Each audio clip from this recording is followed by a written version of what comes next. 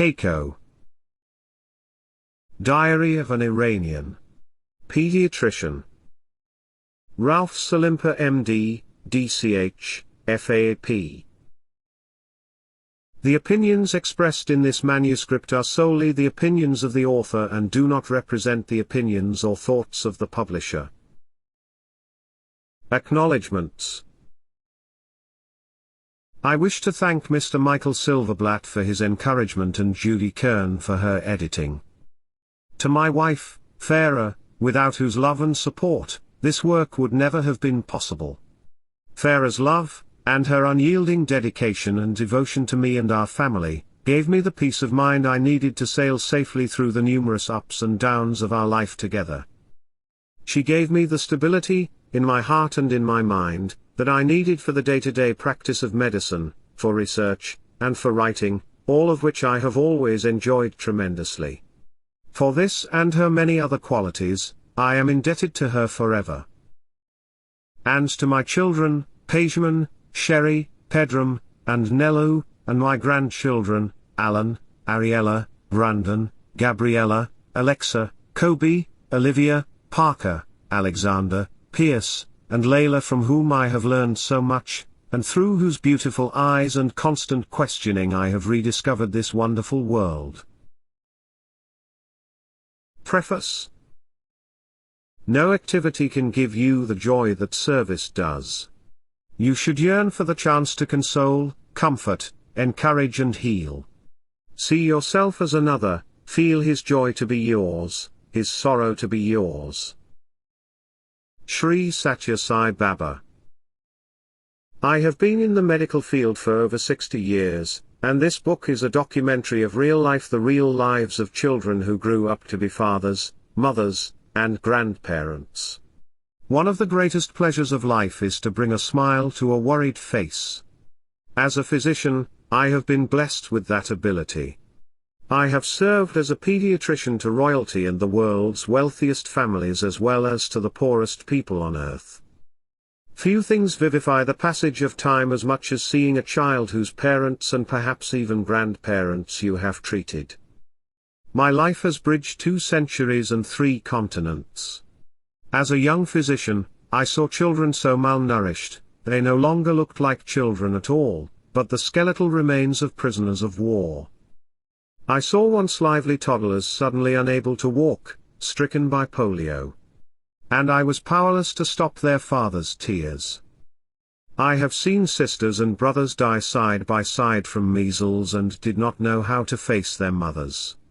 I have seen close to 1,000 babies die of tetanus before any of them had a chance to wear a shoe or to feel their parents' embrace. And I have also been fortunate enough to see medical science virtually eradicate these and many other formerly fatal diseases. What was considered science fiction during my medical school days, heart, kidney, lung, and corneal transplants, cloning, and genome mapping, to name just a few miraculous advances, are now medical realities. Of course, new challenges have also arisen: autism, AIDS, SARS, Ebola, Zika, and COVID-19. For example, but we will surely conquer those too. In medicine the stakes are high and the expectations enormous. As a healer, one is expected to have an answer for every question, and a cure for every disease.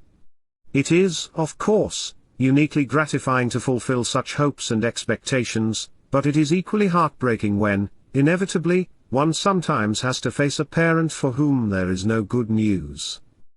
For years, slept between my wife and telephone, receiving middle-of-the-night calls from an anxious mother whose child had a high fever and was hallucinating, a father who had lost his prescription, or simply from the parent of a healthy toddler, who wanted to play at 2:00 in the morning and would not sleep. Will I ever again see any of those children for whom I lost so much sleep? I love my adopted country, but I would also love to go back to Iran, to see how the little 20-bed hospital in Tehran, where I worked as a young man, has grown. It had 200 beds when I left in 1979. A child's health is profoundly influenced not only by her/his genes, but by family structure, family dynamics, and family functioning. Therefore, you will be reading as much talk about families in this book as you will about children. I have intertwined my personal and professional lives because, in my life, they have been inextricable. I hope you will enjoy reading about my life and the people whose lives I have been a part of as much as I have enjoyed the writing. Ralph Salimpour, M.D., D.C.H., F.A.A.P. Survivors. Soon after her birth, she was placed on the belly of a newly slaughtered goat. She was then washed and dressed in a white cloth that symbolized her shroud. A silver coin inscribed with a prayer, which had been acquired by her family through begging, was then pinned to her swaddle. Her placenta was buried beneath the bricks upon which she was born, and she was named Stay, as a reminder of her two older siblings who had perished shortly after birth and in hopes that she would survive. A few years later, when she came down with laryngitis, she was treated with a few ounces of blood from a dog whose ear was bled for this very purpose. Shortly thereafter she was promised to her 6-year-old cousin and married at the age of 14. On November 17, 1931, at the age of 16, she became my mother. I miraculously survived my mother's difficult labor at the hands of an illiterate midwife and my 2 grandmothers. In the years that followed, I fought and survived measles, mumps, rubella, chickenpox, typhoid fever, whooping cough, dysentery, 3 times malaria, twice, and tuberculosis, but I lost 2 of my siblings to tetanus and measles. To think how I got to this point from where I started still fills me with amazement at times. What follows is the story of my more than 80 years of life since then. Home.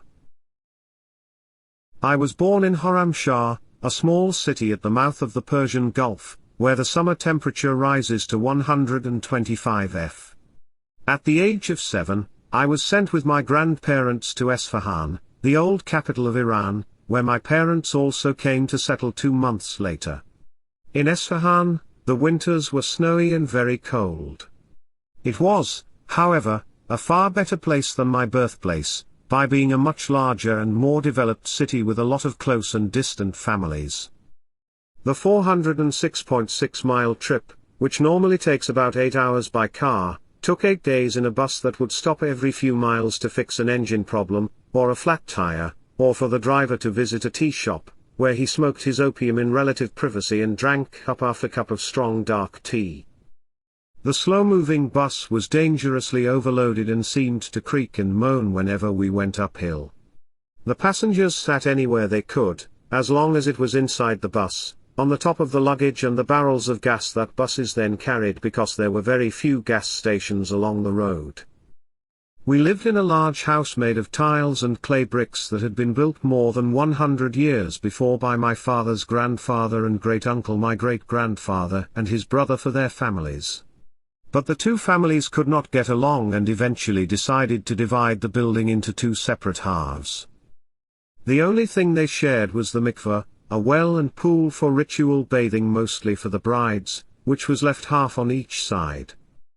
Each of the families who lived there when I was a child had an apartment consisting of a living room, where we children all slept on mattresses, and 1 bedroom as well as a large storage area in the cellar that was used to store perishable foods in the pre-existing era of refrigerators, particularly fruits like watermelons and cantaloupes that we used to buy when vendors on donkeys brought them to our neighborhood.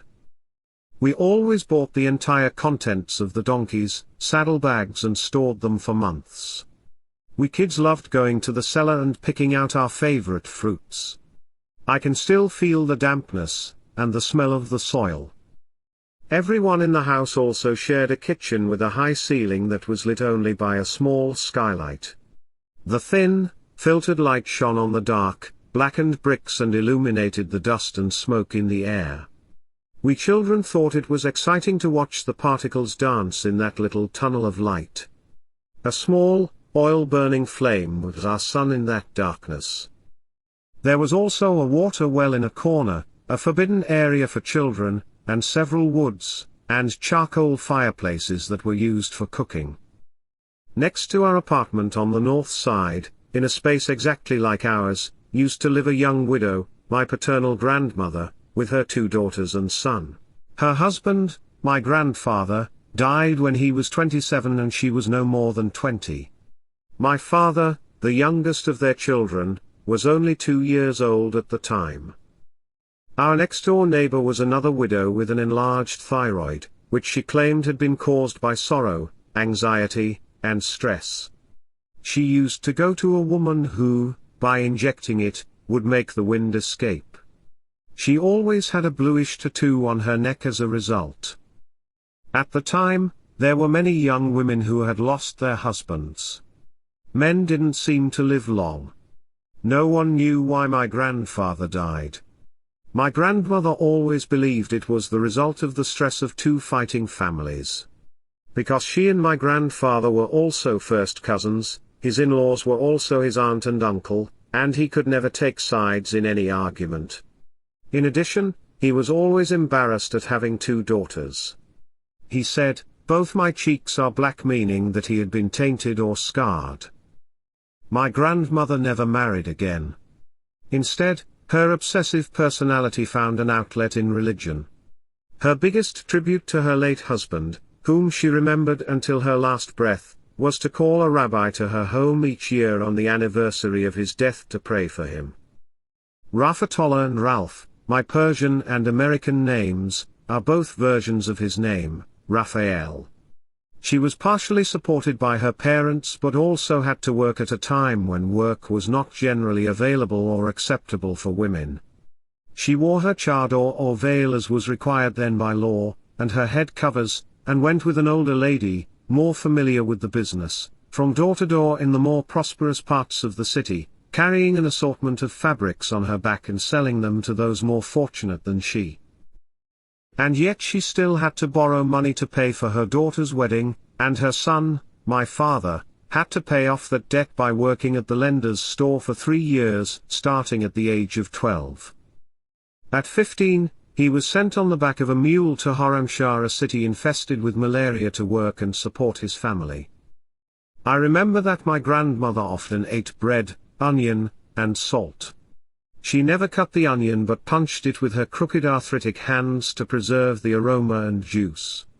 She had a fairly large balcony in front of her room, and it was on that balcony I saw my little sister taken from my mother's lap because she did not open her mouth and would not feed. She had been born at home 7 days before with the help of a midwife who had no training but had experience and whom we all liked because she was nice and pleasant. Up to that point, the baby had been doing well, and my grandmother believed that she could get her to accept sugar water with some herbs in it because she had more experience than my mother. But she too failed and sent for her older daughter, who also had experience and was considered the wise woman of the family. However, the baby still refused to open her mouth as if her jaw were locked.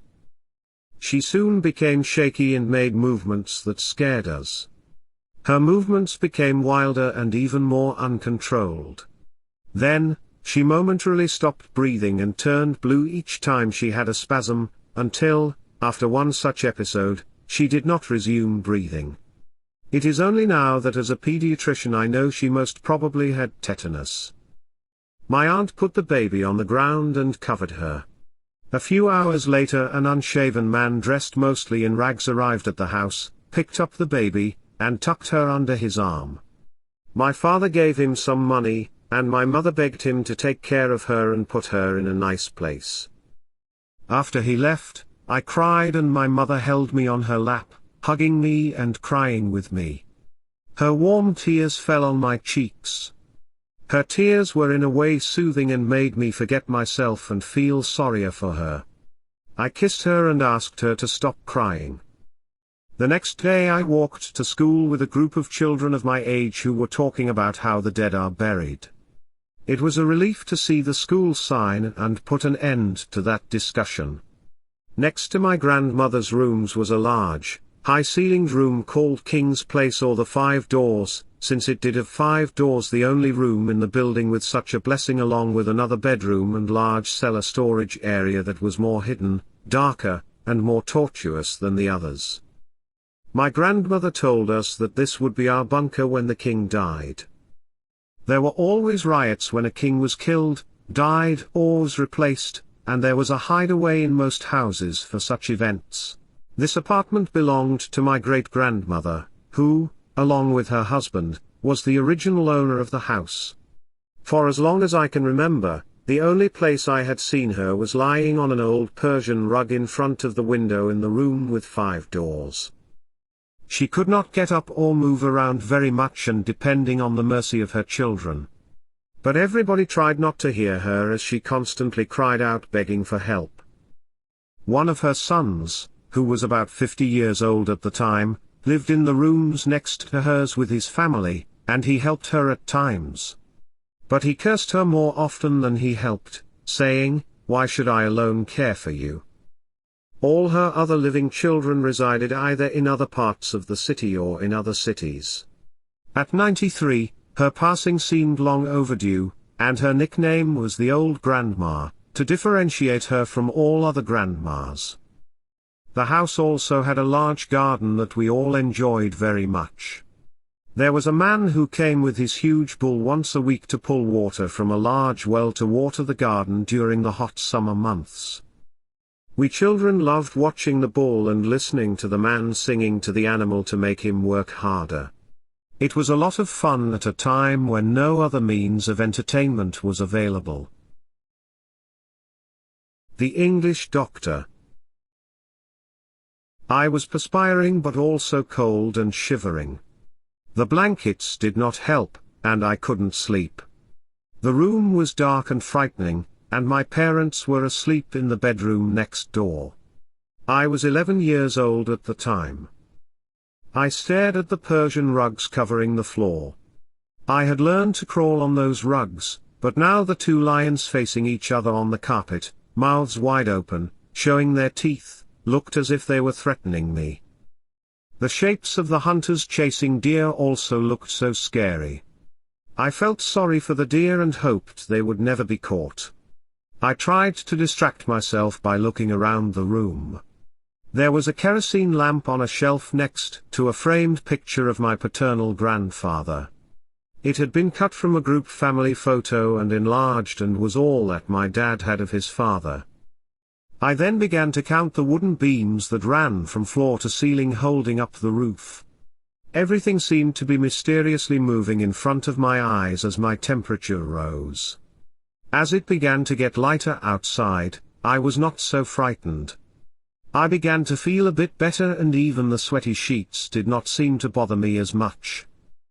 I stared at the stained glass window whose variety of shapes and colors had always fascinated me, and in a few minutes, I was so enthralled that I no longer noticed the pungent odor of my perspiration mixed with my sheets, the cotton mattress, and the feather pillow. My mother, who always sensed my problems, came to me then and asked if there was anything wrong.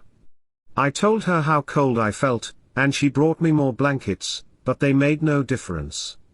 My father, sister, and brother were still asleep, and my mother was very careful not to wake them. She touched me on the forehead, then put her cheek to mine and whispered, "You are hot. You have a fever?" A few wet towels on my forehead followed, and then some herb seeds in a glass of water, which she told me to swallow. The fear of the bitter herbs was always worse than the disease. She asked me if I'd had a bowel movement, and when I told her no, she said, "That's it. Drink it all. You will go to the bathroom and you will feel better." Then she tiptoed away. A few minutes later she was back. "You are sweating," she said, touching my forehead. "That's good. You will feel better now. Let me change you and then go to the bathroom." The toilets in our house, as in all the houses in Iran at that time, were far away, at the other end of the building. And, on a cold winter morning, going such a distance in the dark was not easy. There were 3 Iranian-style toilets next to one another. Each consisted of a large opening in the ground, wide enough for a child to fall into and deep enough to kill. Such disasters were not unheard of. There were other families living in this large house. And, therefore, we used the unfinished building on the west side as an extra toilet in case of an emergency in heavy traffic. We did this too whenever the feces had to be observed for the presence of blood, in case of diarrhea, and whenever we were given a medicine to kill the 3 to 4 inch long macaroni-like roundworms that were prevalent back then. My mother used to give us a medicine she bought from an herbal store every Iranian New Year to clean us out. It was part of the general ritual of New Year's house cleaning. The average number of worms passed was 10 to 20, and often many times more. The medicine was a potential poison, and my mother never slept the night after she gave it to us for fear of what might happen. Flies, bees, and particularly large wasps were the permanent residents of this unfinished portion of the house. Later that morning, my mom decided that we had to go to a doctor. My father insisted that I wear 2 sweaters underneath my thick overcoat. All that clothing was so heavy I could hardly move, but I was happy wearing the blue pullover my mother had knit for me. I loved both the blue color and the cable knit design that looked to me like a curly column. Some of my classmates had borrowed it to show their mothers so they would make them one like it. I felt very proud. My father came with us on his green Raleigh bike. It was very prestigious because he was the only one in the neighborhood to own such a vehicle.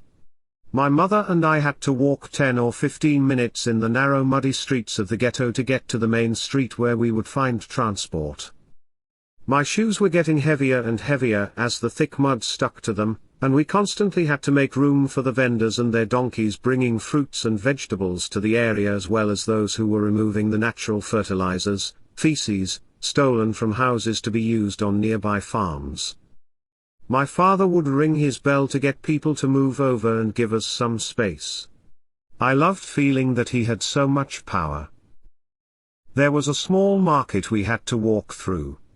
Like all Persian markets, it was enclosed under a high ceiling and fairly dark until you got used to the dim light. The aroma of the herb store was always pleasant, even though it reminded me of the herbs I had to swallow whenever I was sick. There were probably a couple of whorehouses in that area, since we often saw young women with heavy makeup chatting with some young men and taking them to those houses. Older kids often whispered to one another about them on our way to the school. The highlight of this little market was generally the blacksmiths. There were always a few of us children watching the 2 muscular men who took turns bringing their big heavy sledgehammers down onto the hot red iron bars until they were shaped to their liking. But on this particular morning, we encountered a very different scene right in front of this favorite place. A young boy was lying on the ground shaking. His head was turned to one side, and his arms and legs were constantly moving and jerking. His eyes were rolled up so that we could only see the white part, and his mouth and chin were covered with blood-stained froth. His face was twitching, his tongue bleeding and caught between his teeth. Around him had gathered a circle of men, women, and children. People were throwing coins at him, but only one had the courage to get close. A middle-aged man drew a circle around him on the ground and said that the evil spirit had entered his body and no one should get near him. I was very scared and yet curious to see what was going to happen. Could the evil spirit enter my body too? But my mom pulled my hand and I had to follow. Soon after that, we arrived at the main street, which had a running narrow stream on either side. In the summer, 2 men would immerse themselves, one on each side, and throw the water onto the street with a bucket. They were so good at it that each one threw the water exactly halfway and the water from each side met in the middle. This not only cooled the street but also left a pleasant smell, that encouraged everyone to take a few extra deep breaths. We passed the ice cream store, where the short man whose beard was always colored red with henna made ice cream by twisting a small cylinder of milk, sugar, egg, and vanilla inside a larger cylinder of ice and salt for hours on end. His face was always sweaty, and drops fell from the bottom of his beard. The ice cream was a rare treat in those days, but this morning the shop was not even open yet. My father soon found a double horse carriage to take my mom and me to the hospital. My mom and I sat there resting from our walk while my father negotiated the fee with the driver. My dad then gave some money to my mom, the driver whipped the horses gently and we set out with a jolt. It was cold, and warm steam was blowing out of the horses' noses, very much like the steam I had seen earlier that day in our samovar. The horses galloped whenever the road allowed and defecated on the streets whenever they slowed down. From time to time they would turn to face each other as if they were chatting about their lot in life. The driver shouted at a group of children on their way to school who were walking in the middle of the street and kicking a little ball with no thought at all for the traffic, which was admittedly minimal. I had mixed feelings about this trip. On one hand, I was happy to be going to an English doctor who would make me better, and about whom I could boast at school the next day. But, on the other hand, I was scared of the hospital. There were only 2 hospitals in our town. One was a state-run or county hospital that had a very bad reputation, and the other, called the English Hospital, was founded by the English missionary years ago, and was better. But the English hospital was also associated with bitter medicine, injections, and the smell of the disinfectant they used to clean the floors with. Not everyone was expected to leave the hospital alive, and I always tried to avoid looking at the surgeon, Dr. Shafter. He could cut. He was the man with a knife in his hand. I remember standing outside his operating room with my mother as the nurses were carrying the gurneys saying, "He didn't make it, or she was too sick, to begin with." When we finally reached the hospital, my father was already there waiting. The black hearse, which I had often seen outside the hospital, was also there. I did my best not to look at it, despite my intense curiosity, and I noticed that my mother did the same.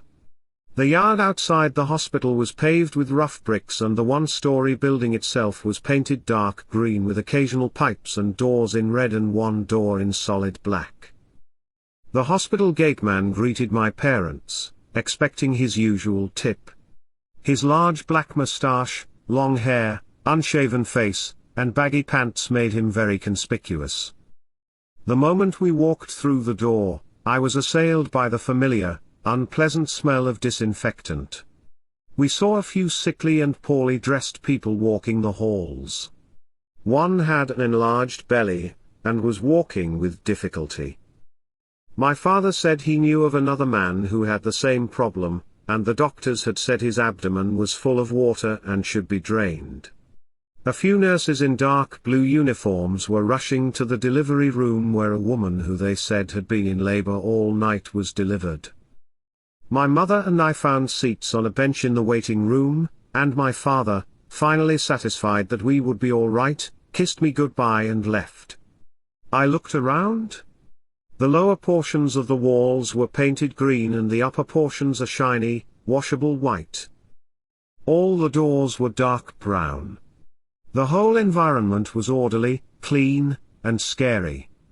A few unframed pictures of Jesus and a shepherd with his herds on a hill were nailed on the walls. A short middle-aged woman in a nurse's uniform with a big belly, huge rosy cheeks, and thick wavy hair was standing in the corner. My mother went up to her to get a number. The nurse asked if I had been there before, and my mother nodded. The nurse then walked towards a row of silver-grey metallic boxes, placed one of them on the counter, and opened it.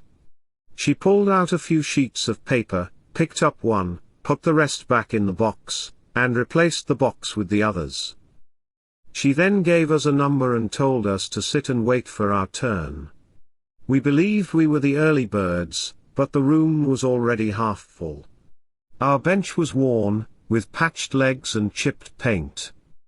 My mom began chatting to the woman next to her and staring at the pictures on the wall that she had seen many times before. Some Western-style, well-dressed men and women also sat waiting impatiently while many who were clearly peasants from the villages and some nomads with their own native attire sat either on benches or on the floor. The women's dresses with their huge skirts fascinated me. They were wearing 4 or 5 colorful, pleated crinolines on top of one another. Some of the peasants and the nomads had spread a tablecloth on the floor and were eating with their children. It was not pleasant sitting on a bench like that after a night of shivering, fever, and sweating. Patients were divided into two groups when they received their numbers. One group consisted of those who did not want to wait and were willing to pay a higher fee, the other consisted of those who had to wait their turn, however long that would be. We were in the latter group. The nurse came out of the doctor's office every now and then and called someone's number.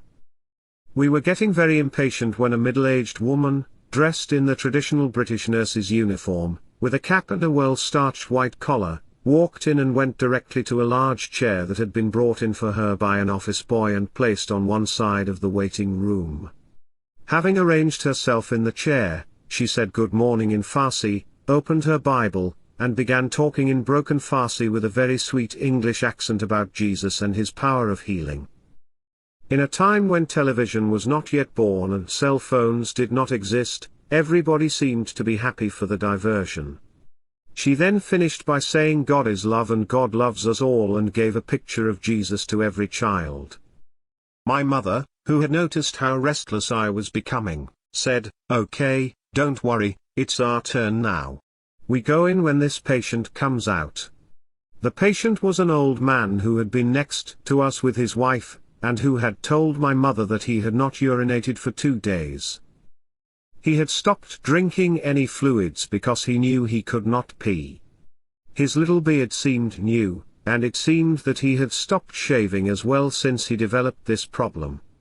When he came out there was a catheter in his penis, the tip of which was hanging outside his pants.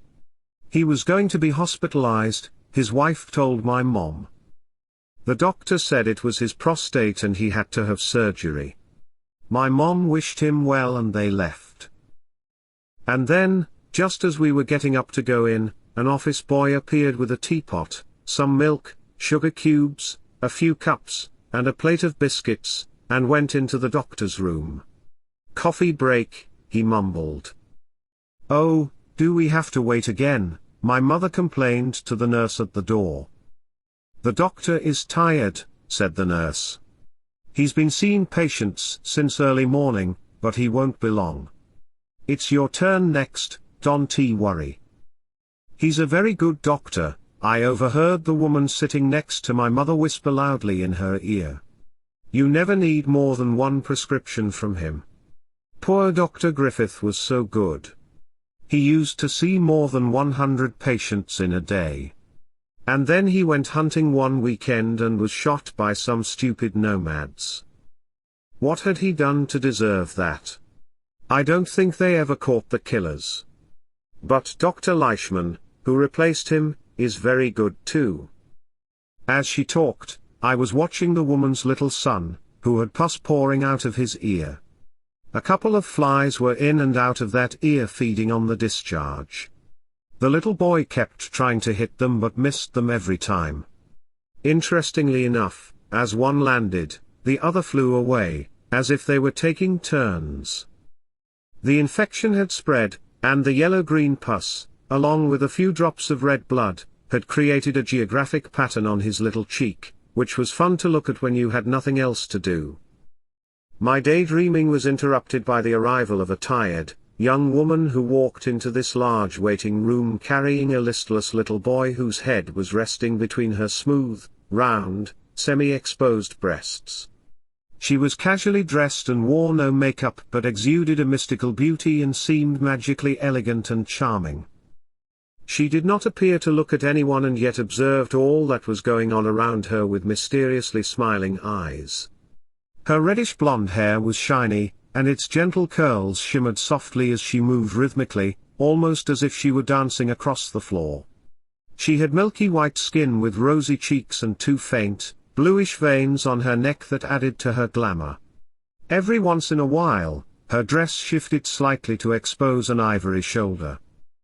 That combination of beauty and misery, the portrait of an angel trying to save a dying child, was irresistible.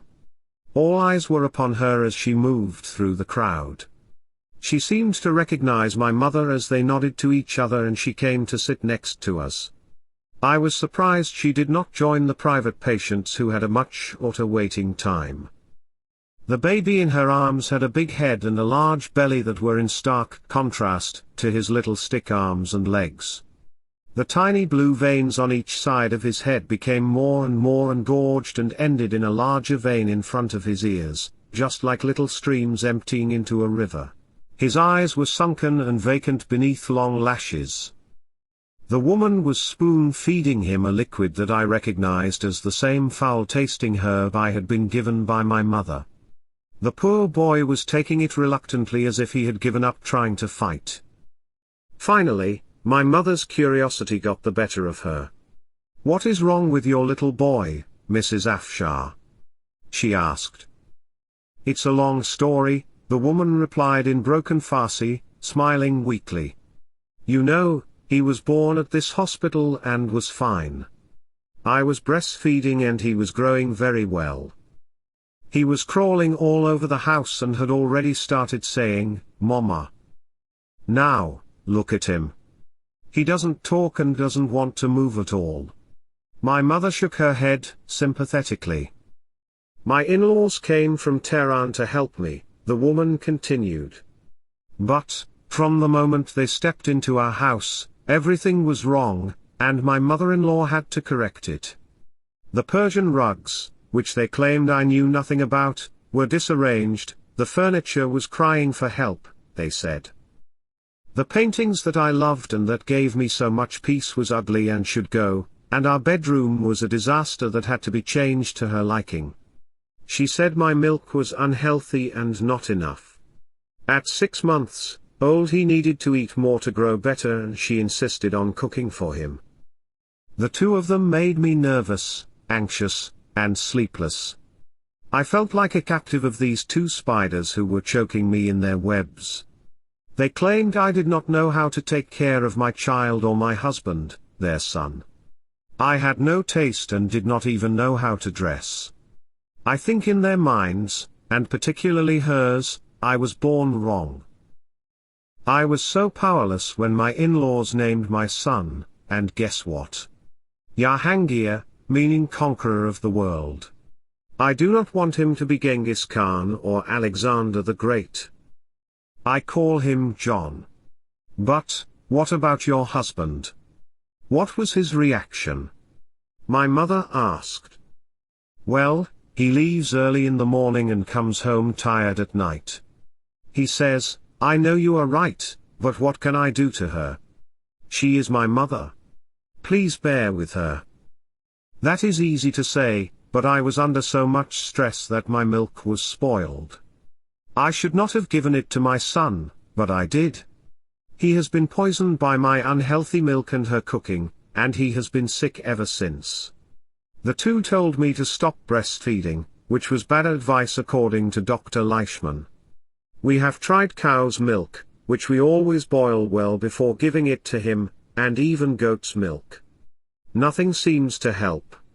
He has had diarrhea off and on for 3 months now. We have been in and out of this place so many times that everybody knows me. I am sick and tired and have nobody to talk to. No relatives, no real friends. I can't socialize. Women are jealous and think I want to steal their husbands, and their husbands are trying to seduce me. I am completely fed up. My mother-in-law says, you have no experience. I have raised 6 children. I know better. Look at your husband, he is a picture of health, and your son is so skinny. To her my fat husband is good. That is how everyone should look. She does not like to mention, of course, that she delivered 11 children, and only 6 survived. What can I do? Sometimes he has 10 to 15 bowel movements a day. His little bottom is sore and bleeding. His tummy is getting bigger and bigger and his arms and legs thinner and thinner. He can't hold his head upon his shoulders anymore. Even as a child I felt sorry for her. My mother tried to comfort her with any words she could find.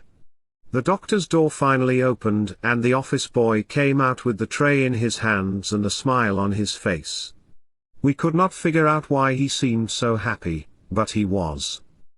My mother said, "It's our turn now, but I can wait. My son feels better now. You go first please." The woman thanked her and got up as soon as our number was called. The door was not quite closed behind her when the woman on my mother's right asked impatiently, "Who was she? Do you know her? Is she Iranian? She doesn't look it." "I don't know her very well," my mother answered. She was among the young Polish boys and girls who were saved by the Allied forces and brought to Iran for safety during the war. She was one of their teachers, bright and very beautiful, as you can see even now, and married a very rich man. He had another wife and children but somehow managed to marry her, despite their religious and cultural differences. I don't think she would have married him if she'd had her parents with her or if she were in her own country. But there is war in Europe, these kids were orphans, and she had no one either, all her family had perished. Maybe the Allied soldiers who brought them here and were caring for them were only too happy to see that one of them had found a husband and would no longer be their responsibility. "What a shame," the lady said. "She is so beautiful. Her eyes are greener than our emeralds. I wish my son could find a girl like her. But where can I find him such an angel? What a waste. How cruel. Why did they treat her like that?" The conversation droned on with the two women apparently competing for the best way to describe her beauty, innocence, loneliness, and miseries, until finally, the brown door opened, and she was led out by the nurse who then called our number. My mom managed to ask her one last question as they passed. "What did the doctor say? What's wrong with him?" "The doctor said he has malnutrition, and that it's very hard to treat. Thanks to my mother-in-law, who is the root of all of our problems." The nurse was still holding the door and getting impatient, so that was the end of their conversation. When we entered the room, the English doctor was sitting on his chair and did not get up to greet us. He was young, with blonde hair, light brown eyes, and light spectacles.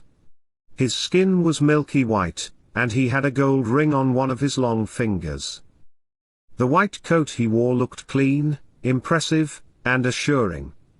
Through his nurse interpreter, he told us to sit and asked what was wrong. "He has a fever again," my mother said. "He was shivering all night and was very sick. We have not slept all night. He had malaria, as you remember. I think it's back again, or maybe he has a new infection from our recent trip to Sarat Asha last month." Sarat Asha was a holy place next to a cemetery where most of the Jewish people in our city went for a few days once or twice a year as pilgrims and for a vacation. A section of the cemetery was built like a motel, a two-story row of very simple rooms made with clay bricks. A few had doors, but they were mostly separated by a simple sheet or a piece of fabric. No running water, and a public restroom. Some families owned a room there, where they could cook, eat, and have fun at night, singing and drinking. On the first day, they would visit the graves of their loved ones, and then they would retire to their room for the rest of the days and nights. For them, it was like staying at a 5-star hotel. We children were longing for that vacation time. The mortuary was in the same area, along with the pool where the dead were washed in the open. Mosquitoes were everywhere, some of them infected with malaria parasites that they generously gave to these visitors. Malaria, eye infections, and diarrhea were the only souvenirs available in the Sarat Asha gift shop. I remember one night when we were there, a few families were sitting together drinking and singing. Everyone was boasting about how brave they were and not scared of the dead. One man volunteered to put a big nail in the ground next to his grandfather's grave. He made a bet and left with a candle. It was very dark. No lights at all. When he had not returned after an hour, everyone started getting nervous. A few men went searching for him with lanterns. When they got to the grave site, they found him collapsed on the ground.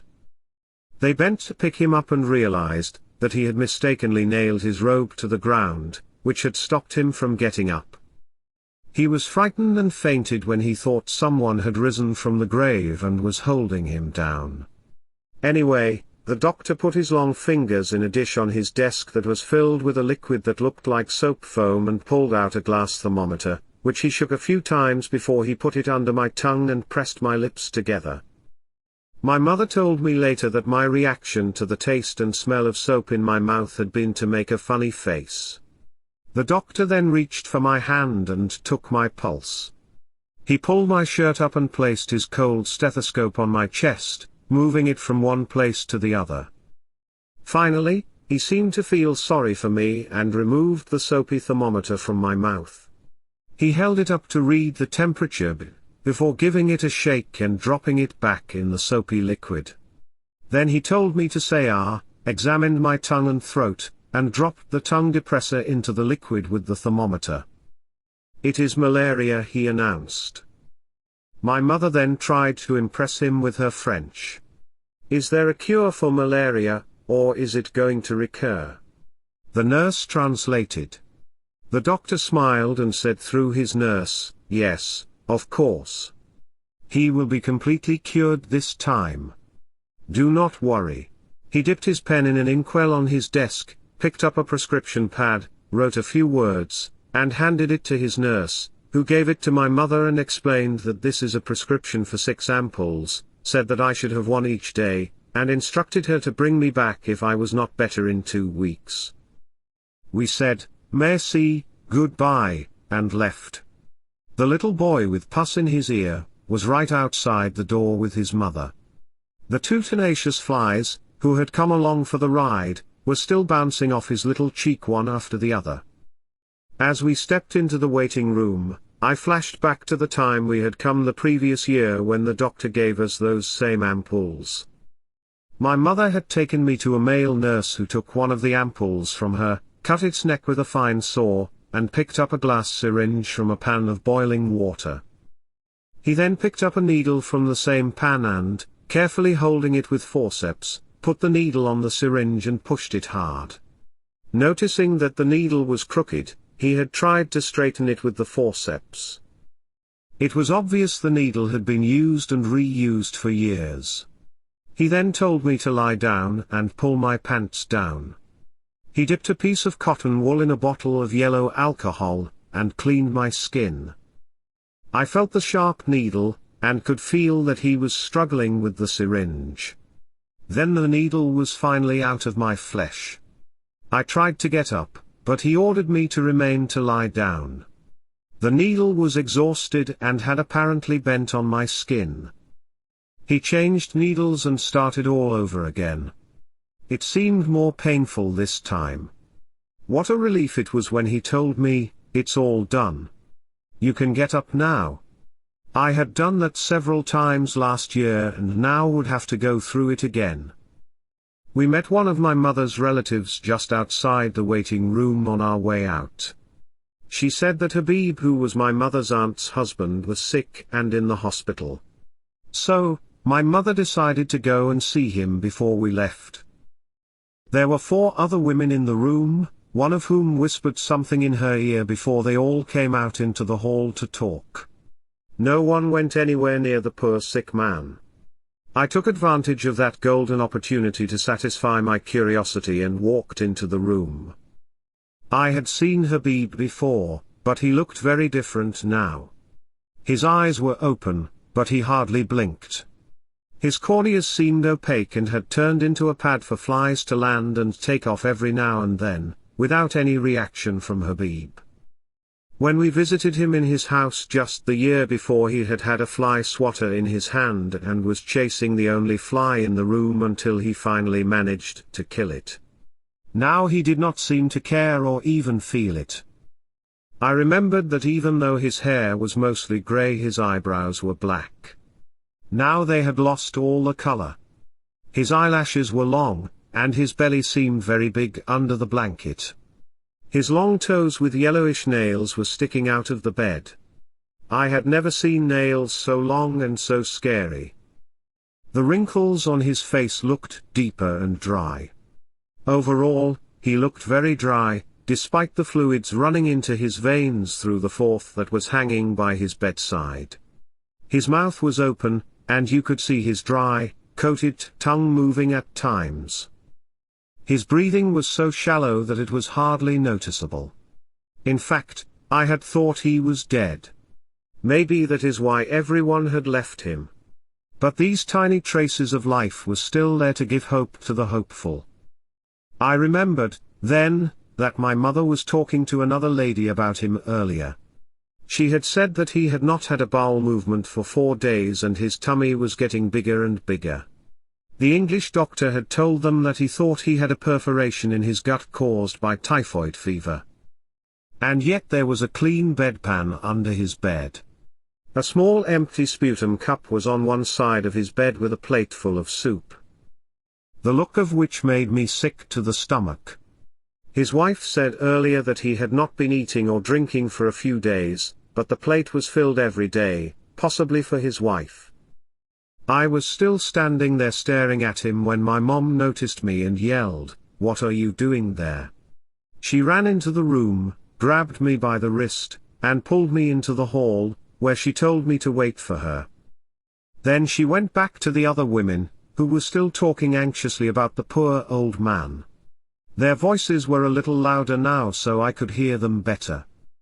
"I don't know what to say," one woman whispered hoarsely. "I hope he gets better, but you know they say if a sick old person recovers, a young member of the family will die. So I hope that God will do whatever is best for us." "I was there when the English doctor came this morning," another older lady said. "He said something to the nurse that I didn't understand. But I know he meant he wouldn't make it. He had no hope." And then his wife yelled loudly, "No. No, don't say those words. He is going to be okay. I am sure. I hope and wish that he gets up and I fall. He is much more needed than me. I don't want to be a widow. My sister is a widow, and that is enough. I do not want my children to be made orphans. No. Please pray for him." Our neighbor was even worse than Habib and the English doctor cured him. I know he can do it again. He is a very nice man. He does miracles every day. My nephew had measles. Everybody said he would die. He was so sick, but the English doctor saved him. I was glad nobody had asked my opinion, because I would not have known what to say. My mother kissed each one of the ladies and wished Habib well. She grabbed my arm again and said, "Let us go." She was the only one who had not made a prediction as to his chances of recovery. As we walked out of the hospital, I was happy to hear the tapping of my new shoes on the tiles. I felt strong as a soldier. The gateman asked my mother what the doctor had said about me. When she told him, he smiled and said, "He has healing hands." I was thinking about the syringe and needle as we stepped into the street. The Tea Party. Hush, hush. Why? What is wrong? Radio. Hush, was my mother's brief response as I walked into the house. I was 12 and it was hard for me not to mention my 4 younger brothers and sisters, to be quiet. But my mom had already put the others in bed, and now she was shushing me. It was 1943 and a group of friends and neighbors were sitting with my parents on the balcony listening to the BBC, waiting for the 8 o'clock news in Farsi. My father had just bought a big wooden radio, about 2 feet square, second-hand from an Armenian who had purchased it in India from a British family that had been moving back home. It had taken my father, the seller, and a friend about half a day to assemble it, find the right table for it, fix the grounding wire, and make an antenna. The sound was scratchy, unclear, and hard to hear at times, with a lot of noise and interference, but, nevertheless, our home had become the meeting place for friends and neighbors hungry for the news during those scary days of World War II. The men were nervously puffing on their cigarettes while my mother served tea in little glasses with sugar cubes and biscuits. She had just come in from the kitchen with a large bowl of fruit when the BBC's theme song came on the air. This is London. The British Broadcasting Corporation, news in Farsi. All cigarettes were immediately put out. No one seemed to breathe. Even the relentless mosquitoes, which were so active all night, seemed to go into hiding. We were all sitting on uncomfortable chairs that were, for some reason, called Polish chairs, poorly balanced, with long legs and small wooden seats. For me, it was torture. I was squirming around to get comfortable with my legs hanging in the air, embarrassed by the squeaking of my chair in the silence. But I wanted to hear the news as much as anyone else, so I endured my discomfort as best I could. My friends and I used to draw versus, Winston Churchill's victory symbol, on the walls as we walked to school in the early morning, only to see them replaced by swastikas on our return in the afternoon. This had become a ritual, and luckily the two groups never met. I was still squirming when my mother came back with more tea, quietly asking the guests to help themselves. It was the first week of spring and we were celebrating the Iranian New Year, which begins with the first day of spring.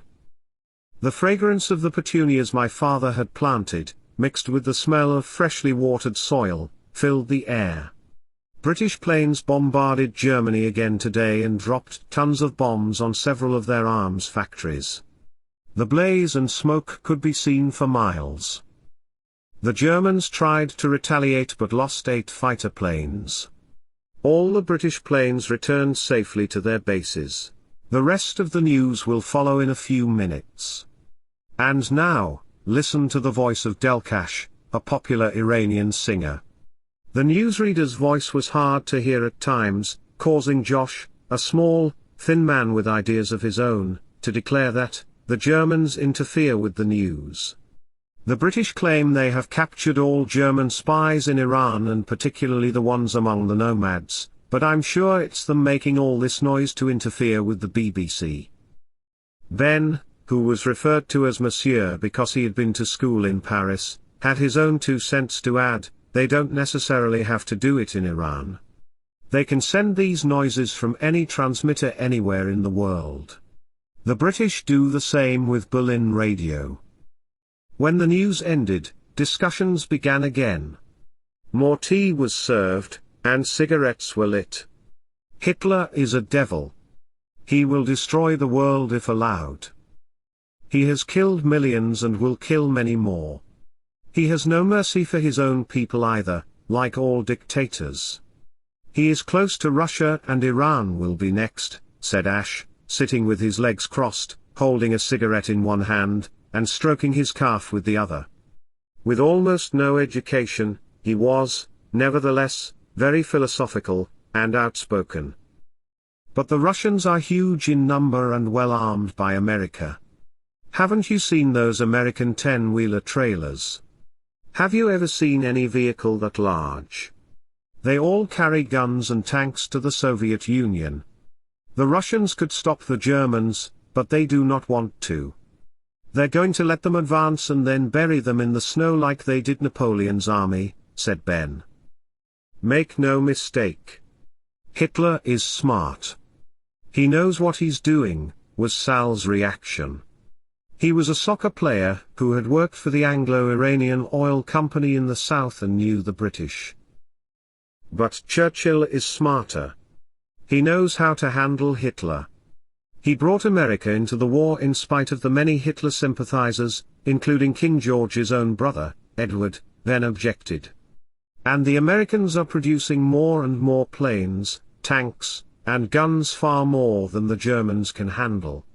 By the way, did you hear what Jafar, the owner of the market, said the other day?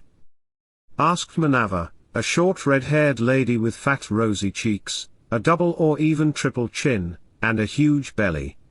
She rarely talked but pleased my mother by consuming all the food on the trays as soon as they appeared on the table before anyone else had a chance to eat any of it. No. What did he say? Jafar told me the Germans will be here soon, but don't worry, you can come to our house and we will hide you. We will take you home. It's better than being taken by the Germans. I can't believe that. I always considered him a decent man. But my father interjected, puffing on his cigarette, there are always bad people and good people. Humans are not all made in one factory. Listen to what Ali Zafan, the silversmith, said last week. He's the one who sent us so many bowls of yogurt last year when we said we liked yogurt. We sent it to all our friends and our house was still full of yogurt for weeks. Anyway, he said, Mr. Salimpour, disregard all these rumors. Your family is as dear and close to my heart as my wife and children. As you know, I have many powerful friends in town, and I will defend you to the last breath. He is obviously a righteous man, and there are many like him, was Ben's immediate reaction. But, in any case, we don't need to fear the Germans. The Russians won't let them come any closer. Incidentally, have you heard that Hitler has suggested a homeland for Jews? My father asked with obvious pleasure. Yes, of course. He wants us all in one place to have an easier target. But we shouldn't be fooled by him. We have to spread throughout the world, said Josh. I was very sleepy, but the conversation was fascinating, and I didn't want to go to bed. Luckily, my mother was so busy entertaining that she had forgotten all about me. I sat as quietly as I could, hoping to escape her notice as the conversation continued. I have a feeling the English doctors and nurses at the missionary hospital here are very nervous these days. I have seen it in their faces, Ash said, putting a cube of sugar in his mouth and slurping his tea. True. Even the hospital gate man was behaving oddly last week, whispered Ben. The funniest comment I've heard is what Mr. Alavi said at Mr. Katabi's father's memorial service, said my father. Mr. Katabi was our school principal, a very prestigious and respected man, and I'm the one who had told this story to my father. What did he say? Asked Josh. Mr. Alavi, who is supposed to be the most influential of the mullahs in town and can speak for hours, talked favorably about the British Army. He said they are here to protect us. They have helped business, he said, and he went on to claim that they distributed charcoal and flour to the poor during the winter, which is not true, my father went on. Have to do with the British Army? Josh wanted to know. Well, that is the mullah's talent. They can always change the subject and talk about anything they wish, Ben offered while trying to reach a glass of tea. Ben had Parkinson's disease, and the movement aggravated the tremor of his stiff body.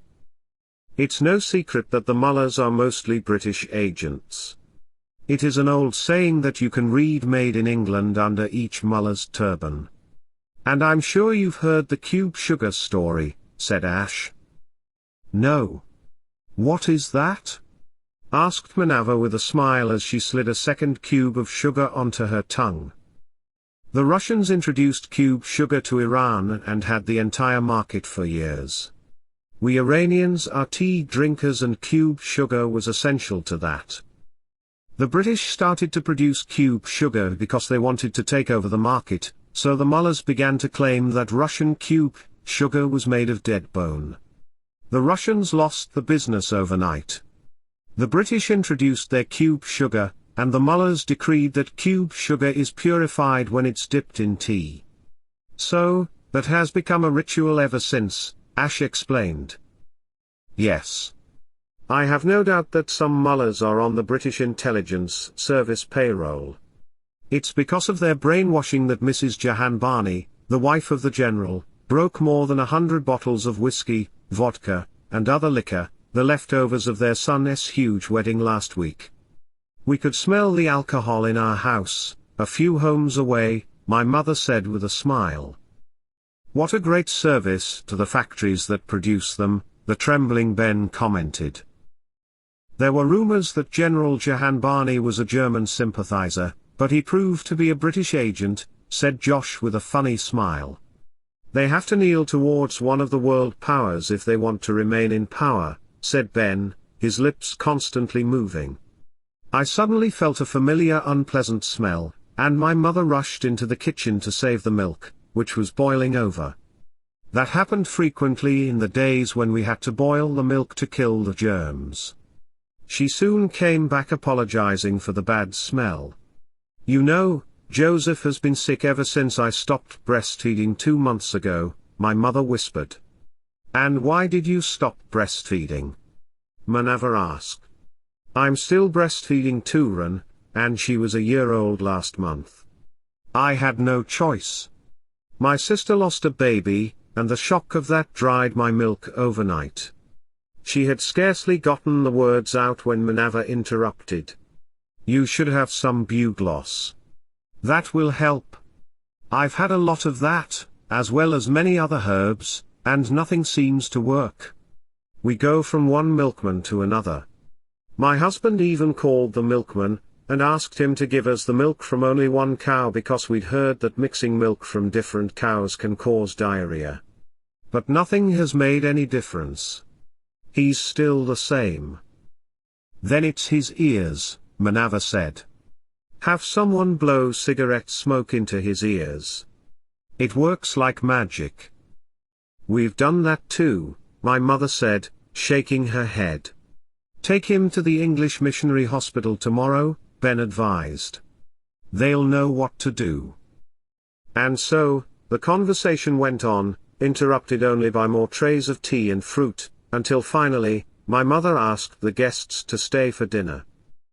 No. No. Thank you very much. It is late and we have to get home. Hitler will go to hell very soon we hope, said Manava, as she got up to leave, followed by everyone else. Becoming a doctor. I remember the first time I knew I wanted to be a doctor. I was about 13 years old and it was the winter solstice, the longest night of the year. The entire city of Esfahan was covered with heavy snow, and I was sitting under the horse with my mother, my grandmother, and my brothers and sisters. The corsi is a low, square table with a chafing dish underneath and a blanket on top. This was the national heating system in those days and had claimed many lives, mostly of children who had succumbed to carbon monoxide poisoning. Carbon monoxide, which was emitted by burning charcoal, is a colorless, odorless, and tasteless gas, which means that people inhaling it do not even know they're being poisoned. Luckily, our poorly aligned doors and windows allowed in enough fresh, cold, and clean air to keep us alive. We were pretty warm under the corsi doing our homework but felt the chill in our bones every time a cold wind shook the windows. My mother was knitting fast, making new window coverings, and my grandmother, as always, was talking about the good old days, how impressive the men's beards were, and the stories her father had told. The red apples on the shelves with which my father liked to decorate our living room had aged and their once pleasant aroma was now irritating. My father arrived home from work in his raincoat covered with snow, carrying a large watermelon. My mother took the melon and helped him off with his coat. If you eat this melon under the warm corsi, Dad said in his strong impressive, tenor voice, you will be warm all winter. It was a tradition to do that on the night of the solstice. He joined us under corsi and, once his feet had warmed up, he started to talk to us about his teen years, when he was working in the south where the weather was hot and humid, with sandstorms and hordes of mosquitoes impatiently waiting to give you malaria. He spoke of his bouts with malaria and cholera, and how the doctors had saved his life. He talked about Dr. D'Souza, the Indian doctor who had called him my son when he was all alone, shivering and burning with fever, at the age of 15, a boy whose father had not lived long enough to call him his son.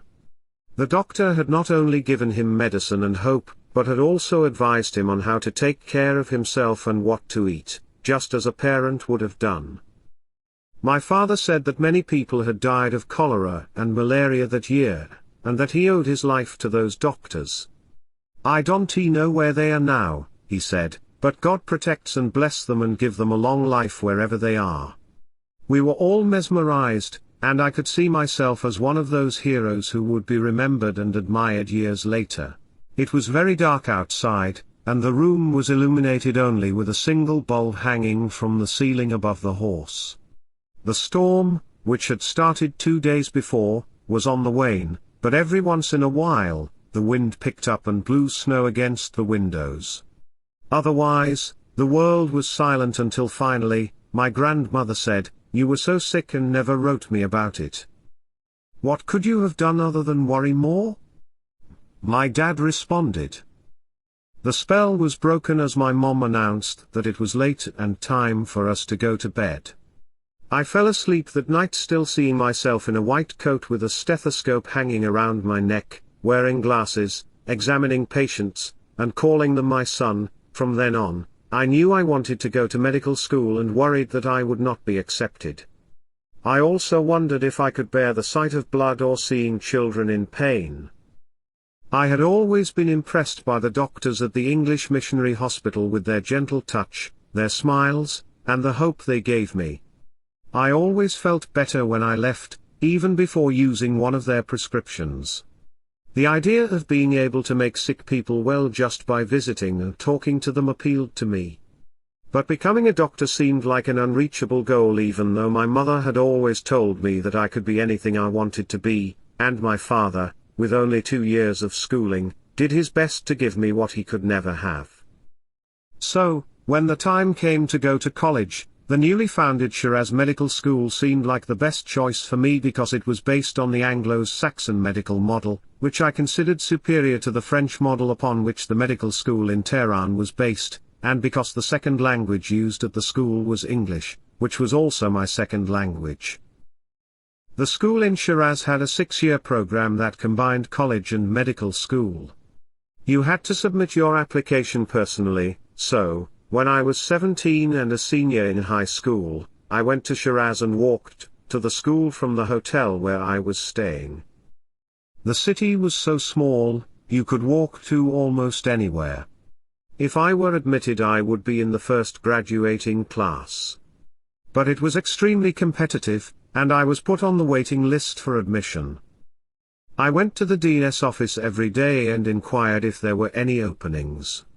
My religion wasn't mentioned on my application, and the dean's assistant, who was impressed by my grades and my persistence, one day said, "Dr. Gorban, why don't we kick out that Jewish boy, Sayan Zarnegar, and bring in Mr. Salimpour?"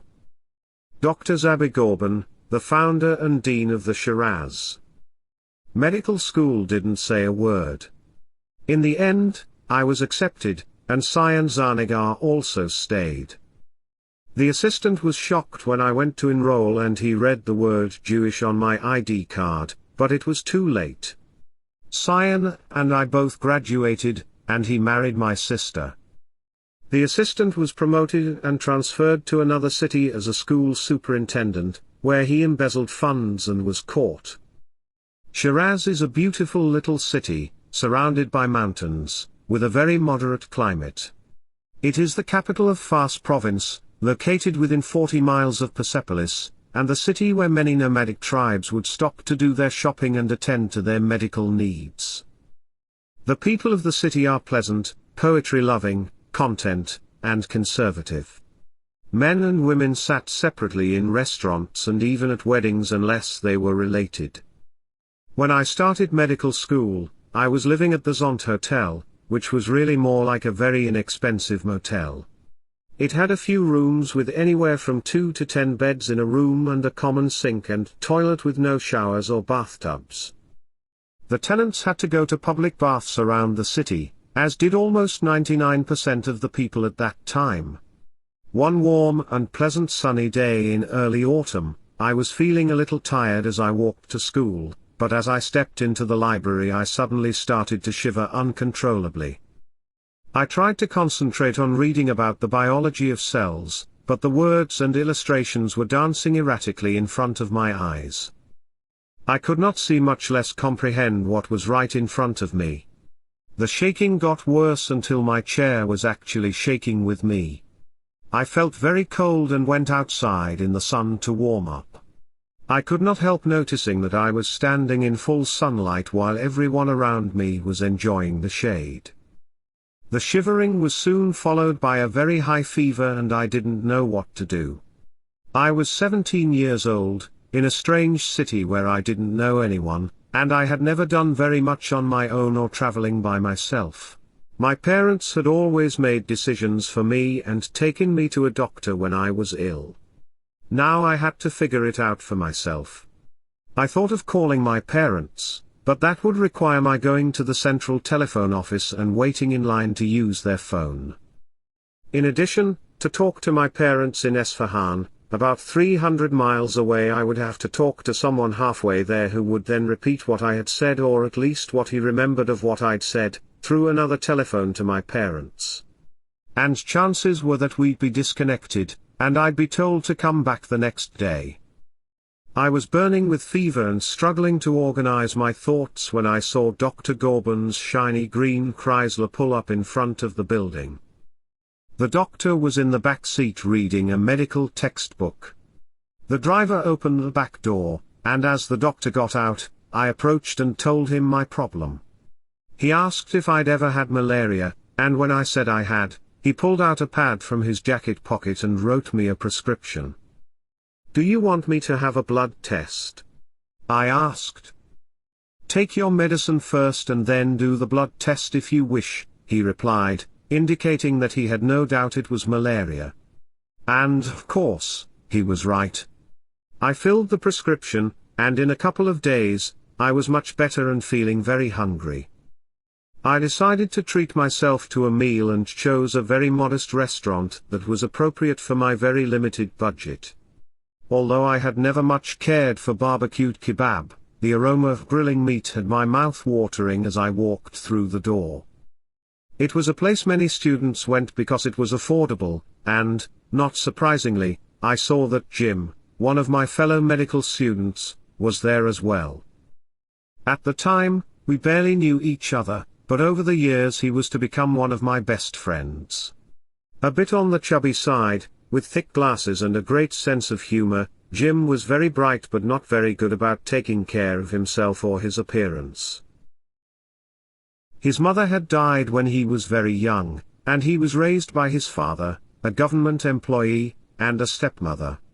Each year, at the Iranian New Year, his father would buy him a new suit, a pair of shoes, a few shirts, socks, and underwear, and for a while, Jim was neat and well dressed. But he almost never polished his shoes or ironed his shirts, and sometimes he even slept in his pants. Luckily, his tie was the clip-on variety, which meant that he never had to tie it.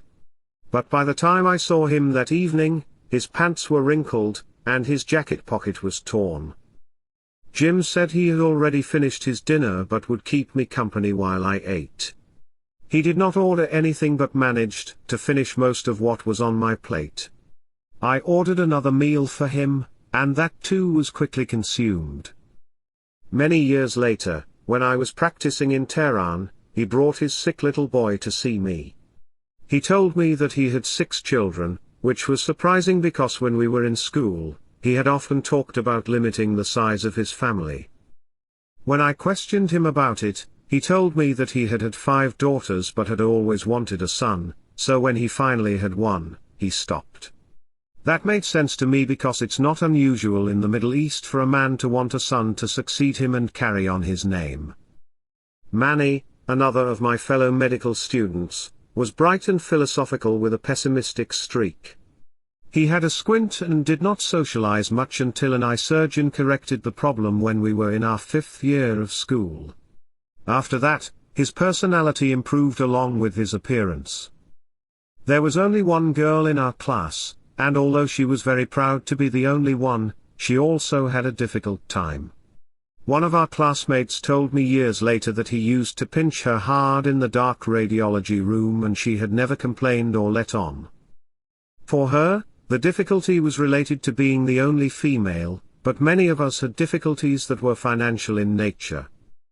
I remember in particular one of my classmates named Rock, who had a job at a newspaper that brought him a bit of extra money. When I met him on the way to class one day and asked how he was, he said, "Tired. I was working in the newsroom and did not get any sleep at all last night. I don't know how I'm going to keep my eyes open, much less concentrate in class."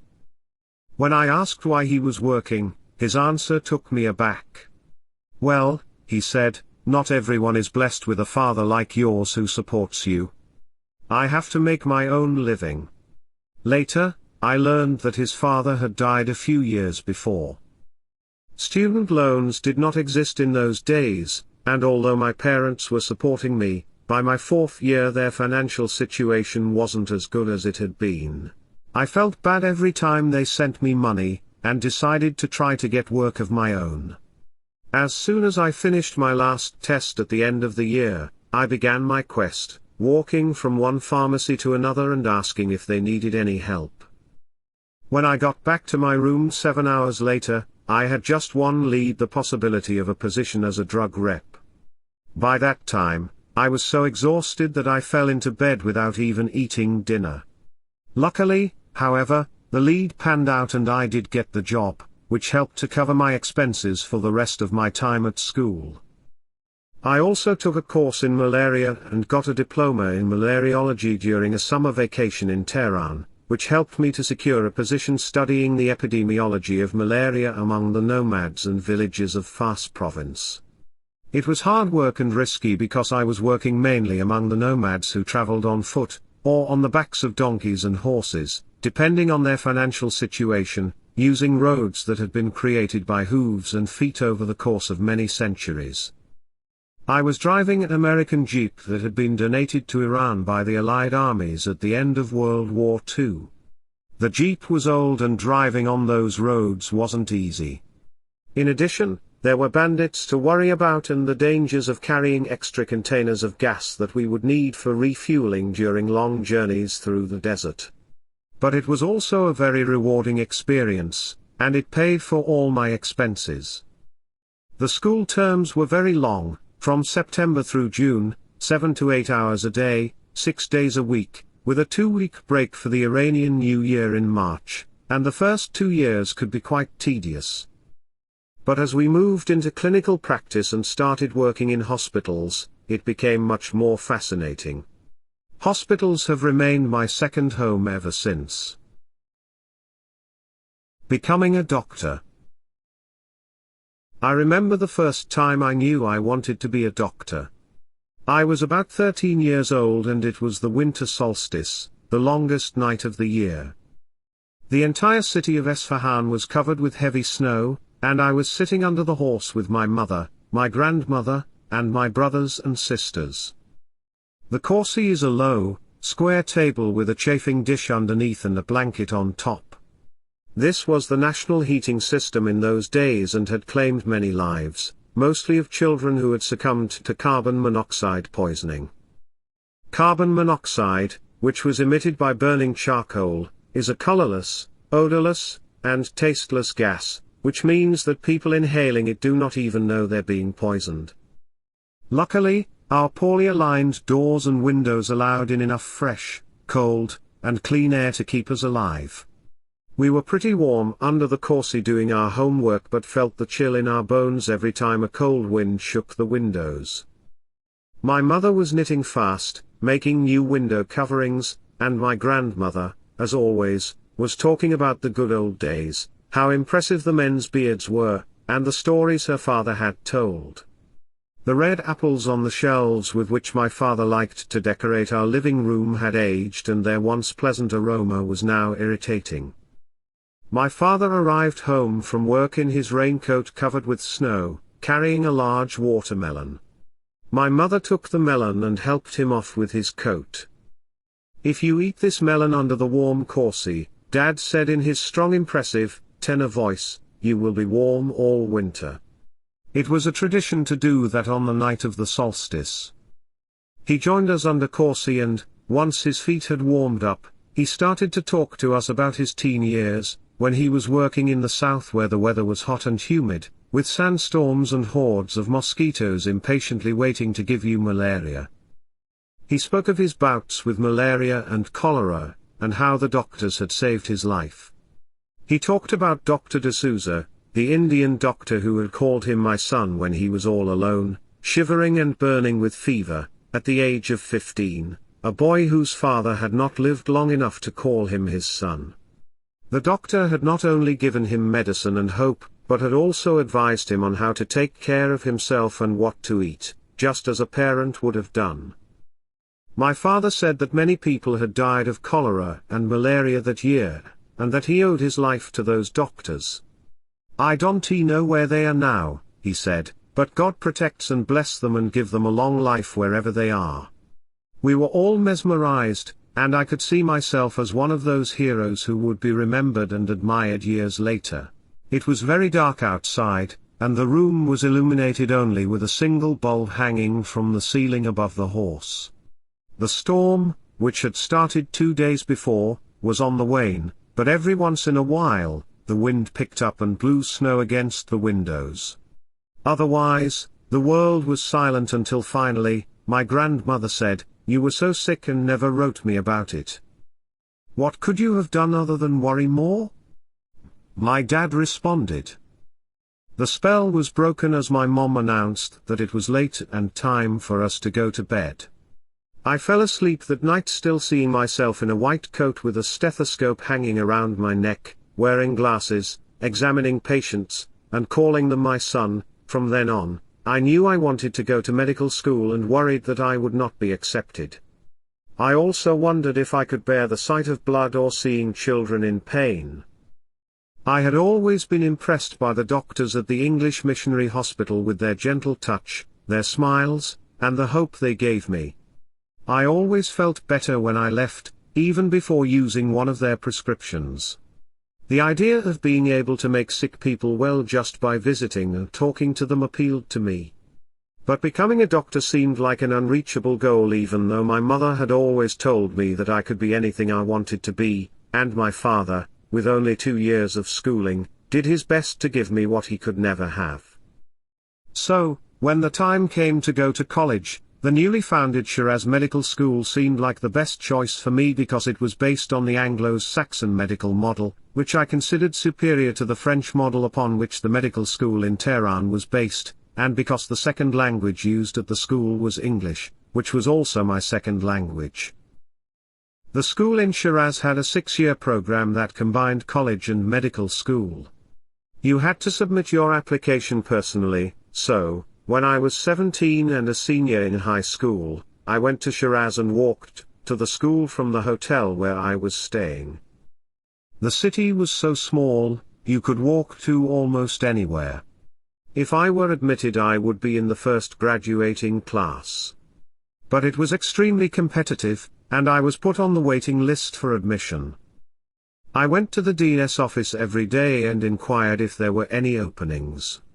My religion wasn't mentioned on my application, and the dean's assistant, who was impressed by my grades and my persistence, one day said, "Dr. Gorban, why don't we kick out that Jewish boy, Sayan Zarnegar, and bring in Mr. Salimpour?" Dr. Zabi Gorban, the founder and dean of the Shiraz Medical School, didn't say a word. In the end, I was accepted, and Sayan Zarnegar also stayed. The assistant was shocked when I went to enroll and he read the word Jewish on my ID card, but it was too late. Sayan and I both graduated, and he married my sister. The assistant was promoted and transferred to another city as a school superintendent, where he embezzled funds and was caught. Shiraz is a beautiful little city, surrounded by mountains, with a very moderate climate. It is the capital of Fars province, located within 40 miles of Persepolis, and the city where many nomadic tribes would stop to do their shopping and attend to their medical needs. The people of the city are pleasant, poetry-loving, content, and conservative. Men and women sat separately in restaurants and even at weddings unless they were related. When I started medical school, I was living at the Zont Hotel, which was really more like a very inexpensive motel. It had a few rooms with anywhere from 2 to 10 beds in a room and a common sink and toilet with no showers or bathtubs. The tenants had to go to public baths around the city, as did almost 99% of the people at that time. One warm and pleasant sunny day in early autumn, I was feeling a little tired as I walked to school, but as I stepped into the library I suddenly started to shiver uncontrollably. I tried to concentrate on reading about the biology of cells, but the words and illustrations were dancing erratically in front of my eyes. I could not see, much less comprehend what was right in front of me. The shaking got worse until my chair was actually shaking with me. I felt very cold and went outside in the sun to warm up. I could not help noticing that I was standing in full sunlight while everyone around me was enjoying the shade. The shivering was soon followed by a very high fever and I didn't know what to do. I was 17 years old, in a strange city where I didn't know anyone, and I had never done very much on my own or traveling by myself. My parents had always made decisions for me and taken me to a doctor when I was ill. Now I had to figure it out for myself. I thought of calling my parents, but that would require my going to the central telephone office and waiting in line to use their phone. In addition, to talk to my parents in Isfahan, about 300 miles away, I would have to talk to someone halfway there who would then repeat what I had said, or at least what he remembered of what I'd said, through another telephone to my parents. And chances were that we'd be disconnected, and I'd be told to come back the next day. I was burning with fever and struggling to organize my thoughts when I saw Dr. Gorban's shiny green Chrysler pull up in front of the building. The doctor was in the back seat reading a medical textbook. The driver opened the back door, and as the doctor got out, I approached and told him my problem. He asked if I'd ever had malaria, and when I said I had, he pulled out a pad from his jacket pocket and wrote me a prescription. "Do you want me to have a blood test?" I asked. "Take your medicine first and then do the blood test if you wish," he replied, indicating that he had no doubt it was malaria. And, of course, he was right. I filled the prescription, and in a couple of days, I was much better and feeling very hungry. I decided to treat myself to a meal and chose a very modest restaurant that was appropriate for my very limited budget. Although I had never much cared for barbecued kebab, the aroma of grilling meat had my mouth watering as I walked through the door. It was a place many students went because it was affordable, and, not surprisingly, I saw that Jim, one of my fellow medical students, was there as well. At the time, we barely knew each other, but over the years he was to become one of my best friends. A bit on the chubby side, with thick glasses and a great sense of humor, Jim was very bright but not very good about taking care of himself or his appearance. His mother had died when he was very young, and he was raised by his father, a government employee, and a stepmother. Each year, at the Iranian New Year, his father would buy him a new suit, a pair of shoes, a few shirts, socks, and underwear, and for a while, Jim was neat and well dressed. But he almost never polished his shoes or ironed his shirts, and sometimes he even slept in his pants. Luckily, his tie was the clip-on variety, which meant that he never had to tie it. But by the time I saw him that evening, his pants were wrinkled, and his jacket pocket was torn. Jim said he had already finished his dinner but would keep me company while I ate. He did not order anything but managed to finish most of what was on my plate. I ordered another meal for him, and that too was quickly consumed. Many years later, when I was practicing in Tehran, he brought his sick little boy to see me. He told me that he had 6 children, which was surprising because when we were in school, he had often talked about limiting the size of his family. When I questioned him about it, he told me that he had had 5 daughters but had always wanted a son, so when he finally had one, he stopped. That made sense to me because it's not unusual in the Middle East for a man to want a son to succeed him and carry on his name. Manny, another of my fellow medical students, was bright and philosophical with a pessimistic streak. He had a squint and did not socialize much until an eye surgeon corrected the problem when we were in our 5th year of school. After that, his personality improved along with his appearance. There was only one girl in our class, and although she was very proud to be the only one, she also had a difficult time. One of our classmates told me years later that he used to pinch her hard in the dark radiology room and she had never complained or let on. For her, the difficulty was related to being the only female, but many of us had difficulties that were financial in nature. I remember in particular one of my classmates named Rock, who had a job at a newspaper that brought him a bit of extra money. When I met him on the way to class one day and asked how he was, he said, "Tired. I was working in the newsroom and did not get any sleep at all last night. I don't know how I'm going to keep my eyes open, much less concentrate in class." When I asked why he was working, his answer took me aback. "Well," he said, "not everyone is blessed with a father like yours who supports you. I have to make my own living." Later, I learned that his father had died a few years before. Student loans did not exist in those days, and although my parents were supporting me, by my 4th year their financial situation wasn't as good as it had been. I felt bad every time they sent me money, and decided to try to get work of my own. As soon as I finished my last test at the end of the year, I began my quest, walking from one pharmacy to another and asking if they needed any help. When I got back to my room 7 hours later, I had just one lead: the possibility of a position as a drug rep. By that time, I was so exhausted that I fell into bed without even eating dinner. Luckily, however, the lead panned out and I did get the job, which helped to cover my expenses for the rest of my time at school. I also took a course in malaria and got a diploma in malariology during a summer vacation in Tehran, which helped me to secure a position studying the epidemiology of malaria among the nomads and villages of Fars province. It was hard work and risky because I was working mainly among the nomads who traveled on foot, or on the backs of donkeys and horses, depending on their financial situation, using roads that had been created by hooves and feet over the course of many centuries. I was driving an American Jeep that had been donated to Iran by the Allied armies at the end of World War II. The Jeep was old and driving on those roads wasn't easy. In addition, there were bandits to worry about and the dangers of carrying extra containers of gas that we would need for refueling during long journeys through the desert. But it was also a very rewarding experience, and it paid for all my expenses. The school terms were very long, from September through June, 7 to 8 hours a day, 6 days a week, with a 2-week break for the Iranian New Year in March, and the first 2 years could be quite tedious. But as we moved into clinical practice and started working in hospitals, it became much more fascinating.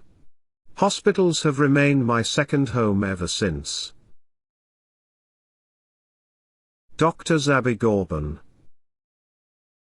Until the state of Azerbaijan, supported by the USSR, its neighbor to the north, declared its independence in 1945, there had been only one medical school in all of Iran that founded in Tehran by French advisors and professors, using French techniques and medical terminology. However, the school founded by the Azerbaijanis was far inferior to the one in Tehran.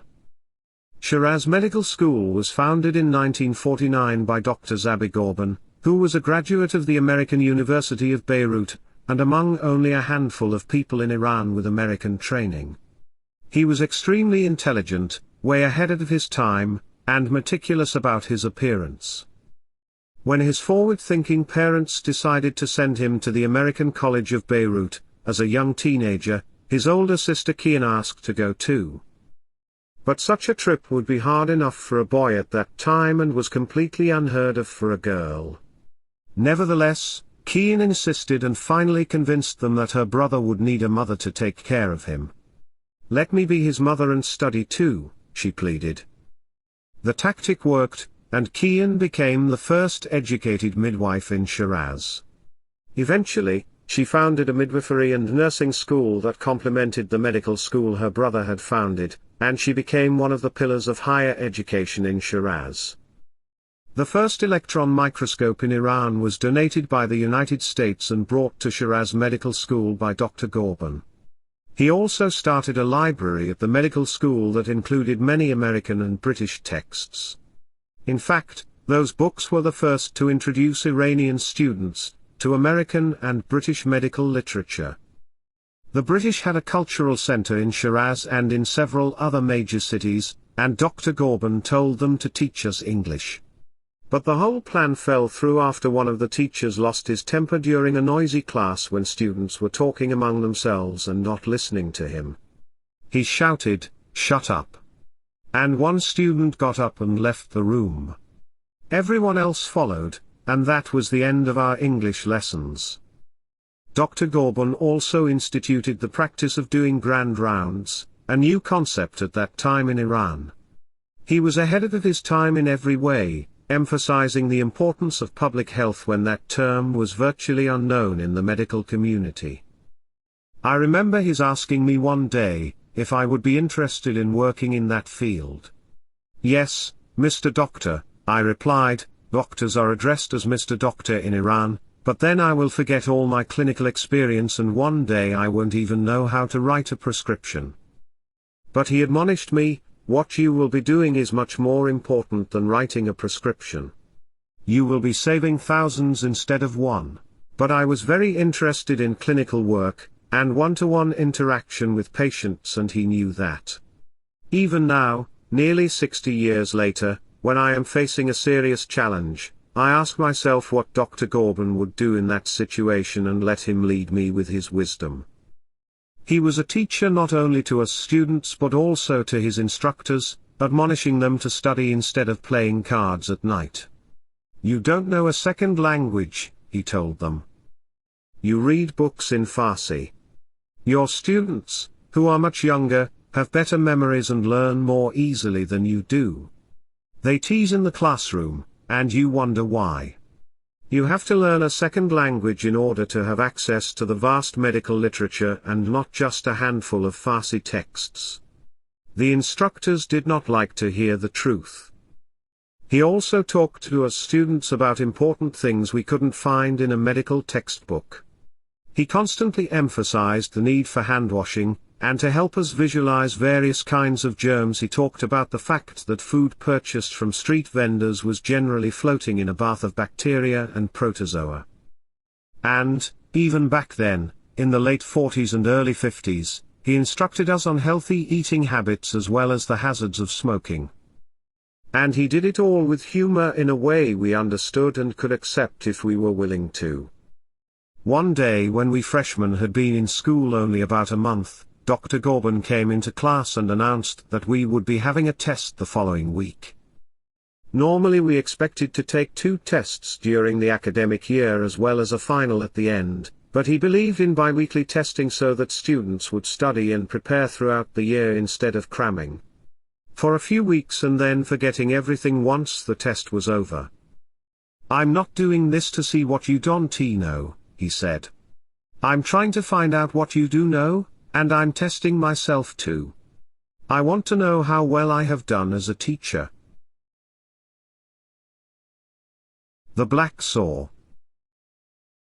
As a medical student, I found it fascinating to spend time in the emergency room at Sadi Hospital in Shiraz. During one of those visits, I encountered a couple shouting at one another as they approached, almost as if they were competing to see who could yell louder.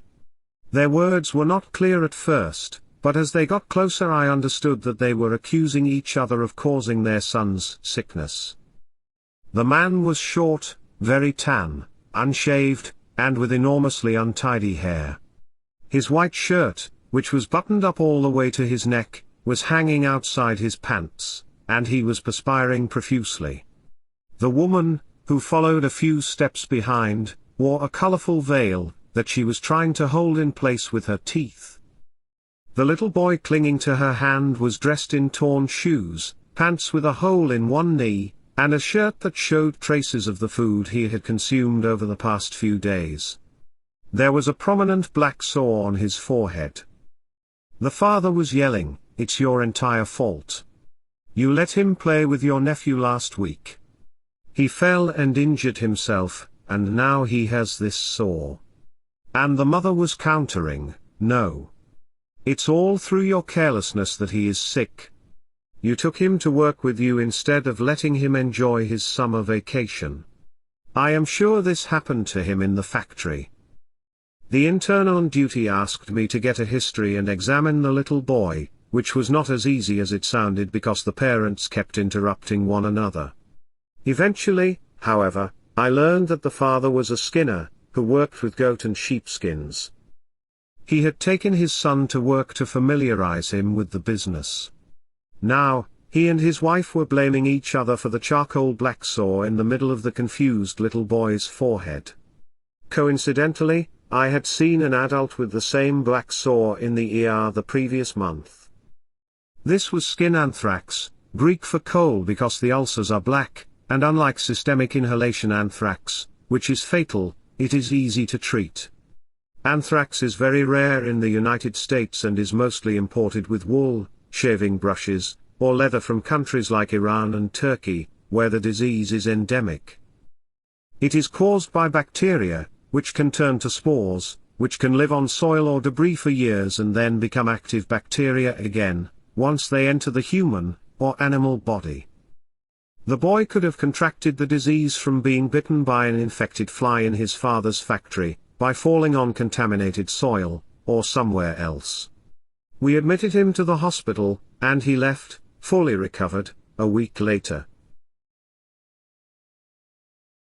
The Magic Bow. During my medical school years, I rented a room in the home of a family who often asked me to treat their children. They used to call me Dr. Salimpour even though I was still a student, and I enjoyed their confidence in me along with the fact that I was able to make decisions on my own. Since malpractice law didn't exist at the time, I didn't have to worry about being sued. I returned to my room at about 6 o'clock one hot summer Friday, the weekend in Iran, exhausted after a very busy week. I had stayed up the whole night before preparing for finals and had spent the morning struggling to put IVs in the veins of several sick, dehydrated children who were constantly screaming in my ears. The room itself was tiny, with my single canvas cot in one corner, and my roommates in another. There was also a small table that served as a desk, 2 chairs, and a shelf holding a few books. On the wall were a picture of me with my family, my roommate's family photo, and a painting entitled The Doctor by Luke Fielders, of a doctor at the bedside of a sick child. I put the books I'd been carrying on the little desk and lay down on my cot. I noticed traces of blood that had seeped through my white coat onto my shirt, but I was too tired to change. The next thing I knew I was startled awake by a knock at the door. I had fallen asleep with all my clothes on. It was my landlord asking if I could see his sick 2-year-old son who, he said, had had a fever all day, refused to eat or drink, and had a little cough. I followed him to their bedroom, which was only a little bigger than mine, with a picture of the husband and wife poorly framed on the wall. The odors of sweat and of the potty in the corner were overwhelming. The landlord's wife, a thin, ginger-haired, pale, and attractive mother of 4, was holding the toddler on her lap. Her slippers were too big for her delicate little feet. Her long dress covered her thin legs almost to the ankles, and a tear on the top had exposed a portion of her left breast. The boy was panting and coughing, both mother and son were sweating profusely. Tears were falling silently from the mother's beautiful amber eyes as the boy wailed loudly. 2 of the older children were standing barefoot watching us while the eldest, who had just washed his face, walked into the room in search of a towel. Now he too stood there staring while every now and then a few drops of water fell from his wet face and hands. The sick little boy's temperature was high. His breathing was shallow, and I could tell he was a bit short of breath. By tapping on his chest and listening with my stethoscope I confirmed what I had suspected, that he had pneumonia. I then started to examine his ears. As I brought the otoscope close to his right ear and bent down to have a look, he screamed so loudly that I thought I had lost my hearing. Then, everybody was mercifully quiet, and in that golden moment of silence, I suddenly heard what sounded like a heavenly violin melody I had never heard before. As much as I wanted to listen to it, I pulled myself together and finished my examination. I always had penicillin at home and was able to give the patient an immediate shot. At that time, penicillin was still the magic drug and one of the only two antibiotics available. Because it had not yet been overused or abused, it was still extremely effective. However, oral penicillin had not yet been discovered, and disposable syringes did not exist. Therefore, we had to boil the syringes and the needles and reuse them. This technique killed most, but not all of the germs. I gave him a shot of penicillin, tore a page off a prescription pad from the local teaching hospital, and wrote the name of one of the few oral medicines I knew. I gave the prescription to the father along with instructions for the anxious mother. I then went back to my little room, having forgotten the screaming but not the song. I knew it hadn't come from a radio, since Shiraz had electricity only from dusk to dawn and it was still daylight. In addition, I knew almost all the neighbors, and as far as I could tell, I was the only one in town who played Western music. I was mesmerized and still daydreaming a few minutes later when the violin started again. I could guess the direction the music was coming from but could not locate it. I ran into the street to hear better, but by that time it had stopped. I was disappointed, but it was cooler now, and children were playing in the street. A flock of birds took off from the trees. I decided to walk to the city center, which was just a block away. The city had 2 movie houses, each of which showed the same movie for up to 2 months at a time. Their most popular choices, all of which were severely censored, were either Tarzan or war films. Romances and musicals were forbidden. The theaters also had about 20 records, which they played repeatedly and piped through loudspeakers so that you could hear them in the streets. I was sick and tired of those records and soon returned to my room. A few days later, I was sitting in my room reading about alcoholism when I heard the mysterious violin piece again.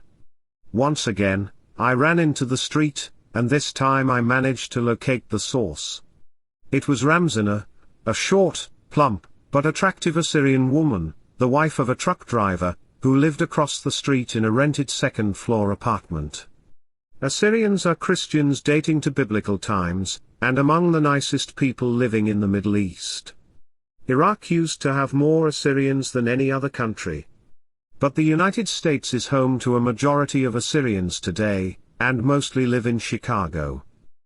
I wanted to introduce myself, ask her name and the name of the song, learn and practice and play it with her. It was an innocent enough wish, but in that conservative city, it was inconceivable that a young male student would approach a married woman. The following month I was in Tehran visiting my parents, and the first place I went was to the Shahrazad music store, which is where I used to exchange my violins and accessories when I could afford better ones, purchase sheet music, and listen to new songs. The owner was a retired Armenian dentist from Esfahan, my hometown, and his daughter, Hasmik, was running the business. She was gorgeous, with rosy cheeks, a tiny nose, long eyelashes, curly brown hair, incredible curves, and a killer smile, and she had captured the hearts of many local boys. Her Armenian accent only added to her charm. The fact that she was now married with 2 young children, one still in diapers, hadn't deterred her admirers from browsing in the shop, hoping for a glimpse of their goddess. The day I visited was hot and the cool air-conditioned store was a welcome relief. Hasmik and I greeted one another, and she asked if there was anything she could help me with. "Yes, you can," I said. "I heard a song. I don't know its name, but I need the sheet music. Can you give me a clue? Who's the composer?" "I don't know, but I can hum or whistle it for you. And I did. Oh yes, of course. Iris Bohemians. The composer is Pablo de Sarasate. Do you want to listen to the record? I was staring intently at the spinning record, as if I hoped to catch a glimpse of the musicians or the composer in the vinyl, when I suddenly smelled an unfamiliar but intriguingly pleasant perfume. I looked up to see where it was coming from, and who should I see standing there with me but the lovely Ramzana from Shiraz.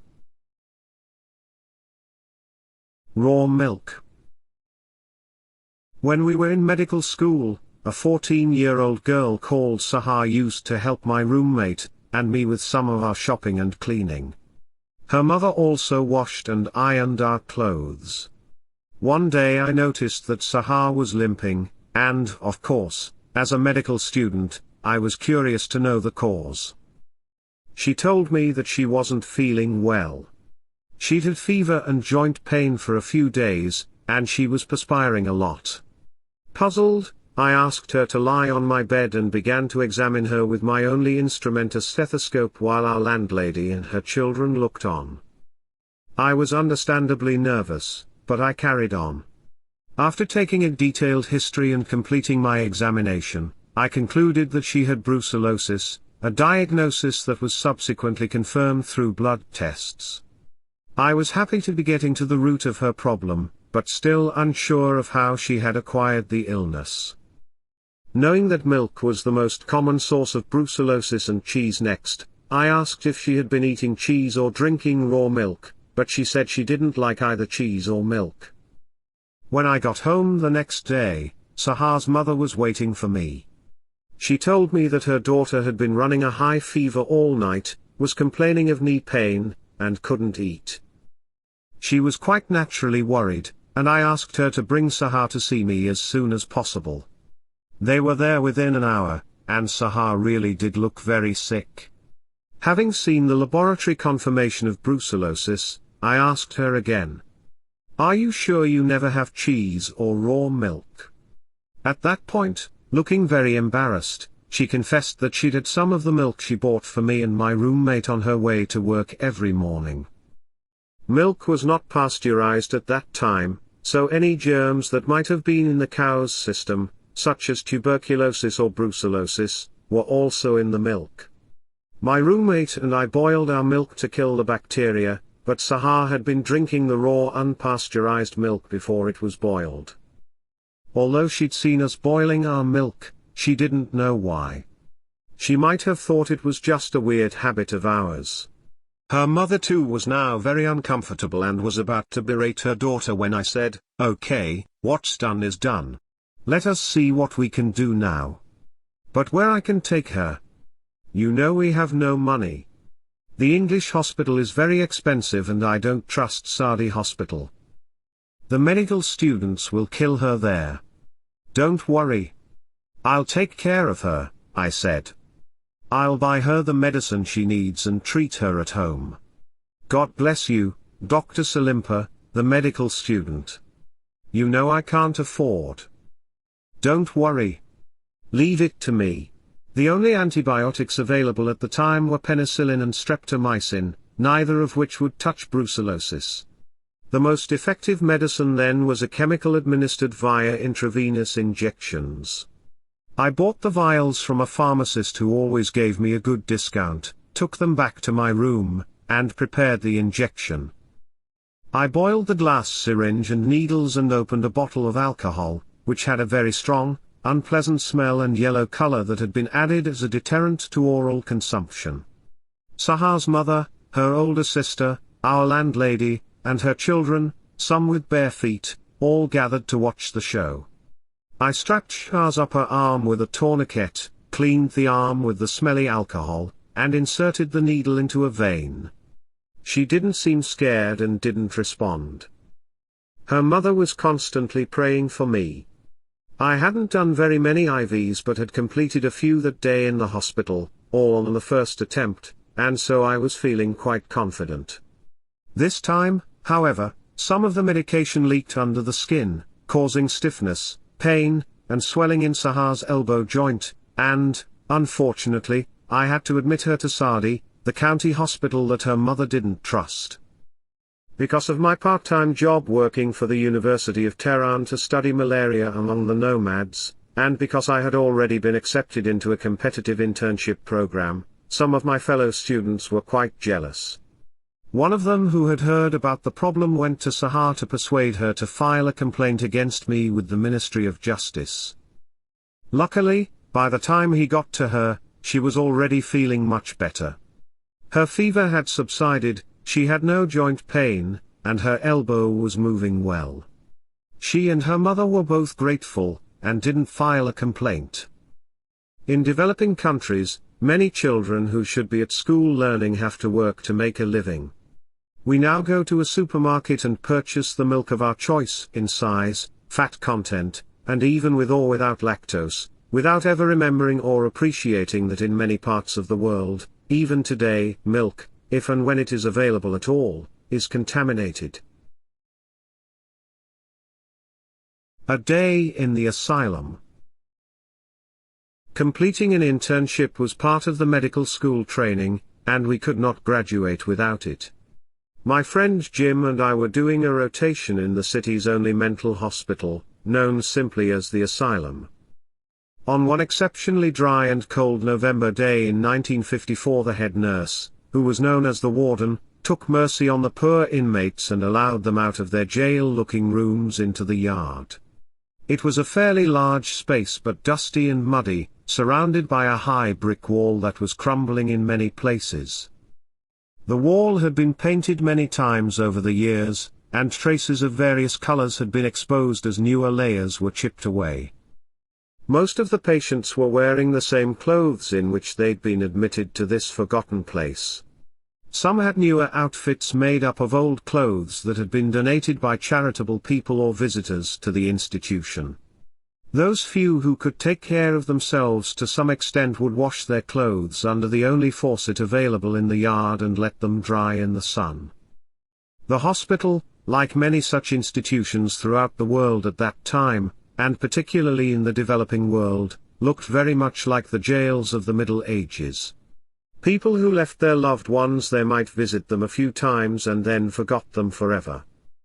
They would even try to avoid being seen visiting a relative or friend in an asylum. The public, on the other hand, could give a small tip to the gateman and be allowed in to talk to the unfortunate patients, offer them cigarettes or a handful of nuts, and see their reaction. It was considered a kind of entertainment, and the visitors would talk about these events with their friends for weeks after, no doubt exaggerating their experiences in order to entertain in turn. On this particular day, everyone was enjoying the sun. Men sat against the wall on one side of the yard and women on the other, most with their faces turned up, relishing the warmth, some meticulously searching the seams of their clothing for lice. A few medical students walked among the patients, taking histories and observing those who had just come out of an insulin coma or electroshock therapy, ECT. Some were pale, sweaty, and confused. One was vomiting as two medical students attempted to clear his mouth and nose so that he could breathe. Jim, the only other intern there, was arguing with one of the students, who claimed that dreams could predict something that was going to happen in the future, while Jim held that they reflected our desires, fears, and experiences and had little predictive value if any. Sigmund Freud, Jim insisted, says that the interpretation of dreams is a gateway to the subconscious. We have to listen to patients' dreams and analyze them in order to help them. The argument was heating up when Jim noticed that our psychiatry professor had arrived. Jim loved arguing with the professor most of all and soon abandoned the student to go after the more learned adversary. At the other end of the yard, a miserable-looking young man, dirty and unshaven, was sitting in the shade crying. The nurses told me that he had been that way all morning and they hadn't been able to coax him either indoors or into the sun. Mehdi, a nurse I knew I could trust a little, was standing nearby. "Mehdi, what's wrong with that man?" I asked. "Well, the doctor said he has severe depression and catatonia." There's hardly a day when he isn't either withdrawn and silent or crying for hours. How long has he been like that? Almost 5 years. When he came here he was young, handsome, educated, and well dressed. He comes from a very good family. He even had a car then, and now look what's happened to him. At times, he sits or stands in a certain position for hours and gives you the impression that he doesn't even blink, eat, or use the bathroom. I nodded. Yes, that's typical of catatonia. But why don't you take him into the sun? He must be freezing to death over there. We would have done that for anyone else, but not for him. If we forced him and he resisted, he might be injured. How would we explain the injury to his wife who visits him every week? It's very sad. Yes, indeed. But do you want to know why this happened to him? Yes, of course. Well, as I said, he was a very well-educated and handsome man. A woman fell in love with him, and when she couldn't have him, this is what she did to him. What do you mean? What did she do? Well, some people say the woman is a witch and must have done some magic, but his family believes she poisoned him with an herb. Do you believe that, Mehdi? Yes, of course, Dr. Salimpour. Women can do all sorts of things to men. Has he had any treatment? You name it, he's had it: insulin, ECT, electric shock therapy, and every medicine or herb you can imagine. His family brought in a doctor from Tehran, who suggested a cold abscess, and we even tried that. What's a cold abscess? I've never heard of it. They injected a very painful sterile material into his leg to create a cold abscess. Unlike an abscess caused by germs, which is commonly warm, this abscess doesn't create any extra warmth, and therefore it's called cold. The doctor believed that the pain would deflect his mind from his wrong ideas. He was in severe pain and unable to walk for a long time, but it didn't help his mental condition. How cruel. Mehdi just shrugged. His family also brought a well-known flute player to play for him. They believed that listening to the sad weeping sound of the Persian flute would make him cry and release all of his painful experiences and unfulfilled desires. They thought it would be like lancing an abscess to let out the pus and bring relief to the patient. They believed that once he had washed all his sorrow with his tears he would be cured. But, as you can see, that didn't help either. Well, I still think you should get someone to help you move him into the sun. Mehdi went off, hopefully, to do what I suggested, and I turned to my right, where I saw another young man, who claimed he was an imam. Imam, do you have any miracles? I asked. Yes. Can you treat the sick man next to you? He didn't answer, but inserted his dirty suntanned index finger into his mouth, brought out as much frothy saliva as he could, and pushed it through the dark, dry, cracked lips of the severely mentally retarded man next to him, who sucked on it vigorously. I couldn't help wondering what would have happened if he'd been more aggressive and decided to bite it off instead.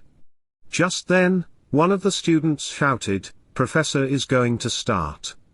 Hurry up everyone," and we all rushed inside to our classroom, which was simply one of the several rooms that housed inmates, only a little cleaner, with a few old, chipped backless benches. Professor Salas was, as always, hiding in his thick checkered coat, and all one could see of him was a head full of curly, black hair, big glasses, and prominent cheekbones. He was sitting on a chair facing us with his hands in his pockets. As young as he was, he preferred to present himself as a philosopher with metaphysical capabilities rather than as a professor of psychiatry. "If you see me one day in my old age walking hand in hand with a young girl," he said, "you'll know I have GPI, general paresis of the insane, or paralytic dementia caused by neurosyphilis, and have lost the power of judgment." We were all very quiet, trying to absorb every word. These people have a lot of brain damage, which is not evenly distributed among them, very much like the ruins of Persepolis. Some columns are destroyed down to the ground, while others are only slightly eroded on the top. They may be delusional, melancholic, or paranoid, and they may speak a lot without any inhibition. Or lose their memory, or their words may make no sense. Or they may have lost their vision or hearing, or have some type of paralysis. We still have a lot of syphilis in this country, so more cases of GPI are to be expected, and unfortunately, there is no cure. I stopped listening at that point as I remembered that the Department of Public Health had been trying to conduct a survey to determine the incidence of syphilis in Shiraz over the previous year. A few technicians were drawing about 4 cc of blood from the people in the bazaar to screen for syphilis, but the program had to be aborted because of a rumor that the government was taking people's blood to send to the wounded American soldiers in Korea. I snapped back to attention with a start as I heard Professor Salas addressing a tall, dark-skinned, bald-headed patient wearing a long, whitish robe and the remnants of what had been sandals. "What's your name?" he asked in his distinctive high-pitched voice. "Crisp of rice," the patient responded. "What's your job?" "Unworthy, inefficient, and non-existent," he said. "Thank you. Jim, would you please take Mr. Ahmed to his room?" Jim asked Ahmed to follow him, and he did. The lecture continued for another 20 minutes or so, and then we dispersed. The professor offered Jim and me a ride to town, which we gratefully accepted. There was already so much mud on our shoes that we could hardly walk.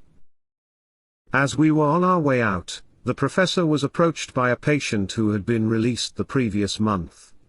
"Mr. Doctor," he pleaded in a sad voice, "please help me. No one gives me a job. Everyone knows I was here. People laugh at me. Please help me, Mr. Doctor." "That's terrible," the professor said. "You tell them you are fine.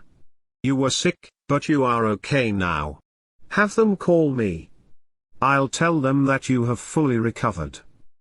No sooner had he turned away than he was approached by another miserable-looking man, who asked, "Mr. Doctor, when are you going to discharge me?" Soon, the professor said as we got into the car. I couldn't wait any longer and said, "Dr. Salas, I don't know if you've noticed the black and blue marks on the backs of some of these patients, or the sores on their wrists and ankles. The other day I saw one of them shouting, with froth and blood on his lips. He was bleeding from the wounds he'd suffered from being chained. I think some of these nurses are sick people who enjoy torturing their unfortunate captives. I saw one male nurse staring at a young woman who was in chains. Her dress was torn, exposing her breasts, and she was begging to be released. He was obviously enjoying the whole thing. Ralph, I see what you see and more, but what can we do? We are short of nurses everywhere, never mind in a mental hospital. Who do you think would like to care for these people? I have fired a few of them, only to find them replaced by others who are even worse.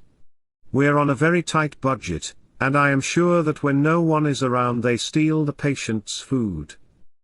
The problem is that there really isn't much we can do for mental illness. Insulin and electroshock help sometimes, but the majority of these patients will remain here until the end. There is some hope that with this new antibiotic called penicillin we might be able to help GPI, but to tell you the truth, I doubt it. And that's why my dream is to put all mental patients in a village to be donated by a philanthropist, with a few people to supervise them. They can do gardening and a variety of simple tasks. Otherwise, there is no hope for them. When he said those words, Dr. Salas was unaware of the magical effect penicillin, and the many other antibiotics that followed would have on syphilis and, therefore, the prevention of GPI. He didn't know there would come a day when a young woman with bipolar disorder would be a professor of psychiatry at the most prestigious university in the world, a man with severe schizophrenia would win the Nobel Prize, and the most restless and severely aggressive patients would be calmed and made functional with psychotropic drugs instead of being chained. We were in town by the time the professor finished his ad hoc lecture, and close to an inexpensive restaurant where Jim and I would occasionally give ourselves a treat. We thanked Professor Salas and got out of the car, embarrassed by the mess left by our dirty shoes. A few years later the professor's dream came true. The village he had imagined was donated by a generous family, and the asylum patients were relocated. Sadly, however, Dr. Salas was targeted, and jailed during the revolution. His patients lost an advocate and father figure when he died a few years later, and the village didn't survive the revolution. There would be no room today in the hospitals for the insane, in prisons for the psychopaths, the wicked and the murderers, or in the graveyards for all the victims of suicide, were it not for the discovery of psychotropic medicines. Henry P. Choate, Professor of Psychiatry, University of Paris. Smallpox. In 1954, while I was in medical school, I was hired by the Institute of Parasitology and Malariology, University of Tehran, to assess the incidence of malaria among the nomads of central Iran, in a joint project with WHO, World Health Organization. The job didn't pay much, but the income covered some of my expenses and made student life a little easier. I began working full-time during my summer vacation and then continued throughout the school year, leaving town at noon on Thursday and returning late Friday evening, the weekend in Iran. I did my best to do 1 week's work in 1.5 days. I was given a U.S. Army Jeep left over from World War II, a driver, and a helper. The Jeep overheated many times in the desert, where water was scarce, and the dust we stirred up covered us from head to toe, including our eyebrows and eyelashes. Lice were unwanted souvenirs of these adventures, and a fear of snakes was our constant companion. But the Jeep was also a lot of fun, and the fact that I could run it up and down the hills on a path made for mules and horses was great. Any one of these trips, during the summer, lasted about a week, during which times we lived mainly on bread and rice. We had no fruits or vegetables, and our best source of protein is eggs, which were difficult enough to come by. We often had to drink the muddy river water. We would scoop the water into a bowl and cover the bowl with a cloth to use as a filter, hoping to remove at least most of the mud. The germs we could do nothing about. I was so exhausted by the time I got back home that, more often than not, I could do no more than wash my face and hands and go to bed, leaving eating and bathing for the next day. There were several nomadic tribes, and each tribe had several branches. Garsai, one of the tribes of central Iran, had a very interesting way of life going back thousands of years. They had a large area in the southern part of the country as their winter place and another territory in the north as their summer place. They were on the road, traveling from one to the other took from 1 to 2 months, which meant they were on the road for 2 to 4 months each year. Once they arrived at one of these 2 homes, they raised their black wool-woven tents and stayed until the change of season. They lived entirely off their animals, using their products from milk to wool, and eating them whenever they had a feast.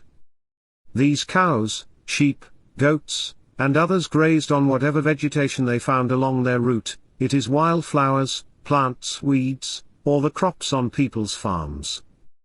Fights between the nomads and the owners of the farms were a yearly ritual. The order of their migration to the summer and winter places was based on the traditional seniority of the tribe and the branch of that tribe. The route also differed from one tribe to another. Those who moved first clearly got the best of the crops, while there was very little left for those who moved last. Each tribe had a leader, who had inherited his position and was treated like a king. How each person traveled depended on what they had. The leaders and their families had good horses. A few people around them had some horses and donkeys, but the majority walked the entire distance. Some women put their children on the donkeys and walked beside them. The rich transported rugs, clothing, bedding, and household goods on their animals, while the poor carried their meager belongings, consisting of a couple of chickens and a few items of clothing, on their backs or in their arms, along with their drinking water.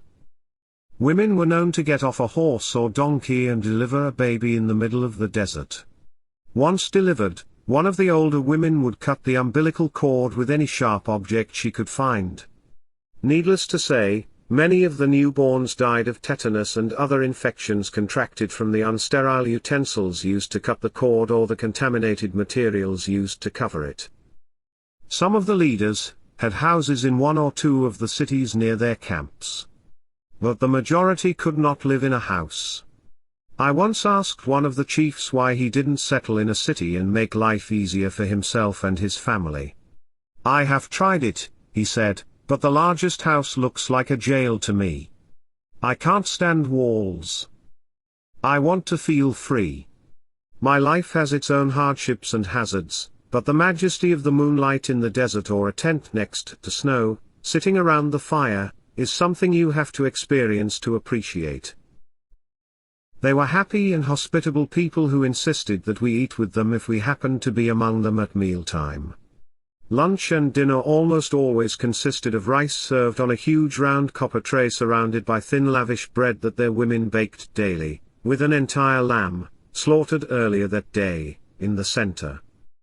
Breakfast was tea offered in small cups with sugar cubes, cheese, and lavish bread. We sat with the heads of the tribes on rugs woven by their women and children. A dozen hands followed those of the chief, digging into the dish and carrying as much rice, bread, and lamb as possible into their wide-open mouths. Personally, I apologized and carried a spoon with me, paying the cost of embarrassment, which was less onerous than the greasy, unsanitary alternative. The leftovers would then go to the women, children, and others around them, who were either in a different tent or at the other end of the same tent. Needless to say, most of the chiefs were heavier than the rest of the tribe. They had lanterns, which they lit at night and around which they would sit and chat. A servant would be serving tea. They knew they were Muslim and that's all they knew about religion. At night, we stayed either in the nearest village or among the tribes, depending on which was closer. The chiefs always offered us a tent and did their best to make sure we were comfortable.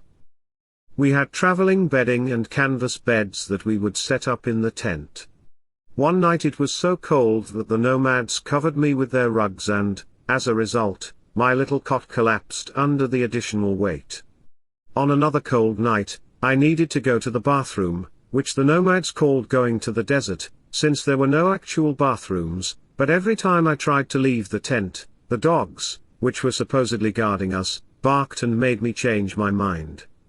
One night after dinner we were sitting around a campfire with the chief of a tribe, his older son, and a few of his assistants, talking about the drought and how difficult it had been to travel from the winter place to the summer place. They had caused damage to some farms and villages as they passed through with all their animals, and now the farmers and villagers had complained to the government, and the police were using the complaints as a means of extorting cash, rugs, or other commodities from the nomads. The chief's son started to ask a few questions about the government and politics, but his father interrupted him, saying something in the local dialect that I didn't understand, and changed the subject. Despite their hospitality, the nomads didn't trust strangers and were reluctant to share too much information. The teapot and kettle were on the fire and tea was continuously served. A few of the men were puffing on cigarettes and one was fiddling with his handmade pipe. It was dark and chilly. A thin crescent moon was shining above, and from time to time the light from the fire illuminated one face or another. The crackling wood and the smell of the fire were warming and cheerful, and we sat in silence for a few minutes as if mesmerized by the flames. Our reverie was broken when an older woman dressed in many nomadic skirts, a long top, several gold necklaces, and long earrings, approached the chief, or Khan as they are called, and said something in their dialect. After they had exchanged a few words, the Khan turned to me and said, "My niece has had labor pains all day and now she seems exhausted. Both she and the baby are in danger. Can you help?" "What can I do in the middle of the desert without even a proper light?" and the little training I have had in obstetrics. Those were my thoughts, but I kept them to myself. There was no way I could refuse after the chief had expressed his trust by allowing me to see a woman in labor. For centuries, the job of delivering babies had been reserved for women. I knew his niece, Saraya, a beautiful woman whose big belly had mostly been hidden by layer upon layer of frilly skirts, which, if anything, had added to her charm. Her white skin and blue eyes were unique among her tribe. Just the day before, she and another woman had been singing folk songs as they baked bread in a large pan on the open fire, so focused on their work that they didn't seem to notice me or anyone else around them. Both were wearing large gold hoop earrings, necklaces decorated with King George VII coins, fancy scarves, and huge skirts. On the sky, as vast as it is, it's written, "He, whose lover is beautiful, has a place in heaven." And the other girl responded, "You bake bread, girl, you bake bread, give me one. A kiss for each bread you bake." I almost fell getting up from the rug we were sitting on because my legs had fallen asleep. Khan grabbed me and steadied me until I regained my balance. He then called a woman to accompany me to Saraya's tent.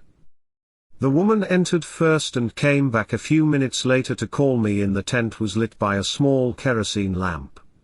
Saraya, looking extremely worried, and embarrassed and sweating, was surrounded by a few elderly women, whose hands were all on her abdomen helping her to deliver. Two of the women were helping her squat with her feet planted on two separate piles of bricks each about a foot in height. For centuries, women had delivered their babies in that position while one of the other women caught it, hopefully before its head hit the ground. I asked for some hot water to wash my hands. Whether by nature or because of the stress of my presence, Saraya's labor pains intensified and my job was made much easier.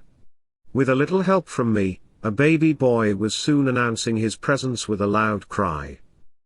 As one woman rushed outside the tent to be the good messenger, the others swaddled him and took him out to be introduced to the Khan and his brother, Saraya's father, each of whom placed a small gold coin on the newborn's swaddle. They both thanked me profusely, unaware of how little I had actually done, and we all soon retired to bed. I have always enjoyed the cool crisp air, the silence, and the light rising and expanding on the horizon in the early morning. It did not quite dawn as I left my tent the next day, and I was surprised to see the Khan already waiting for me a few yards away. He was rubbing his hands in the cold, his head covered with a thick tribal cap, and he was puffing on a cigarette. He hurriedly said good morning and advanced towards me with his deputy, who followed 1 or 2 yards behind and bent slightly forward out of respect for the boss. It didn't take long for him to explain his unexpected early morning visit. He wanted me to tend to a few of his people who supposedly had smallpox. We took a couple of horses and rode the few miles to where about a dozen sick men and women with skin rashes were camped in a valley. I had never seen smallpox or chickenpox before, and it was very difficult for me to determine what I was looking at. I made an excuse, went to my jeep, opened up my medical textbook, and read about smallpox and chickenpox. Then I went back and looked at the patients again. One of them obviously had smallpox, but the others, I could not tell. The rash was not typical of either. Then one of them solved the mystery for me. I saw that a couple of my friends had developed smallpox, he said, and I knew it was dangerous, so I went to Shiraz, the nearest large city, and had myself inoculated.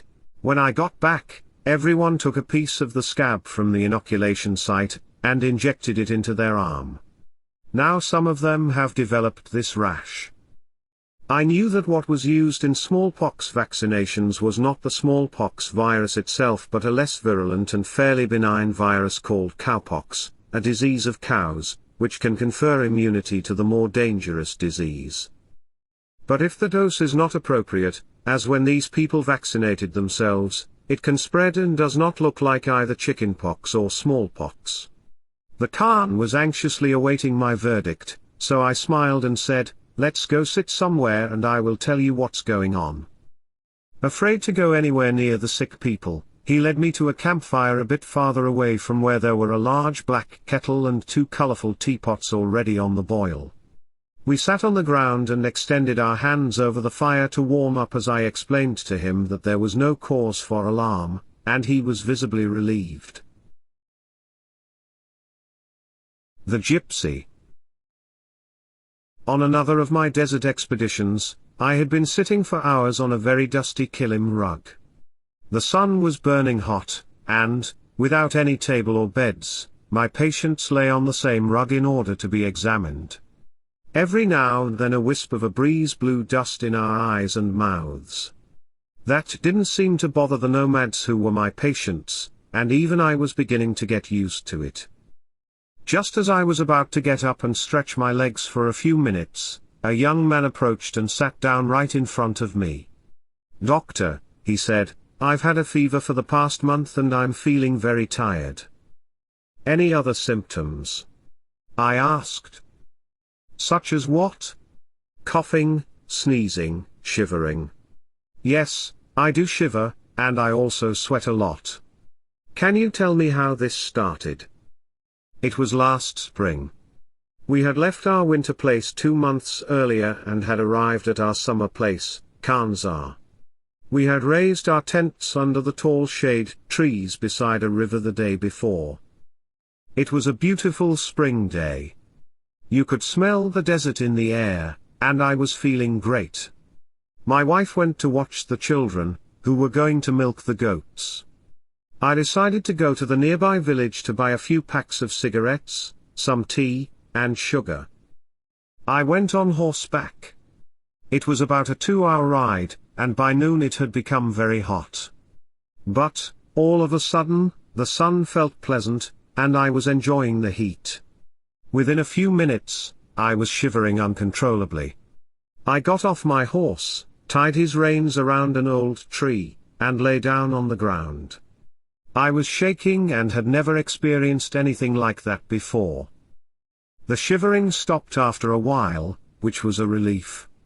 But I was still lying down with my eyes closed, and suddenly I felt very hot.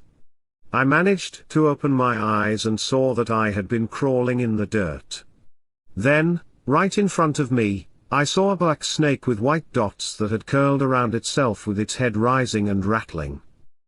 I was hypnotized for a few seconds but managed to pull myself together and jump on my horse. I knew that my move might provoke the snake but also that this was my best chance for survival. I galloped as fast as I could to the village, where I had a cup of tea and sat for a while with an old friend. My fever then seemed to abate, and then I began sweating so profusely that I have no idea how much water I must have lost. Since then, I've had similar attacks every few days. The last one was yesterday, I haven't had any today.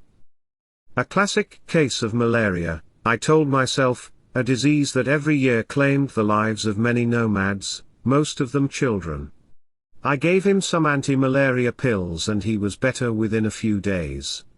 Within a week his shivering, fever, and sweats had dissipated entirely. Escaping the heat.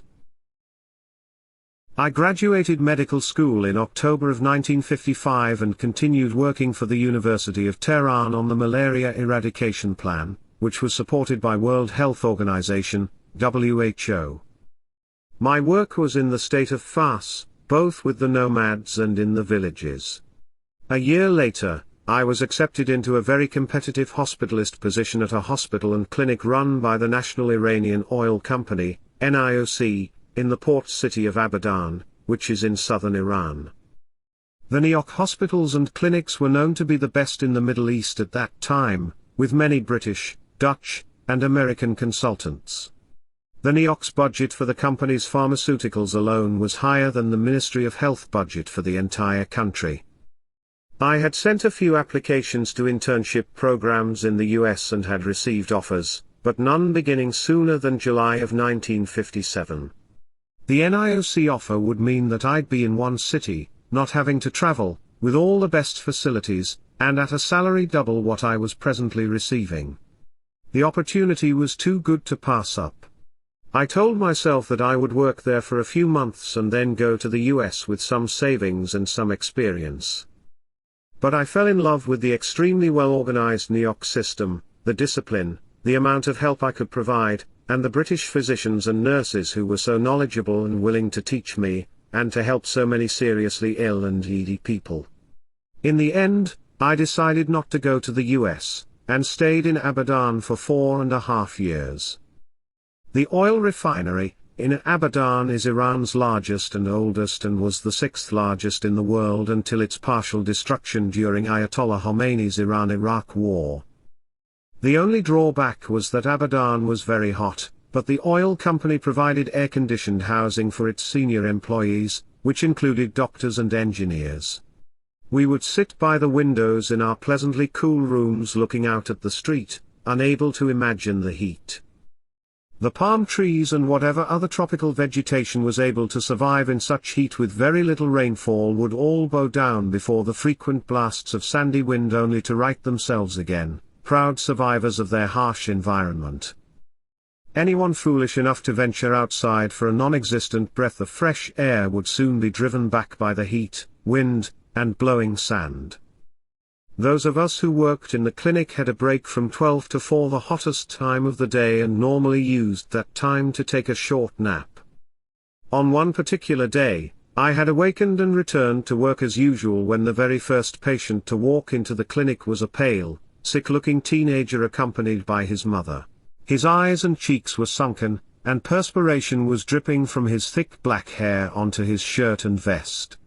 When mother and son were seated across from me in my office, she told me that he'd been complaining of a headache, had a high fever for 3 days, and had refused to eat. My nurse had registered his temperature of 104.9 on the chart. I was watching him and listening to his mom, when, after a little dry heave, he suddenly vomited a worm onto my desk. Mother and son were both horrified, and I did my best to calm them down as my nurse helped to clean up the mess.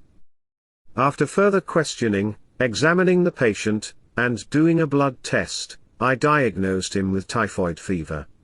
The worm, as it turned out, was not the cause of his illness.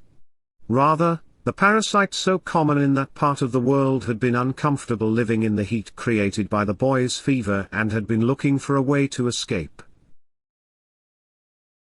Sharji.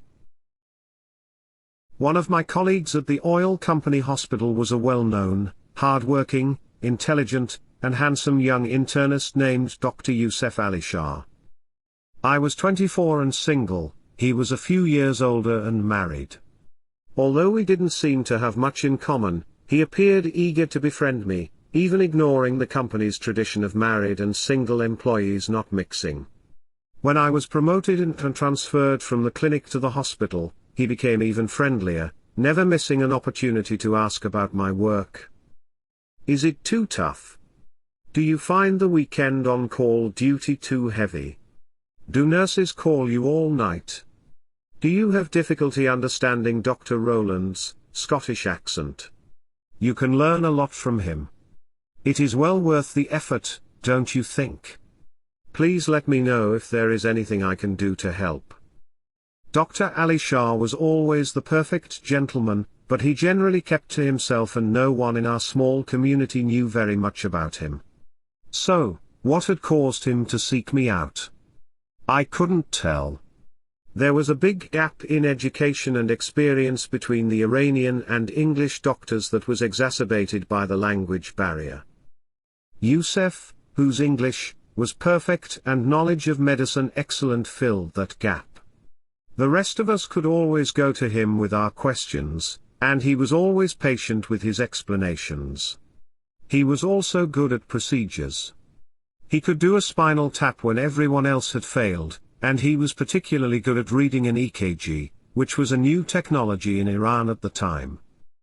I learned a lot from him, as did many others on our staff. Despite his natural modesty, however, he was the fastest rising star in that hospital, which created a certain amount of jealousy among the other doctors. I hadn't seen Yusef for a few days when he called me and said, "Would you please come to see me?" "Sure," I said. "Where are you?" "I am in the hospital. I was admitted to Ward 1.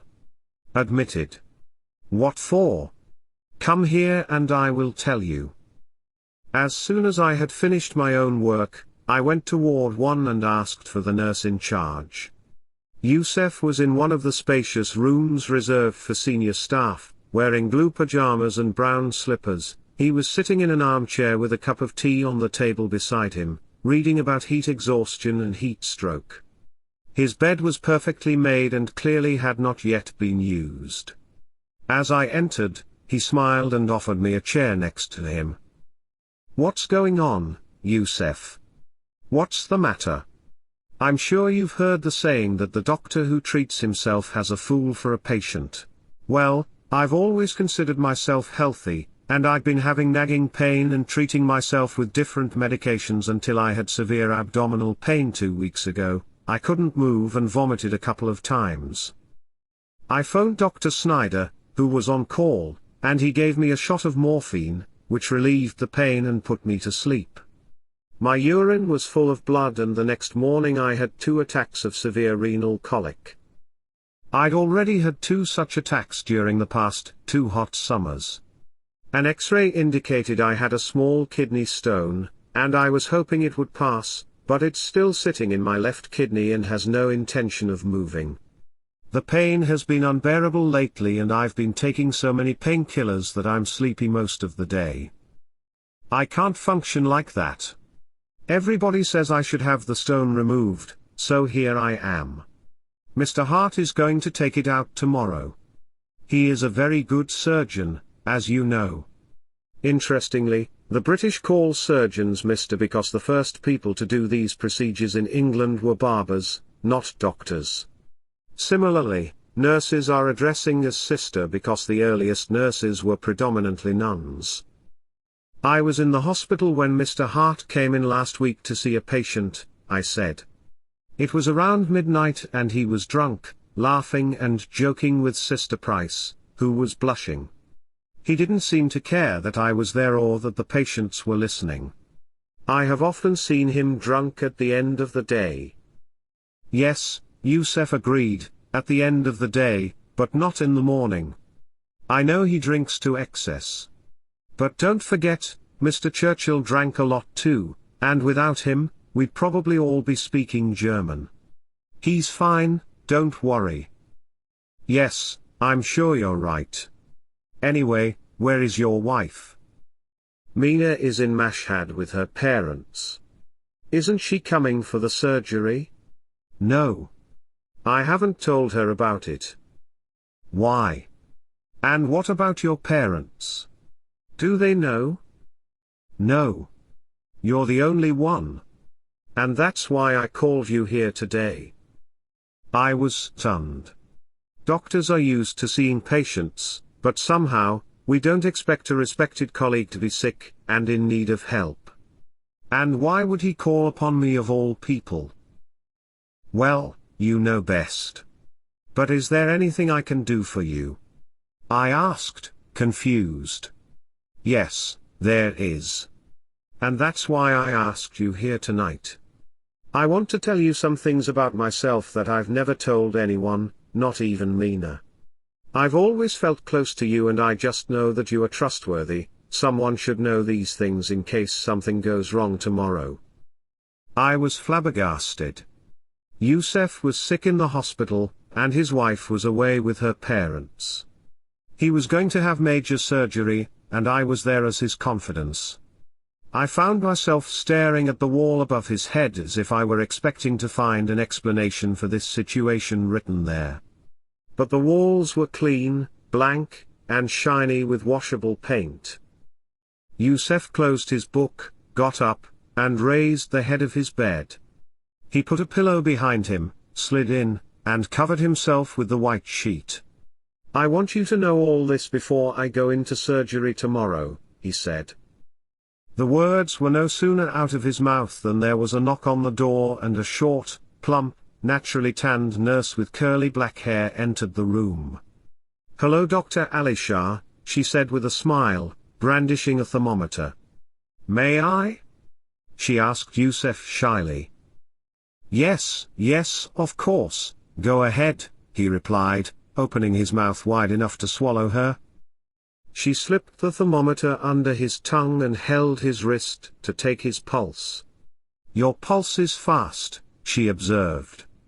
"You are nervous. Let me get your blood pressure please."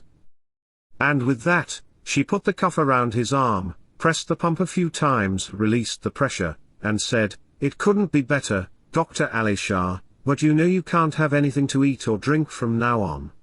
She returned the glass thermometer to its container, slipped it into a pocket next to her name tag, and turned to leave. "Good night," she said.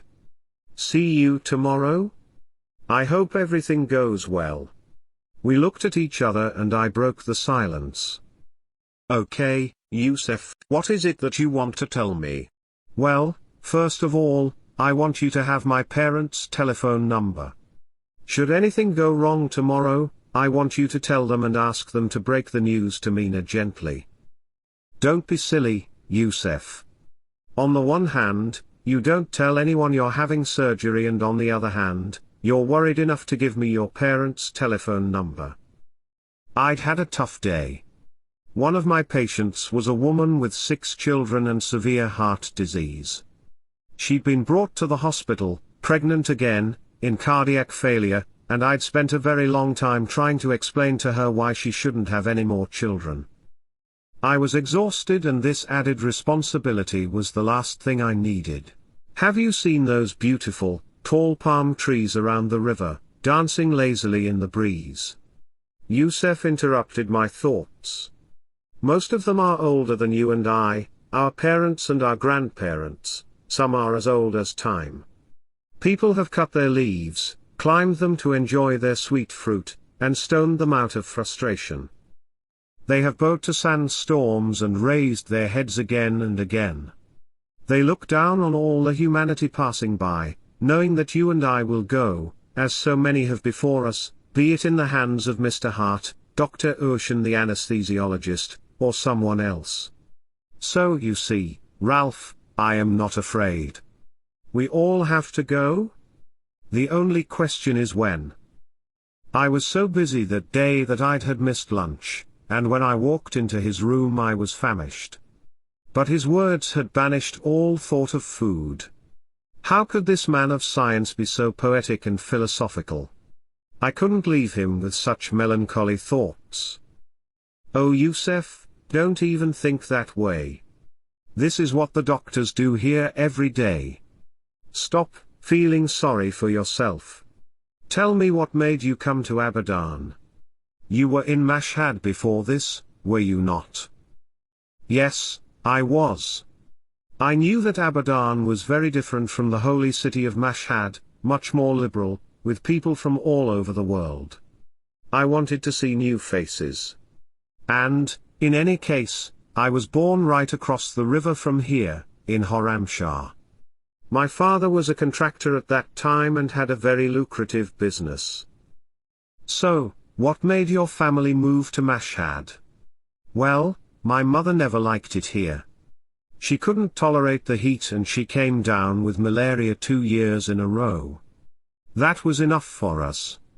I was 6 years old at that time and had just finished first grade."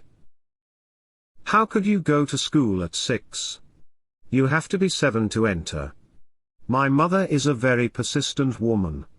She went to the school and insisted I start a year sooner. Of course, she had taught me a lot at home. And, to make my life more complicated, she made me skip second grade when we got to Mashhad. Imagine a 7-year-old boy sitting in a classroom with 30 to 40 older children. I didn't know any of them, and they all bullied and teased me about my southern accent. I couldn't understand much of what the teachers were saying, so I just sat in the classroom daydreaming. The beginning of the week was a nightmare for me, and the weekends were my only source of temporary relief." "So, did you fail?" "No. My parents' influence worked well. I passed each year without having learned much. Mashhad is a cold city, with snow in winter. I'll never forget how cold my hands and feet were when I entered the school in the morning. I was the youngest and the smallest, and there was never a place near the fireplace for me. That must have been very difficult for you.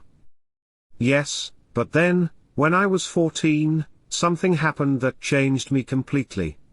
It was during the summer vacation. I had just finished the 9th grade, and one night I had a wet dream. Oh, my God, I had never experienced such pleasure. I still remember the black underpants I was wearing that night and the starch-like stain on them. I was so embarrassed and worried that my mother would see it. And then, about a month later, I had another one. I soon learned how to create such a pleasure on my own. But beyond the physical pleasure, my eyes and ears suddenly opened. Everything looked and sounded different. My mother would have to call me repeatedly to dinner while I was lost in staring at the moon and the stars. How had I never noticed them before? Were they always there? The flowers in our backyard, which I had never cared for, now took a lot of my attention. I became interested in music and began playing the violin in a holy city where music was taboo. There was only one store in Mashhad that sold musical instruments, and that's where I bought my violin. It was often closed in observance of various religious holidays, and when I went back one day to buy a new set of strings, everything was changed. The shopkeeper was there, but had grown his beard and was now selling glasses. He had gone on a pilgrimage to Mecca, during which he had repented of his sin selling musical instruments. I was attending an all-boys school at the time, and the highlight of every day was imagining the girl of my dreams on my way home. I wrote to the many letters she never saw and played her violin, music she never heard. Puberty did to me what the apple did to Adam. It opened my eyes to a world I hadn't comprehended or appreciated before.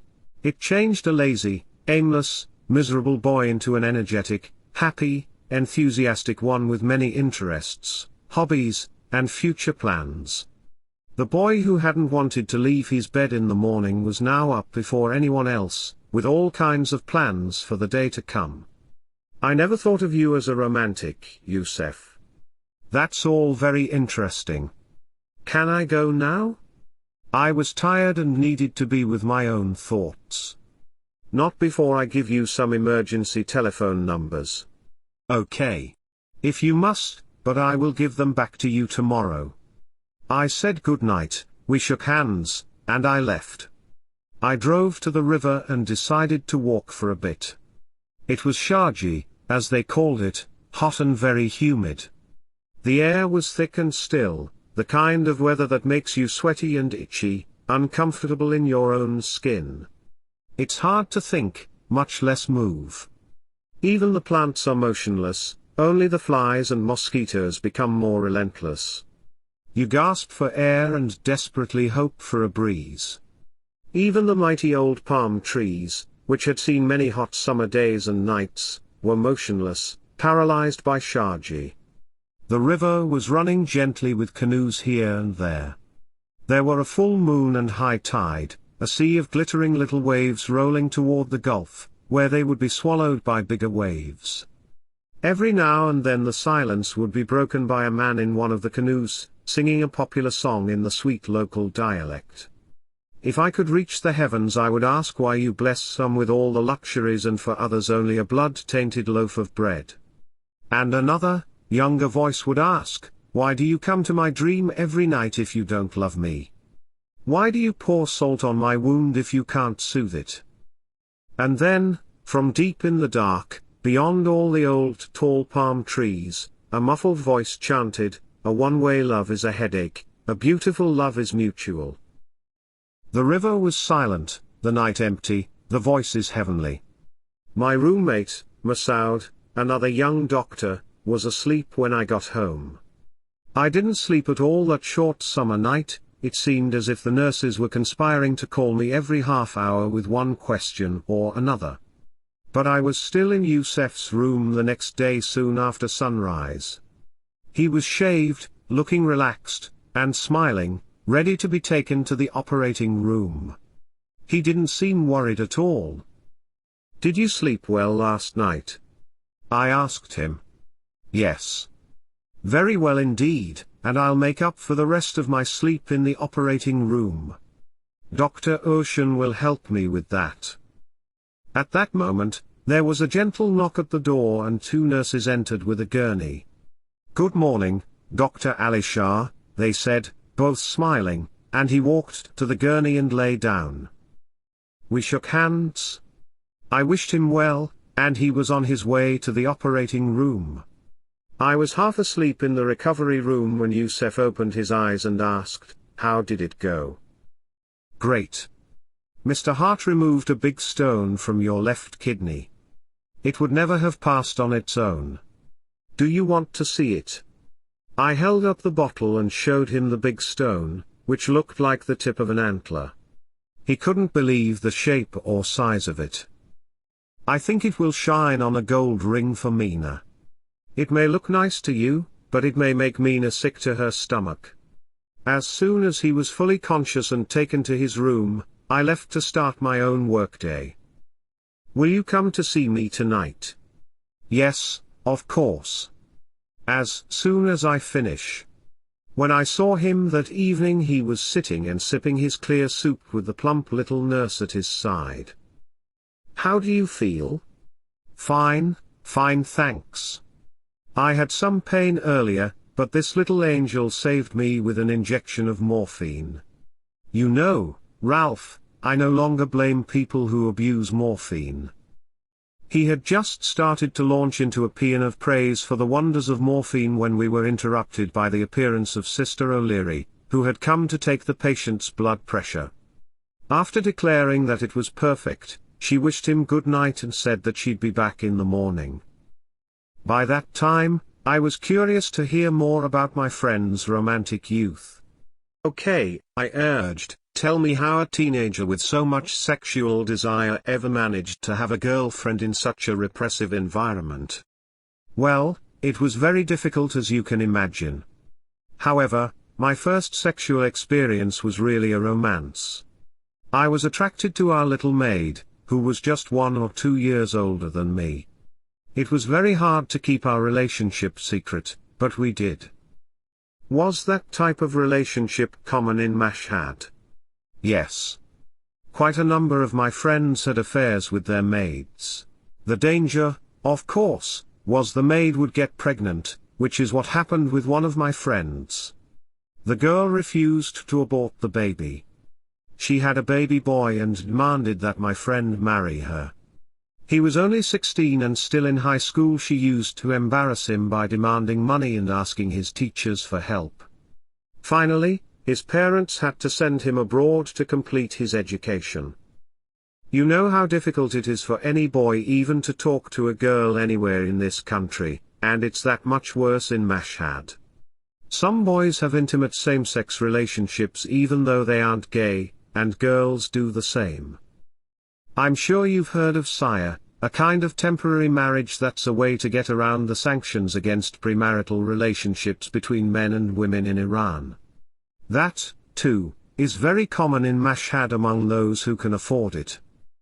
I nodded. I had heard of these things before. "So, was that the extent of your sexual experience before marriage?" I asked. "No. But why are you trying to psychoanalyze me? You haven't told me anything about yourself, and I'm sure you have a great deal to tell. You're young and single and there's a lot of freedom in this city. But I guess you're taking advantage of the fact that I've been sedated and will probably be more open to answering your questions. Is that it?" "No. Not at all," I laughed. "Well, don't worry. I'm just kidding. Ask me anything and I will answer you. I know I can trust you. I have no secrets." Why should he trust me, I wondered. He knows I am very private, but is that all? "Okay, then, go on. I'm all ears. Well then, my father's business wasn't doing well, and when I was in my first year of medical school in Mashhad, my family decided to sell our house and move to Tehran. I was left all by myself in a rented room. I made frequent trips to Tehran to visit them, and on one of those visits, I met a young woman with a husband and a little girl who was a neighbor of my parents. I saw her for the second time when I was in Tehran for summer vacation, and I fell madly in love with her. And did she feel the same about you? Yusuf shifted slightly in the bed, then sighed and continued. Oh, she was worse than I was. She once wrote me, "You are my sun, and my heart, like the bud of a morning glory, opens when you shine with your love and dies when you leave." She was all I could see and hear, all day, all night. I was crazy. While I was in Tehran, I took a course in malariology at the university. She was very upset when I was busy and couldn't see her for a few days, and when I reminded her that we had seen each other 4 days before, she said, "No. The last time I saw you were in my dreams." I was depressed and had a hard time concentrating when I returned to my little room in Mashhad. What did she look like? His face brightened as he seemed to go back in time. Now that I think about it, nothing unusual, he said. She didn't have anything that attracts me in a woman. She didn't have the features I look for. She wasn't tall, highly educated, very pretty, or exceptionally eloquent. She was basically an average housewife. I honestly don't know what happened to me. Maybe it had something to do with her sexy lips, the smile that never left her face, or her innocent look, I don't know. Believe me? I couldn't see anything around me but her, awake or asleep. And where did you meet? On street corners, mostly. I was almost caught by the police once. Tell me about it. I was waiting for her, walking up and down and across the street looking at my watch every minute, obviously expecting someone. A policeman saw me and became suspicious. But thank God, she soon showed up. This was at a time when the university students had some clashes with the police. All their movements and demonstrations were banned. Furthermore, I had a moustache, a white shirt, and a red tie, which were the triad of the rebellious students. I don't know, but I think we were lucky to experience this in our youth. Such excitement and stress could kill anyone with a heart problem. Can you imagine an old heart trying to beat so fast? But people do fall in love in their old age, Yusuf. True, but as our poet Sadi says, falling in love is a disaster for the elderly. How long did the romance last? Summer vacation ended and I had to return to Mashhad. I wrote her a couple of letters, but she wrote me back asking me not to write to her anymore. I had no access to a telephone, so we were disconnected. I often feared I would never be able to love anyone else that much, and to tell you the truth, I never did. I have gone out with other women, I've had girlfriends, and I'm married now. But, she still has a place in my heart that no one else can take away. Were you her first love? No. Her husband was. No. It was an arranged marriage and there was no love. So where is she now? She's still in Tehran. She's had 2 more children, and she seems to be fine. Did you have any more love affairs before you got married? What is this? Am I in a confession booth? But you're right. I asked you to come here, and I'm the one who wanted to talk. I'm not at all embarrassed about having fallen in love several times. But, let me give you a little bit of background. I told you, I was in Mashhad for most of my life. It's a holy city and very conservative. The majority of women are in veils. Boys and girls are completely separated in schools, pools, restaurants, and almost everywhere else. The only women I could see were those in my family circle. When I went to take my violin lessons, I had to hide my instrument under my coat. Your neighbor could complain if he heard your music, and a teacher once said that music is harmful to the skin. Once, a friend and neighbor of ours, a young woman with an older husband who was always looking for an excuse to faint, almost passed out when I was practicing my early notes. Her husband came to our house asking me to stop. "You almost killed my wife," he said. I loved my music, but I was still very lonely and became very depressed at times. I very badly needed a girlfriend. And what about alcohol? That's another taboo, but there are always ways around such problems. How? Well, a group of men who are trusted and well known to each other is called individually or in groups of 2 to 3 to go to a special room where drinks are served secretly and privately. And what about women? They drink much less, at least publicly. But, they too are called by one of the host ladies to another room with some excuse and served the forbidden juice. Okay, Yusuf, now tell me what made you come to Abadan? I wanted to get out of that environment. I decided to go south and was hired by the oil company. It was a great day when my train stopped at the station in Haramshah. A thin dark-skinned man in khaki was holding up a sign with my name on it. He welcomed me, directed me to a car, and opened the door. I got in the back seat, and he drove me across the Karun River to Abadan. As we drove, memories of my childhood, when my father was doing well, and the friends and neighbors I used to play with came flooding back. Finally, we arrived at the Riverside Hotel where I would be staying, and a man opened the door. He and the driver carried my luggage to the front desk and introduced me to the manager. The palm trees, the one-story pastel-colored hotel with electric fans spinning on the ceilings, the humidity, and the smiling dark-skinned waiters running around, made me feel, even if the heat hadn't told me that I was in the tropics.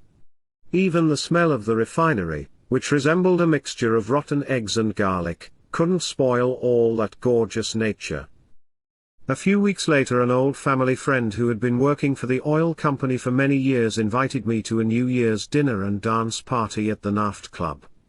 The music, glittering lights, decorations, food, drinks, and the beautiful women in Western-style evening gowns were far beyond my wildest imagining. It was my first experience of such a music-loving, energetic, young crowd. I felt like the ugly duckling in the company of so many swans. By that time my tea was cold and I was getting sleepy, but couldn't wait to hear the rest of the story. Yusuf continued. I began working at one of the oil company clinics the day after I arrived in Abadan, and I enjoyed seeing patients and treating them. We had access to all the latest technology available at that time, radiology, laboratory, and medications we needed, and we could always send our most complicated cases to the English consultants for their opinion. But you know all of that, Ralph. It's so different from being stuck in a city with patients who cannot afford the tests they require, labs and radiologists you do not trust, and medications that are either unavailable or that patients can't afford. I worked very hard and was rewarded with promotions year after year. So you see, Ralph, I fell in love with Abadan. They needed a doctor to work in the ward, a position that was very desirable and, I thought, out of reach for. A few doctors with good connections to the top NIOC officials were selected to be interviewed by Dr. Hauge, the British internist, consultant to the NIOC health system. Dr. Hauge was in charge of all medical beds in the oil company hospitals in the south. My name was included, even though I had no connections and only a few months of experience. Ultimately, I was chosen, and I knew that I couldn't afford to fail. Dr. Hauge was British, with a Scottish accent, and he didn't have many friends. Our head nurse was Sister Williams, a tall English girl. Both she and the doctor were extremely nice and knowledgeable. My English wasn't that good, so I had a hard time understanding them, but they were very patient. I was impressed by their knowledge and did my best to learn everything they had to teach me. One day when I entered the ward there was an attractive young girl sitting next to Sister Williams, who introduced her as Sister Margaret Macaulay, and said that she'd be taking over as head nurse the following month. Well, Ralph, we fell in love before the month was over, and from then on I was talking about medicine both day and night, in the ward as well as in a bed. But I must confess that it was quite a challenge courting an English nurse when most of my previous relationships, except for the one affair with the married woman that I've already told you about, were with maidservants who trembled with respect. You know, I had never before held a blonde in my arms. You can imagine now how thrilled I was to be with this girl. So, with so much love and harmony, why didn't you marry her? She was 12 years older than me, but we had so much in common. We understood each other so well. Very interesting. Does your wife know about this? Of course, not. She wants to believe that I was a virgin, just as she was when we married. You know how important it is for a girl to be a virgin, especially in Mashhad. And the groom is expected to pretend to be a virgin too. It seems you have been in love most of your life, Yusef, I observed. Haven't you heard that love moves the sun and stars? I feel sorry for people who have not experienced love. The poet says, a head without love is a pumpkin. What is life without it? True, you tremble and sweat. Your heart pounds and you have sleepless nights. But, at the same time, it inspires you, makes you more sensitive. But remember, love is like a fire. It can warm you and burn you too. It makes you more sensitive so that you see, hear, and feel more, and it motivates you to work harder and to be a better person. You give love and, if returned, it is worth more. Indeed, love is a very splendid thing. How did you learn so much about love? Did you go to love school or Moore University? Who taught you? Oh, Ralph, you are so naive. Love comes to you just like a dream. You don't have to learn it. You wake up one morning to a more colorful world, with more fragrant roses, dancing trees and singing birds. You are in love. And you are as powerless as in a dream. I was exhausted and he still wanted to talk. But I had to interrupt him. Okay, sir, can I go home now? I have to work tomorrow. You don't have to worry. You will be in bed. Yes, of course, you are right. Will you come tomorrow? Certainly. I'm eager to hear the rest of your love stories. I had difficulty falling asleep that night. I couldn't believe that such a quiet, serious-looking young man who, as far as I knew, had never said anything to anyone about his private life, was opening up to me like that. I was very busy the next day. We had an epidemic of malaria, and the ward was full. We added 2 extra beds and needed more. At about 6:30 in the evening a nurse called me to the phone. It was Yusef asking, "Where are you?" "I haven't had my dinner yet." "I've been waiting for you and I've ordered a dinner for you too." I explained what was going on and said I'd be there as soon as I could. Yusef had improved a lot. He was eating soft foods and told me he was taking fewer painkillers. He even managed, with some difficulty, to get out of bed and sit in a chair to eat. He was enjoying his simple, tasteless soup, mashed potatoes, and apple juice so much that you'd have thought he was dining in a 5-star restaurant. By that time, it was almost midnight. I was very tired and still had to drive home, but I promised him that I'd be back to hear the rest of his stories the next day. Fine, fine. I understand. I don't have any more love stories, but there is more to tell you.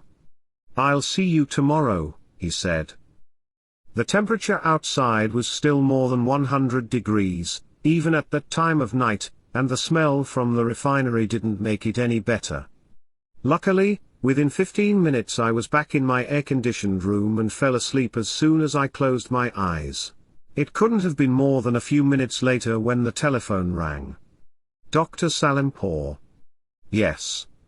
We just admitted a sick child for you. What's wrong with him? I don't know. He's in a coma. His temperature is 103 degrees. How old is he? 2. Okay. Please start cooling him down, get him undressed, give him a cold sponge bath, and put a fan next to the bed. Then get the lumbar puncture tray ready. I'll be there in a few minutes.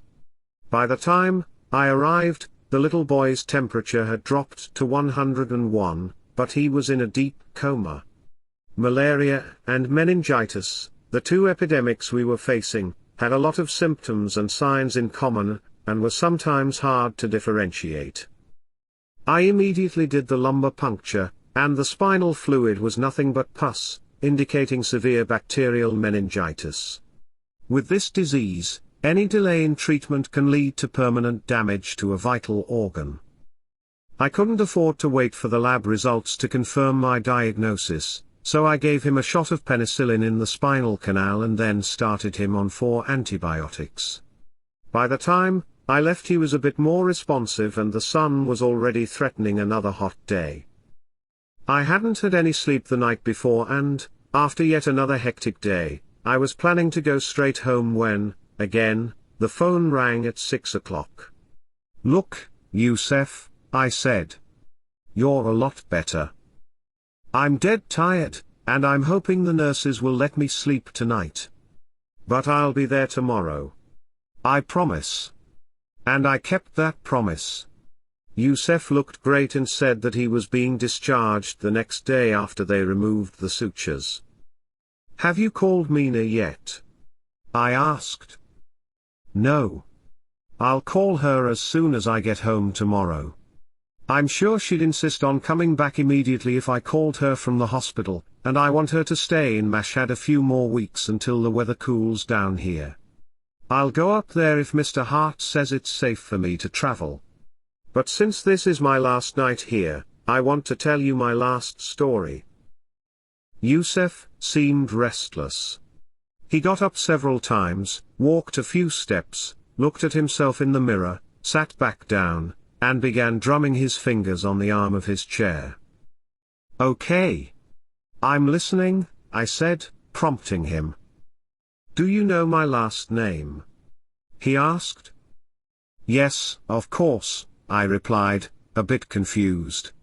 It's Ali Shah, Ali the Prophet and Shah the King. No, not quite, he said with a smile. What do you mean not quite? Do you have another last name? No, not exactly. He stood up again, and looked at me. It was the serious look I was more used to from him, not the relaxed look of the man who had told me his love stories. He seemed to have more lines in his face, I could see a vein pulsing in his forehead, and his voice was much stronger. He pushed his black-framed glasses a little higher on his nose and said, It's Elisha, meaning God is salvation in Hebrew. But you're a Muslim. How could you have a Hebrew name in the holy city of Mashhad? Well, I remember seeing my grandfather and mother and sometimes my father whispering together, and when I entered the room, I got the impression that they were quickly changing the subject. My mother always lit 2 candles on Friday nights and said a blessing for the family, traditions with which you, being Jewish, are familiar. I was never curious enough to ask what was going on, but on my 18th birthday, when my family was having a gathering of guests, my maternal grandfather came over to me, hugged and kissed me, held my hand, and walked me outside to the garden. When we were seated side by side on a bench, he sighed deeply and said, I want to tell you a secret, and it's up to you to pass it on to your children. My parents were Jewish but were forced to convert to Islam during a pogrom. Those who resisted lost their heads. My father changed his last name from Elisha to Ali Shah. Your father's name is not Mustafa, it's Mordechai. Mustafa is the nearest Arabic name to that. They forced us to change our names, but they couldn't alter our minds or hearts. We have practiced Judaism secretly ever since. Your parents are first cousins, as you know. There is a lot of consanguinity in our community just for that reason." We were both silent for a moment, and then Youssef continued. "You now know more about me than anyone else outside my family. Go home and sleep well, please. Thanks for being so patient." I was stunned. It took me a minute to actually process what I'd just heard. Youssef, however, looked completely relaxed again, as if he had just set down a heavy burden. I thanked him for having shared his secret with me, but I didn't sleep that night. His story had reminded me of the stories my own grandparents used to tell about what they had gone through in the bad old days. At least I finally understood why Youssef had made such an effort to befriend me when I arrived at the hospital.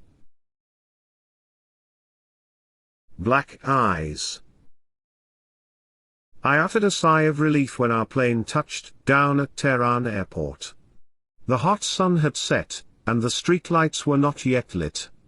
I had left behind the hot city of Abadan with temperatures running in the high 120s, sandstorms, and extreme humidity, not to mention the refinery's unpleasant fumes, mosquitoes, and flies.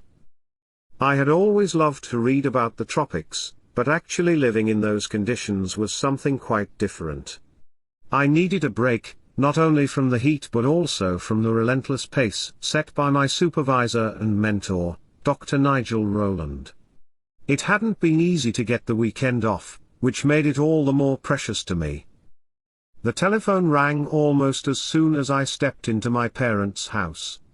It was my cousin asking if I could join him at a friend's party. "But I don't know them," I said. "They know you well. They've asked me to invite you, and I know they'll be delighted to see you." I could hear strains of Strauss's Blue Danube wafting from the open windows even before we reached the house, and the beautiful music, along with good food and drink, soon put me in the mood for romance.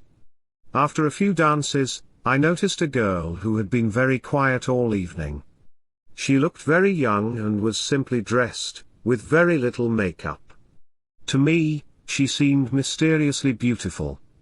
I chose a slow dance to ask her to the floor but had a hard time finding the right words to begin a conversation. "I've noticed that you seem very quiet tonight. I haven't even seen you dancing," I said, hoping to draw her out. "Yes, true," she smiled. "I keep thinking about my finals. I shouldn't really have been here at all tonight." "Oh, forget about your exams and have fun tonight," I urged. "I'm sure you'll do very well. Besides, it's always better to leave your books and notes for a few hours. Taking a break now and then helps you to concentrate better when you get back to them." "Thanks for your advice," she laughed. "But how do you know?" I introduced myself and assured her that I had plenty of experience taking tests. "May I ask the name of the beautiful girl with whom I've just danced?" "Farah," she said, "Farah smiles a day," and we continued chatting and dancing until I noticed that the music had stopped and we were the only people still on the floor.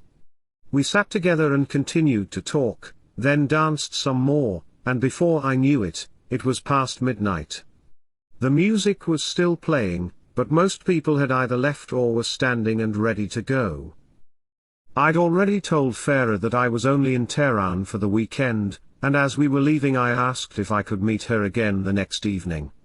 "Thank you very much, but I really do have to prepare for my finals. Besides which, my parents are very strict," she demurred. "I insist. I leave in 2 days. I don't know what to say. I really shouldn't. But you must," I insisted. There was a long pause. "Can I interpret your silence as yes? Listen to that." "What? You said you love music? Listen to that. I know the English version of that song. Perhaps. Perhaps. Perhaps. Does it mean the same in Spanish? A rose by any other name is still a rose. I take that as yes then. Let me talk to my parents tomorrow, please. Incidentally, did you meet my older brother? He is here. Why don't you come and meet him? I would love to. But, can I have your telephone number, please? I wasn't about to let her get away. The next day, I knocked at her parents' door. Her mother, a very serious-looking woman, simply and neatly dressed, with no makeup at all and a cascade of salt and pepper hair, welcomed me with a beautiful but unfamiliar accent. She led me into the living room, offered a comfortable seat, and left. I was getting restless and nervous sitting there by myself when F.A.A.P finally appeared. You know, I wanted to call you and tell you that I cannot come out tonight but didn't have your telephone number. I'm very sorry, but I'm really busy with my studies. You understand, don't you? I won't take no for an answer. I won't keep you out late. I promise you. Shall we leave now, please? It's very hard for me, but you can ask my mother. Her mother soon returned with 2 traditional little glasses of tea and sugar cubes and offered one to each of us. Abadan is a very hot city, isn't it? But I hear it's like a little English city built in the desert. Is that true? She asked. In certain ways, yes, the area owned by the oil company is well designed and clean, with trees, decent homes, and stores, but the rest of the city is very different. And the weather, of course, is hot and humid. How long do you plan to stay in Abadan, Dr. Salimpour? It depends. I may have a 2-year scholarship in England, which comes with some commitments. May I get you another cup of tea? No, but thank you very much. F.A.A.P and I had planned to go out tonight, with your permission of course. May I ask what your plans are? This is F.A.A.P's first time out. Then I thank you very much for your trust. We'll go to Cafe Naderi. Fine. But please don't stay out too late. No. I promise. Cafe Naderi was surrounded by tall pine trees decorated with amber, green, and red lights. The fragrance of jasmine, and freshly watered gardens, along with the sounds of music filled the air. The band, which I think was European, played a few Sinatra songs followed by the South American rhythms that were very popular at the time. We were sitting close to the dance floor and I asked F.A.A.P for a dance. No. No. Not in a public place like this. We will be the talk of the town tomorrow. But everybody is dancing. Yes. But they are either married or long-time friends. I hardly know you. Well, what do you want to know about me? Ask me, I teased her gently. Despite my repeated urgings, however, F.A.A.P still refused to dance. Even so, we had a wonderful time, and I got her home early, as promised. Over the next several months I made a few more short trips to Tehran, and each time F.A.A.P and I returned to Cafe Naderi. The band's singer got to know us and often came to sit with us between sets and ask what we'd like her to sing next. F.A.A.P's choice was always Black Eyes and mine come prima. Finally, after we'd been out together several times, I asked her, tell me, F.A.A.P, how did your parents meet? Your dad is Iranian and your mom is from Russia, right? Well, not really. My mother isn't Russian. Don't let her hear you say that. She is Georgian. Well, isn't Georgia part of the Soviet Union? After all, Stalin is Georgian, isn't he? Yes, he is. You're right. But Georgians are very proud and nationalistic people. They like to be called Georgian. But how my parents met is a long story and I'll tell it to you as my father told it to me. It began like any other day for my dad, whose name was Rahim. It was breakfast time, And he was sitting on the floor with his father, brother, and 2 younger sisters, close to the chafing dish. A tablecloth had been spread on the Persian rugs, and his mother was running around as always barefoot, with a scarf on her head, trying to keep the tablecloth filled with bread, salt, and pepper, to be followed by eggs and tea. Rahim was staring at the chafing dish, mesmerized by the red-hot charcoal. He was deep in thought. No one was talking. A framed picture of Farah's grandfather, with his thick moustache and traditional Persian robe and cap, was on the wall demanding respect and an apprehensive silence. A kettle was boiling in one corner of the chafing dish, its top jumping up and down with a familiar metallic sound. Steam was blowing out of its spout as if the kettle were the only one with something to say or the courage to talk. The eggs were cooking in the hot charcoal ash. One, which belonged to Rahim, was closer to the hot coals than the others. He was waiting impatiently for it to cook so that he could get to school. His mother had just picked up the kettle to pour tea when a sudden, unpleasant sound broke the silence. Rahim's egg had burst, white and yolk spilling over the hot charcoal and the ashes. The portion that landed on the hot charcoal instantly became hard. Rahim grabbed it with a spoon, saving his fingers. But, the larger portion on the ashes was not salvageable. Everybody suddenly woke up. For how long I should support you? Why you don't go and make money yourself? You are a big boy now, Rahim's father shouted at him. Yes, he was a big boy. He was 12, and the oldest of the children. As he stepped out of the house into the snow, which seeped through the holes in his shoes, freezing his toes, Rahim decided that, indeed, he wanted to make money. With each step through the snow on that windy, cold morning, he became more and more determined not to depend on anyone but himself. The cold wind was going right through him. He tried putting his hands in his pockets to keep warm, but the pockets too had holes. Looking down at his pants, Rahim noted that they were now a few finger lengths shorter than when the tailor, who lived at the corner of the street not far from their home, had made them for him. The pants had been his New Year's gift 2 years before, and what had once been cuffs now hung in shreds well above his skinny ankles. Within a few minutes, heavy snow began to fall, adding to what was already on the ground and covering everything, from the mosque's minarets to the men's long beards, in white.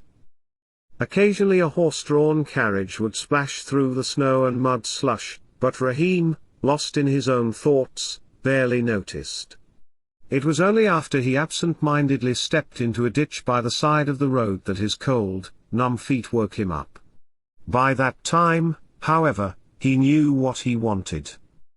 When he arrived at school he headed directly for the heater in the classroom, which was already surrounded by other children. Some had taken their shoes off and put their cold feet very close to the fire. A few were hanging their wet socks on the warm pipes. Rahim enjoyed the warmth, but not the smell. When the other children noticed his arrival, they quickly made a space for him close to the burning wood and began to bombard him with questions. For years, he had been helping his fellow students with their schoolwork, but today was different. From now on, you have to pay me for any tutoring, he announced. And that was the beginning.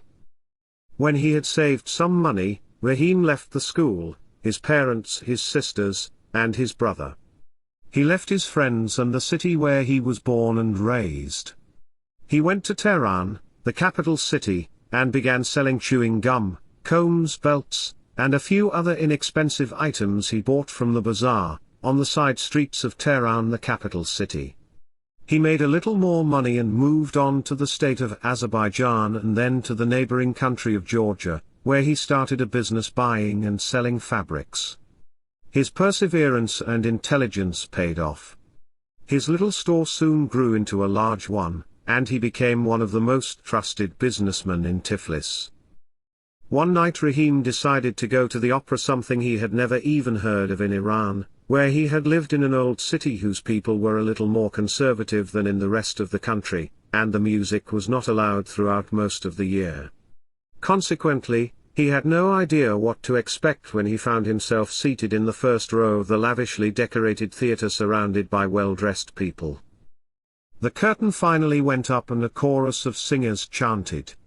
Rahim had told Farah that he enjoyed it overall but hadn't understood very much.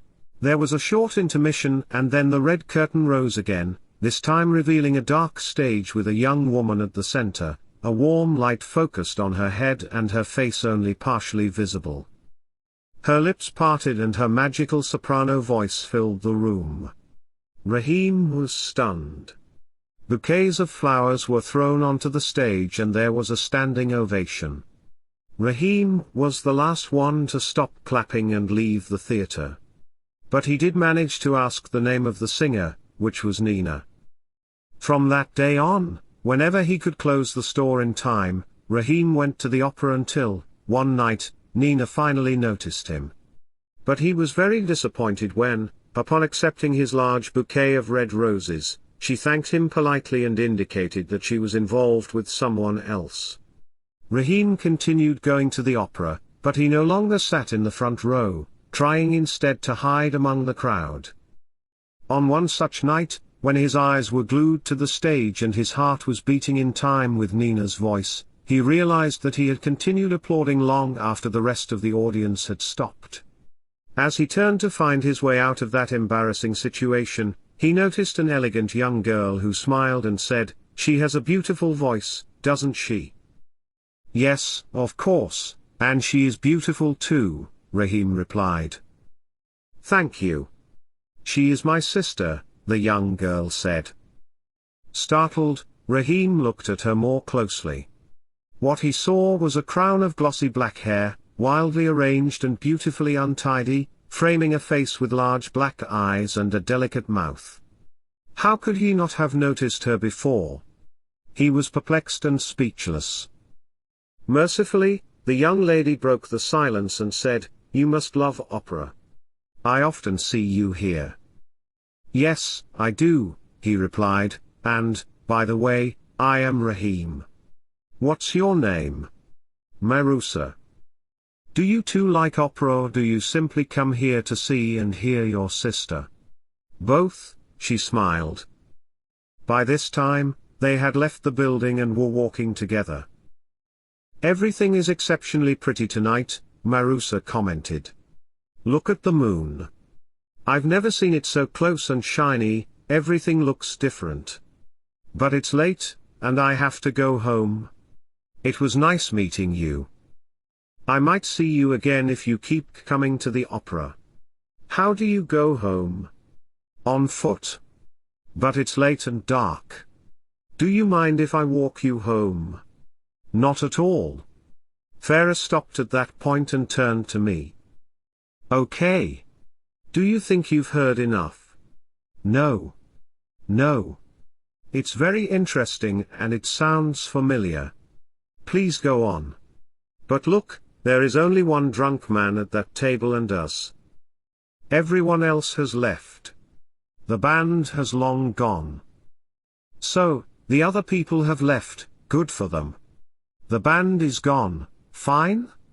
I don't even care if the lights go. The moon is shining. I'm here for you and you alone.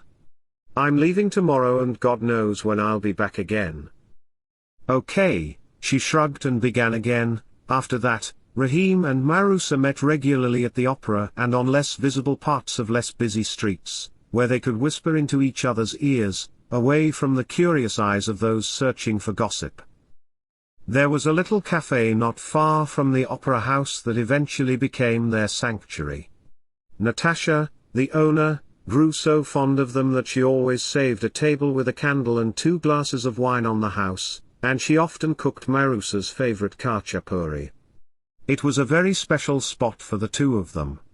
Natasha could never tell who was more in love, the tall, well-dressed young man who seemed to have a new tie every time or the sweet black-eyed girl who had now learned a few words of Farsi. Finally, Marusa invited Rahim home one night. Farah's father told her that he had been very nervous, especially because Marusa had told him that Nina would be there with her fiancé, as well as her parents and brothers.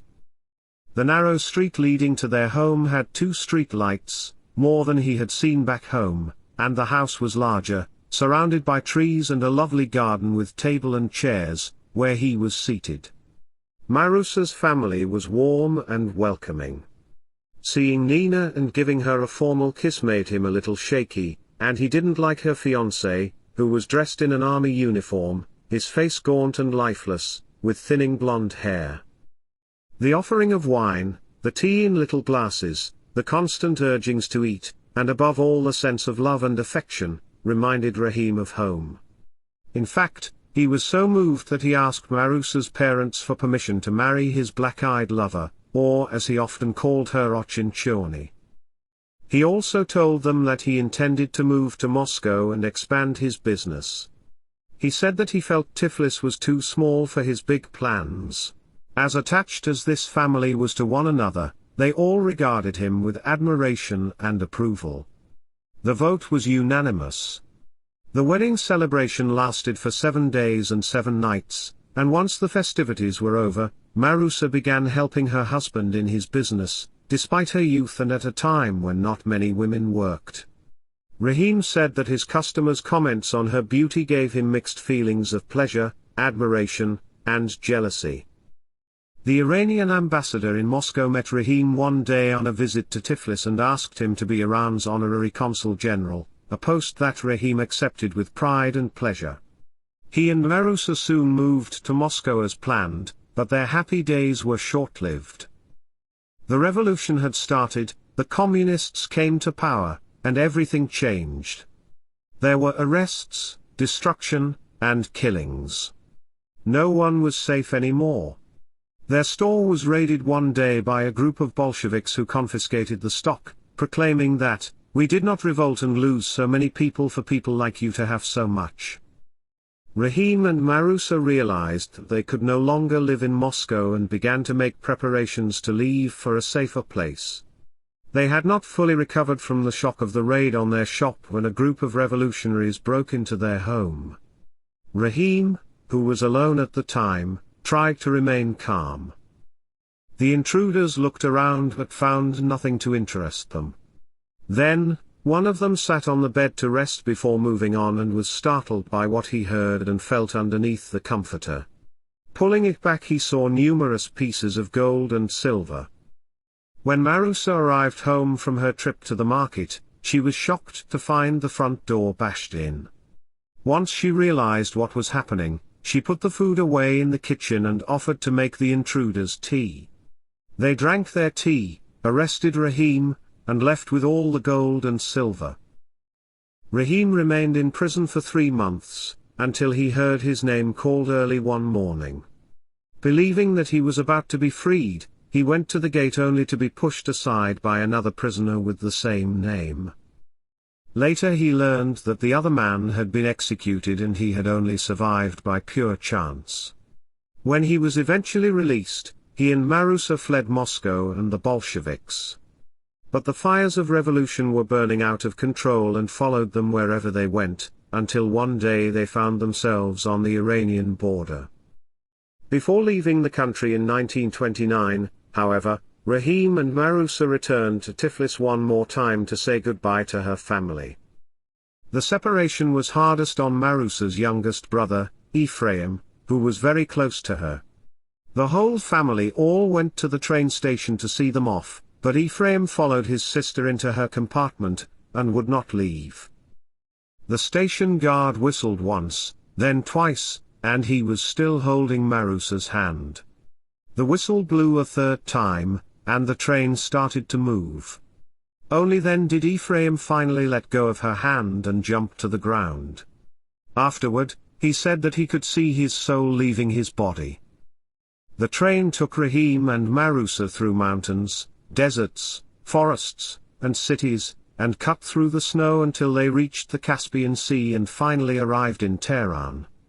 The boy who had left home with empty pockets so many years before was now called Monsieur, as all foreigners or foreign-trained students were called in Iran, and his wife was addressed as Madam, with all the respect that title commanded.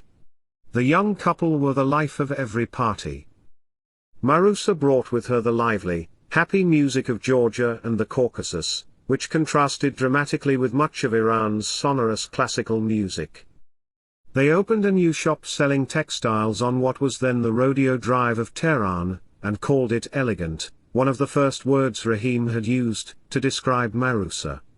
And, encouraged by the Shah, they also brought the Russian circus to Iran, where it was warmly received. By the time F.A.A.P reached this point in her story, the club's employees had begun to close up for the night. F.A.A.P was obviously cold but too polite to say anything. I covered her with my jacket. "You will catch a cold," she said. "No, don't worry. I'm fine," I assured her as we walked home. That was a beautiful love story. F.A.A.P stopped and looked at me. "Let us hope that one day our children will repeat it to their children," I went on. "Aren't you rushing things a bit?" was her answer. As I kissed her good night, I asked if we could get married soon, as the oil company might be giving me a scholarship in England. "I'll have to ask my parents," was her reply. Luckily, F.A.A.P's parents understood my situation and agreed to a rush wedding, which was arranged in the oil company's club in Tehran. The club was large, with many old trees, and the party was held in the open air on a pleasantly cool evening with a shining crescent moon and a twinkling of stars in the sky. The voice of Ilahi, a popular Iranian singer, drew guests of all ages onto the dance floor. It was a night to remember, but there would be no honeymoon. Instead, we flew directly to Abadan, where I had to return to work in 2 days.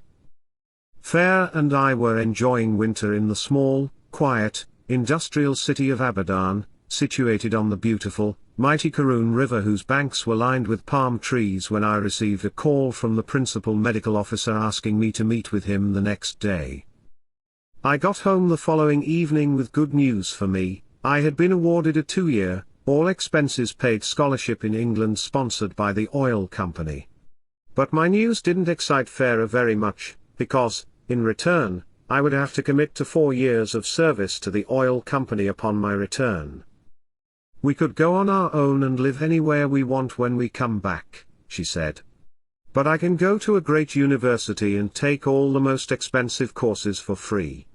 "No. It's not free at all. You just pay for it later." What F.A.A.P said made sense to me.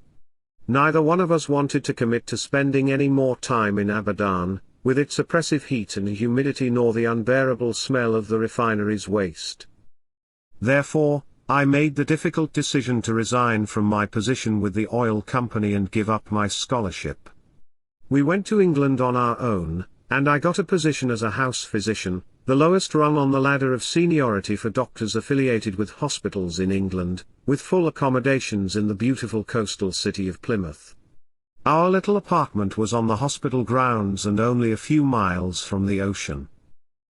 A few months later, we were riding a red double-decker bus to the beach when F.A.A.P went into labor. Needless to say, we didn't make it to the beach that day. Instead, we turned around and rode another bus back. Our first son, Pejman, was born before sunrise the next day. But our joy didn't last long. Rahim became sick while we were in England, and without the modern diagnostic tools available today, his illness went undiagnosed for too long. Marusa was now taking care of a sick husband and a teenage son still living at home, while also trying to run the family businesses, which had expanded to include not only the original fabric store but also a hotel and several shops adjacent to theirs that were rented to tenants. Her older son tried to run the store, but he was still young and inexperienced. In the end, Marusa was supervising the store, trying to manage the hotel, and collecting rents from the tenants. Rahim had surgery and for a while seemed to improve, but then he went downhill again and passed away at the age of 62. Marusa and her children decided to sell the shops and the hotel rather than trying to continue to run them. A few months later, the older son went to the store to give the key to the new owner. He remembered going there in the evenings when his father was healthy and the business was booming. He was the son of the boss and everything was his for the taking. The next-door tailor always wanted to make him something out of his father's best fabrics. Just across the street, Bonjour, the store that had more neckties than the rest of the city put together, was where he killed time on occasion. The little cafe, half a block away, always saved a table for him and his teenage friends. The store was also where his parents and their friends met to chat, drink, smoke, and go out to dinner. He parked his car in the alley, and as he approached the store he realized that this was the first time he had ever seen the door closed. He opened the door for the first time in his life. Inside, the shop was dark and dusty, cobwebs hung in the corners. This place where he had grown up now looked strange to him. When he finally found the light switch, he discovered a pile of mail on the floor. The letter on the top of the pile was written in Russian, mailed from Israel, and addressed to his father. He tried to read it, but his Russian wasn't good enough. He handed over the key to the new owner and headed back home. He gave the letter to his mother and sat with her and his older sister as they read it aloud. It was from Marusa's younger brother Ephraim, who had immigrated to Israel. After the first time, she read it again and again, until they had committed every word to memory. "We asked you not to write to us after you left," Ephraim said, "because the KGB gave us a hard time whenever we had a letter from you. They called us several times for interrogation. Therefore, as hard as it was for all of us, and our mother, in particular, we decided not to communicate with you. Each one of us was so many times tempted to write to you, but we controlled our feelings. Mom begged us, often in tears, not to write to you. She was particularly concerned about what they could do to me with their accusations and the consequences. But you were always in our hearts and your address never far from us. We tried to leave Russia several times and paid high prices for that, the loss of employment and rejection from the university to name but two. A communist officer once promised us a passport to leave the country and made us pay him well, but that never happened. Life became more and more difficult with each attempt to leave the country until eventually we were set free. We hope that the address is correct and this letter will reach you. My wife, children, and I are in Israel, well, and have never been happier. Please write to us. Love, Ephraim." It wasn't lost on any of them that this reconnection would never have happened if the key were handed over before the letter arrived. Marusa could not wait to see her family. She applied for a passport, and was in Israel within a few weeks. The impact of this reunion after more than 40 years is hard to imagine. The young brother Marusa had left behind was now about 65 years old, with a wife, children, and grandchildren. They sat up night after a night catching up on a lifetime of memories of marriages, children, losses, joys, the KGB, and much more. He said that the Russians had finally allowed a few Jewish families to immigrate to Israel, penniless of course. Marusa's parents had passed away by then and his older brother was too old to make such a move. Nina was still singing, in Russia, but not as much, had no children, and her husband had left her. When Marusa returned to Iran a few weeks later, she was rejuvenated. She experienced the second revolution in her lifetime when Ayatollah Khomeini came to power in 1979. It was the same scenario: the accusations, raids, confiscations, arrests, and executions that she'd experienced in Russia. Only this time it was in the name of Allah. Once was enough for Marusa. She and the rest of her family left Iran and took refuge in the United States, where she enjoyed every day until she died in 1983. In 2001, 40 years after F.A.A.P accused me of rushing things, we left our children, grandchildren, and home in Los Angeles to go to Israel, meet the rest of her surviving family, and hear the end of the story. In the newly built port city of Ashdod we are welcomed by Ephraim, who was by then 83 years old, his wife, children, son-in-law, daughter-in-law, and grandchildren. They open not only the door of their little third-floor apartment to us but also their hearts. Their modest table was covered with enough food and drink to sustain us for the rest of our lives. Within an hour, we felt we had known them forever. We felt that although we had lost Marusa, we had rediscovered her in these people with whom she shared her wild abundant hair, large black eyes, and even the way she walked and talked. I saw a piece of Marusa in each and every one of them. Ephraim's back was a bit bent, by age as well as by what he had gone through. His slurred speech, twitching lips, hand tremors, and short steps indicated the onset of Parkinson's disease. But he still climbed up and down the stairs to his apartment 3 times a day to pray at the temple of which he was the respected president. He pointed to the TV screen and showed me videos of his 2 sons.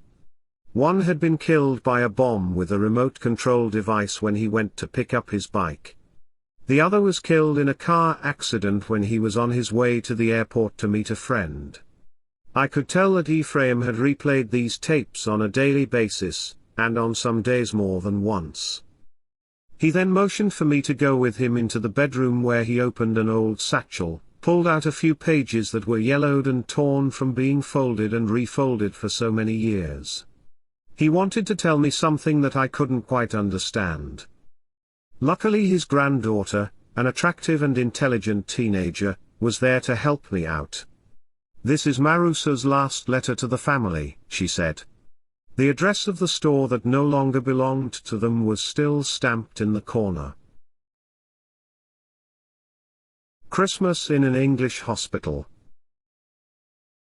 In 1962 I was a resident at Sunderland Children's Hospital, in northeast England, and we were living in a small, rented apartment that was about a 25-minute walk from the hospital. Farah and I had a 20-month-old son, a 1-month-old daughter, and no car. We couldn't afford even an inexpensive used car. In fact, the only machine we ever bought was a second-hand washing machine for £10 that did not work. Luckily, with a lot of aggravation and persistence, we somehow managed to return it and get our precious money back. Our apartment wasn't on any bus route, and when it snowed, as it often did in winter, without the proper boots, that walk took more than 25 minutes and sometimes felt like more than an hour. This was one of the coldest Decembers ever in Sunderland, with several feet of snow on the ground, so when I was on call 2 out of every 3 nights and weekends I stayed at the hospital. My family and I always looked forward to my weekends off, when we bundled ourselves and the children into as many layers of clothing as we could and, armed with baby bottles, formula, and diapers, headed for the bus stop, hoping to go to the seaside. Since we had no friends in England and left our little apartment only to go to the grocery store or the hospital, these outings were a great treat for us, even in the middle of winter. More often than not, however, we returned home disappointed and frozen after half an hour of waiting for a bus that never came. In addition to the bad weather, or perhaps because of it, we were experiencing a very serious epidemic of bronchiolitis, a viral disease that attacks the respiratory system, particularly in infants and young children. Many of them needed to be hospitalized and some actually died. The epidemic was particularly widespread in this depressed, cold, industrialized city populated by low-income families living in overcrowded circumstances. Adding to the stress of tending so many sick children, I was also worried about my immediate future. I had very much enjoyed working at Sunderland.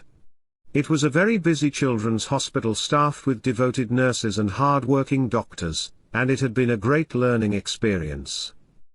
But my 1-year residency would be up at the end of the year and I still didn't have another job.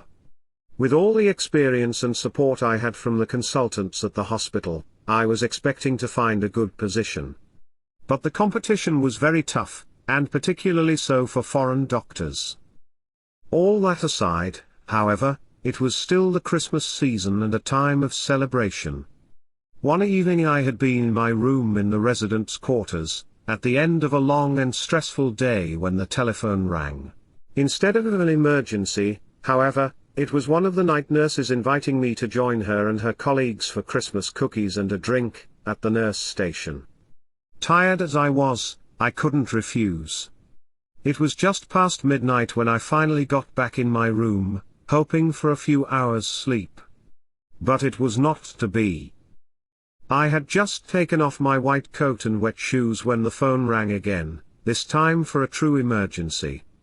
When I returned to the ER, 2 young nurses were trying to place an oxygen mask on the face of a coughing, wheezing baby girl who kept pushing it away. There was mucus crusted below her nose, and her perspiration-soaked blonde hair stuck to her cheeks. She was breathing fast and struggling in the nurse's arms, her entire little chest and tummy going up and down with each breath. Her tired blue eyes rolled up every now and then and kept closing. She was obviously exhausted by her efforts. One of the nurses told me that the child, whose name was Lizzie, had been bluish when she arrived. After a brief examination, I approached the woman whom I assumed was Lizzie's mother. She was in her early 20s, with a medium build and untidy long blonde hair. There were traces of old makeup on her face and her nails were bitten, with remnants of chipped purple polish. I introduced myself, and when she opened her mouth to speak I almost choked on the combined odors of garlic and cigarettes. Even her thick man's overcoat, and her hair absolutely reeked. I could just visualize her smoking all day in her little room, puffing out the smoke around her sick kid. "How long has she been like this?" I asked. "She was doing very well until 3 days ago when she developed a cough and cold with a little fever," her mother replied. "But it got worse today. She started wheezing and she was having a hard time breathing. She hasn't fed all day. I thought she was teething, so I rubbed some teething powder on her gums and gave her some baby aspirin. But she didn't get better. The coughing got worse and then she started choking. I didn't know what to do. I don't have anyone to help me, so I called the ambulance. Please don't think I'm a terrible mother, Dr. S. Excuse me, what did you say your name was?" "Salimpour," I answered. "Yes. Dr. Salimburg. Please don't think that I'm a bad mother, but what more could I do?" Lizzie hadn't fully stabilized when another ambulance brought in another sick child, this time a 3-year-old boy named Eric who had been well all day according to his mom, then fell off the bed a couple of hours ago, and had a fever since. "No, Mrs. Waterman. I'm sure he's been sick most of the day and went to bed with a fever. He was restless with a high fever and that's why he fell off the bed. Let me examine him and then I can tell you more." Both Eric's parents were attractive and well dressed, particularly for that hour of the night. As I started to examine him, they watched closely, anxiety is written all over their faces. The child seemed unusually sleepy, and a little confused. When I slid my hand under his neck to sit him up, it was stiff and hard as a log. "I'm afraid Eric may have meningitis," I said gently and quietly, but loud enough for them to hear. Unfortunately, meningitis was still a disease we saw frequently since there was no vaccine to prevent it. "Are you sure, Dr. Salimpour?" Dad asked. "No, I'm not. I won't know for sure until I do a spinal tap," I said. "Can we do a lumbar puncture instead?" he wanted to know. "I've been told that a spinal tap can be risky." "They're the same thing, 2 names for one test. There is a risk in everything, but complications are extremely rare. We do several spinal taps at the hospital every day," I assured him. A few minutes later, a needle was in Eric's back and the cloudy fluid withdrawn from his spinal canal confirmed the clinical judgment. I gave an optimistic prognosis to the parents, who thanked me and waited to follow Eric to his room. Once he was rehydrated with the 4th fluids and antibiotics were started, he seemed to revive within a few hours. By the time I returned to my room to prepare for another day of work, it was already getting light out. In search of a living. As my residency at Sunderland came to an end, I was hoping to find a position at a good teaching hospital, where I would have access to the leaders in my field. Finally, one day I received an acceptance letter from the well-respected Royal Manchester Children's Hospital, which was affiliated with the University of Manchester. I would be working directly with Professor Wilfred Gaisford and would have access to two of the most important researchers/clinicians in the field of inborn errors of metabolism, Dr. Georg Komrow, and Dr. Aaron Holtzel. In England, during the early 60s, genetic metabolic disorders, inborn errors of metabolism, were a hot topic among pediatric researchers. Children born with these disorders may not be symptomatic at birth, but if their diseases are not detected and treated immediately, by the time they are symptomatic and diagnosed, it is often too late to save them. One example would be phenylketonuria or PKU, characterized by the inability to metabolize an essential amino acid known as phenylalanine due to the lack of a particular enzyme. This results in the buildup of phenylalanine, and its byproducts in the bloodstream, potentially causing serious medical problems in different organs including the brain, leading to developmental delay and seizure. Now every newborn is routinely screened for the more common types of these diseases, but in the 1960s it was still a pioneering field. We would screen 20,000 to 30,000 newborns to find one infant with phenylketonuria, and save her/him with the appropriate diet. When I later returned to Iran in 1964, I wrote to Dr. Shamsoljan Mofidi, Dean of the School of Public Health at the University of Tehran, proposing a project to screen all the newborns in that city for PKU. Dr. Mofidi, who had taught me a few subjects in the field of public health, when I was in medical school, offered his full support for the project, along with a full-time position at the School of Public Health. At the same time, however, I was offered a position at a children's hospital in downtown Tehran, where I would see many thin, dehydrated, wrinkled, miserable, and aged-looking children who were brought to the hospital by their parents in the hope of admission or treatment and most often turned away. The doctors and nurses told me that these children were suffering from malnutrition, and no one wanted to admit them because 1. There were so many of them, and we can't fill all the beds in this little hospital with children suffering from the same disease. 2. They would die anyway, so what was the point of taking up a bed that could be used for another child? 3. They were bad for the hospital's statistics and embarrassing. 4. They had no teaching value for the residents and interns. These poor, unfortunate children, whose diapers, made from their mothers' worn-out clothing, were soaked in watery stools, would be carried from doctors' offices to the clinics and from one hospital to another in the hope of finding treatment. But more often than not, they were carried back home at the end of the day, if they were lucky enough to still be alive. I couldn't decide which position to accept. My heart was with the children's hospital, but the salary I had been offered would just about cover the rent on our one-bedroom apartment and nothing more. I went back to the hospital one day to see if there was any way they could increase their offer. When I walked through the door, there was a long line of mothers with crying babies in their arms.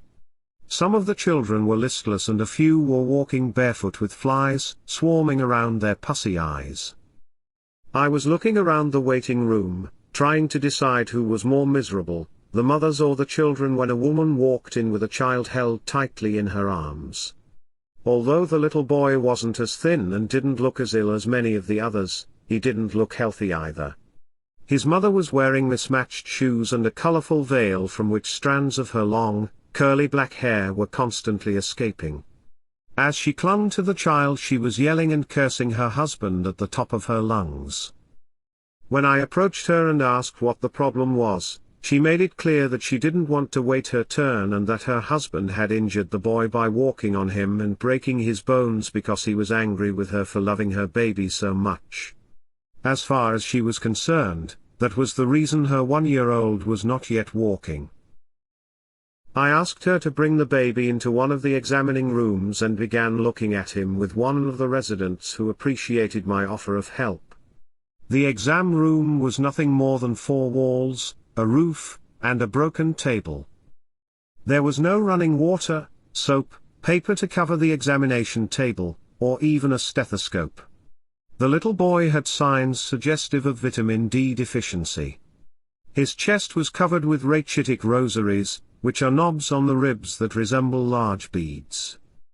An X-ray confirmed the diagnosis, and I explained the problem to the mother. But it was a hard sell. She said, "I love him more than my eyes. I have breastfed him for a year to protect him better. I know my husband must have walked on him." "No, ma'am.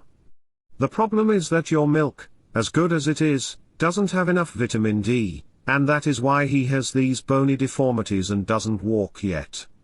We'll give him some vitamin D, and he will be fine. I promise you." "Are you sure?" she asked. "Yes.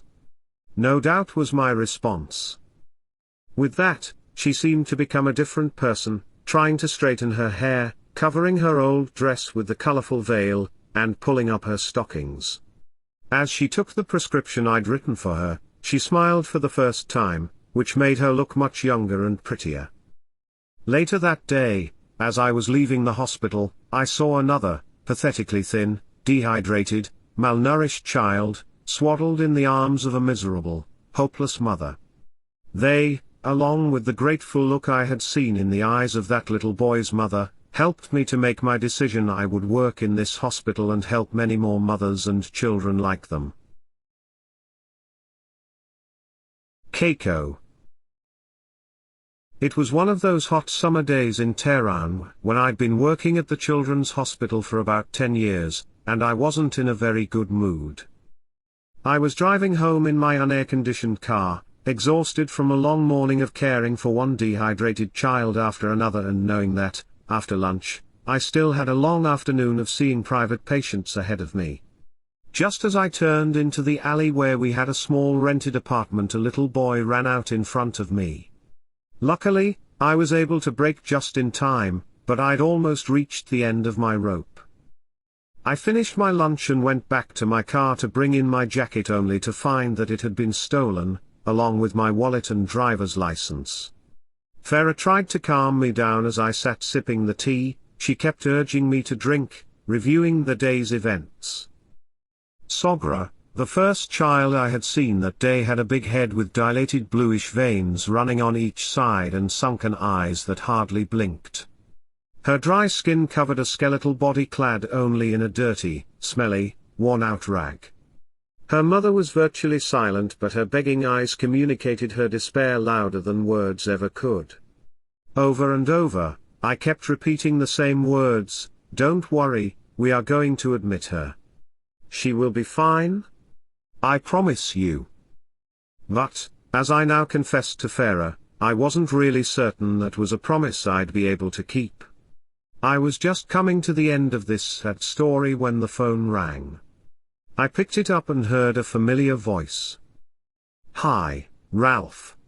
Is that you, Kako?" "It's me, Javed Chalantari." Kako means brother in the dialect used in the state of Fars in Iran, and Javed, a good friend, and former medical school classmate, had indeed been like a brother to me. "Javed. When did you get to Tehran?" "Last week." "Where are you now?" "I want to see you." "We're at the Park Hotel. We're just here for a couple more days and we want to take you and your wife to dinner tomorrow night." "Who are we?" "My wife, Maureen, and I. She's from New Zealand. I met her in London." "Congratulations." "That's great. But, come to us for dinner." "Kako, no. We'd like to take you out to a cabaret, drink some whiskey, and see the dancing. We'll come and pick you up at 8. Farah was delighted. This would be only our second time at a cabaret. The first time was in Manchester, and we were so worried about leaving our children with a nurse, plus I was so tired after being on call at the hospital for 2 nights, that we left right after dinner. We had a very good time with Javed and Maureen. After a few drinks, he was so funny that we couldn't stop laughing and had the people at the next table laughing right along with us. Maureen was a very sweet, rather quiet girl. But in truth, she didn't have much choice since Javed spoke mostly in Farsi, a language she didn't understand, even though we were responding in English. He told me he'd been working as a professor of pathology at the University of Avaz, which was very close to Abadan, and I asked him why he had chosen Avaz. Not because of the smell of refinery in the neighboring city Abadan, I'm sure. No. The oil company hired me while I was in England with a decent salary, and all travel expenses paid. But the principal medical officer didn't like me from the beginning, and he couldn't hide it. Once, after I was sick and couldn't go to work for a couple of days, he called me to his office and asked the reason. I told him I was sick. Why and how? He asked. I told him I had hemorrhoids and couldn't walk. He wondered how all of a sudden I had developed hemorrhoids. It was clear that he didn't believe me, so I stripped off my pants and showed him my ass. I was so mad. Then he called me a few days later and told me he didn't think I was happy there and that I had better resign. I told him I'd discuss it with my wife and see what she said. He expected me to resign the next day, which I didn't. So, he called me a few days later and asked if I had spoken to my wife. Yes, I answered. Okay, what did she say? She said if you think resigning is a good thing to do, then why don't you resign? Even the people at the next table burst into laughter at that. And then I gave him a very hard time until I found a better position as a professor of pathology at the University of Avaz and left. As he told his story, Javed was constantly eating, drinking, talking, and laughing. He had turned the musical on stage into his own show and had a comment for everything, even the changing lights, the dancers' skirts, and the ladies' wings. His face had by then turned red to match the wine in his glass.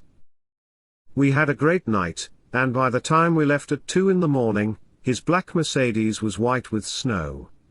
The cold wind soon cleared our heads of all the whiskey we'd consumed and blown away our sins. Javed and Maureen dropped us off in front of our house, and as we were getting out of the car, he turned to Farah and said, I have 3 brothers, but my real brother is Ralph, the man who was there when I needed him. I never forget. I thanked him, we kissed goodbye, and they drove off. When he called me a few months later and invited me to speak at the University of Avaz, I didn't even have to think about it. I always enjoyed talking about my research. Tickets and hotel reservations for Farah and me soon followed. We had the best time of our lives in Avaz. Javed and Maureen were the best hosts anyone could dream of, and the enthusiastic response to my lecture was beyond my wildest imagination.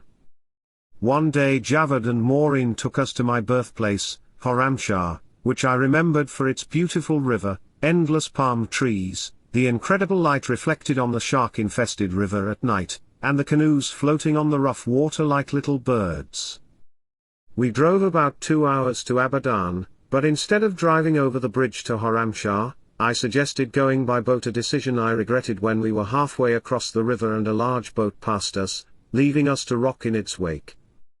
Maureen was seasick or thought she was. It turned out to be morning sickness, and to top it all off, when we reached the other side we saw a crowd gathered around a young man whose canoe had capsized and who had lost a foot to a shark that had made its way up the river from the Persian Gulf. In fact, hardly a year went by without at least a few people, particularly children, losing a limb or even their life while soaking in the river to escape the heat. On the last day of our stay, Javed and Maureen took us to the train station. It was only late March, but the crowded station was already so hot and dusty that Farah, who had wanted to travel by train, instantly regretted her choice. Indigenous Bedouin women were running around barefoot selling dates from baskets they carried on their heads. One man with a short beard and a traditional shirt that fell all the way to his feet was peddling cold drinks from a bucket of colored liquid with a few ice cubes floating in it. Another fellow with very dark, pockmarked skin was sitting on the ground beside a pile of water bottles in which were floating peeled walnuts and undoubtedly millions of invisible germs. Farah and I were both thirsty, but preferred to remain that way. About half a dozen Westerners in khakis stood together in a corner smoking cigarettes and drinking cold beer directly from the bottles. Some of the waiting passengers were young oil company employees going on vacation with their wives and children. The majority, however, were lower-income people, their belongings wrapped in a large piece of cloth secured with a rope, who were going back to their cities, farms or businesses. When our train finally arrived, Javed led the way to our compartment with a porter carrying our luggage. We shook hands, kissed, hugged, and said goodbye, and only after the train had left the station did we notice the large basket of the city's best dates next to our suitcases. We were sitting quietly, lost in our own thoughts, when Farah suddenly broke the silence asking, "Why is Javed so kind to you?" His hospitality seemed to go beyond the bounds of a regular friendship, and you've told me that you were never close friends in medical school. So, what happened? I know there has to be a story you haven't told me. I had just begun to respond when the train swerved, a loud horn sounded, and immediately afterward two well-dressed young men with fancy briefcases who were sitting in front of us pulled out packs of cigarettes and lit up. For whatever reason, all their smoke seemed to blow back in our faces. Within a few minutes, the whole compartment was filled with a haze of tobacco, driving the two of us out into the corridor for a breath of clean air. I thought all the nicotine might have given my wife amnesia, and I was off the hook, but no such luck. "I am curious. What's the story?" she asked again. "Okay, I'll tell you, but first let me go and change our compartment. We can't stay in there with all that smoke all night." I went to the conductor, explained the problem, and tipped him well. He took us and our luggage to another compartment and assured us that it would be ours alone until we got to Tehran. Once we'd settled in, I told Farah that I'd share my story with her but that she must never repeat it to anyone. Now more curious than ever, she, of course, agreed immediately. "Okay, then? This is how it started. We'd been out of medical school for almost 10 years. It was while we were in Manchester. I heard my name called on the loudspeaker and went to pick up the phone. This is what I heard. Dr. Salimpour. Yes. Is that you, Ralph? Yes. Who is that? Dr. Chalontari. Your medical school classmate. Which Dr. Chalontari? We had two Dr. Kalantaris. I am Cyrus Chalontari. What happened to Javed Chalontari? He died. He died. What did he die of? I don't know how Javed died. You know, Ralph, I want to die, too. I want to kill myself. By now I knew that I was talking to Javed, the unfriendly Chalontari, not Cyrus. Cyrus was a nice kid, very quiet, studious, friendly, and warm, with a beautiful voice. Javed was a bully, 10 to 12 years older than most of our classmates, who came from a wealthy and influential local tribe. He and I didn't get along and I did my best to avoid him if I could or do whatever it took for him to leave me alone, such as writing his final thesis. And yet he was such a great gentleman when I had some problem. Why do you want to kill yourself? What's happened? I don't know. I just want to kill myself. Can you come and see me? Where are you? I'm working right in Manchester, at Hope Hospital. Okay, then? I'll come tonight? At the time, I was working long hours in the hospital, and also preparing for my pediatric board exams. You had volunteered to go to Tehran with the children to give me more time to study. I really didn't have a minute to spare, but I decided to go to Hope Hospital and see Javed. I got there late on a Friday afternoon and he was waiting right behind the hospital gate. He hadn't changed a bit on the short side, with thick, straight, brownish gold hair and white skin, lighter than the average Iranian. He could easily have passed as a Northern European. He was dressed in well-pressed pants and polished, pointy brown, not at all like the thicker, more functional footwear most of us residents were wearing at the time. We shook hands and hugged. It was dinner time and he suggested we go to the cafeteria to eat. We passed several other residents on our way and I noticed that most of them looked at Javed oddly and seemed surprised that he wasn't alone.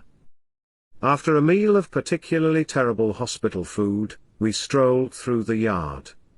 The sun was still shining on that long summer day, but a cool breeze was blowing through the old trees.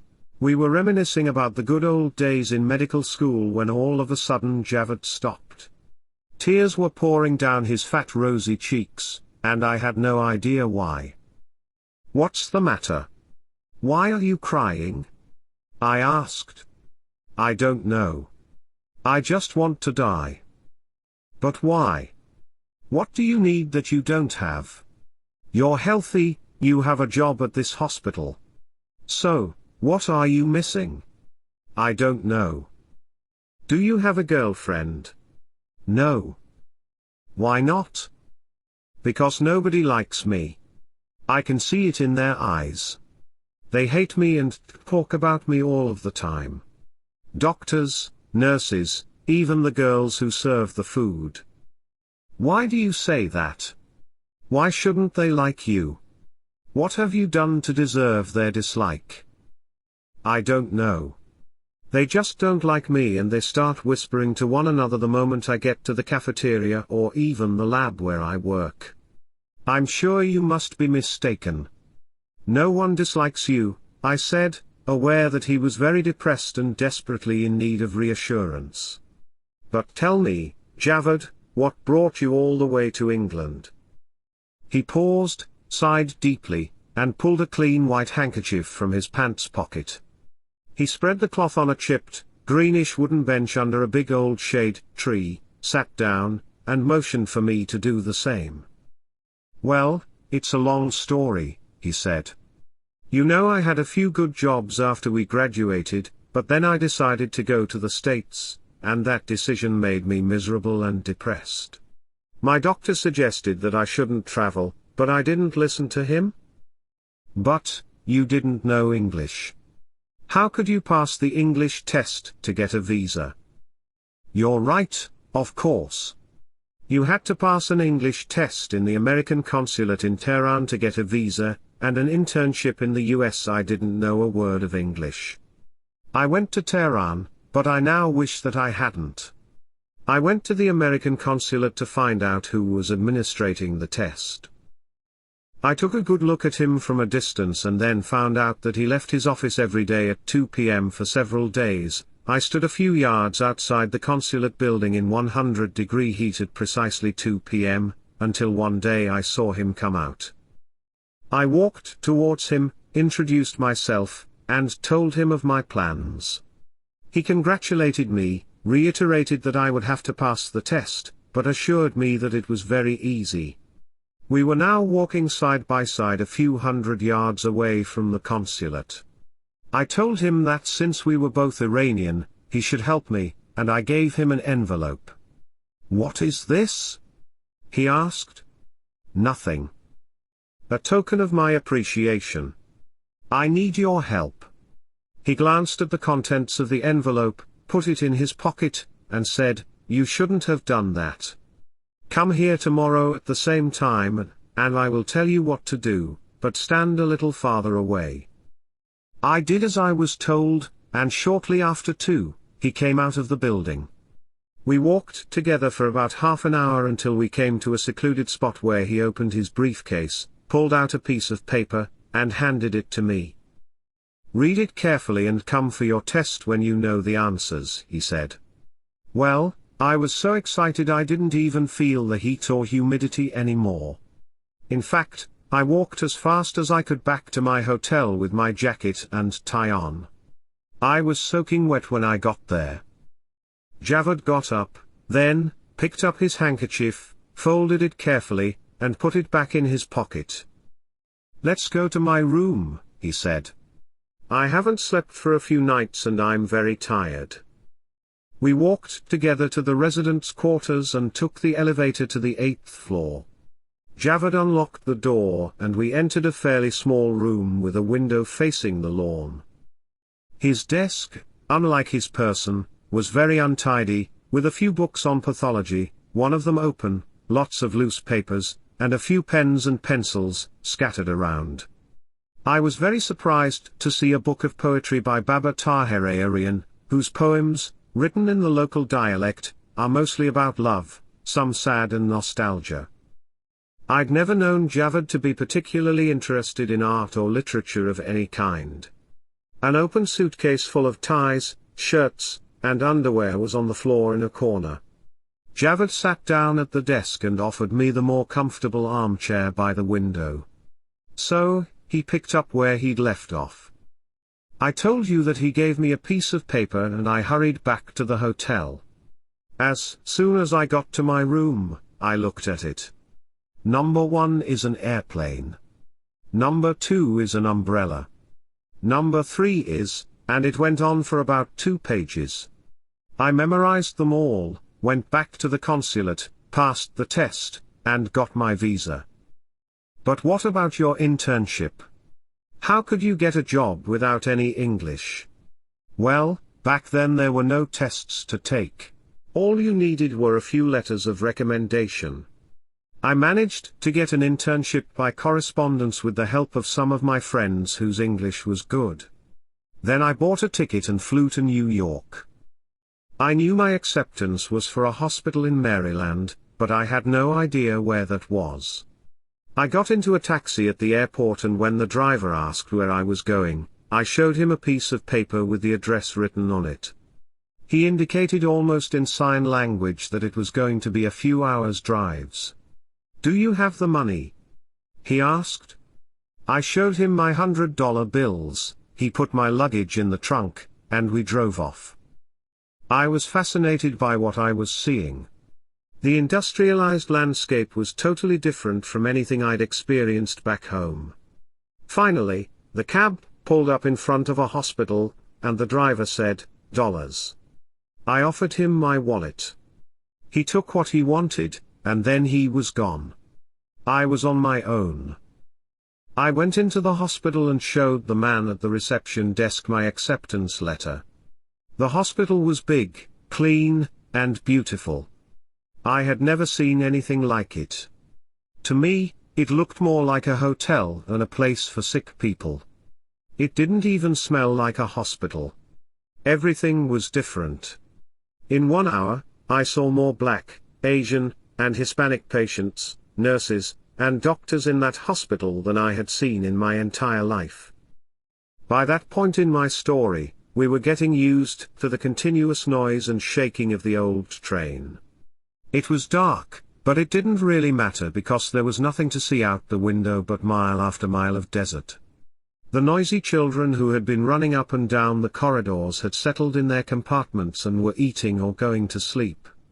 I would have liked to take a break, get up and stretch my legs, but Pharaoh was insistent, and then I realized then what Shahrazad must have felt like, and I didn't think my wife would have any more mercy than the Sultan. "Well," he said, I was finally led to the office of the Director of Medical Education, a middle-aged man of medium height, grey at the temples, with blue eyes and a little pot-belly. His office was spacious. At one end was a big semicircular desk with a large chair behind it. At the other end were a few, smaller visitors' chairs with a small table in front of them. The walls were covered in his diplomas and pictures of familiar faces like Hippocrates, Pasteur, William Osler, Freud, and the one I liked the most, Avicenna, the great Persian philosopher, and scientist. I said, "Good afternoon, sir," and showed him the letter. He said, "Good afternoon, doctor," shook my hand, and motioned me to one of the visitors' chairs. We sat and he began to talk. I didn't understand a word of what he said. He was silent a moment and then began talking again. I could tell he was asking me questions, but I said nothing, not knowing what he had asked. Finally, he said, "Are you okay?" "Yes, sir," I answered, and then was silent again. He kept on talking, and from time to time I nodded without knowing what he was talking about. I felt terrible and was squirming in the chair, sweating and embarrassed. I didn't know what to do. He then got up and poured me a cup of coffee from a carafe that was on top of a little refrigerator in one corner of the office. He turned and asked a question I didn't understand, but I now know was, sugar? Milk? I had never seen a man of his stature making coffee for a guest. In my experience, it would have been the office boy who did that. At this point, I stopped and turned to my wife. "You know, darling," I said, "I have known Javad for a long time. His family is among the chiefs of nomads, some of whom have settled in the city of Shiraz, and are very successful. Javad had all the family name, fame, and wealth, plus an MD degree. He was always a proud man, and I'm sure that whole experience must have been excruciating for him. It couldn't have been easy sitting like an idiot in front of a strange man in a foreign land. But now I'm really exhausted. I can hardly even keep my eyes open. Would you mind if I just had a nap before continuing the story?" But still, she showed no mercy, telling me that I'd have plenty of time to sleep when we got home. So, I had no alternative but to continue. "Well," Javad said, "he eventually called someone to show me my room and the cafeteria. The whole concept of a cafeteria, where you could go and pick up what you wanted rather than being served, was new to me. I filled my tray with more than I needed and went to the cashier to pay like everyone else. I ate, then found my way back to my room and fell into a deep, deep sleep. I loved the little shower in my room. To me, it was a great luxury. After showering and dressing the next morning, I went back to the cafeteria and was just having the last sip of my tea when I heard someone in a white coat talking to me in Farsi. I couldn't believe my ears. He introduced himself as Dr. Alex Levi. I shook hands and kissed him, but he pulled back, seeming embarrassed to be kissed by a man. I asked, "Are you Iranian?" In Farsi. "Yes, of course. But your name, Alex Levi, doesn't sound Iranian." "Well, I have Americanized my first name Ali to Alex, and my last name Levi to Levi. What are you doing here?" "I am here to learn." "Then why didn't you talk to Dr. Miller, the medical director? He's a very nice man. He couldn't understand your silence. He thought maybe you were in a state of shock after seeing all that you have seen in the New World or traveling this far to a strange land, but he wasn't sure. Tell me, what's going on?" He pulled over a chair, put his coffee on the table, and sat. "Tell me about yourself. Are you okay?" "I am fine." "Then why didn't you talk?" "Because I don't know English." "But how do you plan to study and practice in a language you don't know?" "Let's be honest. I cheated and that's how I got here." "What are they going to do now?" "Send me back to Iran. Please ask Dr. Miller to let me stay and use the room they gave me and the cafeteria. I'll work under your supervision during the day for free and go to English classes at night." "I don't think he'll agree to that, but I'll certainly ask him. For now, I'll take you to the library. You can wait there until I come back." The library was large, cool, and very quiet, even though the room was filled with people, all of whom were reading and taking notes. Alex led me to a corner table and commanded me to wait. A couple of hours later, A tap on my shoulder woke me with a start. I had fallen asleep with my head on the desk in front of me. "I have good news for you," Alex said. "Dr. Miller has agreed to let you stay. I told you he was a nice man, but now you'll have to prove yourself." I got up and started to kiss him, but once again he pulled away. This time I got the message. He handed me a piece of paper with the names, addresses, and telephone numbers of a few places where they taught English and pointed to one called Kaplan. "This is the nearest one to you," he said. I didn't know whether to cry or laugh. I went back to my room very excited, unpacked my things, and pulled out an English to Farsi dictionary along with an English book for first graders that I had brought with me, and read a few pages. How I found the English class and how I communicated with them would take several hours to relate. However, I managed to enroll and go there every evening after shadowing Alex all day. He eventually trusted me enough to let me draw blood and do physical exams on his patients.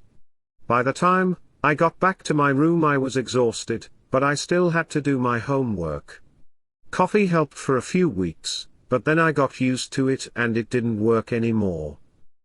I would sit down to read or write at midnight, but my eyelids would droop and I'd be asleep before I knew it. I finally developed a technique. I tied the back of my hair with a string to a hook on the wall. It would pull my hair the moment I fell asleep and jerk my head back up. Ralph, it was hard. It was tough, but I had no other choice. The train suddenly stopped with an unpleasant squeak of the wheels. It was a short stop at a small town with very few lights. I could make out families disembarking, the women carrying their sleepy or crying children while the men followed with the luggage. A couple of young fellows hopped on and the old dinosaur started with a familiar jolt. Okay. Where was I? I asked my wife, who was clearly still wide awake and hungry to hear more. You were telling me what a hard time Javed was having to work all day and learning English at night. Yes, right. Well, by then hours had passed but his story was interesting, and he seemed to need to tell it. Didn't you have a girlfriend? I asked him. Oh, Ralph, what can I tell you? I seem to have learned everything the hard way. I walked into the cafeteria one day, picked up a cup of tea, and was looking around for a table when I suddenly noticed a gorgeous Native American nurse whom I'd had my eyes on but never had the courage to talk to. Her tawny skin, large black eyes, and long, straight, shiny, black hair reminded me of a girl I had loved in my teens when I was among my tribe back home. She was sitting by herself, so I gathered my courage and asked if I could join her. Of course, she smiled up at me, so I pulled up a chair. She smiled again and asked me, "Where are you working now?" "Maternity, labor, and delivery." "Do you like it?" "Yes, it's very exciting." I then put my hand in the pocket of my white coat and pulled out a sugar cube, which I put on my tongue before slurping my tea. I saw a change in her face when I put my cup down. We talked a bit more but her answers now seemed abrupt and she was definitely more standoffish. I pulled out another sugar cube, and repeated the process. I saw a completely different person in front of me then. She gave me a disgusted look, excused herself, and left. A few years later when I was having some soup with an Iranian friend he told me how offensive my slurping was, but by then it was too late for me. Javed got up then, looked at himself in the mirror, sighed, combed his hair again, sat down, and continued.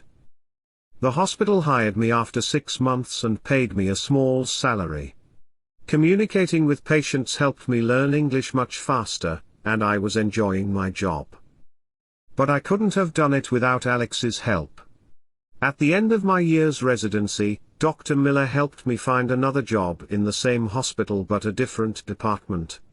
It was easier, but there were 2 Iranian residents in that department who hated me, and made fun of me whenever they could. It sounds as if you went through a lot to establish yourself in the United States. "So why did you come back after all that?" I asked. "I couldn't get a green card. Some of the residents married American girls to get theirs. As a matter of fact, my boss at the last hospital I worked at had a daughter he wanted me to marry. But, she was hugely overweight and very ugly. I was willing to marry for my citizenship, but that was too high a price to pay.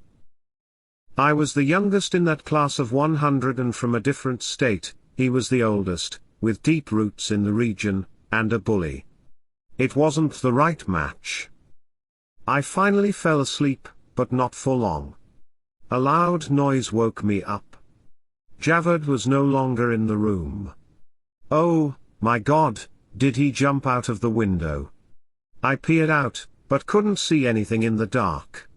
I was still looking for him when he walked out of the bathroom fully dressed and went to comb his hair in front of the mirror. I took him to the hospital psychiatric clinic as soon as it was light, explained Javed's history to the doctor on duty, and asked that he be admitted to the hospital. But, he said, there is no need for that. He can be treated as an outpatient. I repeated that he was suicidal. He wanted to kill himself yesterday. But the doctor reassured me again, so we got a prescription and Javed took a tablet. I wished him well and left. I paused for a moment in my narration, but Farah instantly prodded me to go on. Okay, then what? I had no choice but to continue. I returned to Royal Manchester Children's Hospital, and my little room to prepare for my finals. The next day, Sunday, I was doing my ward rounds when a nurse called me to the telephone. "It's the police." "Police?" I asked. "Yes, the police," she reiterated. I took the telephone and a voice asked, "Are you Dr. Salimpour?" "Yes, I am." "Do you know Dr. Javed Chalantari?" "Yes, I do." "Well, he tried to kill himself today. He was drowning in the river when we saved him." "Where is he now?" "At Hope Hospital." I called the hospital and made sure Javed was okay. He looked a little tired and confused when I saw him later that day, but improved as the days went on. He had electroshock therapy, which seemed to have a miraculous effect. He came to see me after he was discharged and did his best to thank me. He has been my best friend ever since a brother. The train sounded its horn as it entered a long dark tunnel. We were now very close to Tehran and hadn't slept all night. I was exhausted, but I kept thinking about our days as medical students when Javed and I were sitting in a classroom listening to our professors, in a lab trying to add a few drops of acid to a smelly urine specimen, or in the anatomy hall struggling to dissect a nerve on a hard dry cadaver. I'll never forget what a bully he was then and how much he had changed. No regrets. The children's hospital where I was working in Tehran paid me a salary that was the equivalent of $68 a month for what was considered a full-time job, which was from 8 a.m. to 12 noon. At the time, the majority of doctors in Iran worked at a hospital in the morning or were employed by the government or some other entity in a clinical or office position, and had a private practice in the afternoon. Fewer doctors worked full-time in private practice. We had just rented a one-bedroom apartment for $75 a month. I had also found an office for my practice and was going to sign the lease on a Friday morning, which would be the equivalent of a Sunday in the West. As I was leaving home, I saw the landlord's daughter sitting on the stairs in her wrinkled pajamas. In her early 20s, she had been at home since she graduated from high school, waiting for the right man to knock at the door. Even in the dim light of the stairwell, I could see that she still had traces of the previous night's makeup on her lips and cheeks. Her hair was rumpled, and her stale perfume now combined unpleasantly with the odor of perspiration. Looking up with eyes still heavy with sleep, she said, "My mom says my younger brother is sick. She asked if you would please see him when you come back this afternoon." "What's wrong with him?" I asked. "He has a fever," she replied. My meeting was in about 30 minutes, but I told her that I would prefer to see her brother right away. She tried to tell me that he was okay, there was no hurry, and I could see him in the afternoon, but I didn't want to take that chance. Certainly, it could be nothing more than a cold or some other common childhood illness, but what if it was diphtheria, typhoid fever, or meningitis? A few hours could make a big difference, and I wasn't willing to take that chance. I went back into the apartment, picked up my bag, and went upstairs. The boy's mother, who looked much older than her age, had a heart problem and hardly ever left home. She was sitting on a Persian rug woven with the likeness of Nader Shah, the old Iranian king, wearing the crown jewels he had captured during his invasion of India.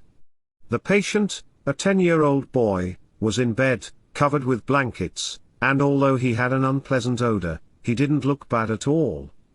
He said hello and tried to sit, but couldn't.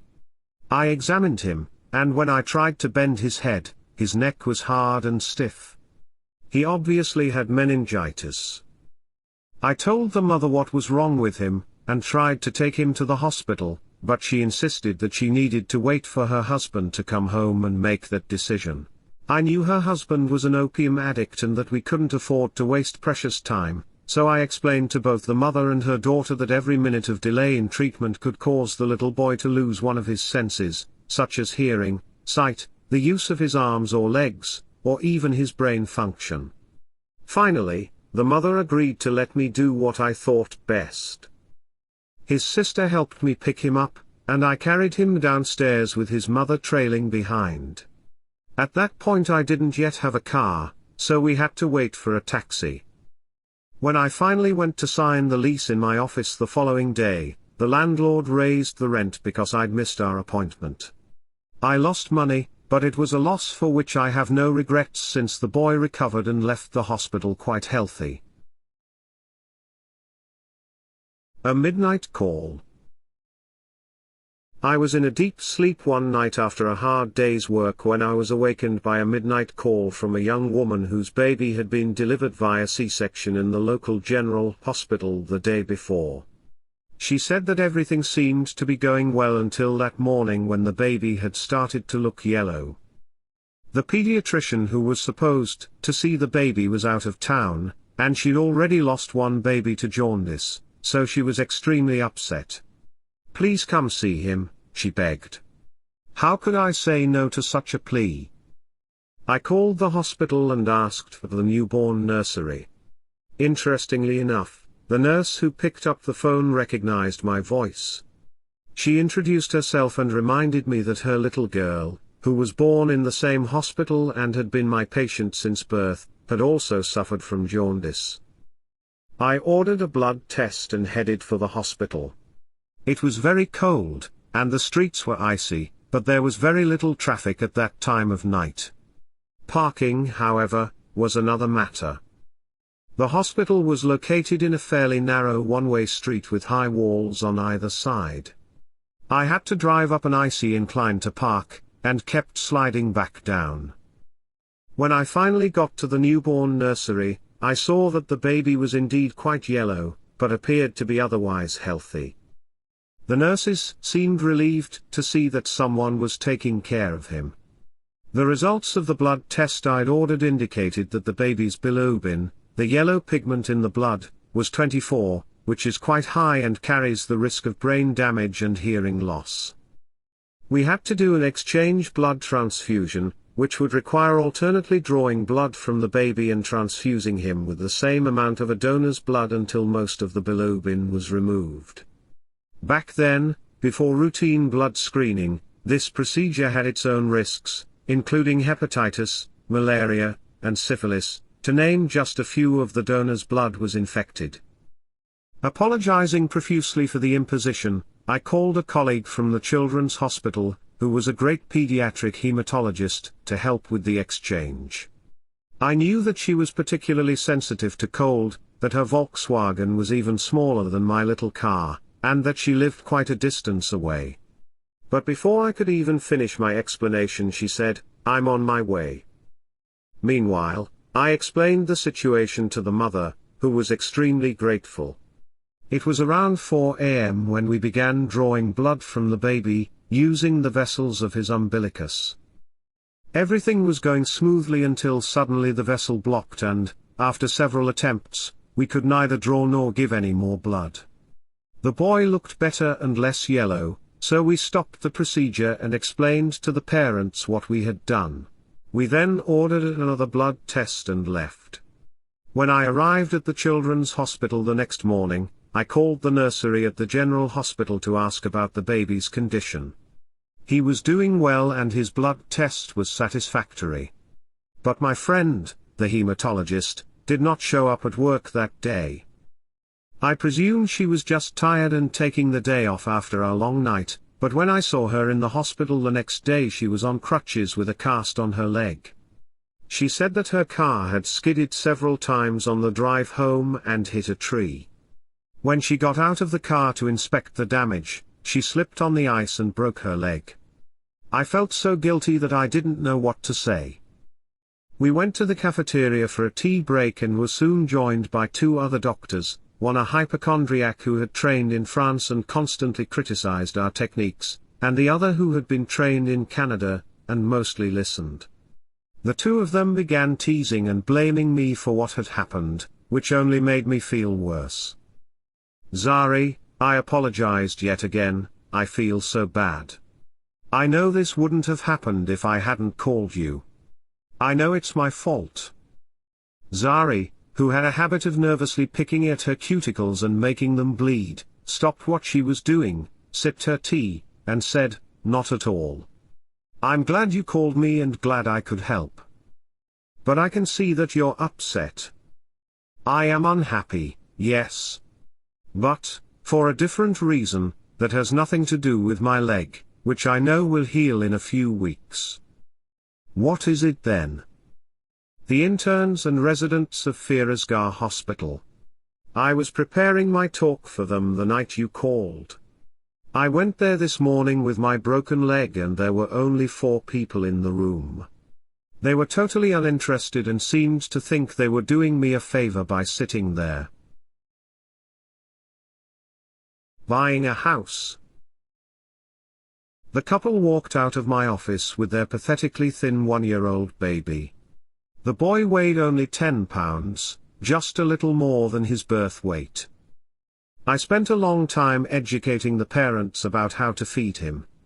They had been in and out of doctors' offices, clinics, and hospitals with many different medications and changes of formula, but no one had taken the time to tell them what was wrong with the child and why, or how to prepare food for a baby of his age. At that time, baby foods were not easy to find and all homemade foods were more or less contaminated. The child's parents had, unfortunately, been discouraged from continuing with breastfeeding when he was 4 months old, and he was now suffering from malnutrition caused by a lack of health education. I opened the door for them, led them out, and asked them to call me if they had any more questions. My nurse then gave me another chart and showed the next patient into my examining room. In walked a tall, well-dressed young lady with brown permed hair and a very sweet perfume but an unhappy face. She was followed by a short, overweight, and miserable-looking teenage girl, whose eyes were fixed on the floor. They were accompanied by a young man in Western-style attire whose cologne was much too strong for my taste. Everyone looked worried and upset. "Please come in and take a seat," I said. "So," I asked, "what seems to be the problem?" "Sharla has a rheumatic fever and has been receiving monthly penicillin shots for the past 3 years," the woman, presumably Sharla's mother, replied. "And how do you know she has a rheumatic fever?" "Well, that's what the doctors told us," responded her mom with a shrug as she handed me the lab results they'd brought with them. "But she's gained a lot of weight and her appearance and mood have changed. This is the girl who never stopped singing and dancing. She was the joy of the family, and look at her now." At that point Sharla's father interrupted. "She's still our joy, and that's why we've brought her to you. Do you give her any medications other than penicillin? Yes, she's also on steroids. Sharla, who was doing her best to avoid looking at me, was grinning and from time to time laughed for no apparent reason. She had a round face covered with acne, a double chin, a hump on her back, and a big belly. Her face was very greasy and her hair was full of dandruff. She was wearing a long red dress and flat black shoes that looked more like bedroom slippers. After some further questioning, and examining the lab results, it was apparent to me that she had never had rheumatic fever.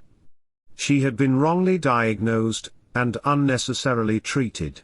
Her heart, which normally bears the weight of the damage from rheumatic fever, was quite healthy. In fact, the poor girl had no problem other than what had been inflicted upon her. The monthly shots of penicillin were a nightmare, and the steroids had made her obese and given her acne and the humpback. When I presented these facts to Sharla and her parents, they were amazed and appalled. They had been told for years that the medications were necessary, but agreed to stop the steroids and the penicillin and leave Sharla drug-free. When I saw her a couple of months later, she looked better and was dressed more appropriately. "Hi Sharla," I greeted her. "How are you? I see a smile on your face." "I'm fine, thank you. I see you've lost some weight and your acne is getting better." "Yes, but better still, I don't have to take my monthly shots and all those medications." By the time I saw her the following month, her hump and acne had diminished, and she looked much happier, as did her parents. In 6 months, she was a different girl, a pretty, slender young lady with an attractive face and only a little acne left. She was happy, smiling, and grateful. Her parents didn't know how to thank me, but I hadn't done much except to stop unnecessary treatments. As they were leaving, the father, who was a realtor, said, "Dr. Salimpour, don't you want to own your own home? Do you want me to find you a house? I have good deals sometimes and I'd like to return the favor." "But I don't have the money to buy a house," I said. "Still, you have to try, prices are going up all the time." His words made me think. In Iran and other developing countries, you can't just make a small down payment on a house and borrow the rest of the money from a bank, you have to come up with the entire price up front. I had learned of a new plan offered by one of the banks whereby you would put aside a certain dollar amount as savings each month for 3 years, after which time you could borrow 3 times the total amount you had saved. I decided to start saving approximately $143 a month, hoping to buy a decent house.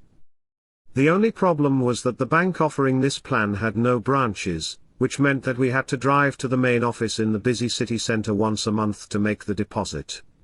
We couldn't trust the mail service to deliver our check, and so we lost a few hours each month and also got a few parking tickets.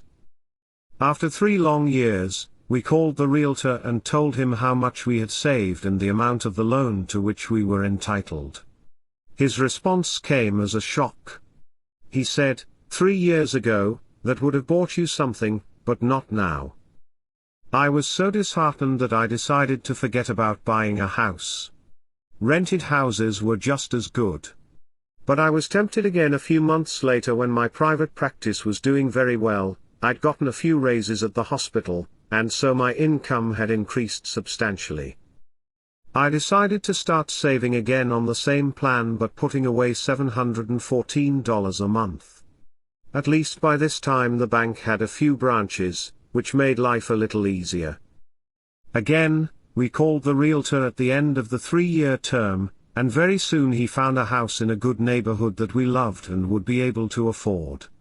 It even had a pool, and the realtor, who continued to feel that he owed me something, was very happy. Because his office was very close to my parents' home, we decided that the 3 of us would meet there to close the deal. It was a very cold night in the middle of winter, with 2 feet of snow on the ground and a beautiful full moon. My mother kept bringing us tea until finally, my father said, "Okay, enough tea, now let's have some whiskey." We were all sitting around a kerosene-burning heater in the center of the room, and my father made sure that no one's glass was ever empty. The smell of burning kerosene wasn't pleasant until the drinks kicked in. My father, who had been in business all his life, was a great negotiator. The seller, a government employee in his early 30s, had built the house as a business venture and was very happy to be making a profit that was equal to more than a year's salary for him. We signed the papers, gave the seller a deposit of $7,140, shook hands, and left. On his way out, the seller said to my father, "Mr. Salimpour, I swear on the whiskey we had together that I will do my best to see that your son moves in soon." The next day I went to the main branch of the bank and headed straight to the loan department. The loan officer excused himself and, after a few minutes, came back and said, "You have no deposits here." I couldn't believe my ears. "I beg your pardon, sir," I said, "but I have been making deposits here and in your other branches once a month for 3 years, and now you tell me I have no account here. Then what is this booklet?"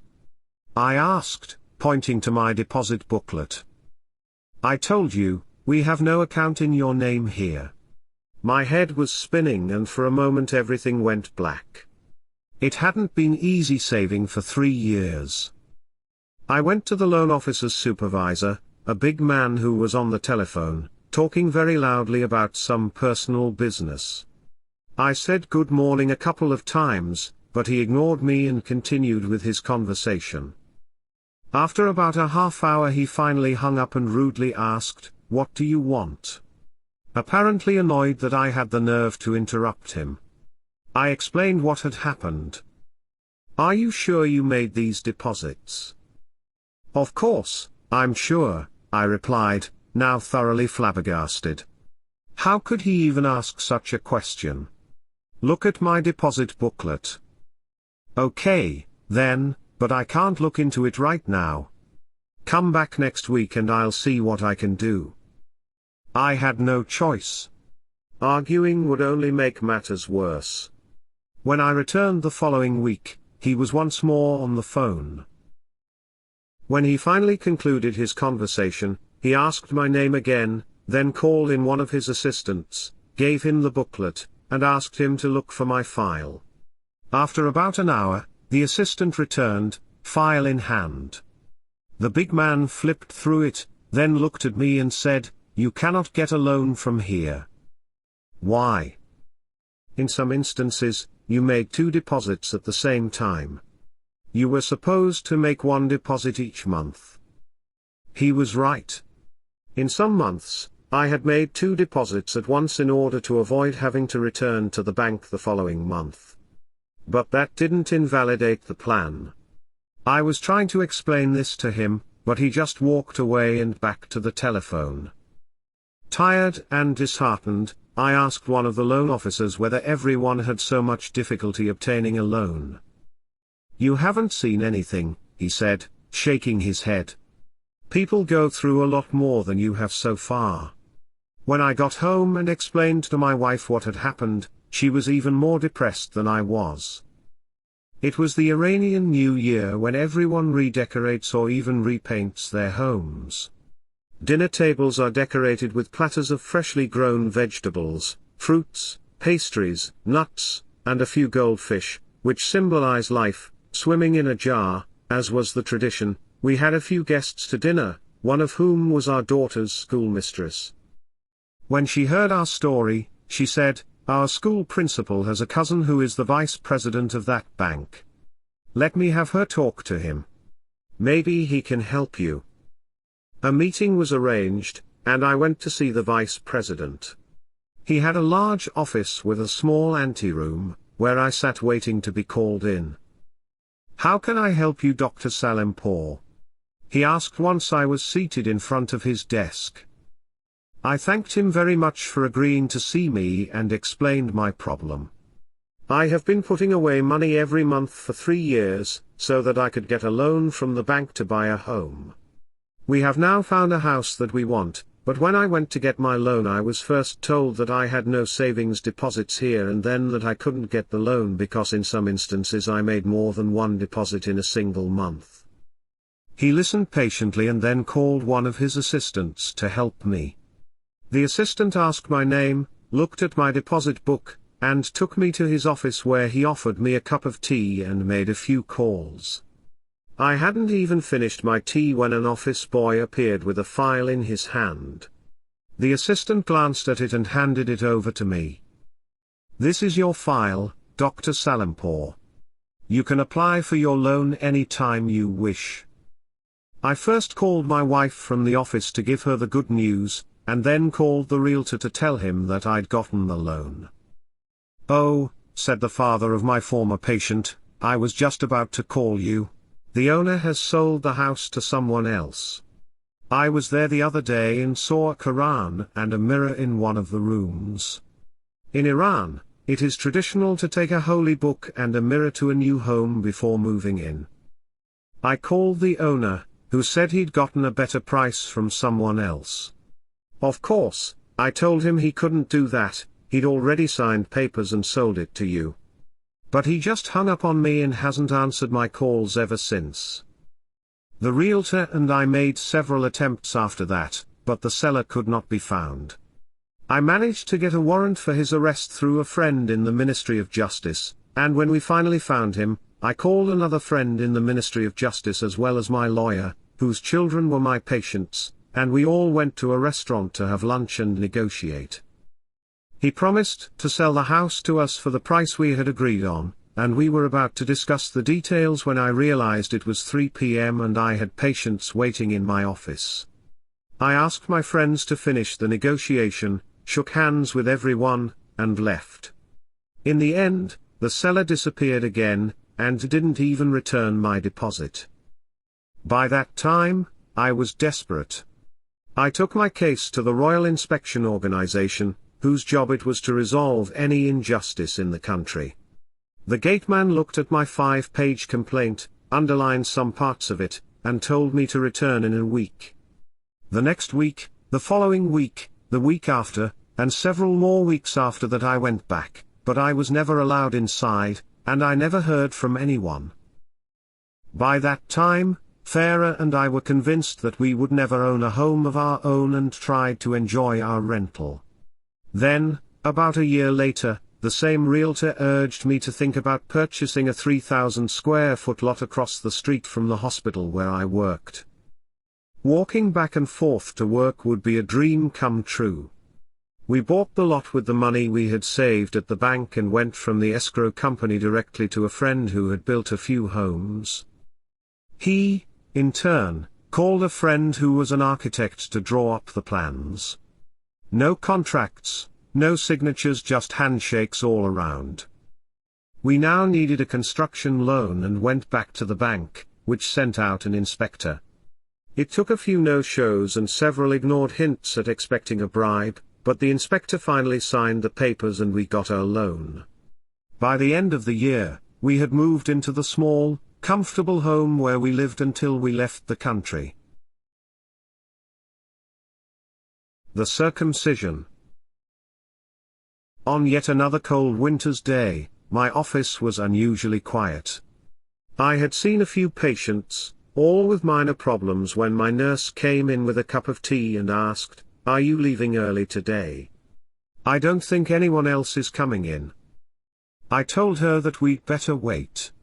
You never know when there will be an emergency.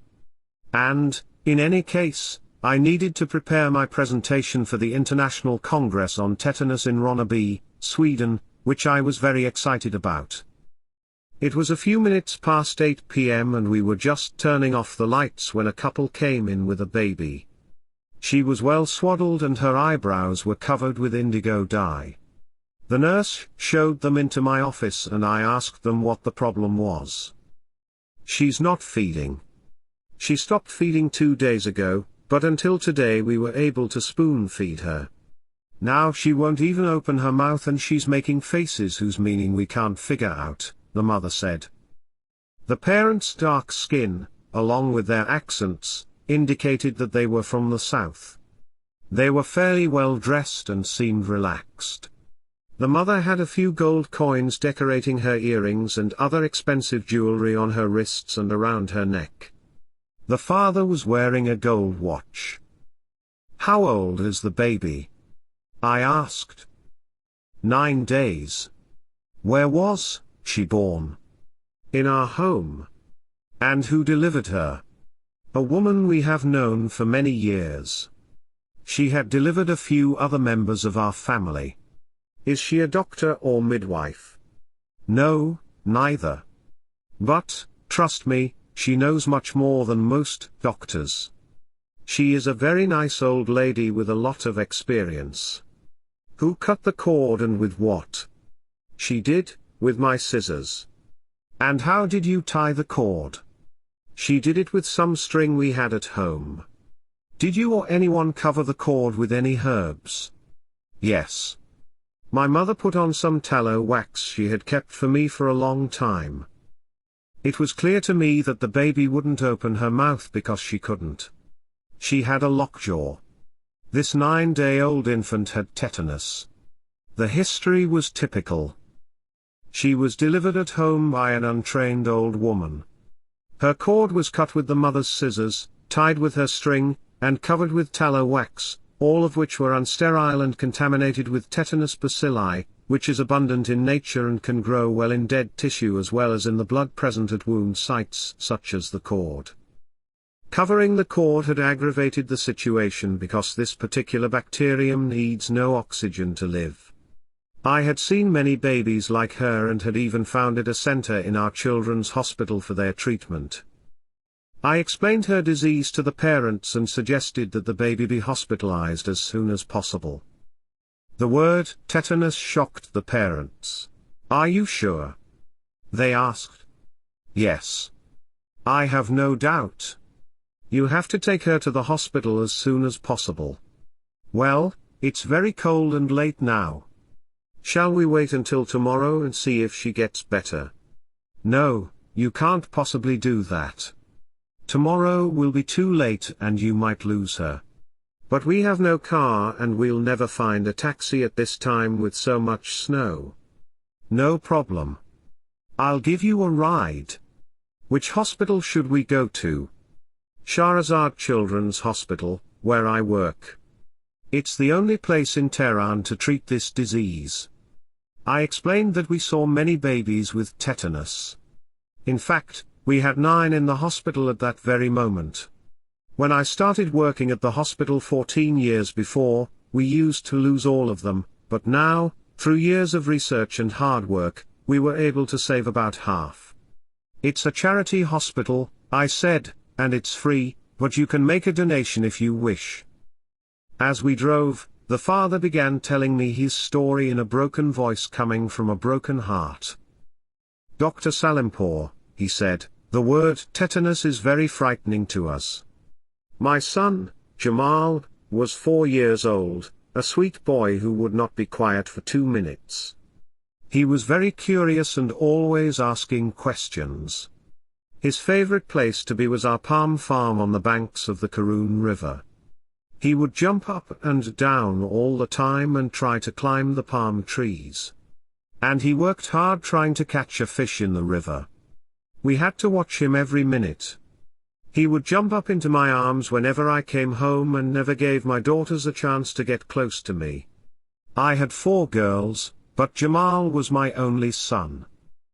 My father called me one day and said, 'Jamal will soon be 5 years old and he is still not circumcised. What do you want to do?'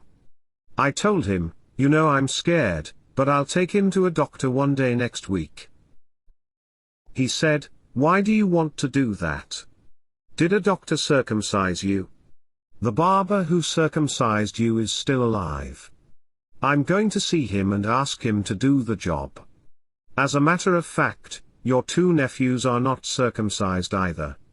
He can take care of all 3 kids in one day. Leave it to me. I'll organize it. Don't worry.' We had a big party at our palm farm with more than 200 guests. We sacrificed a cow and used its meat for the kebab. There was a lot of music and dancing. We even had booze, for the men only, of course. The barber came and began his job. I was scared and couldn't control my tears when 4 men grabbed my son so that the barber could cut. He begged me, "Baba, help me. Don't let them do this to me." But my friends pushed me away from the stage. The music was so loud it was hard to hear the poor boy's cry. But, although I couldn't hear him anymore, his voice was in my ears, and I could see his useless struggle to get free. There were tears pouring out of his eyes. It is my nightmare now. I see it every night. They brought him back to me wearing no pants but covered with traditional cloth. I couldn't look him in the eyes. I felt ashamed of my brutality to an innocent little boy, my own son. I wanted to hold him on my lap, but he would not come to me. He just yelled and cried. Then it was my nephew's turn. It was the same scenario, the same tragedy. I could hear crying, yelling, and begging. The music was getting louder and louder to obscure the sound of the children's voices. I was deafened by the loud music and blinded by the smoke of kebab. As he was talking, I found myself on the top of a hill on Jordan Street. I knew the road very well, but it was now covered with snow. The car wouldn't turn in so much snow and I wasn't brave enough to slide down backward. But the car did it for me. As I inched forward, the car slid all the way back to the bottom of the hill, turned 180 degrees, and stopped. I was happy, despite all the nervousness, that we were all safe. The father and I manually repositioned the car to use another side road, and we set out again as he continued his story. Jamal was very sore, in pain, and miserable for a few days, and he could not wear pants. He cried constantly until gradually his sore penis started healing. We expected him to feel and eat better, but he cried more, couldn't eat or drink, and got progressively worse. He became stiff, and by the 7th day could not walk. He wanted to eat but couldn't open his mouth. 2 more days went by and we were very concerned about his being unable to eat or drink. Then, suddenly he fell as he was walking and had a seizure. We were all scared and called the barber to come and help us. He arrived after the seizure was over and said, "He is okay. Don't worry." But a few hours later he had another seizure that was even more severe. He arched his back and looked terrible. You can't imagine how frightening it was seeing him like that. I finally decided to take him to a doctor. I picked him up, but he had another seizure in my arms. We were walking out of the palm grove when again he had another seizure, and then he stopped breathing. I cried as much as I could and his mother wept and wailed as loud as she could, but he never breathed again. His cousins suffered the same fate. They too became sick. They lived 1 day more, but suffered more and died in the hospital.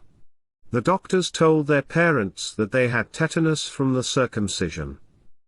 After a few more out-of-control turns, we finally arrived at the hospital. The baby was admitted to the care of our expert devoted nurses, who had seen many like her, and treatment was begun.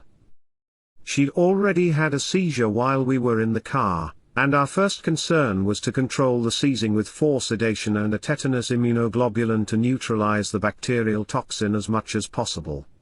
Once that was done, we followed up with antibiotics and further sedation. Once she was stabilized, I went out to talk to the parents. I told them that they could visit their baby every day and offered to take them to the main street where they would be able to find a taxi. They thanked me and we left. 3 weeks later they were already waiting outside the Pediatric Intensive Care Unit, PICU, well dressed and smiling, when I arrived to discharge my patient. They told me that they were going to sacrifice a lamb and insisted that our nurses and I join them for dinner that night. After that, they always called on us when they were in Tehran, the last visit being 1 week before we left the country. The beginning of the end. Our older son, Pejman, was in high school. It seemed that one day I had been driving with him on one of the newly built boulevards in Tehran, telling him what a great country we lived in and what a great future he had there, and then, a few months later, there were shootings at his school every day. We decided to send him to school in Philadelphia, where my wife's brother and his family lived, and hoped that he would be able to return in a few months when law and order returned. There was a dusk to dawn curfew at the time. Everyone, it seemed, was on strike, and the only commercial airline to have arrived in Tehran during the past few days was El Al, which managed to land and take off without any help from the airport's engineers or ground crew. We had a ticket for Pejman, but no seat, and no airplane. Nobody knew who would actually get a seat if and when a plane ever arrived. Every day we got up early, dressed, and stood at the door, suitcases in hand. The minute the clock struck 6 a.m., signaling the end of curfew, we jumped in the car and raced to the airport, which was already packed with people who had, in effect, been camping out there for days. It was impossible even to reach the ticket counter.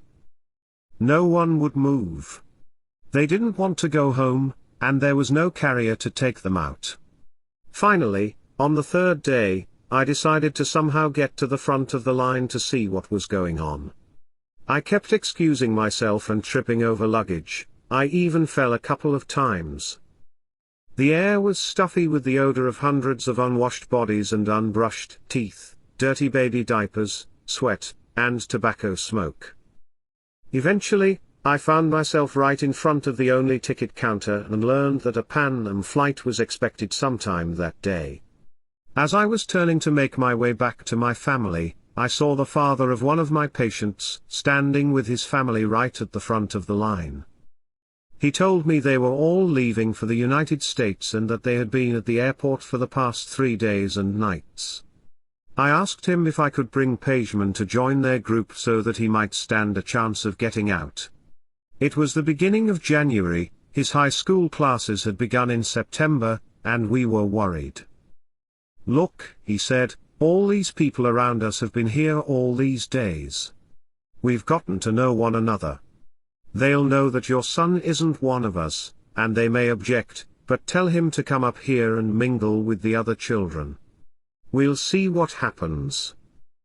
I made the same slow, stumbling journey back through people's lunch boxes, flasks, suitcases, paper towels, and toilet paper, as well as their children, strollers, car seats, potties, pillows, and blankets.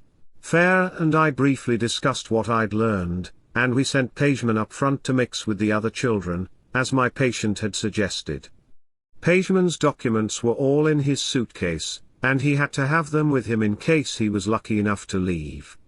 The airport was always full of porters who would normally do anything for a small tip, but when I offered one of them $100 to take a small suitcase to my son at the head of the line, he was afraid of upsetting the already tense crowd and refused. There was not much time to lose, so I picked up the little student's suitcase and once more made my way through the mob. I found Pejman in the front row chatting with all the other kids, gave him the suitcase, and reminded him that he needed to keep it with him at all times. It was about 2 o'clock in the afternoon when we finally heard a huge rumbling in the sky.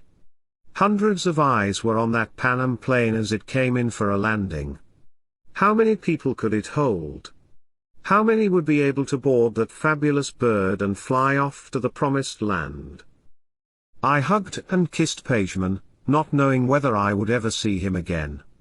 His mother waved to him from the other end of the airport with tears pouring out of her eyes. It wasn't easy seeing our oldest son leave. He had been born during my pediatric residency in England when I was very busy, and had very little time to spend with him. I'll never forget how he always jumped into my arms when I came home for occasional weekends. I remember how excited we were when he took his first steps, and now he was flying off on his own to an unknown land. In 1978, about a year before the revolution, I was invited to attend the graduation ceremonies of the PhD candidates at the Institute of Nutrition in Tehran, 3 of whom had written their theses under my supervision. After the ceremony, I extended my hand to the female graduates, but they did not reciprocate. I couldn't understand what was going on until I saw the women at our hospital leave their work to attend noon prayers, something they had never done before.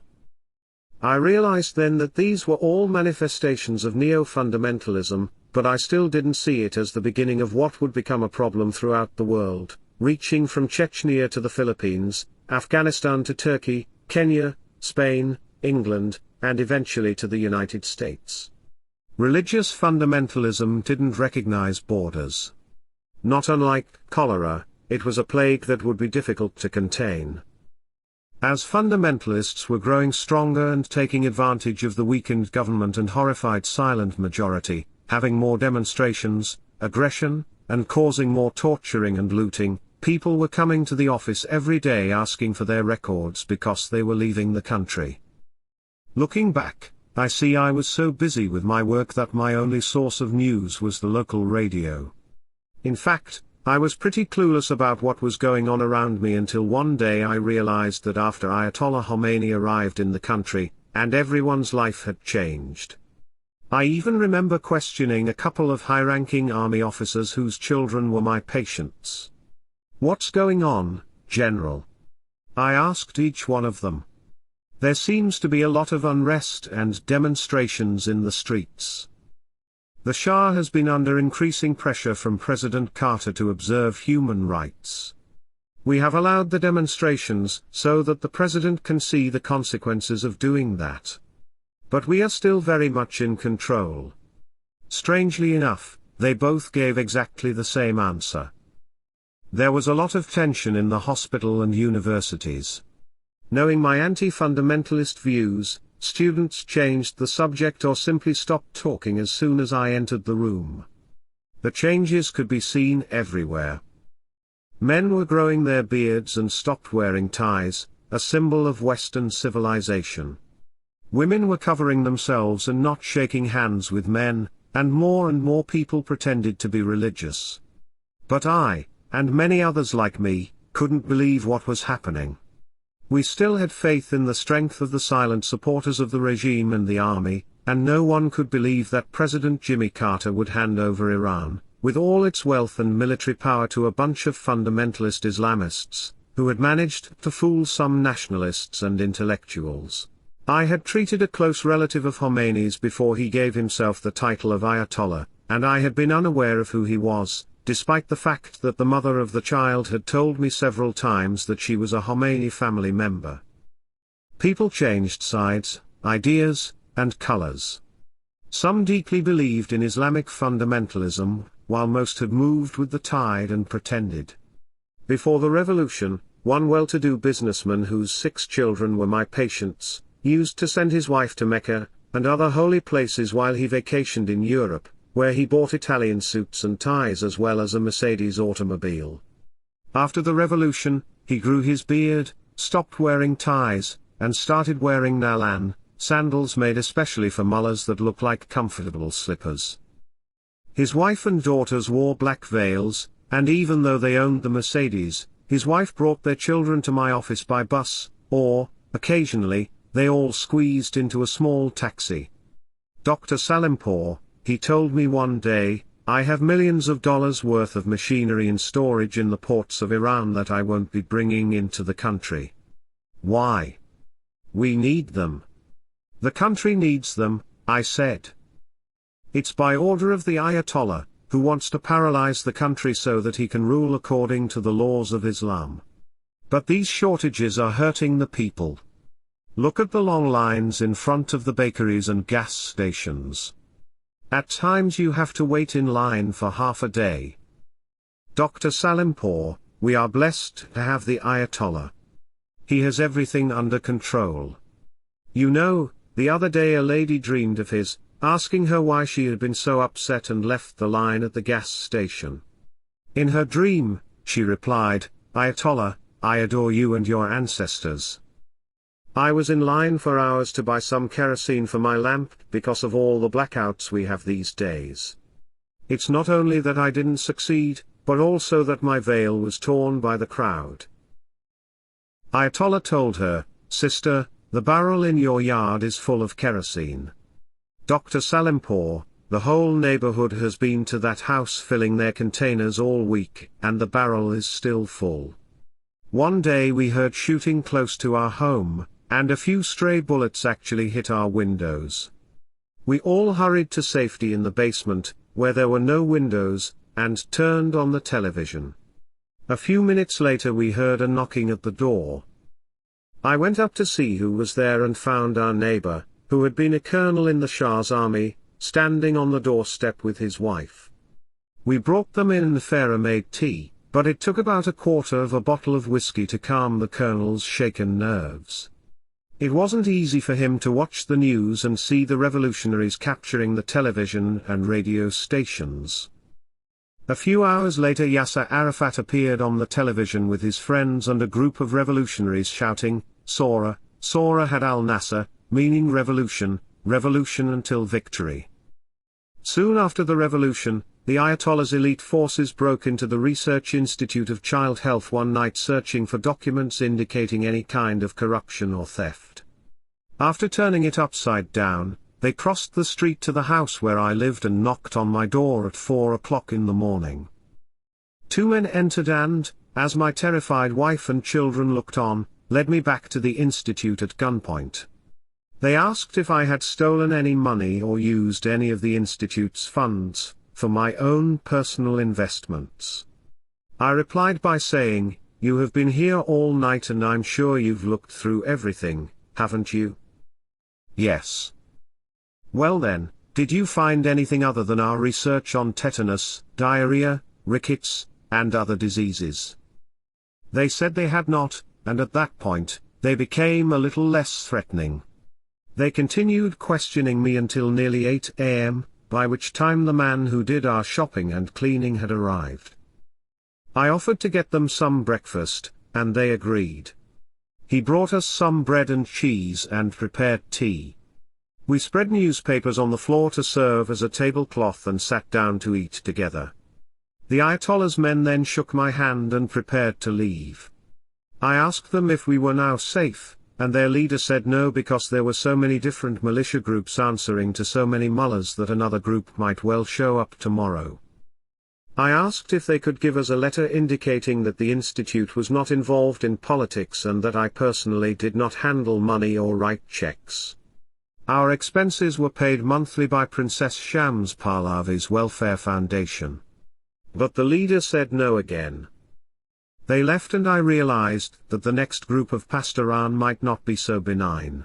A few days later there was a meeting at the hospital with which the institute was affiliated, and the director, who had been appointed by the Minister of Health in the revolutionary cabinet, decided to close it. As hard as it was for me to see so much effort in founding and running the institute gone with the wind, in a way I was also relieved of the burden of all the responsibilities, jealousies, and enmities. It had been increasingly difficult, if not completely impossible, to work in such an oppressive atmosphere. I no longer had any say in how the institute should function and couldn't even venture an opinion that was contrary to what the director wanted to hear. I learned a few years later when we lived in Los Angeles that the director himself had been fired and was visiting Los Angeles. I called him to say hello and he said, "I wish I had left Iran when you did. But I couldn't possibly see what was coming." I felt terrible when the army officers' wives brought their sick children to my office and asked if I knew of anyone to whom they could sell their jewelry, even their wedding rings. They were scared of their own shadow, and yet they trusted me and felt comfortable talking to me. The mullahs, or Islamic religious leaders, who'd had tremendous power in the country for centuries, had lost it all to Reza Shah, the father of the current Shah, who wanted to modernize the country and take it out of the Dark Ages. They were, for the most part, opposed to the Shah and backed by the students, who were frustrated by the widespread corruption, and believed that the revolution would bring them an honest nationalist leader. And the wealthy businessmen, who had always been under the influence of the mullahs, had managed to strengthen the opposition and convince President Carter that the Shah was a dictator who needed to go, while the mullahs were saints and had no ambition to rule the country. Those in the army suffered most.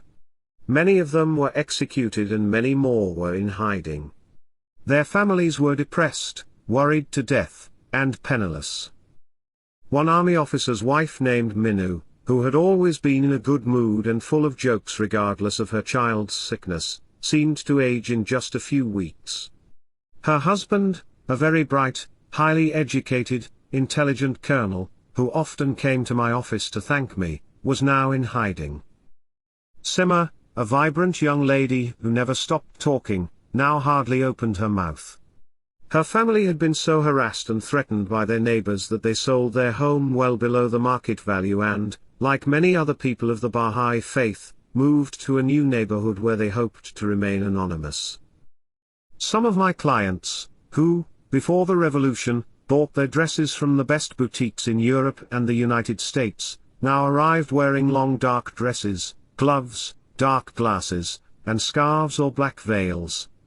Even some of the new converts to Islam, who had married Iranians abroad and now lived in Iran, were more Catholic than the Pope. Covering themselves and questioning me to make sure the medications I prescribed for their children didn't have a trace of forbidden alcohol. Sadly, some people who wanted to buy alcoholic beverages and had no access to the sellers who did business illegally tried to make their own. As the result, a few lost their vision from the toxic effects of what they had produced. The quality of life was getting worse day by day. The hospital residents had gotten a lot of power, and they had a new slogan threatening the enemies of the People's Revolution. Mrs. Shiva, the hospital's volunteer governor, whose perseverance and dedication had helped a dilapidated 20-bed hospital to grow into a 200-bed, state-of-the-art teaching hospital, was now in a panic. Her baby was in distress and her own life was at risk. She was in such a state of shock that finally, like 2 million others, she fled the country. Doctors who, under the previous regime, had failed to thrive because of their own inadequacies, but who blamed others for their failures, were now running the hospital. My home, just across the street, and my little car, were like thorns in their sides. When I went to one of them to ask about the delay in receiving our paychecks, his response was, "Go sell your rugs and live on that."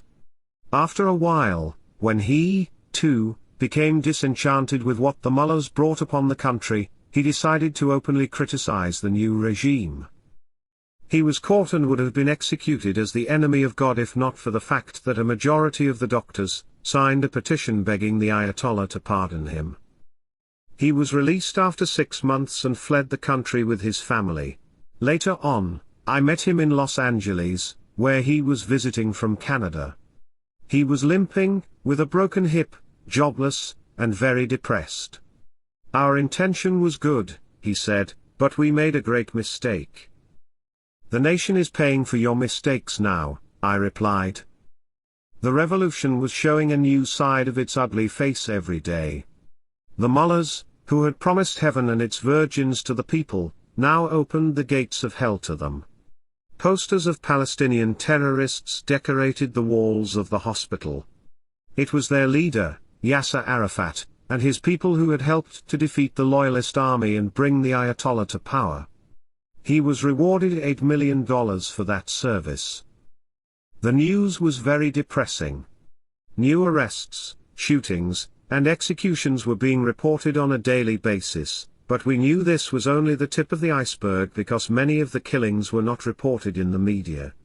In addition, it seemed that every day there was some new law that favored the clergy and punished the people, even though the clergy didn't seem to require legal permission to carry out their crimes against humanity. Capturing, confiscating, plundering, raping, and killing had become part of daily life. The Pastoran, Khomeini's special guards, captured girls who were demonstrating against the excessive restrictions placed on women, jailed them, and condemned them to death because they were demonstrating against Ayatollah God's messenger and were therefore fighting God. But the guards also raped them first so that the criminals would not go to heaven because, according to their religious beliefs, only virgins would go to heaven. Then, just to make it more painful and create more fear, the rapist would go to the woman's father, introduce himself, confess what he had done, pay a small fee, and leave. Meanwhile, in Iran, fear was rampant. Parents feared their children and children didn't trust parents. Many wanted to sell their properties and whatever they could liquidate and send the money out of the country. The underground monetary exchange was flourishing. Banks were crowded with people wanting to withdraw their savings. There were long lines in front of the passport office as well as the US and some European embassies. People wanted to make sure they had passports and visas even if they didn't plan to leave immediately. The middlemen who would help you get a passport or visa, exchange your money, and sell your house under a different name if you didn't wish to be identified were doing a booming business. The son of one of the mullahs, who carried the title Ayatollah Ringo because of his playboy lifestyle, was a high-ranking middleman with a lucrative business providing charter flights for people who couldn't leave the country legally, along with all their belongings, including gold and antiques that were never allowed out of the country even when the Shah was in power. Ayatollah Ringo was assassinated after being in business for just a few months. The assassins were never identified.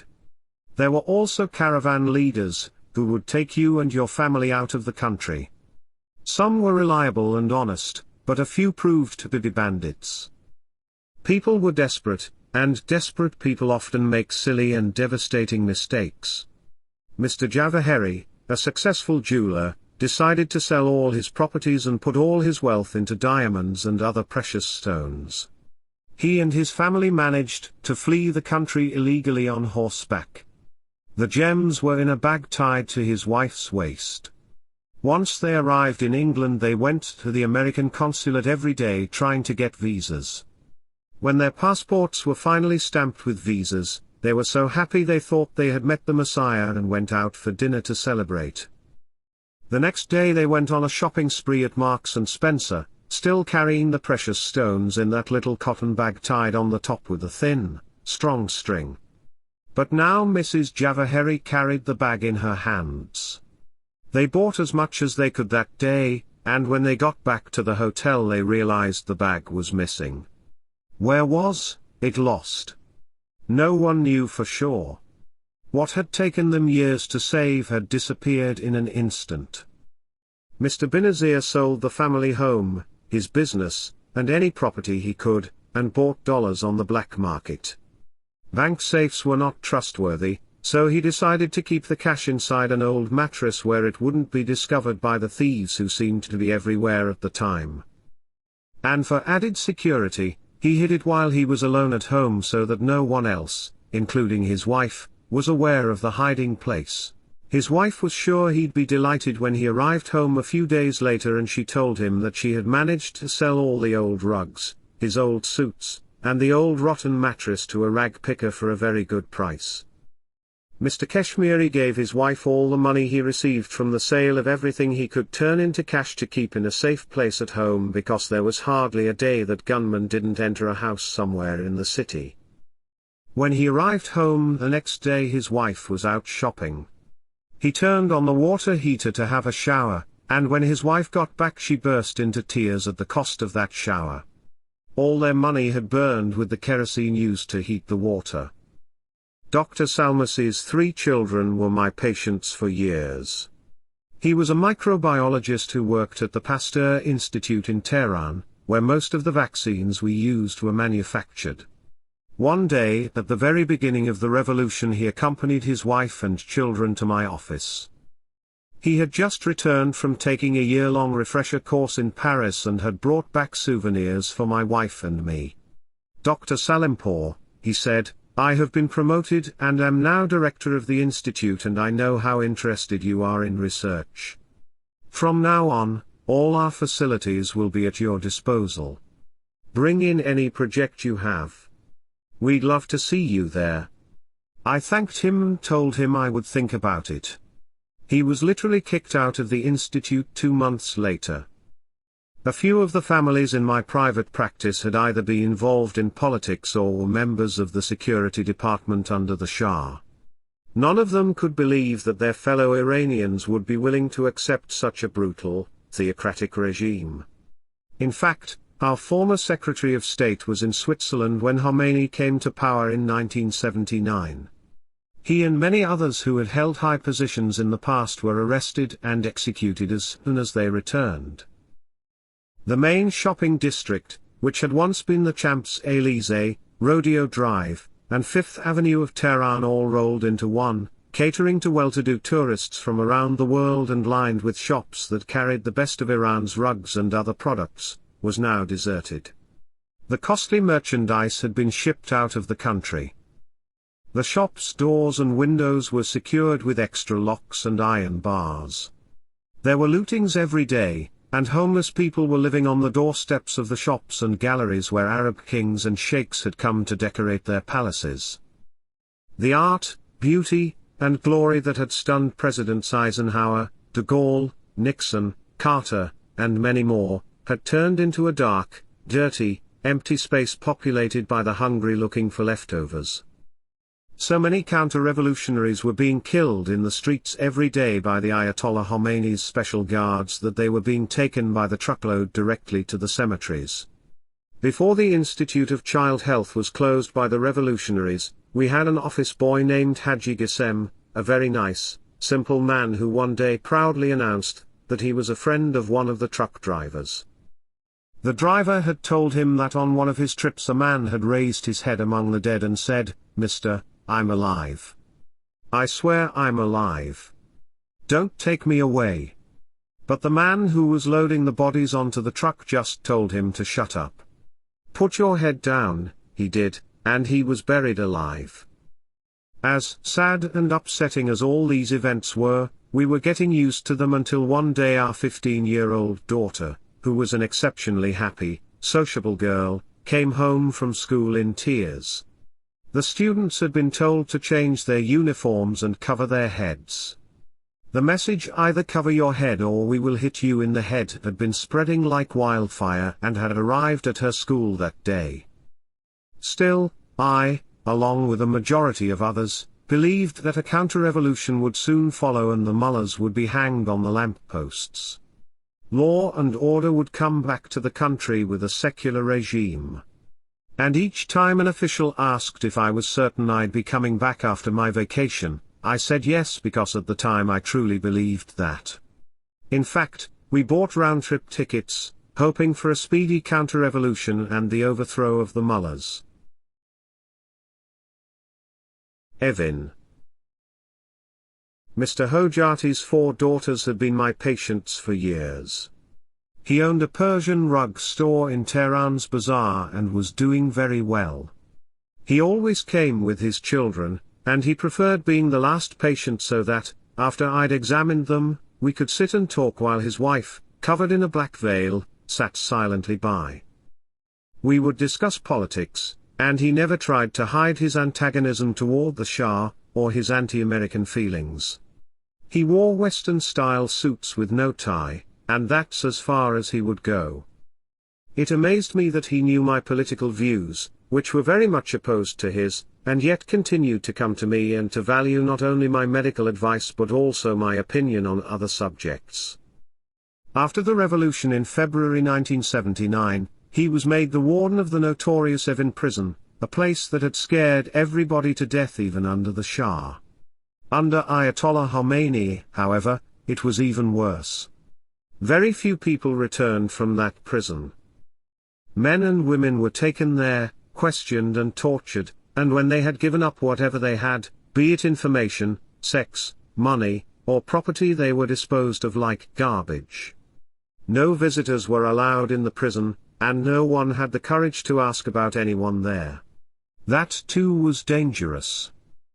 Although I was, of course, aware of the atrocities associated with the prison, I hadn't really considered that I might be in any danger, until one day when Mr. Hojati and his wife arrived for their appointment. "Hi, Mr. Hojati." "Hello, Mrs. Hojati. How are you?" I greeted them.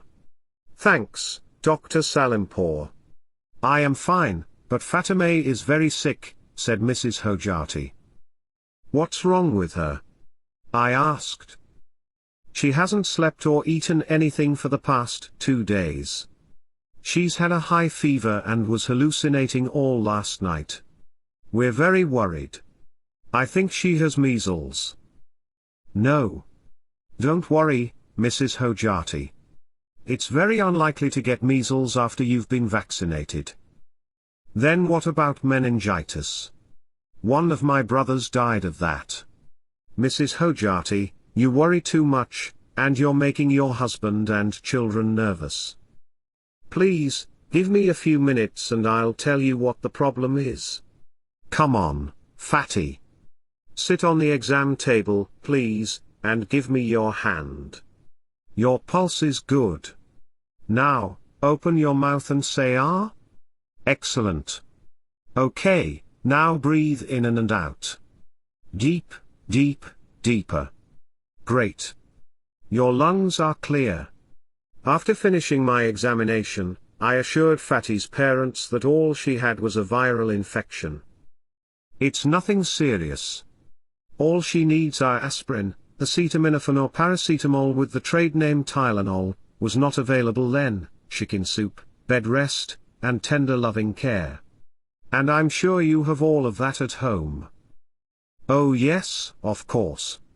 In fact, she gets too much tender loving care. We spoil her. No. She is too good to be spoiled. Besides, she is so gorgeous. I would spoil her too. The family seemed comfortable then. Fatty got down off the table and went directly to her mom, putting her little hands around Mrs. Hojati's big belly and her head on her chest. They were walking to the door to leave when Mr. Hojati suddenly turned towards me and said, "Incidentally, Dr. Salimpour, in case they ever take you to Evin, please ask for me. But don't ask for Mr. Hojati, ask for Haji Muhammad. You know, we are called Haji now. Anybody who has power and is in a high position is given the title Haji. They brought Colonel Badzi in today. Do you know him?" "Of course, he is our neighbor." "What has he done?" "It's not what you've done these days. All you need is one enemy who happens to have a friend among the militia. For example, you are a very successful and popular doctor, but one unhappy patient, a neighbor who might have been upset about your loud music, or even a jealous colleague can create a problem for you. They bring you to Evin and you are forgotten. No one has the guts to ask about you, and even if they do, it is fruitless." The poor colonel was blindfolded and looked miserable. He was begging for mercy when one of the militia kicked him in the mouth and told him to shut up. Blood was pouring out of his mouth and tears were running down his cheeks. But, as I said, don't worry, in case they ever bring you there, just ask for me. Mr. Hojati and his family left, but his words continued to resonate in my brain, even giving me nightmares. I was still working at the hospital in the morning and in my office in the afternoon. The Institute of Child Health, of which I was the founder and director, had been shut down by the militia, but I still enjoyed both my hospital work and my private practice and had just finished building a home for my family. Soon after that, we decided to use our vacation time to join our son in Philadelphia. The passport office had moved to a much larger space to meet the increasing demand. Luckily the children of the officer in charge were my patients, which made it a bit easier for me at a time when everyone wanted to get a passport and get out of our troubled country. However, there were also long lines in front of the US consulate in Tehran, because so many people were trying to get visas. Those who were waiting became friendly and even brought cards and backgammon sets to play while waiting in line. My wife wanted to take her warm winter coat, but I didn't let her. "Let's travel as light as possible," I said. "We'll be back in 6 weeks anyway." Luckily, however, my wife had other ideas, as I now know that if I had returned I would have been arrested and made to confess in public that I was spying for pro-Shah groups, the United States, and Israel. I would have been labeled an enemy of God and executed. Flight to Freedom. On June 29, 1979, my younger brother drove us to Tehran's Mehrabad, Labour of Love, airport, whose name has since been changed to Khomeini Airport. A small tip placed in the proper hand meant that our luggage was not inspected, but we were still not sure if we would be allowed to leave. People were arrested at the airport every day, even taken off planes at the last minute. We couldn't hide, but we tried to keep a low profile and avoid eye contact. Cold sweat ran down the sides of my face, but I was too terrified to care. It's hard to explain the fear of being suddenly taken away for no reason to a place no one dares to inquire about while your wife and children stand by, powerless to do anything. You imagine being tortured and raped, willing to say anything in the hope they will release you, but they never do. I had been to this airport many times. There was a restaurant with a band on the premises that had been a popular meeting place. But now you could see fear and frustration on everyone's face. All it took was one enemy, a jealous colleague, an unhappy employee, or a neighbor. We were running away from people who watched you and searched your eyes to make sure they were filled with hate and devoid of love. A few yards ahead of us in line stood the head of one of the most prestigious departments in the Ministry of Higher Education. He was trying to hide in his raincoat as much as he could. And right behind us was a high-ranking colonel whose only child, an adorable 5-year-old girl, had been one of my patients. He had grown his beard, was dressed casually, and, since there was no way he would be allowed to leave if his identity were known, he was obviously leaving with a forged passport. Both men acknowledged me with a brief nod, and then turned away. Luckily everything went smoothly for us that day. Almost as soon as we were airborne, passengers who were strangers united by a common enemy began chatting with one another.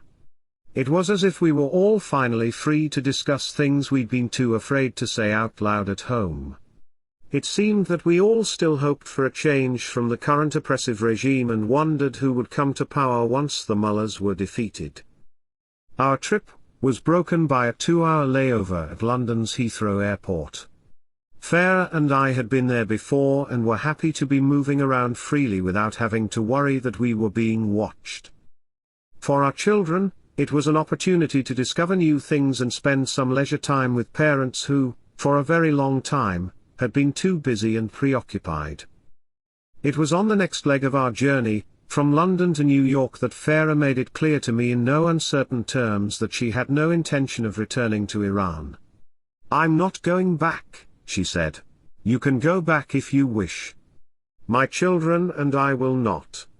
I won't cover myself with a veil or even a scarf. I won't wear long sleeves and a black robe. Not me and not my daughters. I won't let them be treated as second-class citizens or a piece of furniture. I haven't forgotten the day we went to the bazaar to buy a ring. I wanted to buy some grapes but the vendor wouldn't even talk to me. He pointed to you and indicated he wouldn't talk to a woman. And what about the man on the street who yelled at me last week and said, 'Cover your legs, wear stockings, and where is your robe?' No. Never again. And I won't have my children being taught by a bunch of fundamentalists. There's much more to life than killing or being a martyr, and I don't want our children to be either. But what can I do? I have no license to practice medicine in the United States. I have no other choice. I have to return," I said. "No problem. I'll work until you pass your tests. I am sure you can do it. I'll stand by you and I'm prepared to do whatever is necessary. We can make it together." The argument was still going strong when the stewardess announced, "We are about to begin our descent to JFK Airport. Please return your seats to the upright position and prepare for landing." It was late evening and the airport was alive with light, color, and the energy of so many people. It felt good to stretch our legs after the long flight, but we still had to make our connection to Philadelphia, where our 16-year-old son was anxiously awaiting our arrival along with his aunt and uncle. Pageman, who had been anxiously watching the news for weeks, knew what was going on at home and had feared that, at the last minute, we wouldn't be able to get out. We were still in line waiting to go through customs when we heard him calling Dad, Mom. I had wondered so many times if I would ever see my son again, and here we were all together. My brother-in-law and his gorgeous, charming wife were right behind him, excited to see us. Tears of joy were pouring out of everyone's eyes. There were kisses and hugs and thanks to God for having reached the promised land. It was June 30, 1979, a date we have been celebrating every year since. Summer in Philadelphia is hot and humid. We'd rented a small apartment in the suburbs and were enjoying the peace and tranquility as well as the wide variety of trees and flowers we'd never seen in Iran. Then one day there was a knock at the door. We had run away from the sudden appearance of unexpected strangers, so it was with some trepidation that I went to see who was there. It took me a few moments to understand that the men on our doorstep were firefighters. "Can I help you?" I asked. "Fire. I beg your pardon. Fire. You have a fire." I had no idea what they were talking about until they pointed to the smoke coming out of the toaster. It seems that the children had set the toaster on high and forgotten about it. The neighbors had seen the smoke coming out of the open kitchen window and called the fire department. That summer was also our introduction to the 4th of July in America, and in the city where liberty was born. We celebrated in a local park with hundreds of other families, fathers carrying children on their shoulders, women dressed in shorts, strangers mingling freely with no fear or suspicion of one another. Happiness was in the air, and we were enjoying every minute of it, and of our life together. Meanwhile, we still had our return tickets, but all we heard on the radio, read in the papers and saw on TV was bad news.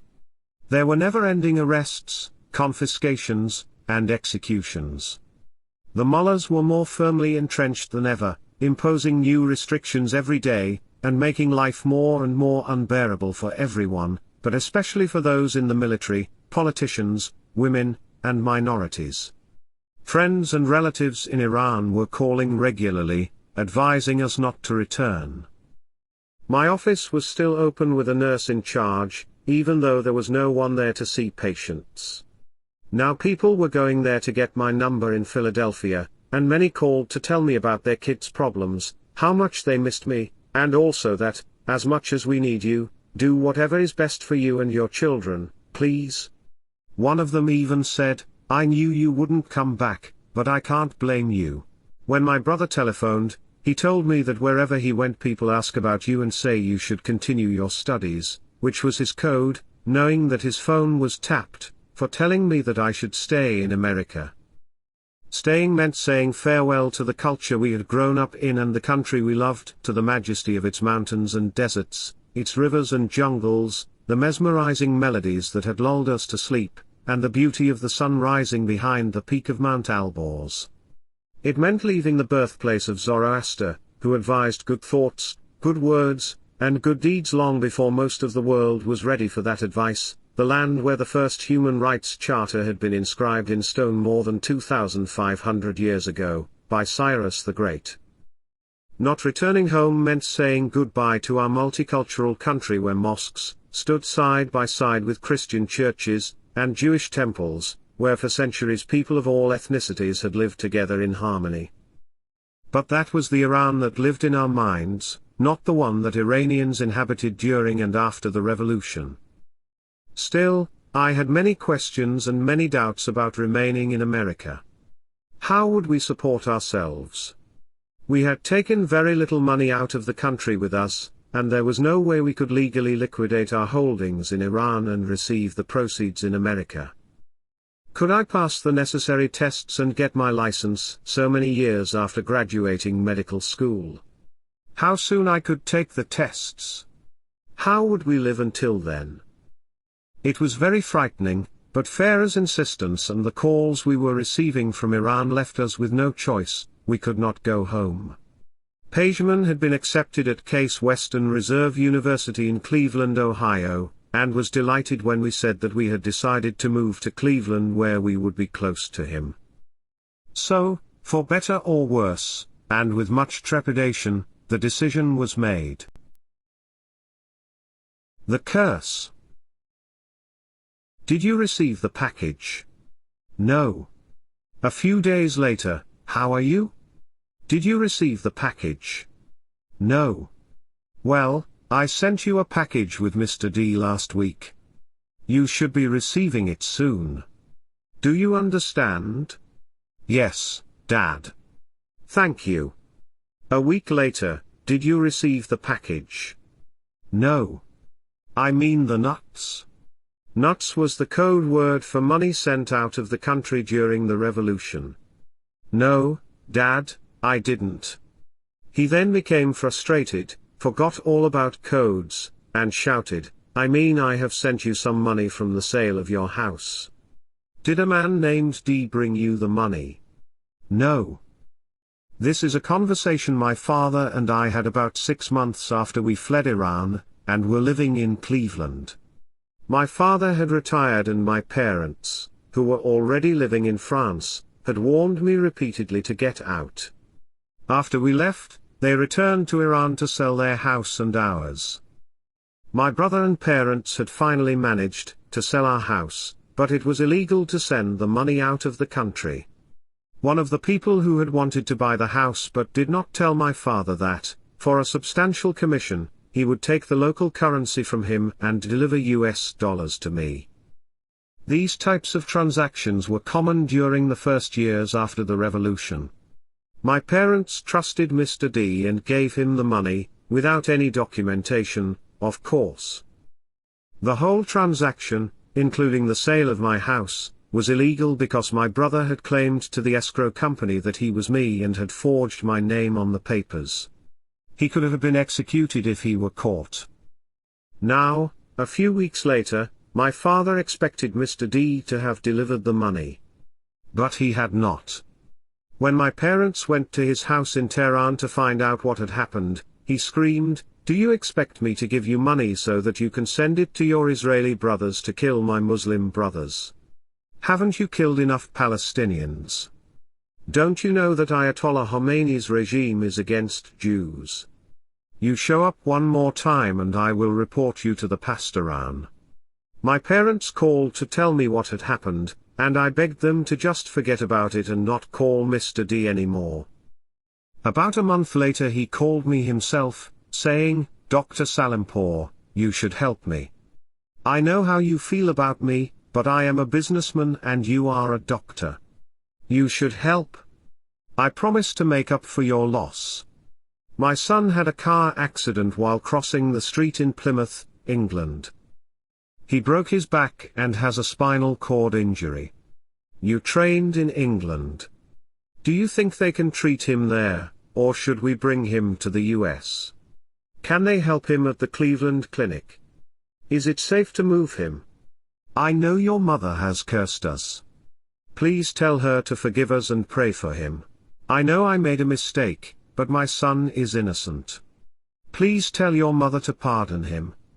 I know I broke her heart by not sending you the money from the sale of your home and that your family needs it. Because, in the end, he was right. I am a doctor. I advised him as best I could. His second or third home was in Beverly Hills, California, where I could reach him at times by telephone. We lived in Cleveland, Ohio at that time, and telephone calls were expensive or sounded expensive to someone who had no job or income. And yet he would talk about everything under the sun except the money he still owed me. The last I heard of his son, he was unfortunately in a wheelchair. Starting over. After some inquiries, I learned that I would have to pass 2 tests, one given by the ECFMG, Education Commission for Foreign Medical Graduates, and also the FLEX, Federation Licensing Examination, which have since been combined into the USMLE, United States licensing examinations. The next F.A.A.P test was to be given in December. That gave me about 3 months to study, and I registered to take it. After years of learning more and more about less and less, reading mostly materials related to my research on the subjects I loved, I now had to relearn materials we had studied in college and during the first couple of years in medical school, and reacquaint myself with areas of medicine outside the field of pediatrics. Very often I would open a book, read 1 or 2 pages, and then my thoughts would return to Tehran, to what I so much loved to do, and to the patients I had left behind. The more I remembered, the more depressed I became. I particularly felt bad about all those, from my neighbors to my office staff, whom I had promised I would be returning. I remembered how much I had enjoyed my research and the immense satisfaction I got from seeking answers to problems like the cause of purpura in malnutrition, which killed so many, or the cure for tetanus, in which I had invested so many years. I was sitting like that one day, with my books, wide open in front of me, a cup of coffee on the desk, and my thoughts thousands of miles away, when my 7-year-old daughter, Nilu, walked into the room. She must have seen the misery on my face because she disappeared into her room and returned with a funny bookmark, which she handed me as a gift. Her sensitivity brought tears to my eyes and renewed my energy, hope, and determination. During this time, my sister and brother in Tehran were still trying to send us whatever they could of what we'd left behind. Photography had been a hobby of mine since childhood, and they tried to send not only the photos I'd taken but also those taken of me with members of the royal family, and other dignitaries who had visited our hospital. The latter they concealed by slicing through the sides of cardboard boxes, slipping in a few photos, and then gluing the cardboard back together and filling the boxes with clothing. Some of the ones I'd taken, such as those of family members, the nomads, pictures from my medical school days, and of the places I'd worked over the years, were old and irreplaceable. Some got through, but many of them were lost. The ones they had hidden went into the garbage with the empty boxes before we were told of their existence. And the box that contained our family albums as well as many of my medical school photos and those I had taken, which had been addressed to Philadelphia, never arrived in Cleveland. When we went to our local post office to find out where we might find them, the postal workers suggested that we go to the main depot in Pittsburgh, where all the mail went to be sorted before being sent on to its final destination. Perhaps it had been mislaid and was still on a shelf in that facility. So, Farah and I went to Pittsburgh. Everyone was extremely kind. We were shown every box, intact or ripped, and every photo album that bore any resemblance to the ones we had described, but none were ours. We were still searching when we became aware of a group of very angry Americans yelling outside the door to the facility. The person who had been helping us went out to speak with them, and they left. When he came back he told us that they had somehow found out we were Iranian, and were protesting the taking of 51 American hostages in Iran, unaware of the fact that we too had fled the country in order not to be hostages. While I was studying, I went to several local hospitals, seeing colleagues and attending lectures. In each case, I would introduce myself and explain my background, experience, and availability to the head of the pediatric department. At Mount Sinai Hospital, I offered to give a grand rounds lecture on one of my research subjects.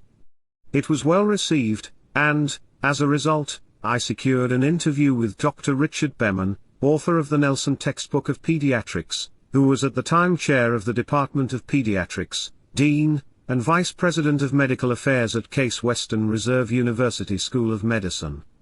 He was very kind and encouraged me to stay in Cleveland. The chief of the pediatric department at Mount Sinai Hospital was retiring, and his position was offered to me, undoubtedly after consultation with Dr. Beman, and pending the results of my F.A.A.P test. There was heavy snow on the ground and more was falling when I returned from taking the test in December, just 6 months after arriving in America. It was comprised of multiple choice questions, which are a lot easier for foreigners like me, who may have difficulty writing long essays in an unfamiliar language. I didn't think it was difficult, but it was a lot harder finding my way home afterward in the dark and in the snow. The unfamiliar roads were unrecognizable white as far as the eye could see, and I remembered another night, about 10 years before, in southern Iran, when I traveling alone from one city to another at night, and the road was completely covered with sand. That had been bad, but at least it was warm. Now I was afraid I might freeze to death in Cleveland. Eventually, I got home safely, much to the relief of my worried family, and about 2 months later I received the good news that I had passed the test. That night the whole family went out to celebrate. Not only had I passed, but I also had a prestigious job waiting for me. But then, the very next morning, F.A.A.P made an announcement: Cleveland is not for us. I was shocked. What are you talking about? I've got a great job here. Well, the weather is very harsh, and we can't get used to it. Anyway, I'm sure you'll get an even better job in California, where I think we'll all be much happier. But what about Pejman? He's already in college here. Having just left so much behind when we left Iran, it was hard to be separated from one of our children. He can stay here for now and transfer later. Meanwhile, you can go to LA and look for a position. I could not believe my ears. Last night she'd been so happy, and now she'd completely changed her mind. But what could I do? I flew to Los Angeles the next day, presented myself at every medical school and hospital in the area, and left my CV. My dream was to be offered a position at Cedars-Sinai Hospital, which I had heard a lot about and found even more impressive when I visited it in person. I called the office of Dr. Benjamin Kagan, the chairman of the pediatrics department, and was lucky enough to get an appointment to see him the very next day. Dr. Kagan listened patiently as I told him about having founded the Research Institute of Child Health in Tehran, and my research on the endemic diseases of children. When I was finished, he said, "I admire what you've done. You would never have had all that experience here. But all our internships, residencies, and fellowships are filled at least a year or two ahead of time. I'm sorry, but I really can't help you." Still, I wasn't about to give up so easily. I told him some more about my research and what I thought I could contribute to his department. But, in the end, the verdict was the same. "I understand," I said, "but I'm going to be in LA for the rest of the week. Do you think I could give a talk here before I go back to Cleveland?" Again, all our lectures are scheduled months or even years ahead of time, Dr. Kagan said. "I can't just cancel one in order to let you talk." But I insisted, and he finally agreed to call his chief resident, who was in charge of scheduling the lectures. He explained my request and asked if there were any openings. Astonishingly, the resident said that a speaker who had been scheduled to give a lecture the very next day had cancelled just the hour before and that I could take his slot. "Okay, what would you like to talk about?" Dr. Kagan asked with a smile. I was well prepared and gave him a list of topics. He chose rickets. "All right then, I'll see you tomorrow." "Good luck," he said. We shook hands, I thanked him and left. I had recently published a paper on rickets in Tehran, the largest ever series to date, and I had presented my research at an international conference on nutrition in Kyoto, Japan. While I was there I'd had meetings and discussions with all the experts in the field. I'd brought my slides with me to LA and was delighted to be given this opportunity.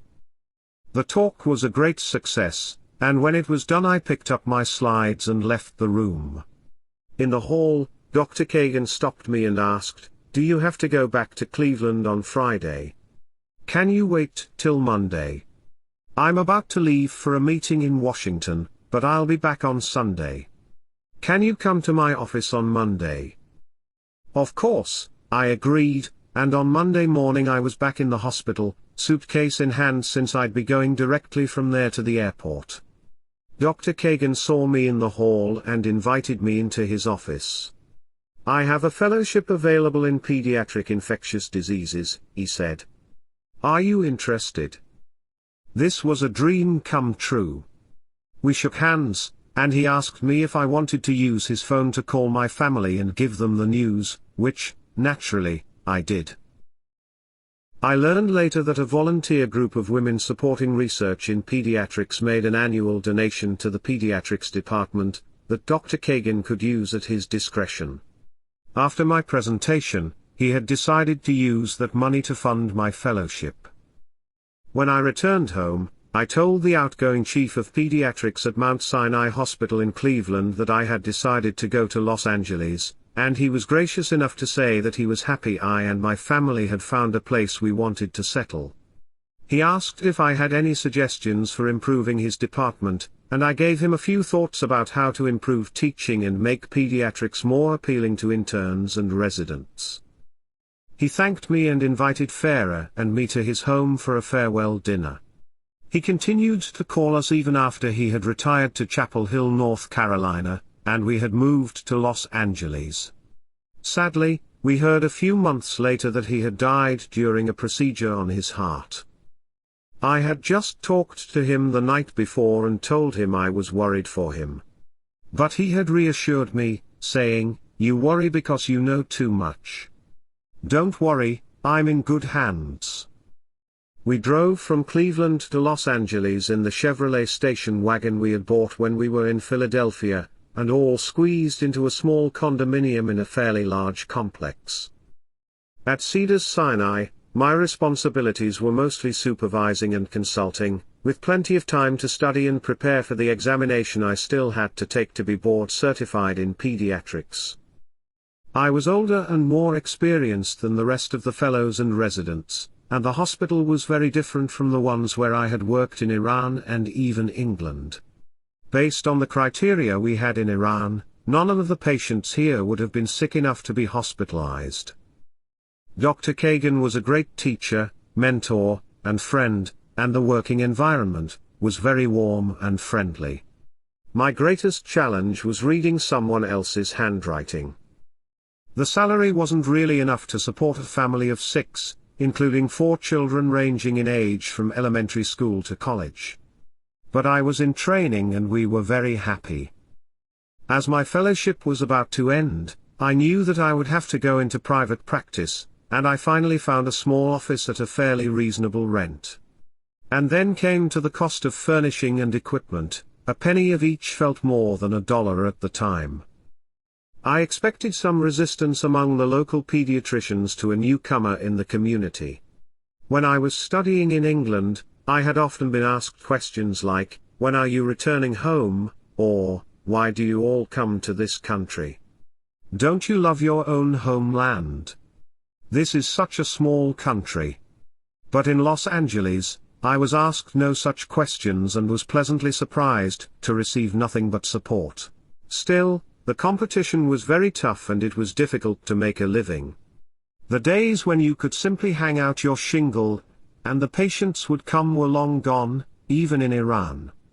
You had to have referrals, many of which would come from obstetricians who delivered the babies who would then need to see a pediatrician. Therefore, I needed to have privileges at as many hospitals as I could, and at one time I was affiliated with a total of 9, which meant a lot of running from place to place.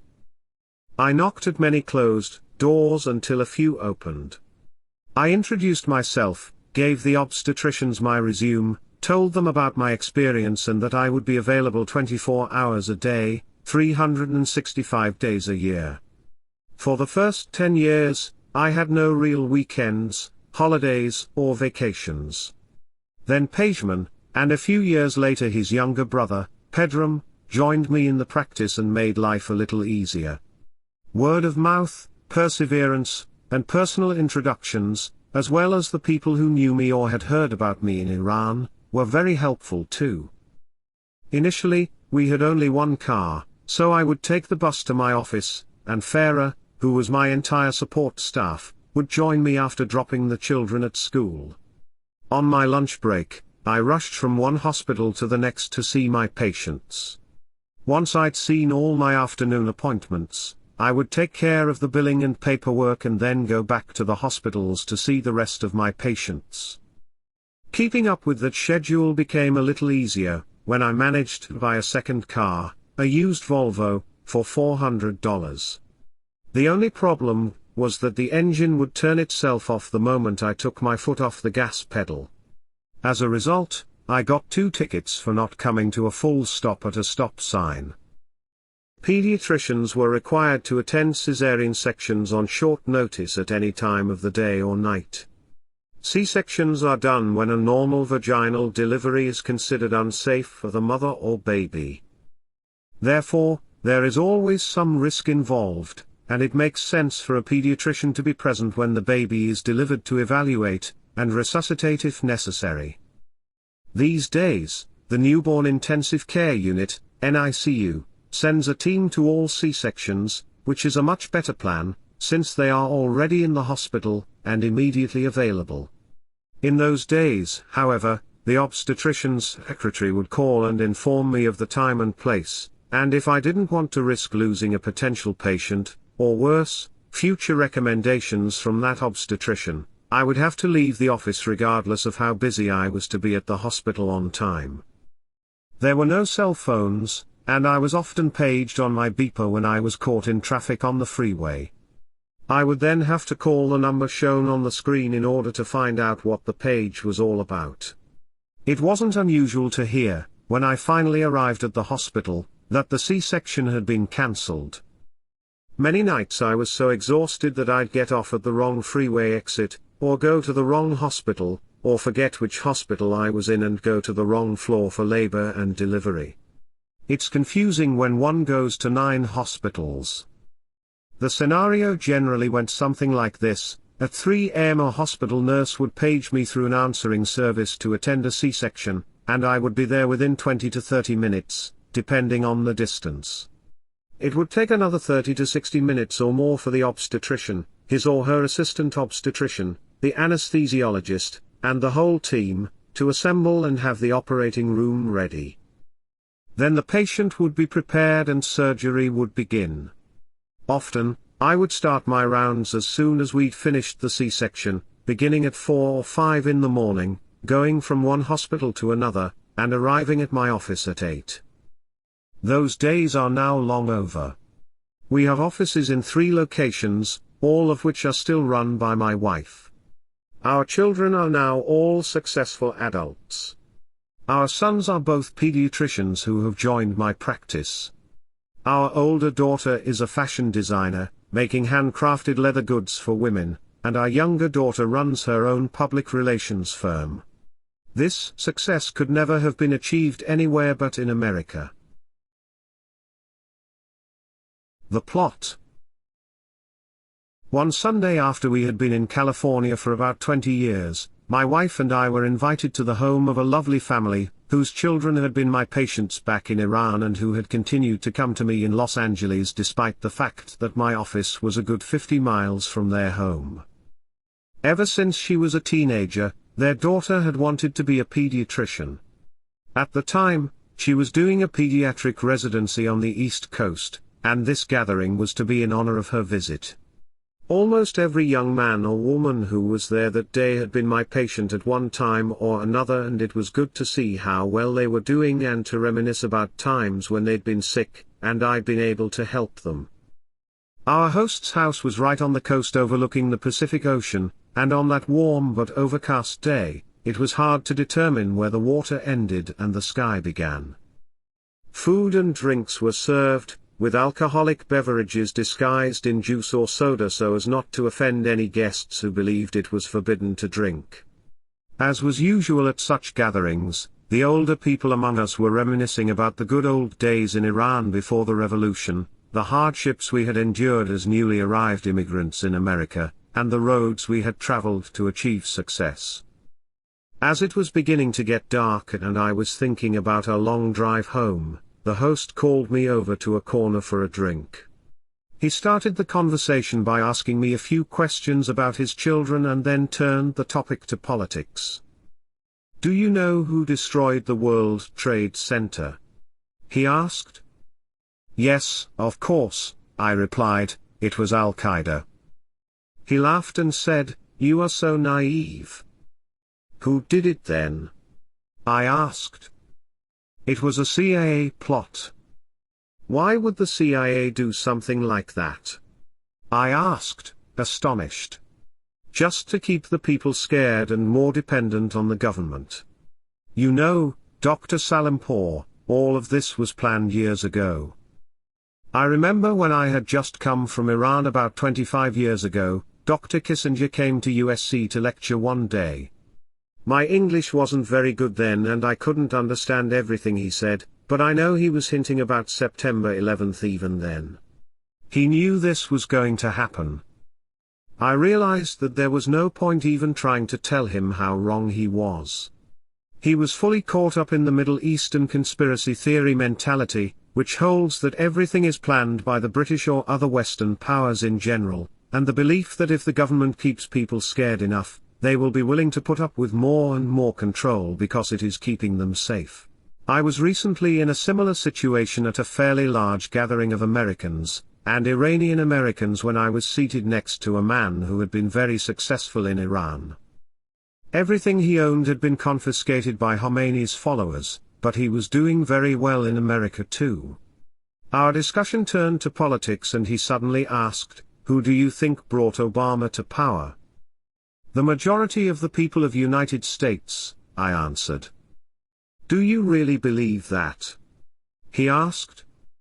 Of course, I said. Who else if not the people? The British. They tried too hard to raise the standards in their country to the level we have in America and failed. Now they are trying to destroy America through Obama, and lower it to the level of England. Sadly, this remains the mindset of some Middle Eastern immigrants even after more than 3 decades in the United States. The road to liberty. I have always taken great pride in caring for children whose mothers, fathers, or at times even grandparents, had also been my patients. Even though I hate to go shopping, whenever I do enter a mall or a supermarket I'm likely to be pleasantly surprised by running into a past or present patient. It could be the young woman with a little girl who says something like, "Oh, Tina, this is your doctor. Say hello to him." "Hi, Dr. Salimpour, how are you? You know, I was supposed to bring Tina for her shots, but I have been so busy lately." Or it might be the middle-aged man in the company of his elderly parents, who point out to him that I had been his pediatrician, and then spend a few minutes reminiscing with me about this or that illness little Johnny had suffered 30 or more years ago. Once, at a wedding in Los Angeles, the parents of the groom came to me and said, "Do you remember when our little David was 5 years old and fell off the second-floor balcony? We thought he was going to die. We can't thank you enough for the help and support you gave us back then. This night would never have been possible without you." Each of these encounters brings back vivid memories. I remember the parents' concern and the stress of an uncertain outcome, the necessity to make a decision and act at a time when the tests and diagnostic tools we take for granted today did not exist. On one of those rare days when I decided to go shopping, I was in a mall crowded with people hoping to escape the heat in the air-conditioned shops. I was trying to decide between 2 shirts when someone tapped me on the shoulder. I turned and saw an elderly woman who did seem vaguely familiar. In a moment, I realized that she was actually younger than she looked. I undoubtedly appeared confused because the woman, whose name was Shiraz, said, "You don't remember me, do you?" And when I didn't respond at once she continued, "Dr. Salimpour. Do you remember Jacob?" I said, "Yes," but I wasn't really sure whom she was talking about and was struggling very hard to match a face to the name. "Do you remember how sick he was? He had a fever off and on for a week and nobody knew why. They did a lot of tests and gave him several antibiotics, but nothing worked until you figured out that he had malaria. Nobody could believe that a 2-month-old baby who had never been out of Tehran could have malaria, but you insisted, and the blood test proved you right. I'll always remember you for that."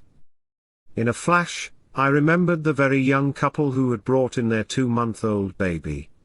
They told me he would be better one day and worse the next, and that he'd had jaundice when he was 3 days old and been given an exchange transfusion. During that procedure, a portion of his blood had been removed and replaced with the blood of a paid donor, who might have been suffering from malaria. I was still lost in the memory when Sahar tapped me on the shoulder again and said, "You do remember, don't you?" I was startled and repeated, "Yes. Yes, of course." At that point, I realized that she had a lot more to say, so I put the shirts back and asked her to come to have a drink with me while she told me about her family. She accepted at once, and we were soon seated in a little cafe where she ordered a cup of tea and I asked for a coffee. While we waited for our drinks, she continued. "Jacob survived malaria, and grew up well. He was 5 years old when Ayatollah Khomeini came to power. The Ayatollah's people confiscated everything we had, including our home, our business, and our passports.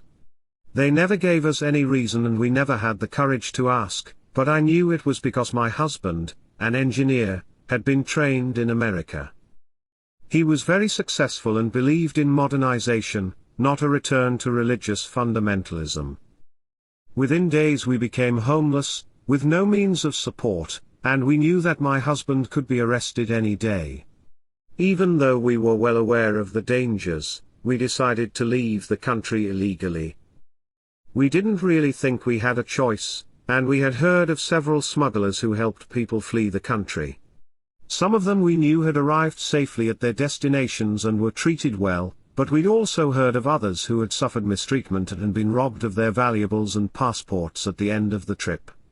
We had to decide fast, and we did. We escaped through Turkey on muleback. That sounds terrible. Yes, indeed.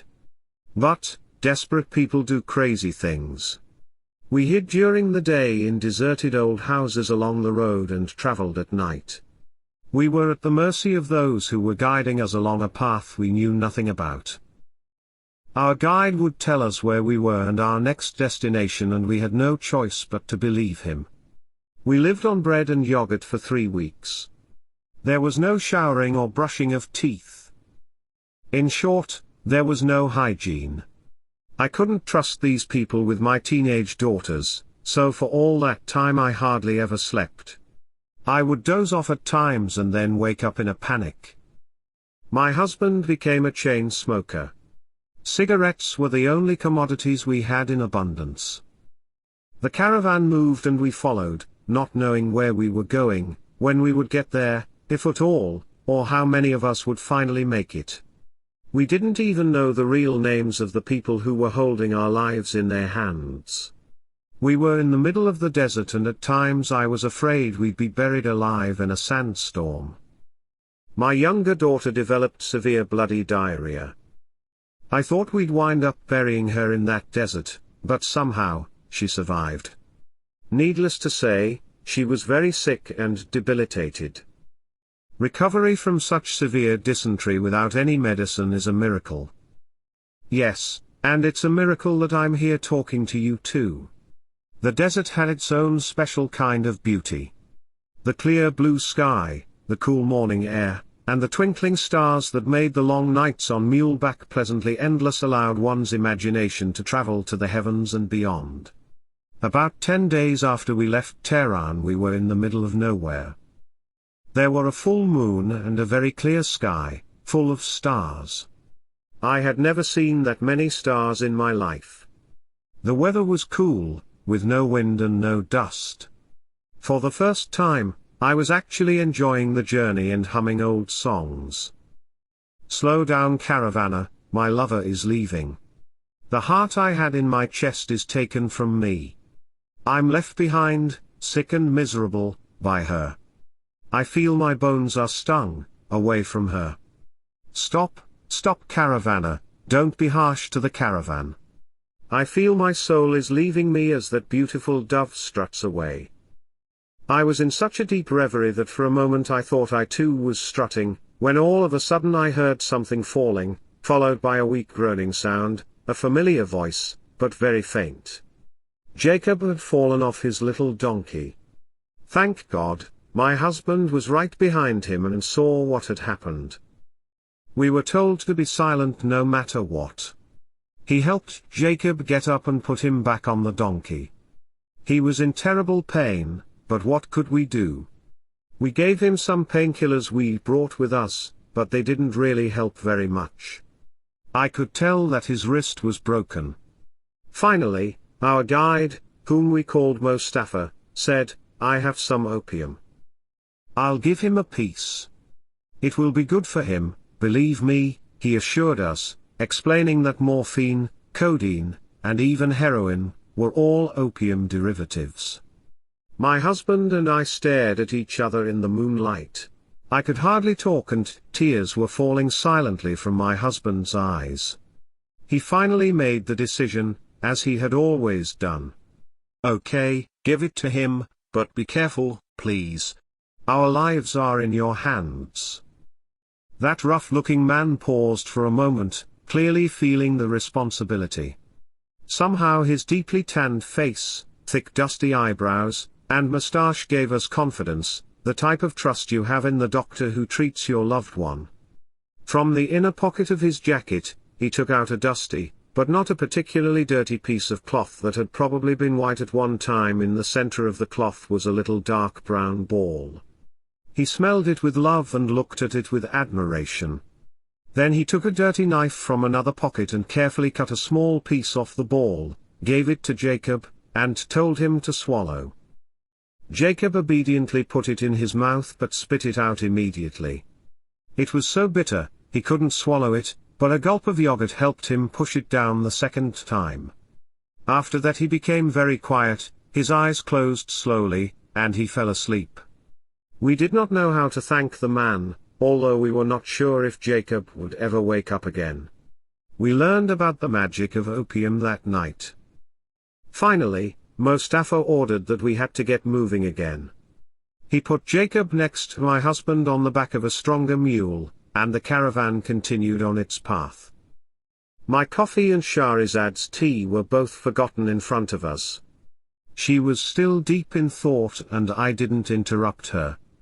The waiter came to see if we needed anything more, and when he noticed our cold drinks, took them away and brought fresh ones. Shiraz took a sip and continued. "It's hard to believe how much tea we had in those few weeks. It was made with water from a dirty stream and poured from a leather flask first into a teapot, and then into filthy glasses, but it was unbelievably refreshing. Anyway, Dr. Salimpour, we had been on the road for more than 2 weeks, in trucks, on the backs of animals, and at times on foot, and for the past few days we had been in the mountains on the border between Iran and Turkey. At times, we were not allowed to move for several days because our caravan leader had been informed that even the side roads were being carefully watched. We heard later that another group traveling at about the same time had been caught. Among them was a Baha'i doctor and his family whom I knew well. Once, at the end of a long day, we stopped at a very small village where a few huts had been prepared for us. Our leader called us all together with a smile on his face, pointing to a few lights down the hill. "That is Turkey," he said.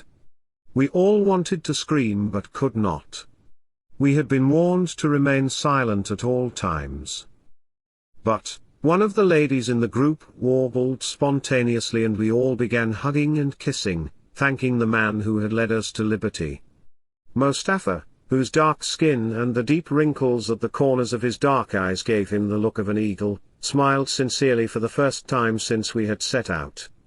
He said that, in the morning, we would have to send someone to the city to test the waters. He had bribed a few of the border guards on previous trips and wanted to make sure that one of them would be on duty when we got there. He said that we would remain in the village overnight and move into the town the next day if it was safe. By that time, I was becoming restless. The plastic cafe chair was all right to sit on for a few minutes, But this was turning out to be a very long story, and I was still recuperating from the back surgery I'd had a couple of months before. It was hurting, but I knew I couldn't leave. And, in any case, I did want to hear the rest of the story. She continued. We all had our eyes focused on the city. Jacob, whose arm was in a sling improvised from a shawl, seemed to be the most impatient. Finally, we noticed a puff of dust on the horizon, followed by a figure on horseback. Our messenger had returned finally with a smile on his face. He spoke to Mustafa in Turkish, which my husband understood and we did not, saying that Omar, the guard who had been bribed, was there and had said it would be okay to walk down to the city so long as we were cautious. Mustafa said we would have to travel in small groups in order to avoid suspicion. Then he asked each of us for a small amount of money to bribe the border police. We had paid the full fee in advance, and this was the first time since we left Tehran that he was asking for money. We were so excited, he could have asked for much more. It was already dark when we set out a couple of hours later, and we soon arrived at the border. Mustafa, along with my husband, 2 other men, and 1 woman, went into the guard's little office and paid him some money. There were more hugs and kisses all around, and we went on our way. The other groups soon followed, and we were directed to 2 different hotels that were not much better than the huts in the village we'd left behind. Mustafa announced that we were all now free, but we still needed to be cautious. He kissed the men, shook the women's hands, hugged Jacob, and left. My husband went into town the next day to find the telephone office and contact my family in New York. He managed to reach my brother, who was overjoyed to know we were alive and safe. He told my husband that we should go to Ankara and he would meet us there. A sudden cry and the sound of broken glass interrupted Shahrazad's train of thought. The little boy at the next table was having a tantrum. He had thrown himself on the ground and was kicking and screaming. Shahrazad turned back to me. Where was I? I hope I'm not giving you a headache. No. No. Please go on. Tell me what you did for Jacob. We took Jacob to a little hospital in the town and he was seen by a doctor who took an X-ray and told us that his wrist was fractured but there was no displacement. He suggested that we continue using the shawl as a sling. He was a very nice young man and very sympathetic to our problems. He had spent a year in Iran some time before and had happy memories, particularly of a nurse he had fallen in love with but could not marry because she was Armenian. We were in Ankara within a few days. We had hot meals and showers that night for the first time in weeks and slept in comfortable beds.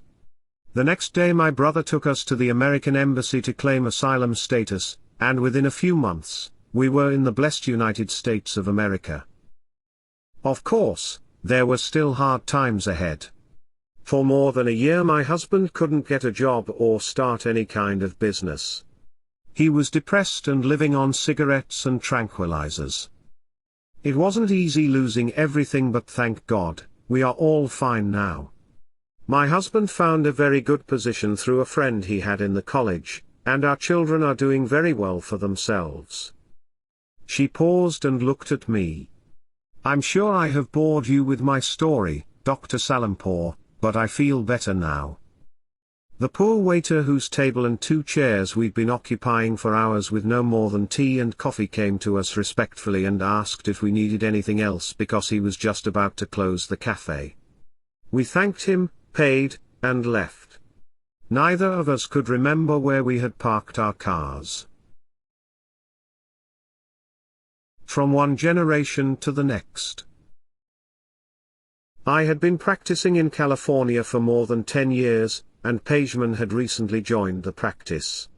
We'd been seeing patients all day when, late in the afternoon, a couple brought in a baby whom I had seen in the newborn nursery the week before. Mary Ann was healthy and I'd encouraged her mother to breastfeed, which she said she was planning to do. Now both parents had brought the baby to my office for a follow-up visit. The mother was in her late 20s, with beautiful red hair, and the father was perhaps 8 to 10 years older, a bit overweight, but very friendly and pleasant. I saw Mary Ann regularly after that, mostly accompanied by both parents. Her father doted on his baby girl, and her immunizations were more painful for him than for her. Then one morning when Mary Ann was about a year and a half old, they brought her to the office because her mother claimed she had vomited some blood the night before. Father was silent and listening. The baby looked healthy, and I couldn't find anything wrong with her, but the mother kept saying that she was very sick and needed to be hospitalized. I tried to suggest that we do some tests first, but the mother was so insistent that I finally agreed to admit her hospital for further examination. She continued to be well and all her tests were negative, but her mother refused to take her home, claiming that she was still sick. Then one night she came to the hospital, took Mary Ann, and was never heard from again. According to her husband, Mark, she had disappeared once before, when the three of them were at the movies together but had returned home later with some alibi. About 2 to 3 years later, Mark appeared in my office again, this time with a baby boy named Michael and a new wife. Once again, they came for regular checkups, immunizations, feeding instructions, and answers to the new mother's 1001 questions. Michael was doing well. He had just started speaking in sentences, was running around, and generally getting into mischief. I had the feeling that he had replaced his half-sister completely in his father's heart. Then one day Mark brought him to the office alone. He had a high fever, looked miserable, and would not stop crying. I asked about his mom. She ran away last week, the poor father said. It turned out that Michael had a severe ear infection. I gave him some antibiotics and continued to see him whenever he had a problem. A few months after that incident, my son came to our office one day around noon and said, "Dad, it's a beautiful day. We're not very busy. Why don't you take the rest of the day off? I can handle things here." I surrendered, said goodbye, and decided to visit my parents, who were by then living in Santa Monica. It was one of those gorgeous days in April. It had rained the night before and everything was exceptionally clean. The trees, in particular, looked washed and shiny. A few fluffy white clouds were like decorations in the clear blue sky. The lawn in front of my parents' apartment was covered with tiny blue flowers that had fallen from the jacaranda trees that give their shade, color, and beauty to so many of the local streets. My mother greeted me with a hug on the doorstep, and my pager went off while her arms were still around me. It was a call from the office. Mark had left his telephone number and wanted to talk to me as soon as possible. I called him immediately. He was so agitated that he could hardly speak, but managed to say that Michael had fallen off his tricycle, hit his head, and was in the hospital unconscious. "Please come as soon as you can," he begged. I explained what had happened and left my poor confused parents, standing in the doorway. I knew that Michael was in good hands, but his anxious father needed to talk to someone who knew him and his son. I went to support and comfort him. When I arrived at the hospital, the poor little boy was still unconscious and hooked up to many tubes, IVs, monitors, and wires. His X-rays indicated he had a skull fracture and his MRI showed a large blood clot in the brain. Fortunately, the surgeon was able to remove the clot, after which Michael regained consciousness, and he was able to leave the hospital a few weeks later. The maid, who was supposed to have been watching him, vanished, probably because she was afraid of being punished for dereliction of duty. But, interestingly, Mark's first wife had just returned out of the blue and was helping to care for Michael. Michael's personality changed following the head injury, and he later developed attention deficit hyperactivity disorder, ADHD, which we were able to control with medication. But, he walked with some difficulty, and his right arm was a little weak. However, over time he improved with some physical therapy and was getting good grades in school. Then one day several years later Mark appeared in my office with a tall, beautiful, ginger blonde 16-year-old young lady who had a sore throat and a high fever. This was Mary Ann, whom I hadn't seen since she was a baby. He said that she suffered from depression, had been involved with drugs, made several suicide attempts, and was seeing a psychiatrist. I treated her sore throat and saw her a few more times for various minor problems. I also continued to see Michael, who was still on medication for ADHD and doing well. And then, 2 years later, Mark again came to the office with Mary Ann. By then she was 18 and had a baby of her own. She and her boyfriend were living with Mark, who was also supporting them.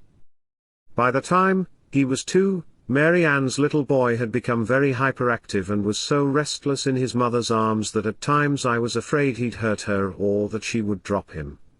It was obvious he had some kind of problem, possibly ADHD or bipolar disorder. But, like Michael, he responded well to treatment and his hyperactivity was well controlled. By that time, Mary Ann had left her boyfriend and has subsequently married. For me, it has been extremely rewarding to see 2 generations of children grow and develop. Now it is 23 years since I first saw Mary Ann in the newborn nursery. Her little boy is 5 years old, good-looking, and doing well. He takes medication for his ADHD and remains the youngest child I have ever seen with that disease. Her half-brother, Michael, is in his teens, gets fairly good grades, and is a good kid. He has some problems with spelling and math but is very creative. Although he still has some weakness in his right arm and leg from the head injury despite years of physical therapy, he also loves playing soccer. Mark is close to retirement, has had bypass surgery, and remains a devoted father and loving grandpa. Michael's mother has not been heard from since the day she left. Mary Ann's mother shows up every now and then, stays with her for a day or 2, and disappears again. No call to say she is coming and no word before leaving. And life goes on. One day, in Los Angeles. I'd been in Los Angeles for a few years. It was a particularly beautiful Monday morning. A spring shower had left the trees and flowers sparkling in the sun, and the scent of hyacinth filled the air. It would have been the perfect day to play hooky and go to the beach, but I dutifully dropped off my 2 younger children at school and headed for my office. I was just about to put on my white coat and begin seeing patients, when Kayla, our nurse, walked in and said, "Please go see Mr. Walker in room 4 first."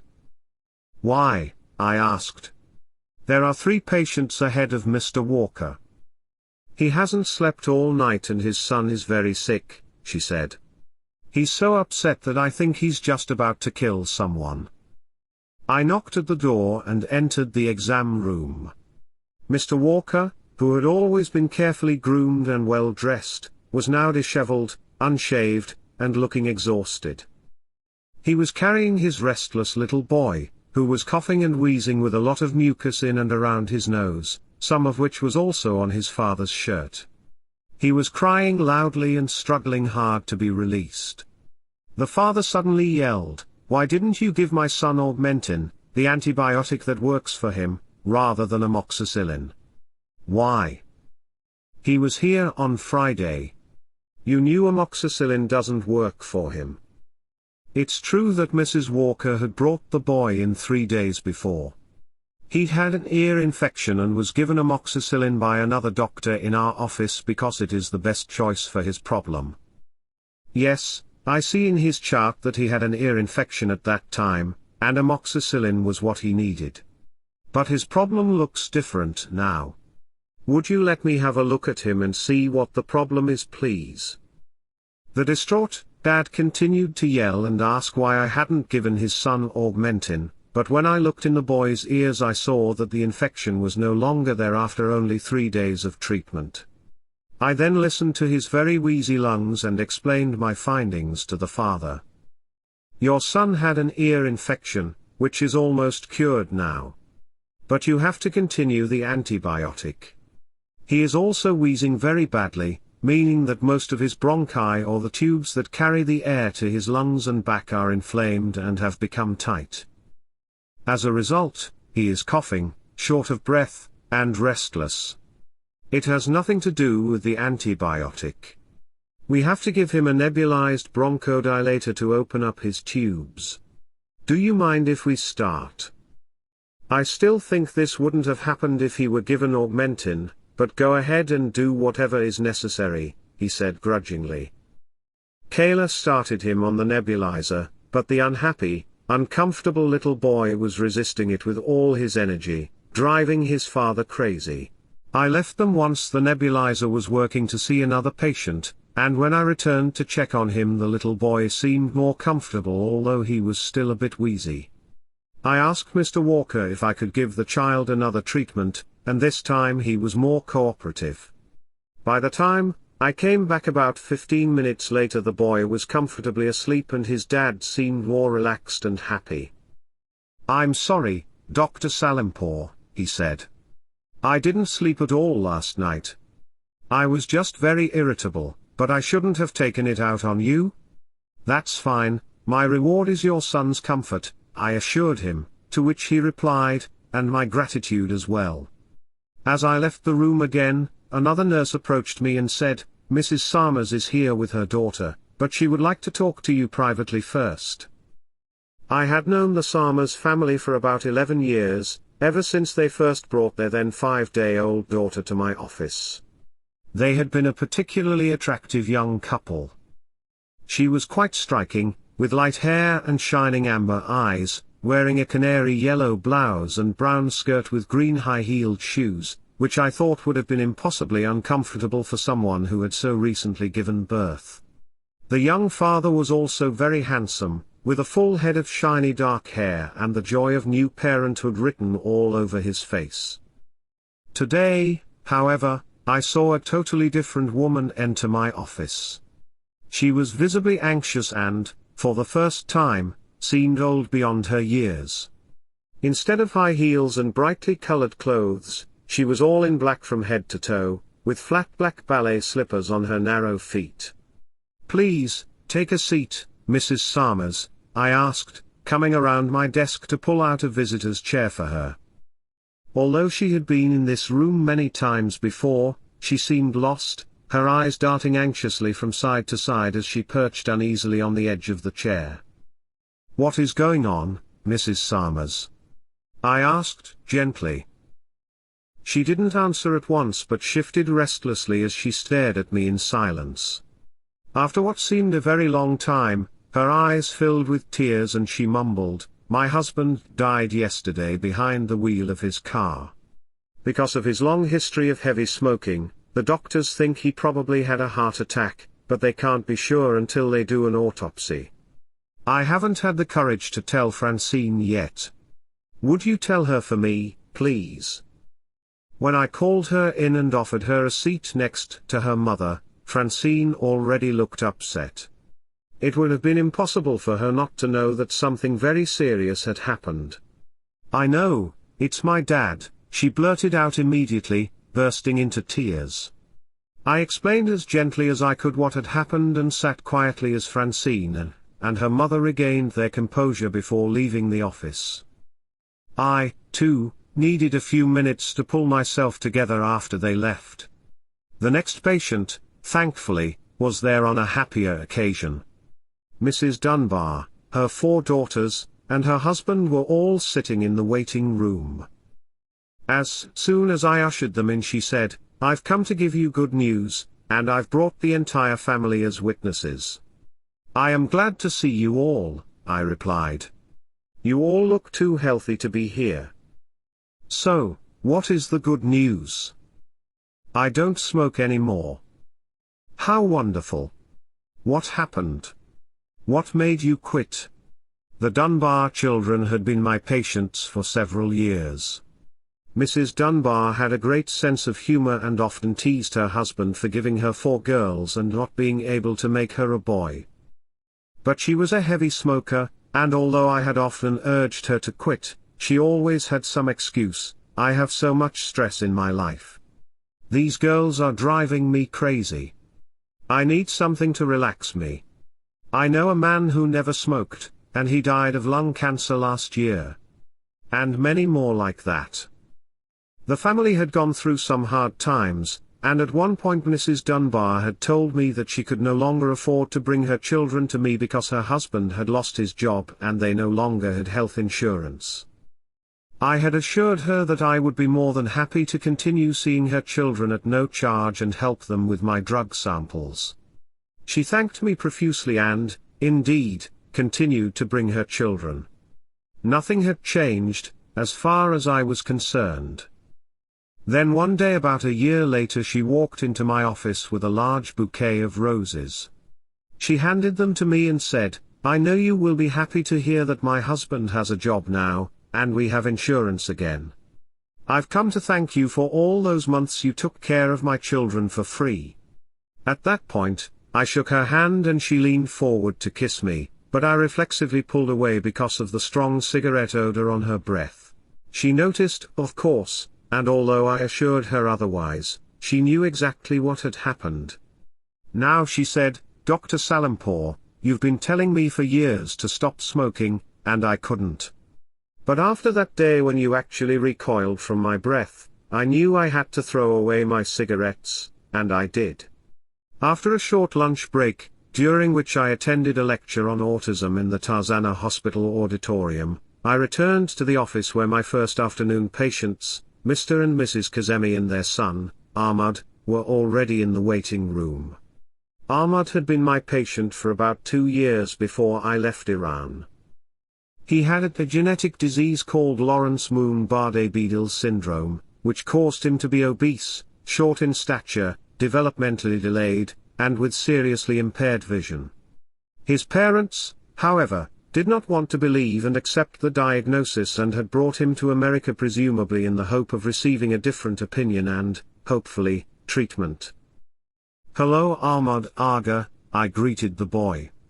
Aga means Mr. in Farsi and is generally used before a name. But it may also follow the name when addressing a child or a close friend. "How are you? It's nice to see you, Mr. and Mrs. Kazemi. What brings you to Los Angeles? Are you on vacation?" "Yes, we are. We wanted to see Los Angeles, and while we are here we would like you to have another look at Ahmad Aga." "Well, I am glad to see him. I see he has grown a lot." "Yes, and he is very intelligent and talented too. He can read and he plays violin, which he has brought with him to play for you today." "That's great," I said. "But, let me examine him first please." He was a little taller, but also heavier than the last time I had seen him, and his vision was very poor. I wish I could have changed my diagnosis and given Ahmad's parents a better prognosis, but, unfortunately, I could not. "He is good, isn't he?" the father asked eagerly. "Yes, of course. He has grown fairly well since I saw him in Iran." Before I could elaborate any further, Mr. Kazemi put a book on my desk and said, "Read it, Ahmad Aga, show Dr. Salimpour that you can read." Ahmad put his finger on the book and said, "This is a tree," pointing to an airplane, "this is a camel," with his finger on a shoe, "and this is a car," pointing to a schoolgirl. He went on and on like that until his father, clearly disappointed, said, "Ahmad Aga, why you are so nervous? Dr. Salimpour is not a stranger. He is a friend, as a member of the family. Okay then, play some violin for him." And with that, he removed the violin from its case and gave it to Ahmad to play. The real disaster began when the boy put the bow on the strings. The noise was unbearable. A beginning piano player may hit the wrong key, and yet the sound might be pleasant. With a violin, it is very different. There are no keys on a violin, and the strings are not marked. The player has to find just the right spot to put his finger, or else the sound created by the bow is painful to the ears.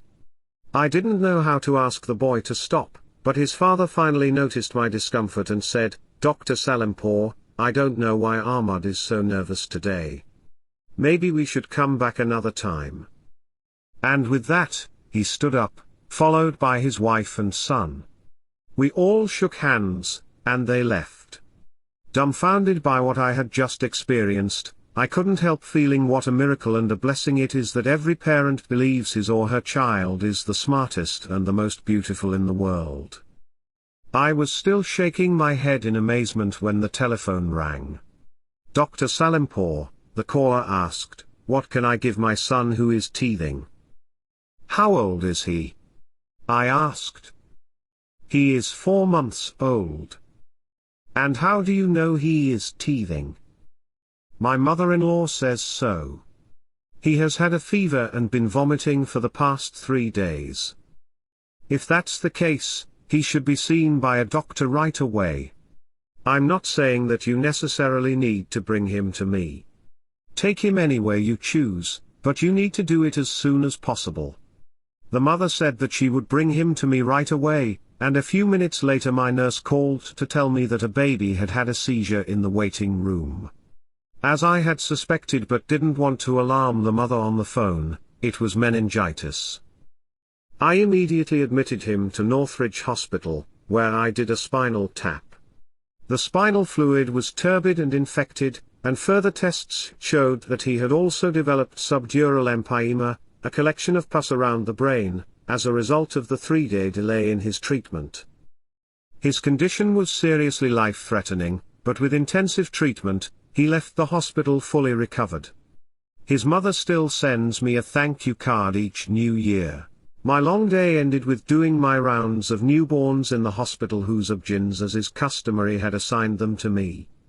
I got a list of their room numbers from the floor nurse and went first to see Mrs. Janati, whose daughter had been born earlier that day. I knocked at the door, introduced myself to her, and said that I was there to examine her baby. "No, doctor," she protested. "I don't want my daughter to be examined by a man. Please send in a female doctor." This woman came from Pakistan, a part of the world where such taboos were not unusual, and even in Iran after Ayatollah Khomeini came to power, there was a period of time when male doctors were not allowed to examine female patients. I knew better than to take it personally, and I was not hurt or disappointed. I just asked the nurse to call one of my female colleagues to see the baby. My next patient was baby boy Gonzalez, whose mother, a very tan young woman with long, thick black hair, was sitting at the edge of the bed. An older woman stood on the opposite side of the bed, and 2 little boys, no more than toddlers, were playing on the floor. I examined the baby as his mother looked on anxiously. "Your son is very healthy," I assured her. "Are you planning to breastfeed?" "Oh, yes. I have much milk." I nodded my approval and asked half-jokingly, "Are those 2 boys yours too? You don't know how to make girls, do you? Your mother didn't teach you that, did she?" The older lady, who as it happened was her mother-in-law, not her mother, interrupted at that point and said, "These are my son's children." Or, in other words, don't give the credit to that lady, my son has produced these boys. "Doctor," the young woman asked, "who makes the boy, the father or the mother?" "Both. It is not only the man or the woman. Neither one can control the sex of the baby. No one can replace my losses." One couple whose child was my patient always seemed to be arguing. In fact, their arguments had become so frequent that I sensed they were hurting not only the parents but also their 3-year-old daughter, who'd been witnessing them her whole life. Anytime the child was sick, either the father would blame her mother for not dressing her warmly enough or not feeding her properly, or the mother would blame him for leaving the window open at night. They had no shortage of reasons to blame each other. And their arguments sometimes escalated to the point where even I was upset. Meanwhile, the poor little girl would just stand there, not knowing exactly what was going on but understanding enough to be disturbed. I wouldn't be surprised if the arguments were giving her nightmares, although her parents never talked about that with me.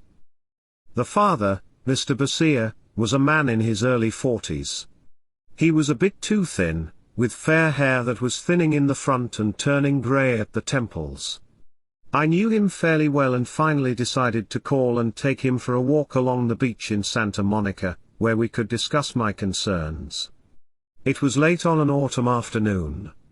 The sun had not yet set, and the leaves of the tall palm trees along Ocean Avenue were dancing softly in the cool breeze.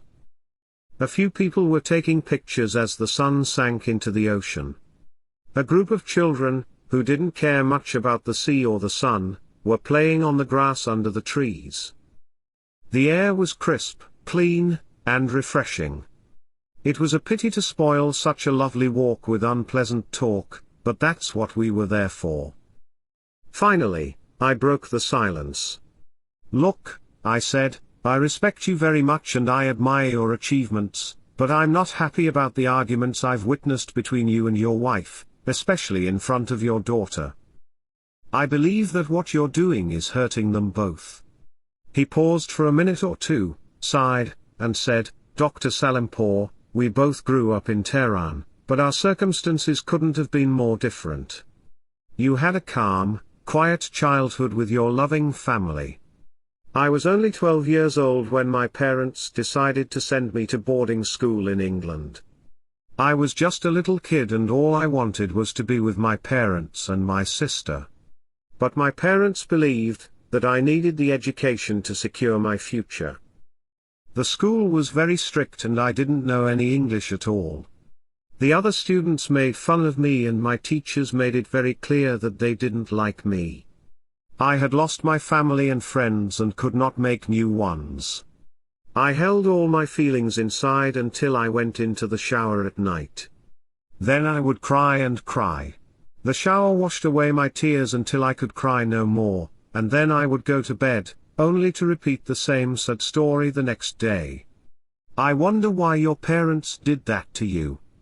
I wonder too. They brought me home for the summer after 2.5 years of what I still think of as continuous torture. I was so happy to be back with my mom and dad, my sister, my friends, and my own room, desk, and chair. It was like I had been reborn. I told my parents how miserable I was in England and begged them to let me go to school in Tehran. We had a lot of good schools there, too. But to no avail. They wanted their son to study in England. Friends and relatives came to see me, and praised my parents for what they were doing. Some teased me and called me Lord Joseph. "You are a lord now," they would say. My parents loved their compliments. Their little boy would soon graduate from an English college and return home where an important position would be waiting for him. Yes, I adapted slowly, I had no other choice. I went to the best schools and got the degrees I wanted. But the scars remain in my mind and in my heart. I know it isn't healthy, but I am not healthy either, and I blame my parents. I missed all the hugs and kisses I should have had growing up, all the laughter and fun with the neighbors' children. I missed the ice cream man who used to come to our neighborhood, with his special music calling the children into the street. I needed my grandparents, who spoiled me whenever I went to their home. I missed the little pool we had in our backyard that was just big enough to jump in and get wet while our mothers shouted at us to be careful. I missed the vendors who used to shout to announce their presence on the street and invite people to come out and purchase their fresh fruits and vegetables. All that music, or what had become music to my ears, I was missing. Yes, Dr. Salimpour, I have earned a few degrees, some very prestigious, but none of them can replace my losses. They are with me forever. And now, my family suffers with me too. Mr. Bashir, I said, I'm very sorry for what you've been through. But, I'm sure you can give your child what you never had, a warm, secure home and love from both her father and her mother. Thank you, Dr. Salimpour. I feel better already. Whether it's from getting all this off my chest or simply breathing the sea air, I don't know, but thank you for listening. I promise that I'll do my best to give my daughter what I will always miss. But, Mr. Basir, you should continue talking to a professional about this. It will help you and your family, I said. You don't think I'm crazy, do you, Dr. Salimpour? No, not at all, but talking to a therapist or a psychologist will help you deal with your past. Can you suggest anyone you trust? Please, call me in the office tomorrow and I'll give you a name. He sighed, and for the first time, I saw all the sorrow in his eyes that I'd been missing. We turned and headed back to where we'd left our cars as the last of the sun was just disappearing behind Catalina Island and a crescent moon was on the rise. A homeless man was laying out his bedding on one of the benches. A young woman was practicing her yoga on the grass, and a few elderly Russian immigrants wrapped in blankets were sitting on the lawn chairs they had carried with them, enjoying the freedom so many of us take for granted. A pair of lovers were enjoying a long kiss. Then a flock of geese flew in a V formation above, with their leader croaking a wake-up call to those of us below. The Basir's daughter had an appointment with me the following month, and I saw different parents. To begin with, the mother entered the room with her daughter's little hand in hers and a beautiful smile on her lips. They were followed by a happily smiling husband. No complaints and no arguments, and the little girl was jumping up and down asking for a lollipop. 3 years have passed since then and all 3 members of the Basir family still seem happy, and at peace with one another. Unwanted. It's a great day when all the children who come to my office are healthy and only there for a routine checkup or immunization. This beautiful sunny morning in May had been one of those.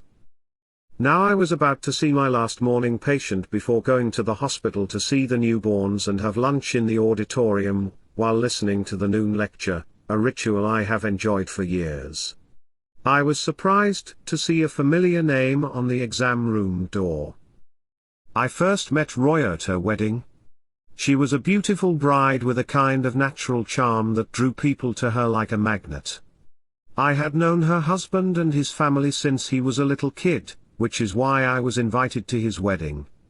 And now I'd been treating their children, a girl and 2 younger boys, since the first one was born. From everything I knew, Roya was a wonderful mother and a devoted wife. She had never held a job because her husband didn't approve of his wife working outside the home. And I'd never seen her express an opinion at any social gathering, for the same reason, particularly if her mother-in-law was around. Even in my office, she would briefly describe her child's problem and then wait for me to either read her mind or ask a question. This particular morning as I entered the exam room, she was standing with her 2 boys clinging to her legs. She was trying to pick up the younger one and sit, but the older boy wanted her too. I handed them a couple of the toys I always carry in the pocket of my white doctor's coat, and that seemed to do the trick. They grabbed the toys, let go of Roya's legs, and allowed her to sit. "Hi, Roya. How are you?" I asked once she was seated. "What brings you here today? Your children look too well to be here." Roya looked tired and unhappy.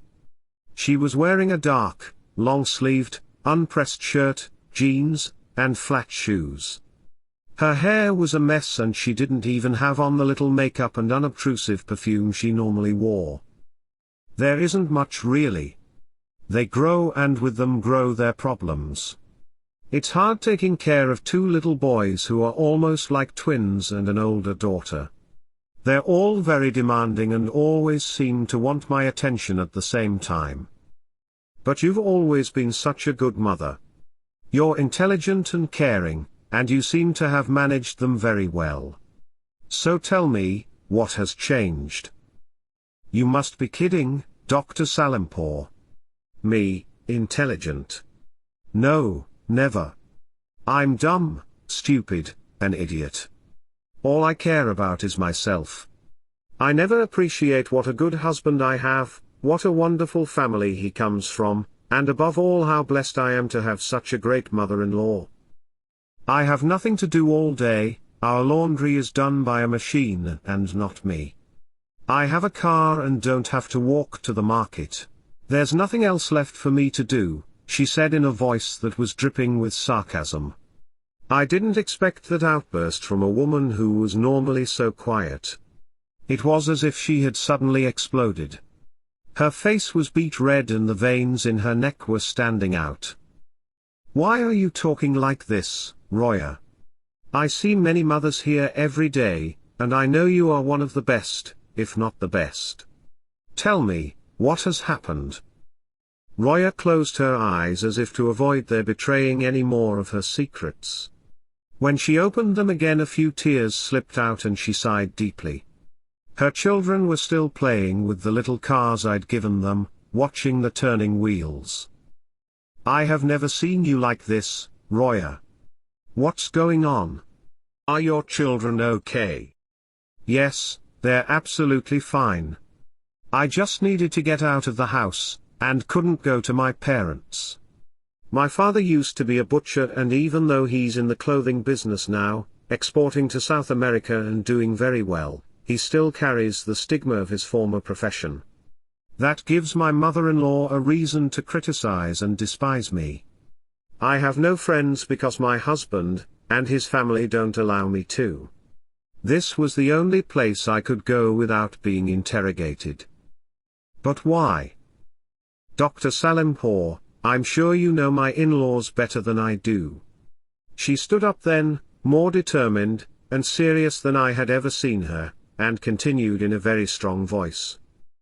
Well, as you know, my mother-in-law was her parents' 8th daughter. They kept hoping desperately for a boy, but they never had one.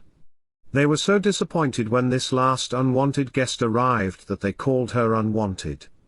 And, strangely enough, they never had another child. She has carried that name like a cross ever since.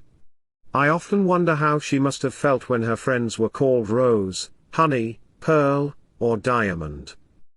Well then, you should have some compassion for her. No, I'm sorry, but why should I have to pay for what her parents did? It's just the price you pay to keep your family together. Anyway, Roya, it's late. I'm sure you and your children are hungry. I'm hungry too. Please let me order something and we'll all eat here together. No thank you.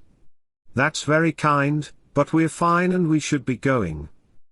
I insist, Roya? Well, okay then, I'll have a sandwich, thank you. I asked my nurse to order a few sandwiches and drinks and we all went into my office where there was more room. As I'm sure you know, Roya continued, my mother-in-law was forced to marry her poor and uneducated cousin. Not that she was educated either. She never even graduated from high school, but compared to him she considers herself a professor, and, strangely enough, he seems perfectly happy to go along with that. The nurse returned then and Roya stopped talking. The children grabbed their sandwiches and sat down on the floor to eat them. Roya had a small bite of hers followed by half a can of Diet Coke. Why don't you eat, Roya? I'll eat later. Let me see how the children are doing. They are doing fine. Don't worry. They're eating their lunch. You know, Dr. Salimpour, even though my father-in-law is very successful, somehow he feels very inferior to his wife. I have seen her arguing politics with politicians, medicine with doctors, and art with artists, all with her very limited vocabulary and in broken English while her husband just stands there admiring her and nodding. She has her own theories about everything from the tsunami in Southeast Asia to the Darfur massacre. It's unbelievable. I try not to talk when she's around because that's the safest way to avoid an argument. And very wise, too. Dr. Salimpour, I know much more about this family now than I did when I got married. Roya, I appreciate your trust, but I don't want to know any more about them. I know too much already. I'm sure you do. But, I have to tell you this so you'll understand why I want a divorce. My crazy mother-in-law loves to have big parties. People come, eat, drink, gossip, talk about her, and laugh at her. She doesn't see that. She wants to believe that everyone loves her, but they don't. She glides to the center of the dance floor and jumps around without any sense of how ridiculous she looks. And then there are days when she doesn't want to leave her bed. She cries all day for no reason and doesn't want to eat or drink. Her poor husband comes home and somehow feeds her and sits by her until she comes out of her misery and the cycle begins again. Her mood may change several times in one day, and her storms are worse than any hurricane, uprooting any family member who happens to be in her path. For the sake of my own sanity, I can't go on like this anymore. But, Roya, you and your husband love each other, and you have 3 beautiful children. You have to think of what this would do to the children. Dr. Salimpour, you can't believe what she is doing to my parents and me. She calls my mother periodically and orders her to give a big party. What for? She always has a reason. Maybe someone is getting engaged or married, or it's simply because one of my children has a new tooth. And she interferes in my sisters' and brothers' lives too. She has told me and called my parents to tell them that my brother shouldn't marry the girl he loves because my mother-in-law doesn't like her parents. She even slapped her 11-year-old granddaughter who didn't want to obey her. The poor little girl was so upset she almost called the police. Roya, the quiet, calm lady who listened and hardly ever talked, now wouldn't stop. Her children had long since finished their lunch. The younger one had fallen asleep on the floor and the older one was entertaining himself with the knickknacks on my shelves. He was fascinated by the little truck filled with miniature passengers, luggage, fruits, and vegetables that a patient had brought me from Peru. Roya was still nibbling on her sandwich. Roya, my dear, you are a very intelligent girl who has a problem with her in-laws, who happen to have special problems of their own.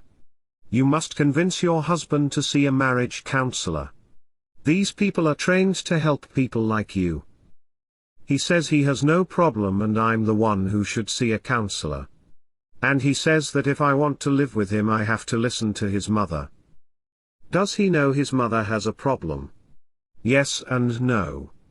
He has personally taken her to UCLA several times for her psychiatric problems. Also, his aunt who lives in London took her to several specialists who diagnosed her as having bipolar disorder, and he is well aware of the fact that she had electroshock therapy in Tehran for what was diagnosed as depression. But he doesn't like to acknowledge that and continues to report to her every day while he's on his way to work about everything we do, even in bed, after which she calls and questions me. God forbid if there is any discrepancy between what I tell her and what he has reported. We were still sitting in my office. My son was seeing our patients. I had missed my hospital rounds and the noon lecture. The older boy had now also fallen asleep in a chair. Lucky them. But Roya wasn't done and had no intention of leaving just yet.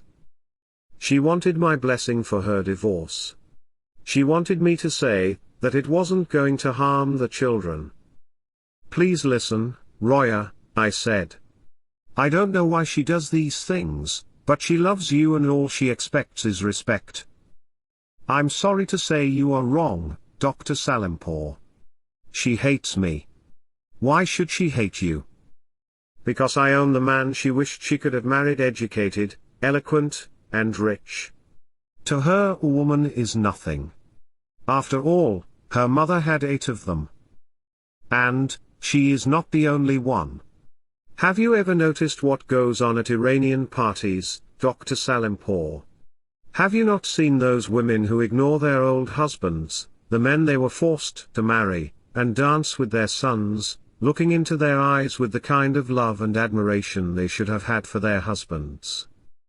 They openly flirt with their sons, while the poor husbands are chatting with other unwanted husbands around the table or at the bar, puffing their cigarettes to cover their hidden sorrow.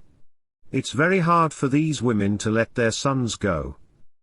Do you know how many times my mother-in-law called when I was pregnant to tell me what to eat to ensure that I had a son and not a daughter? You may not believe this, but she did not congratulate me on the birth of my first child, because it was a girl, and girls are nothing to her. I had to admit that she was not entirely wrong, and I had, in fact, observed the same thing myself. At that point, the telephone rang several times and I asked the receptionist not to interrupt me. "I know you are busy, Dr. Salimpour," Roya said, "but I have to talk to someone. I've been silent for too long. I may have been quiet, but I wasn't dumb, and now I'm fed up and will file for divorce. I've seen many children of divorced parents who grow up to be perfectly well adjusted. I don't think they need my sacrifice." I wouldn't call it a sacrifice, but don't rush into anything and don't ruin your life. Many of your problems are cultural, and I've known many other families like your in-laws. You are not alone, Roya, but you and I cannot change society overnight. Change needs time and, hopefully, the new generation will have it better in America. I doubt it, Dr. Salimpour. You see how closed our little society is. We force our children to live like us and follow the same path. We may want them to follow us, but they are all educated, they see what's out there, and they can decide for themselves. But, we are all in America. Why don't people adopt? My mother-in-law's so-called adaptation is holding a can of soda in one hand and popcorn in the other, watching Shaquille O'Neal on TV and getting excited without knowing anything about basketball or ever having touched a ball. Well, we are all physically in America, but mentally and emotionally some have never left Iran. They wake up listening to a Farsi-speaking radio station and then watch the news on one of the Farsi television channels. They go to a Persian market for their food and a Persian gas station to fill their tanks. And if they go out at night, it is to visit another Farsi-speaking family or to see a Persian movie. Not that there is anything wrong with any of the Persian media. They provide a great service to the community and to new immigrants in particular. And you must understand that we have actually changed a lot. Don't forget that when they first came to Southern California, Persian women used to go to the park in high heels and fur coats. You don't see that anymore. The majority of Iranians go to the best universities in the country. We now have proportionately more doctors and lawyers than any other immigrant group. And you know how successful we are in business. So, more change will also come with more time. I don't think those changes are going to change my life. I told you earlier that some of what you're experiencing is cultural, but it's also true that Iranians love all children, girls and boys alike. More than 1,000 years ago, women ruled the country. But the Arab invasion 1400 years ago took Iran back to the Dark Ages. To the invaders, women were booty, the spoils of war. They used to kill their captives and take all their belongings, including their wives. They buried their daughters alive. Girls were an embarrassment to the family, and they forced their beliefs and their way of life on their captives in the occupied territories.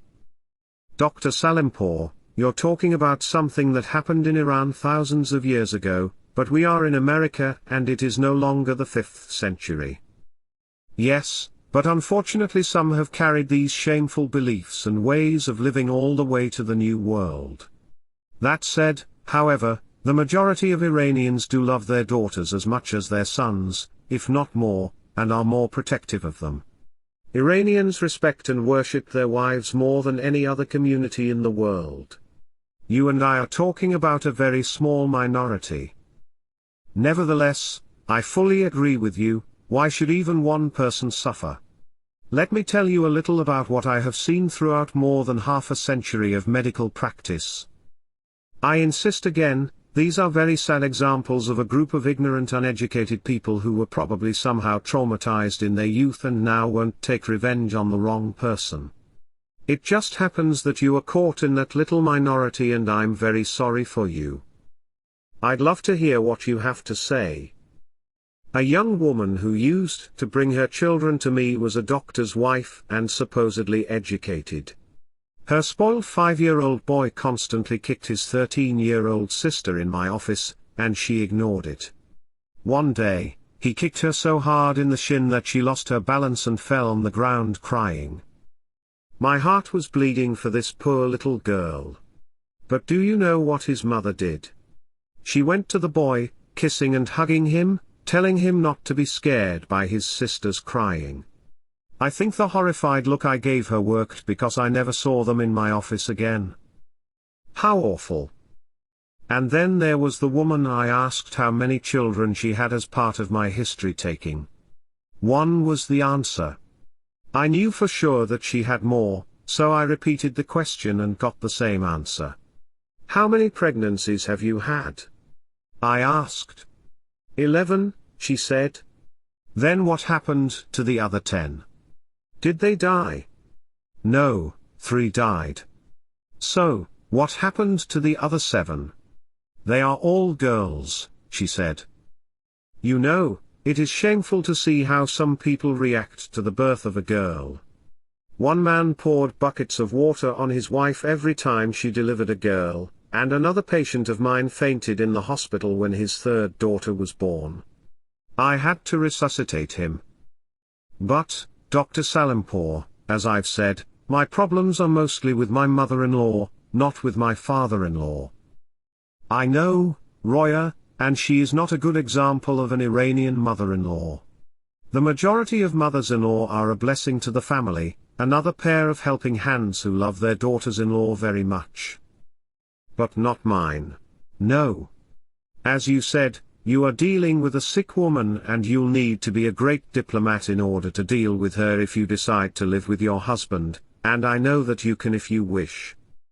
But if you leave your marriage because of her, you'll just be giving her the power she wants. Your husband should do more. You must have a serious talk with him and make him understand that it is his duty to put a limit on his mother. That's easy for you to say, Dr. Salimpour, but if I stay I'll simply be giving her the power to make me suffer even more. Please, don't get me wrong. I don't want you to suffer. But I hate to see divorce in any family. I'm not a marriage counselor but have seen what happens to the children of divorce. They are the main casualty. Besides, you and your husband don't have any problem. Of course, I have problems with my husband. I've already told you that he expects me to do as she wishes. Why should I do that? Why should he report everything to his mom? Why should he allow her to interfere in my life and the way I raise my children? She constantly claims she has experience because she has raised 3 children, and her son agrees. Has she ever read a book since she left school? Does she know how many silly mistakes she's made throughout life that she calls experiences? What are her achievements and gains in life other than a big belly? But Roya, your husband loves you, you love him, and you both love and care for your children. I don't think you should continue to be silent when your mother-in-law treats you badly. She has a habit of mistreating the weak. But I do think that you and your husband should see a marriage counselor, at least before you make any rash decision. I can talk to him about it if you believe that would help. Meanwhile, stay away from your mother-in-law as much as you can, and I'm sure I can convince your husband to go with you to a marriage counselor who will make it clear that he's living in Los Angeles in the 21st century, and remind him of his obligations to his wife and children. A marriage counselor will also be able to help him deal with a bipolar mother. I seriously believe that you should at least try counseling before you go to a divorce lawyer. Dr. Salimpour, thank you very much for listening, and for your advice. I'll certainly think about what you've said, but in the end, I will do what I think is best for me and the children. As I ushered her and the boys out the door, I could only hope that Roya and her husband would find a way to keep their family together. Unpredictable. My wife and I were at a wedding in Iran many years ago when a mutual friend introduced us to a couple who appeared to be in their mid-40s. "Here's a future client, for you," my friend joked, pointing to the woman's pregnant belly.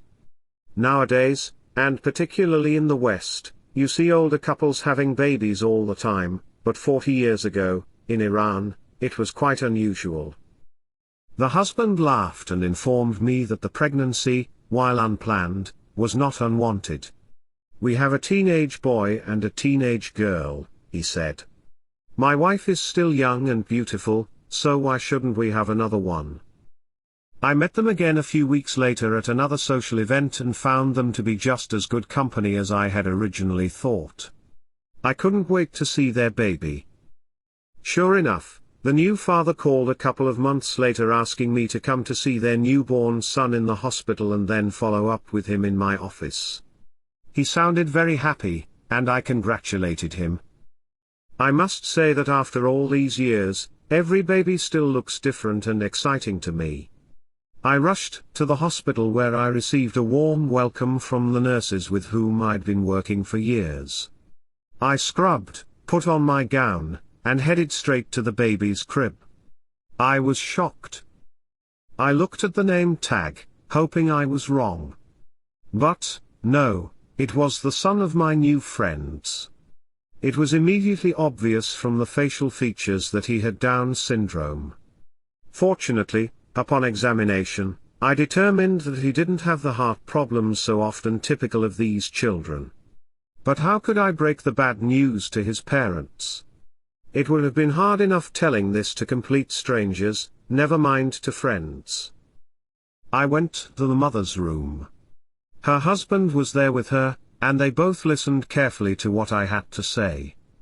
The mother took it better than I would have expected, or else she was very good at controlling her emotions. I explained what Down syndrome meant, and did my best to dwell mainly on the bright side of what the future might hold. I asked them if they had any questions, and they said no, as if they simply didn't want to know any more. On my way out, I ran into a young woman in the residency program whom I thought had a very bright future. "I have a baby in the nursery with Down syndrome. You should go and see him," I said. "We learn a lot from hands-on experience, and I thought that, as a first-year resident, this would be a good experience for her." Now, 40 years later, the boy and his family live in the United States. He is an adult, a little shorter than average, with the special features that most people recognize. He can speak and take care of himself, and to some extent, he is able to help out in his father's dress shop. The young resident died of leukemia a few months after our meeting in that hospital. Life plays strange tricks that are beyond anyone's ability to predict. IT's all wrong? It had been a very busy day and I was happy for the air conditioning in Northridge Hospital when I stepped into the elevator to visit the newborns who had been assigned to me by their mothers' obstetricians. The nurses on the 5th floor were as busy and friendly as ever, running from room to room, taking care of women in labor, mothers with infants, and crying babies. I got the list of babies referred to me from the nurses' station and began my rounds. In one room a young woman with long brown hair and smiling amber eyes was in the bed overlooking the hospital garden with a happy healthy baby at her breast. I greeted the new mom, examined the baby, and went back to the nurses' station to complete my charts.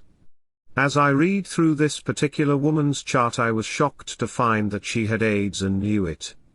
At the time, we didn't have all the medications we do today, and AIDS was still a death sentence. I was struck by the fact that she could be so content when so many people who have no reason to be miserable always seem to be complaining.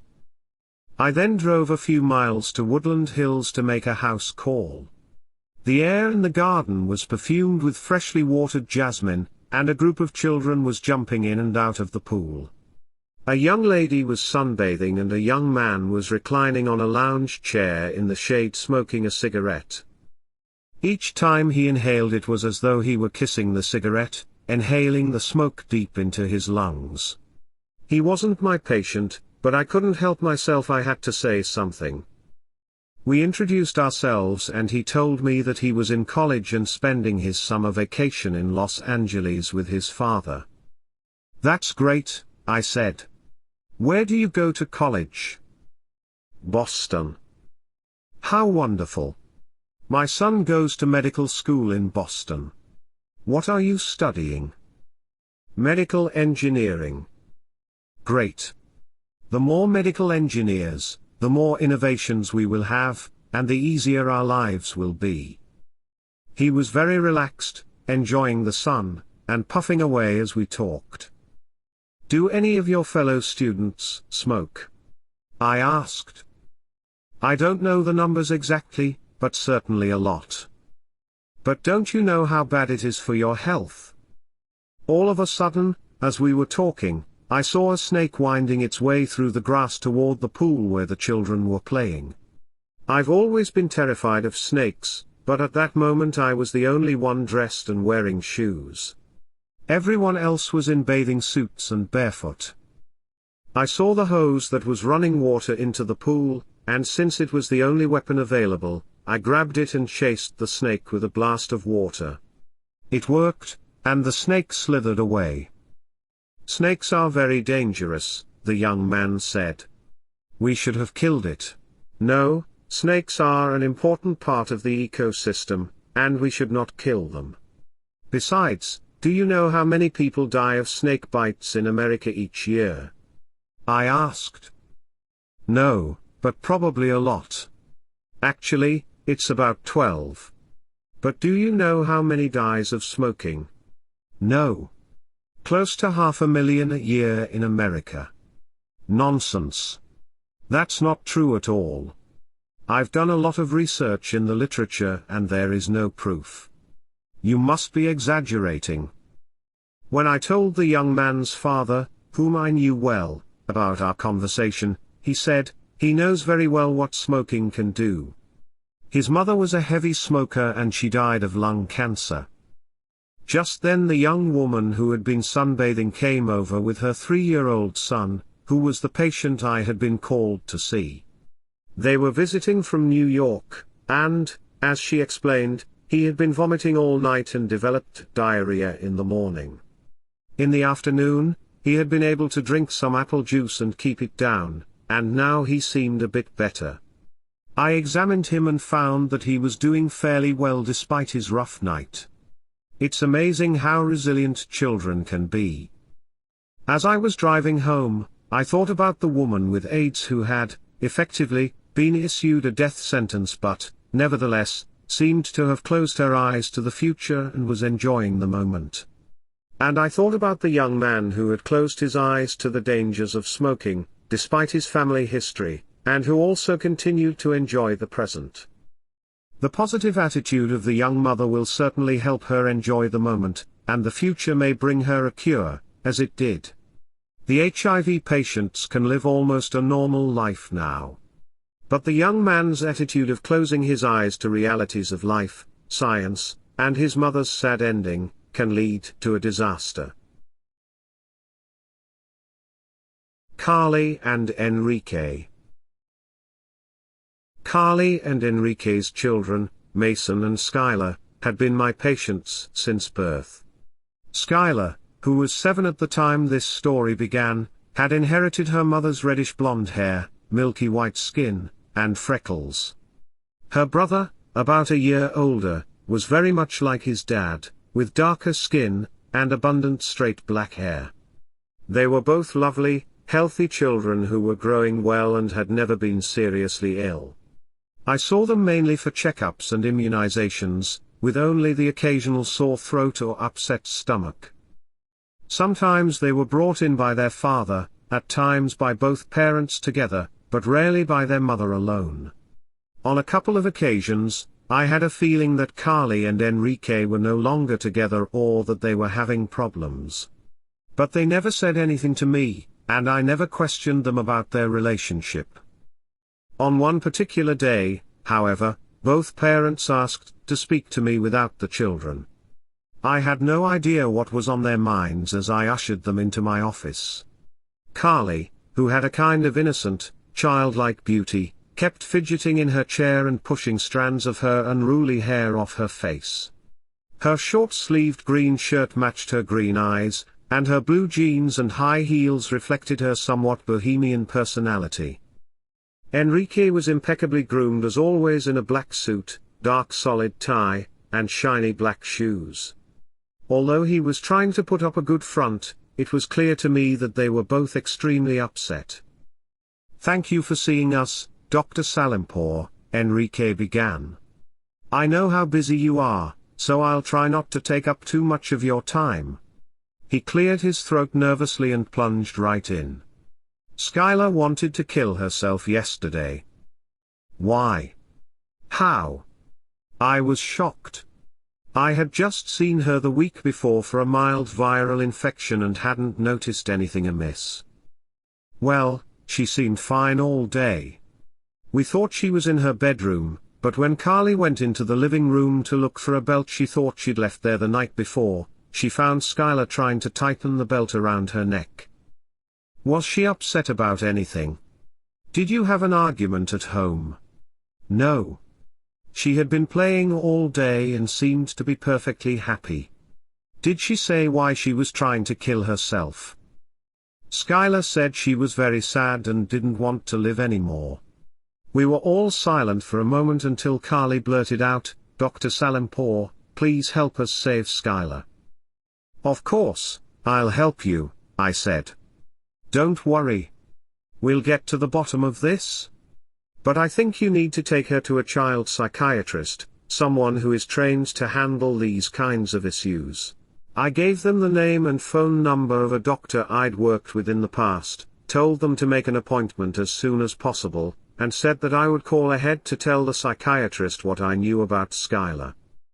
Enrique phoned me a few days later to say that they had met with the psychiatrist, who had been very helpful. He had assured them that, "This is nothing serious, just childish misbehavior and a way to get more attention." He recommended that they spend more time with her and show their love.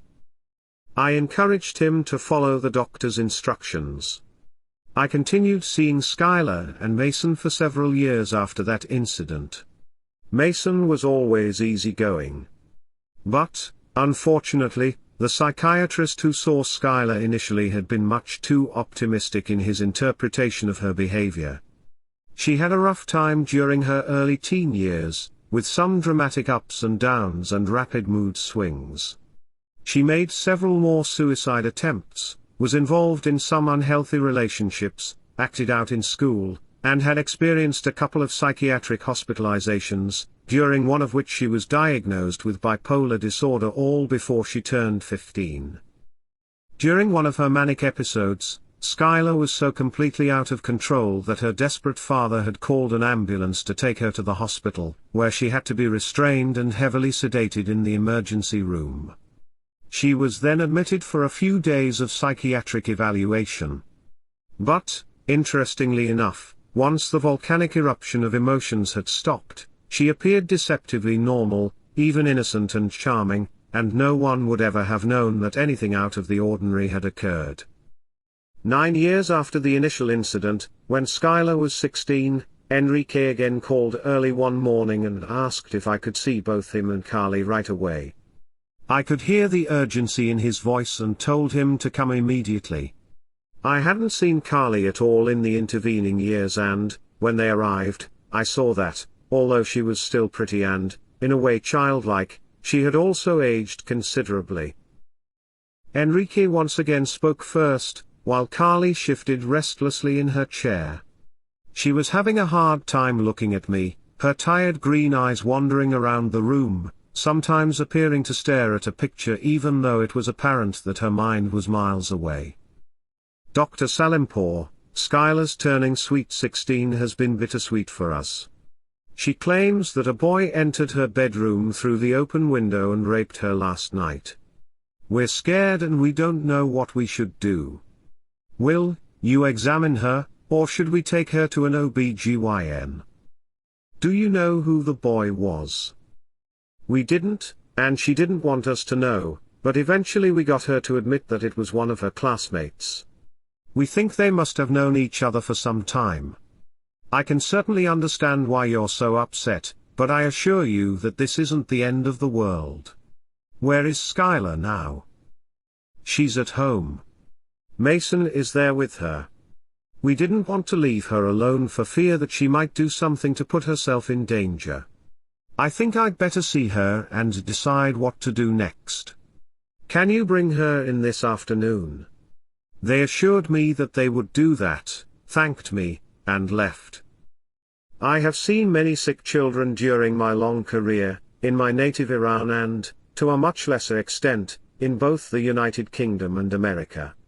But this was another kind of illness entirely, a bipolar, rebellious teenage girl, a devastated, miserable-looking, prematurely aging mother whose hand, when I saw her to the door, was cold, clammy, and shaking in mine. And a father who seemed to be trying desperately to hold it all together. When Skylar appeared with her parents that afternoon, she looked perfectly fine and didn't seem either frightened or remorseful. We had a brief conversation, during which she basically repeated the story she had told her parents. I referred her to a gynecologist, who called me later that day. This is not a rape, he said, and told me that, based on his examination, it appeared that Skylar had been sexually active for some time. Nevertheless, he had ordered a pregnancy test, and some other tests to rule out sexually transmitted diseases. A few days after that, he called again to let me know that the pregnancy test and all the blood and urine samples were negative. About a week later, I was sitting at my desk, taking a short break between patients and not thinking at all about Skylar, Carly, or Enrique, when the telephone rang. "Good morning, Dr. Salimpour, how are you?" Enrique asked, sounding a lot stronger than the last time I'd seen him. "Fine, thank you very much, Enrique. How are you? And how is Skylar?" "We're doing well, thank you, but I'm calling because I'd like to speak with you privately sometime, maybe for an hour or so." "Yes, of course, but why? What is going on? Anything new?" "Not really, but I noticed the last time we were in your office that you seemed quite taken aback by Carly's appearance, and I think you deserve an explanation." "Well, Enrique, perhaps we could meet for lunch. Have you ever had Persian food?" I asked. "No. But I'd like to try it. I do like many different kinds of ethnic cooking." "Okay then, let's meet at Shiraz restaurant across the street from my office next Wednesday at 12:30. Does that work for you?" "Absolutely. Thanks very much. I'll be there." It was pouring rain when I got to the restaurant, and Enrique was already waiting for me at a quiet table in the corner. As he stared at the list of unfamiliar foods on the menu, it was obvious that he had no idea what to order. "Why don't I order for both of us?" I suggested, much to his relief. "Meanwhile, you can tell me what it is you wanted to talk to me about." "Well, Dr. Salimpour, for years I've been trying to keep it a secret, but if you're going to help Skylar you need to be aware of her genetic background and the environment she's grown up in. So, if it's okay with you, I'll just begin at the beginning." I assured him that the beginning sounded like a good place to start. The summer after my freshman year in college, I went to work for my uncle as his assistant. He was a manager at a plant outside Los Angeles where they manufactured parts for airplanes. I was sitting at my desk staring out the window one day when I saw a very beautiful girl with strawberry blonde hair dressed all in black. She looked totally out of place in that bleak industrial area, so I was doubly amazed when she walked in and I heard her addressing the president of the company as Daddy. I learned later that her name was Carly, her parents were divorced, her mother lived in New York, and Carly was living with her father at his mother's house. Her dad had suffered a leaking brain aneurysm and lost a lot of his mental capacity, particularly his short-term memory, and her grandfather had died of a similar aneurysm. Carly was 16, and I was 19. We became friends, and after a few weeks I asked her out to a movie. She accepted, but then she cancelled that morning, claiming she'd dropped the iron on her leg and burned herself badly. I knew she wasn't telling the truth, she just didn't want to go out with me. And when I saw her 2 days later, there were no signs of any kind of burn. Then, a couple of weeks later, we did go out. Over time I learned that she had been born in California and was adopted as a baby. A traveler had heard a continuous baby cry in a motel in Burbank, had called the motel manager, who had opened the door of the empty room, and found a crying baby in a drawer. Her birth mother Adelaida, who was discovered by the police, turned up to had been abusing drugs for years. Her adoptive parents had been fostering her and went through a long and costly court battle to adopt her legally, while there were others ahead of them waiting in line. Then, her adoptive mother miraculously became pregnant a couple of years later, and another pregnancy soon followed. It's not uncommon to get pregnant after adopting a baby. I think it just takes some of the pressure and stresses off so that the couple can relax, and that does the trick, I explained. Enrique nodded. Anyway, he went on, she was a very demanding and stunningly beautiful young lady, extremely social, self-centered, a lady who never cared about anyone but herself. She didn't seem to have much time for her children, and by the age of 7 Carly was acting like a little mother to her 2 younger siblings, a brother, and a sister. The father was a good, hard-working, successful gentleman who traveled a lot for business. He was a wonderful provider but wasn't always able to meet the emotional demands of his flashy, sociable wife. When he had the leaking aneurysm, it was the last straw as far as she was concerned. She left him, and the family split. The 2 younger ones stayed with their mother and moved to New York, and the father stayed in Los Angeles with Carly, whom he loved very much. By then Enrique was so involved in his story that he didn't even notice our food had been delivered to the table. I gently interrupted and asked him to help himself. "Here is the rice," I said. "Take some of each and see if you prefer the white or the green. And then you have a choice of beef or chicken. Try some of the horseshoe game sapes and see if you like it. It smells good." "What is it?" "It's a stew made with either beef or chicken and vegetables, usually leeks and various herbs, like parsley, mint, and fenugreek." He took a few forkfuls of food and said, "It's just as delicious as it smells." Okay, so where was I? Oh, yes. At the end of the summer, I went back to school in Texas.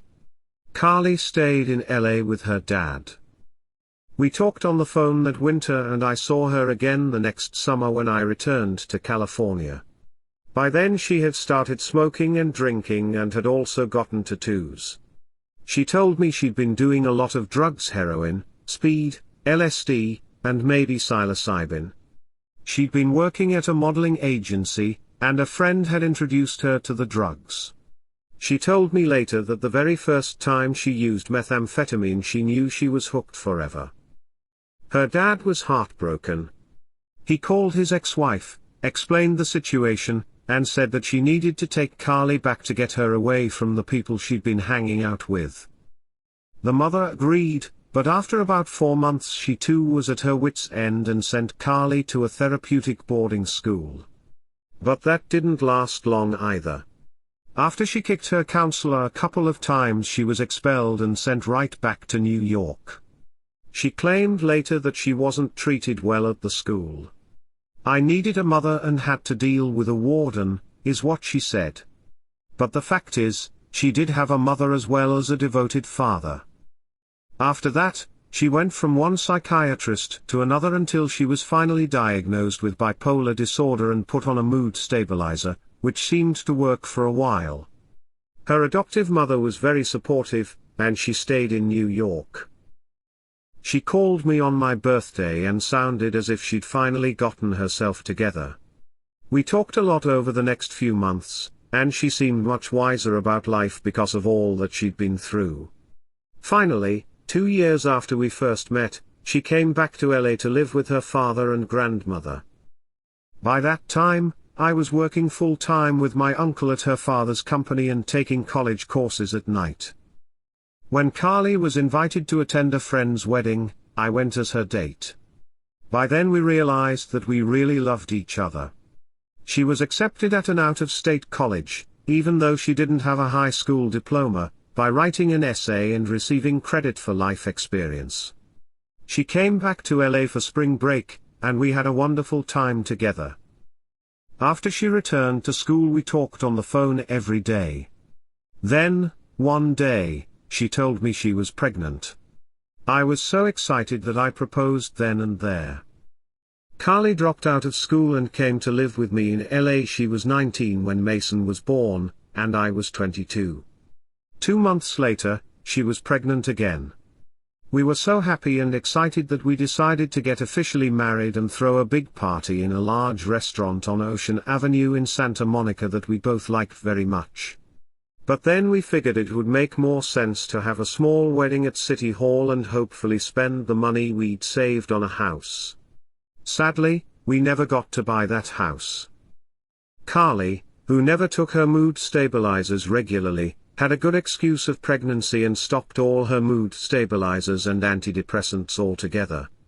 And she was fine for a while, but after Skylar was born, Carly seemed depressed, and I gave her a lot of freedom, which I now realize was foolish to go out with her friends, many of whom claimed they were in the entertainment business.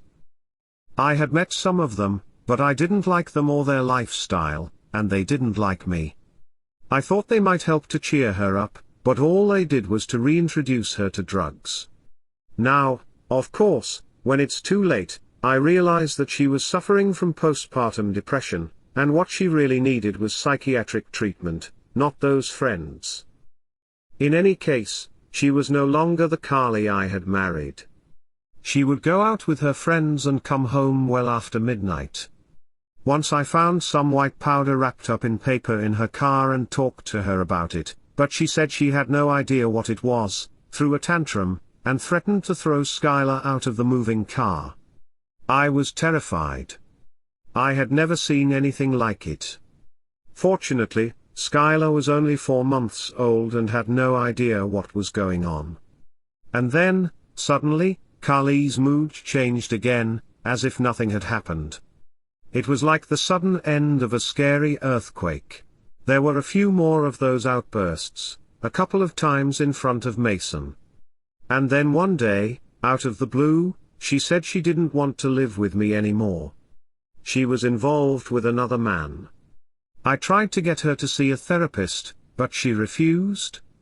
"You are the one who has the problem, maybe you should see a therapist," was her response. She said she hated me and she blamed me for all her problems. We were living in a house her father had rented to us for a minimal amount of money, and he was also helping us with expenses. Now she was telling me to get out and take the children with me. She didn't want them either. As painful as it was, I knew it was her dad's home, and as much as I would have loved to continue my life as it was with her and my children, I didn't have that option. The children and I moved into my uncle's house that same weekend. Her older brother moved in as soon as we left. He was a school dropout, who had come out to LA about 6 months before. He didn't have a job, and he'd been living off his parents in a small apartment in Hollywood. So, the two of them began dealing drugs and making crystal meth. They turned the little nest that had housed a happy, active little boy, a little girl who was trying hard to crawl, and the two of us, whom I had always believed to be in love and very lucky, into a factory of death. For better or worse, I had no time to feel sorry for myself. I had our 18-month-old son and 6-month-old daughter to take care of, so I had to pull myself together and be strong for them. A few weeks later, Carly called and asked if she could come and see the children. I said of course. She arrived late on Friday afternoon accompanied by a lawyer. They served me with divorce papers and a restraining order and took the children away. I learned later that she had called her mother, telling her how miserable she was with me and that her mother had sent her the money to hire an attorney. She was very good at manipulating people and had a great talent for getting anything she wanted. It's just a shame she didn't put those talents to use for something positive.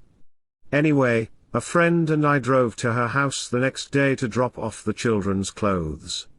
Because of the restraining order, I couldn't get anywhere near them. My heart was broken and my life was shattered, but thinking about my children gave me strength. I called Carly on Sunday and asked her to meet me for lunch so that we could talk. We sat opposite one another, and I could see that she was having trouble looking me in the eye. When I told her that I would fight her for the children, she turned red in the face, threw a tantrum, and started to scream that they belonged to her. I didn't respond, knowing that whatever I said or did could easily trigger another volcanic eruption, and after a while, she seemed to calm down. Very quietly, so as not to upset her again, I said, "You know that the children will be better off with me." She nodded yes, and that was that. I took them home with me that same afternoon. I didn't contest the divorce and it went through in just over 6 months. "Excuse me, Dr. Salimpour, but what is this?" Enrique asked suddenly, pointing to one of the bowls on the table. "It's yogurt with shallots. Try it. I think you'll like it." "Thanks. You're right. It's good." So, to continue, I found out later that Carly's friends had introduced her to an older movie producer who was very rich, and that he was the reason our marriage broke up. They lived together for 6 months, and during that time he helped her find her biological parents. Her mother, Adelaida, turned out to be an Eastern European immigrant who also suffered from bipolar disorder and had been abusing drugs and alcohol for years. She had apparently been a well-known popular singer, dancer, and actress. In fact, she had been the sweetheart of Poland in the years leading up to World War II. She was Catholic, and her husband, a young Jewish doctor, was madly in love with her.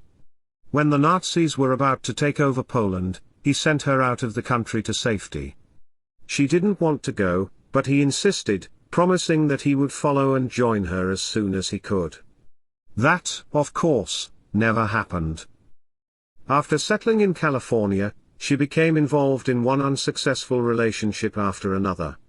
Carly was born out of one of those temporary unions. Her parents were never married, and her biological father, a successful businessman, eventually did get married but never had any other children, and was not interested in having a relationship with the one he did have. Adelaida's mood swings, which she'd more or less learned to manage, went totally out of control, after a few months of living in the new world, where everything was different and strange to her, from weather to finding a job and language to name a few. And, of course, at the time we didn't have the medications we do now to deal with bipolar disorder, so she had learned to self-medicate herself, with alcohol and cigarettes, but over time, as her cravings grew, the relief diminished. Sadly, she died not long after she and Carly were reunited. Soon after that, Carly's rich lover left her.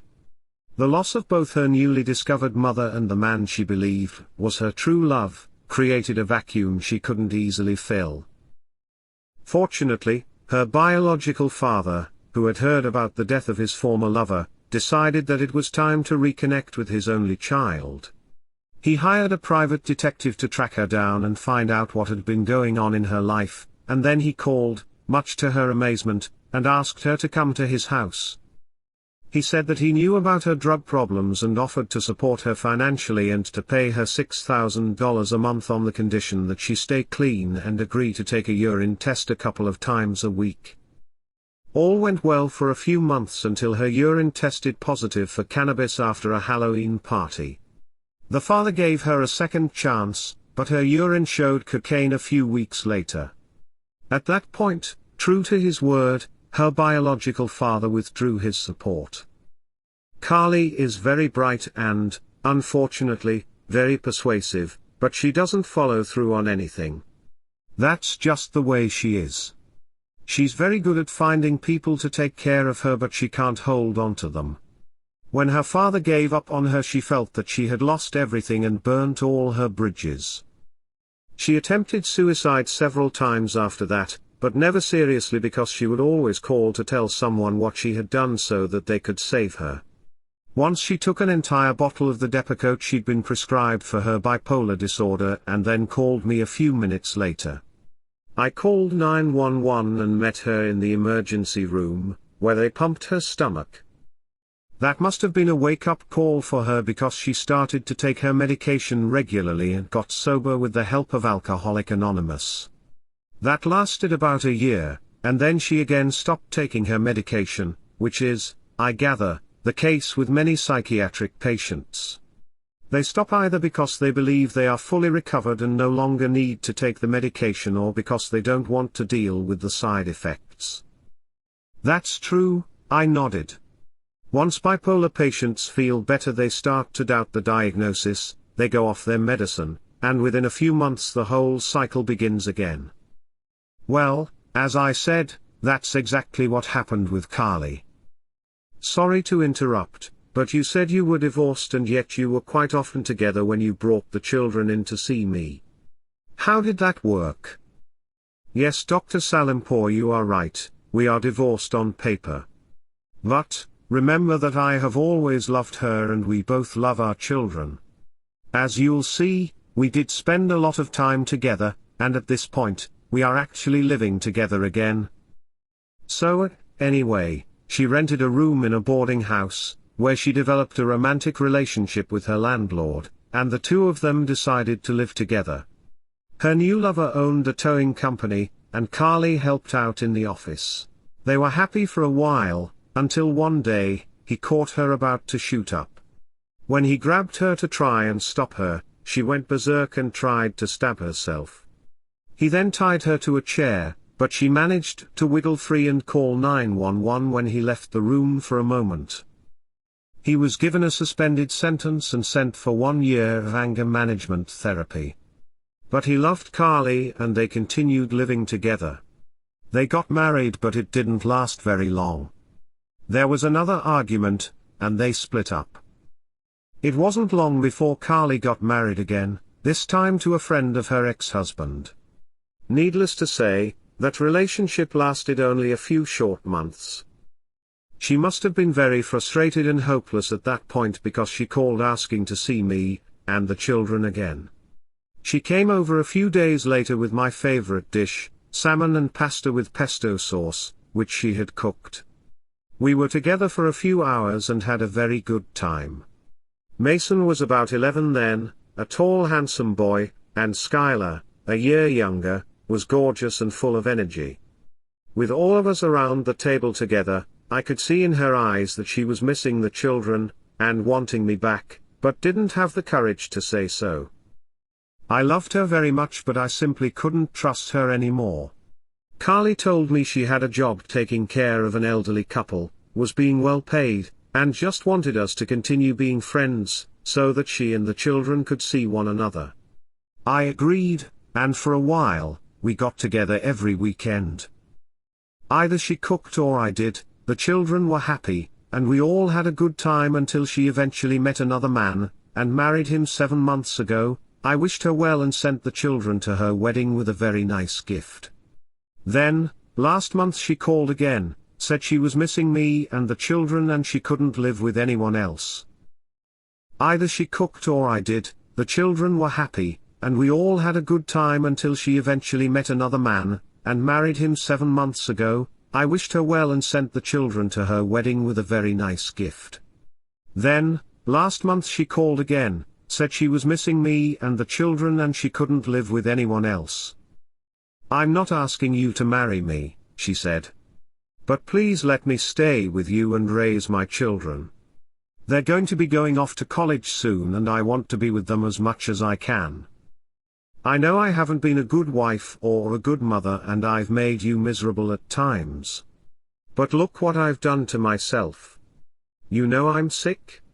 They tell me that Churchill, Abraham Lincoln, and many other great geniuses were bipolar, and a woman with bipolar disorder is a professor of psychiatry at the Johns Hopkins School of Medicine.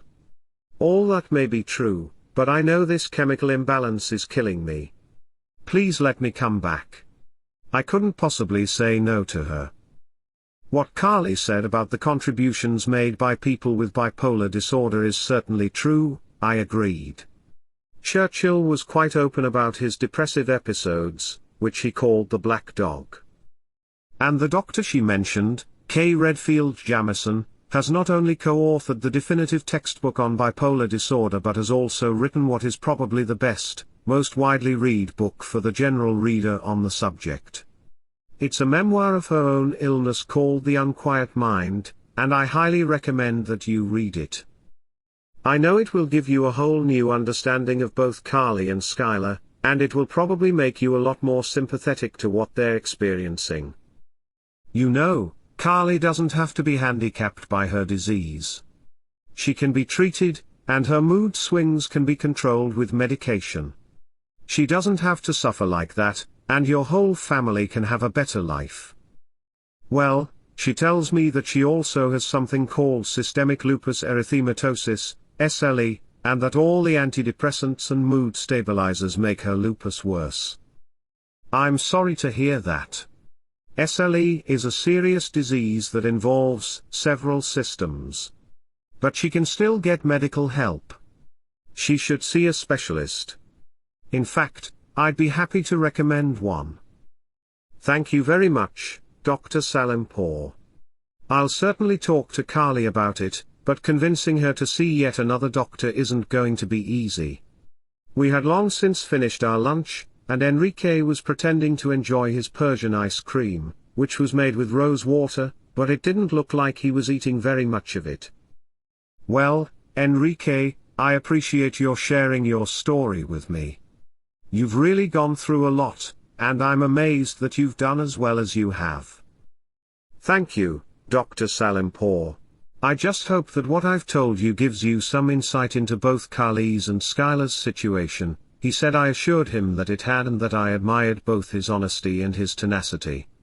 It was still pouring outside, and you could feel the wind every time someone walked in the door. Also, we'd been there for quite a while and I needed to get back to my office. Finally, Enrique finished his tea, stood up, and said, Dr. Salimpour, thanks so much for your patience. We shook hands and he left while I stayed behind to settle the bill. A moment later the door blew open again and I saw a pink umbrella followed by an attractive young lady. She folded the umbrella, and handed it to the coat check attendant along with her shiny red raincoat. As she turned toward me, I realized she was one of the senior doctors on the university faculty. She was married, with 2 adorable children, and I was one of the very few people who knew that she was bipolar and dependent on lithium to stabilize her mood swings. I know that she saw me, but she didn't acknowledge me. Instead, she went directly to a table in the back, where a young man was waiting to welcome her with a kiss on the lips. Now, as I'm writing this some years later, I still see Skylar and her brother, Mason, for occasional consultations, and we've had lunch together a few times whenever they were in town, the last time being yesterday when we celebrated her 19th birthday. The family moved about 150 miles away from Los Angeles, in the hope of a healthier environment, and less expensive home. The father has 3 jobs and is working hard.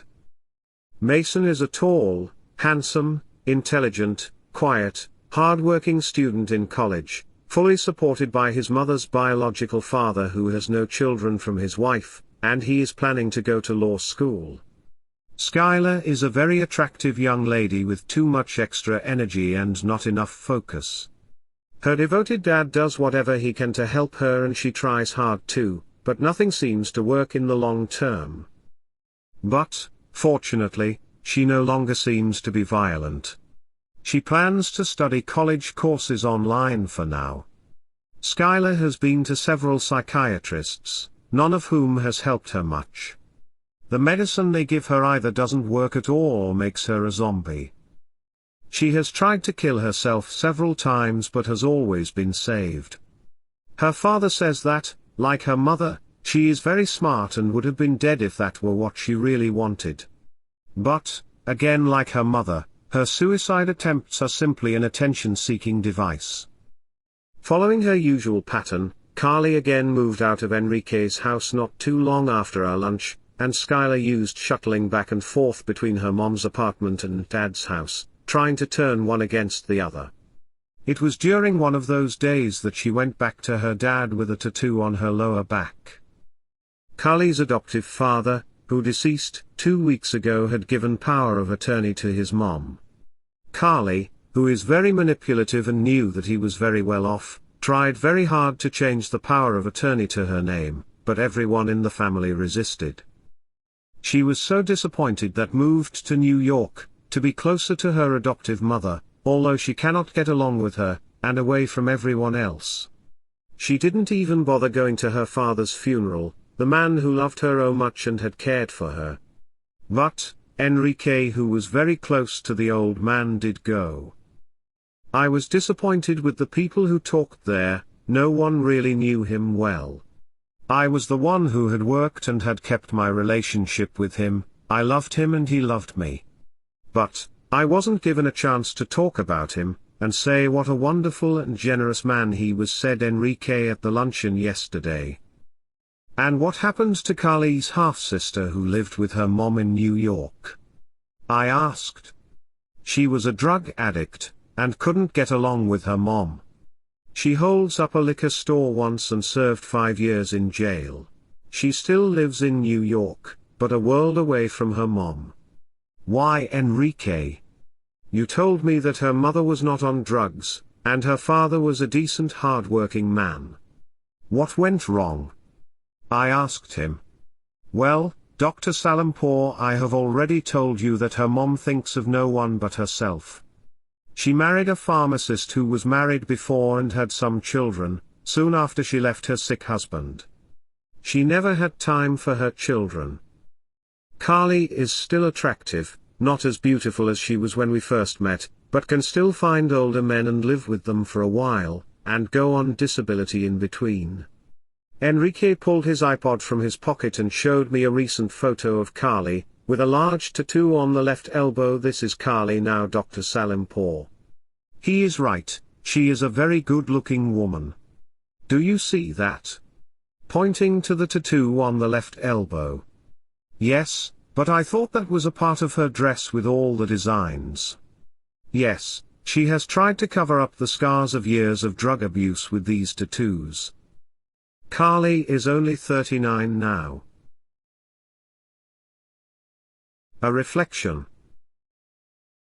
As a pediatrician, I treat not just children but for entire families, because a child's health is always profoundly influenced by family structure, family dynamics, and family functioning. Mrs. Unani, whose 2 children have been my patient since birth, seemed quite depressed the day she brought her teenage daughter to see me for a sore throat.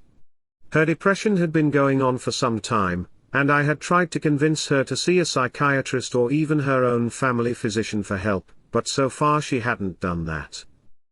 She had left her husband several years before and raised the children on her own. Her son was asthmatic and, as a little boy, had suffered because his father was a smoker and also had a Persian cat, to which the son was allergic. He had always been chubby and had turned to food for comfort. Now in his 20s, he was no longer my patient but had become obese and depressed. A loner, he had difficulty developing and sustaining relationships. I still saw the daughter, who was now in her teens and doing well in school.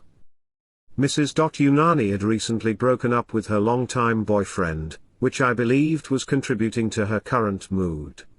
Once more I tried to convince her to get professional help, and once more she refused.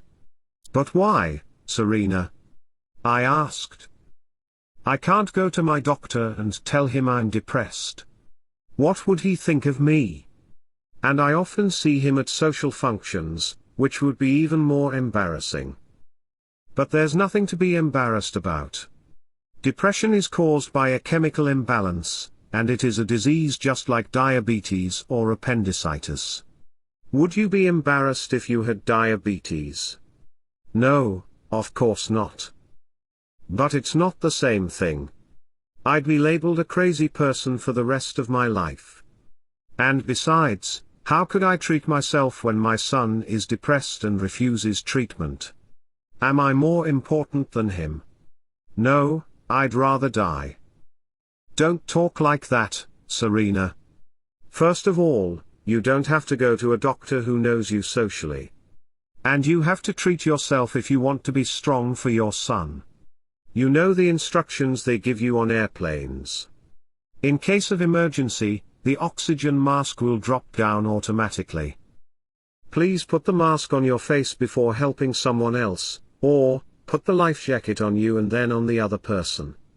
You have to be healthy in order to help your loved one. You need to breathe the oxygen and feed your brain before helping someone else's beautiful mind. No. I can't, she said. I just can't do it.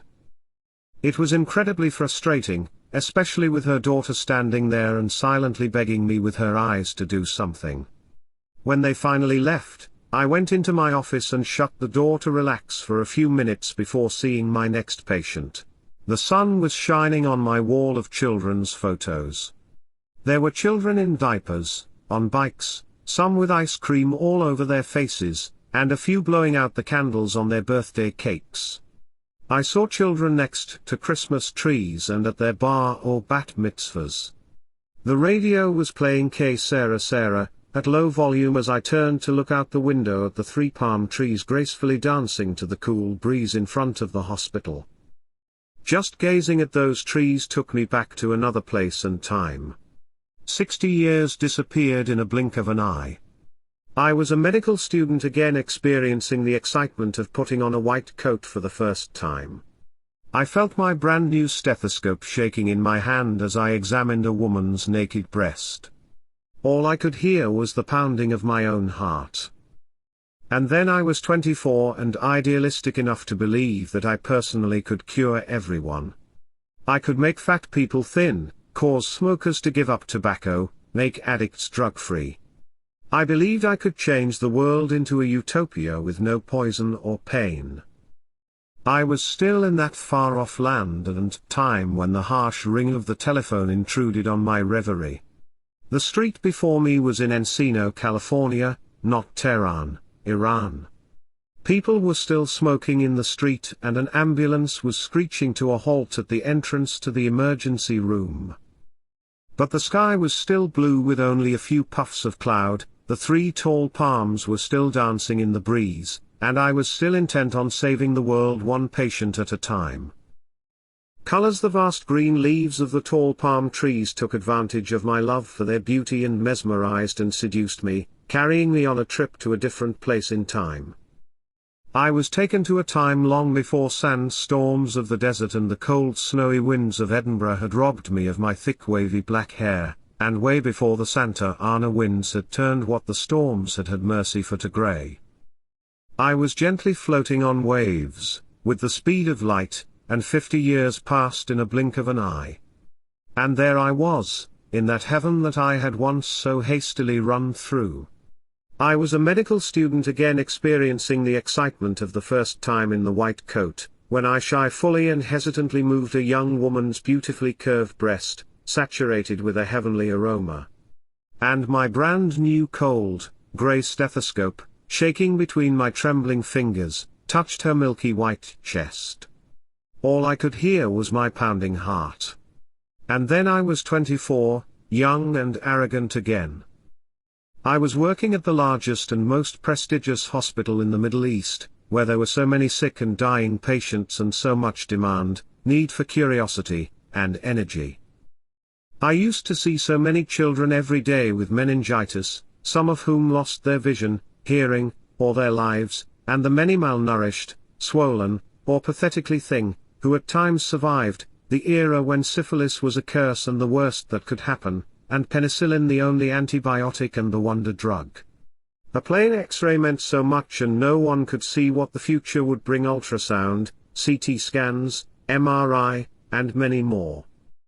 When the young nurses called me, thrilled and delighted by a feminine voice, I did my best to go to the floor personally, rather than solving the problem over the phone. I remember believing that I could treat and save everyone, make all fat thin, turn smokers into non-smokers, and the intoxicated to drug-free. I believed I could change the world into heaven with no poison or pain. Remembered the energy and power of the young colleagues with whom we had so much fun, interesting discussions and at times arguments, the jealousy of the older doctors, the Naft Club, and the English consultants who seemed to have the answer to any problem, and the roaring river. The hospital's old building was filled with the offensive, irritating smell of rotten eggs from the refinery next door, but the grim-faced ward master, scared psychologically and physically by the numerous footprints of smallpox all over his face, looked reassuring, and the burning hot city of Abadan was warm and comfortable. I saw Bowel, that overweight, dark-skinned young woman, whose dialect I couldn't well understand, brought in on a gurney, pregnant and in a coma, with her teenage daughter beside her. Bowel had a heart severely damaged by rheumatic fever and had been told the pregnancy was dangerous. I was invited to a cocktail party. Glittering lights, colorful balloons, the well-decorated hall with so many beautiful young women, mostly European, in their best couture and generously exposed, the hot South American music with a few foxtrots in between, and the cool air which contrasted the very hot, humid weather outside gave that party a tropical flavor. Drinks, mostly, whiskey, and cigarettes were served every few minutes. A puff on a cigarette and a sip of the drink gave the young men in khaki the chance to think of the next compliment to give and the strutting women a few moments to shyly respond. You were naked if you didn't have a drink in one hand and the British Navy cut cigarette in the other. The hot weather and a hard day's work had made the men, like butterflies released from the cages, trying to smell the roses, flying from one to the next, tasting the nectar if possible. Every man had his own charm and tricks. The room was saturated with alcohol, smoke, laughter, and jokes. I was drunk, but not from the whiskey that I had never liked, but was holding tight in my hand, or by the cigarette, I didn't know how to hold but used another prop to pretend that I was one of the crowd. Still, the work I had enjoyed all day in the hospital, and the gorgeous women I couldn't take my eyes off. It was ecstasy. My chief and mentor, a very bright British doctor, a one-of-a-kind clinician with a unique bedside manner, noticed this and came to me. He said, "Look, I began smoking to look like a man when I was your age. As a result, I now have a chronic cough and bronchiectasis, which I am very embarrassed about. You don't need to prove you are a man. But, if you wish, you can put your chest out." And the waves moved around me beyond the oceans all the way to England, where I was in training at the Scots Hospital in the beautiful city of Plymouth, at a time when offices and movie theatres were like chimneys, burning the eyes and irritating the lungs. When even the hospital coffee break was more of a nicotine time for doctors and nurses and the non-smokers were outcasts. I saw Margaret, that gorgeous, tall, intelligent, eloquent, quite a girt with blue eyes and lush reddish blonde hair scattered all over her white pillow. Her heart valve scarred by rheumatic fever, now the nest to a nasty aggressive bacteria causing SBE, subacute bacterial endocarditis, a fairly common problem at the time. And her mom, a shorter classy, middle-aged woman, with a few silver grey hairs on each side, modestly dressed in a dark, fairly long skirt and black boots. Her back, a mismatch to her youngish, smooth face with no wrinkles, was a little bent by worry and sorrow. She was begging Dr. Steeds for a more favourable prognosis that he could not provide. Not far from Margaret's bed, A toddler was walking in the hallway with sad eyes deviated downwards and large veins running on his scalp. His thin neck would hardly carry the big head, made that size by the blockage of the circulation of the cerebrospinal fluid, a liquid running inside and outside the brain for which there was no cure. It was Christmas Day and a few doctors came to wish us, the residents, and nurses, a happy holiday. I heard Dr. Vasey's strong no when his teenage son approached a cigarette and heard a few years later of his loss in a plane crash.